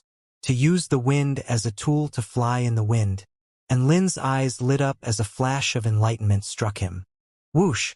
When he reached roughly 1,000 meters from the ground, the speed of his fall had already far surpassed the sound barrier, leaving a trail of white smoke in his wake. And Lin stared down at the ground as it drew closer and closer, panic rising in his heart again. Why is there still no notification from the system? I'm gonna die soon. At speeds as high as this, he felt like a human bomb. The terrifying impact from hitting the ground would not only shatter all his internal organs, but he might also just die straight away. At this speed, a distance of 1,000 meters would be covered in 1 or 2 seconds. Ding dong! Immediately after hearing this sound, and Lin summoned the huge black brick which he had prepared earlier, propelling his body upwards. However, his alarming downwards momentum could not be easily halted. Boom! A huge impact shook the very earth itself as pieces of debris flew everywhere, creating a massive crater in the ground. As the dust began to settle, a man's painful moaning could be heard, and Lin crawled out of the giant crater shakily, dust and soil covering his face. He felt like his whole body had fallen apart at the seams. But luckily, he had survived. The wind spirit technique began to flow into his body. In this moment, and Lin completely grasped the intricacies of the technique, thereby successfully reaching the first stage. The wind spirit technique was actually a technique which contained the essence of qi. Controlling speed, manipulating movement, short-term flight. It had many uses, and Lin smiled with satisfaction before opening the system interface again. Following his successful attainment of the wind spirit technique, a series of new missions had appeared on the system interface. In the cultivation technique category, there was Stage 1 Evergreen Technique, Condition. Consume 5 wood-type immortal pills in succession. And Lin was slightly taken aback after seeing this condition. 5 immortal pills. This was a mission only a filthy rich cultivator could complete. But luckily, he was filthy rich himself. It looked like he'd have to make a trip to Do Shui Palace upon his return to the Heavenly Court. He could also learn a water-type cultivation technique, Stage 1 Divine Liquid Creation Technique, Condition. Absorb all the energy essence from a soul formation stage horn dragon. The soul formation dragon mentioned here was also known as the Dragon King of the Dragon Court of the Eastern Seas. In Lin's current situation, not only did he not have a vendetta against the Dragon Clan, but he was also not powerful enough to complete the condition, so that one could only be laid to rest for now. Lastly, there was also an update on the cultivation-based category. Spirit Nurturing Intermediate Stage, Condition. Cultivate hard and improve every day. And Lin? Very good, fantastic. Could somebody tell a cultivator like him who'd materialized a beast core exactly how he should cultivate? What the fuck? If the system could manifest itself in human form, and Lin would definitely whip its ass for 3 days and 3 nights. This was clearly a case of setting a trap for him, then leaving him to fend for himself once he fell into the trap. And Lin's heart throbbed dully. Even his breathing became a bit difficult due to rage. He had only managed to lift his spirits through great effort, but now his mood had been soured again. So be it. If the time came, he could just ask Xiao Chou how he cultivated. If worst comes to worst, he can just renounce his humanity. He pulled out his sensory talisman and began to detect for Xiao Chou's location. They hadn't gone far and were still close to the Cloud Mountain. And Lin held the sensory talisman in his hand as he searched for Xiao Chou on his flying brick. After flying for a while, he detected an aromatic scent. This was a very mysterious scent. It seemed to encompass a series of different scents. A shiver ran through his whole body. This had to be the scent of the rainbow cow. He immediately increased his speed. Wait for me, rainbow cow, ha ha ha. Sure enough, he saw a fire in the distance as well as Luo Zipping and the others. The black brick made a landing and Lin leaped off before immediately inquiring, "You guys are eating rainbow cow, right?" Everyone nodded before turning their sympathetic gazes upon him. A feeling of uneasiness rose up in his heart at this sight. Is there any left? Tears began to well up in his eyes. Miao Tian couldn't help but burp with satisfaction at this moment. Sun Xinglian smiled coldly. "Team leader, you're too late. That's okay, you can make some soup from that stuff. It should still be quite delicious." Miao Tian laughed while pointing to a pile of bones on the ground. And Lin winced before collapsing to the ground with a hopeless expression. "My rainbow cow, how could you guys do this?" There was only a pile of bones on the ground, but the scent of the rainbow cow still permeated throughout the air. This was like torture from the pits of hell to him. This was like someone enjoying simmer-fried ribs and spicy chicken wings in front of you whilst you starved, and you could only look on in hopelessness. Despair. Luo Zipping tried to ease Lin's pain with words. "Big brotherin, at least you experienced the thrill of bungee jumping. Sacrifices must be made in life sometimes. It would have been fine if Luo Zipping didn't mention this. But upon his reminder, and Lin immediately thought back to how he was abused by Lin Junjun, after which he experienced the panic of falling from 100,000 feet cliff, followed by the despair of the system message. Cultivate hard and improve every day. He was not only in despair this time, but even the rims of his eyes had turned red. Xiao Chou was also going to console Lin upon seeing his despair. But at that moment, a massive wave suddenly rose on the surface of the lake beside them. Bam! A massive figure leaped from the lake, bringing with it a vast expanse of water droplets. An extremely strong aura rippled out in all directions, placing Lin and his group under an invisible sense of pressure. Who has summoned me? The creature's voice was extremely loud, resembling a clap of thunder.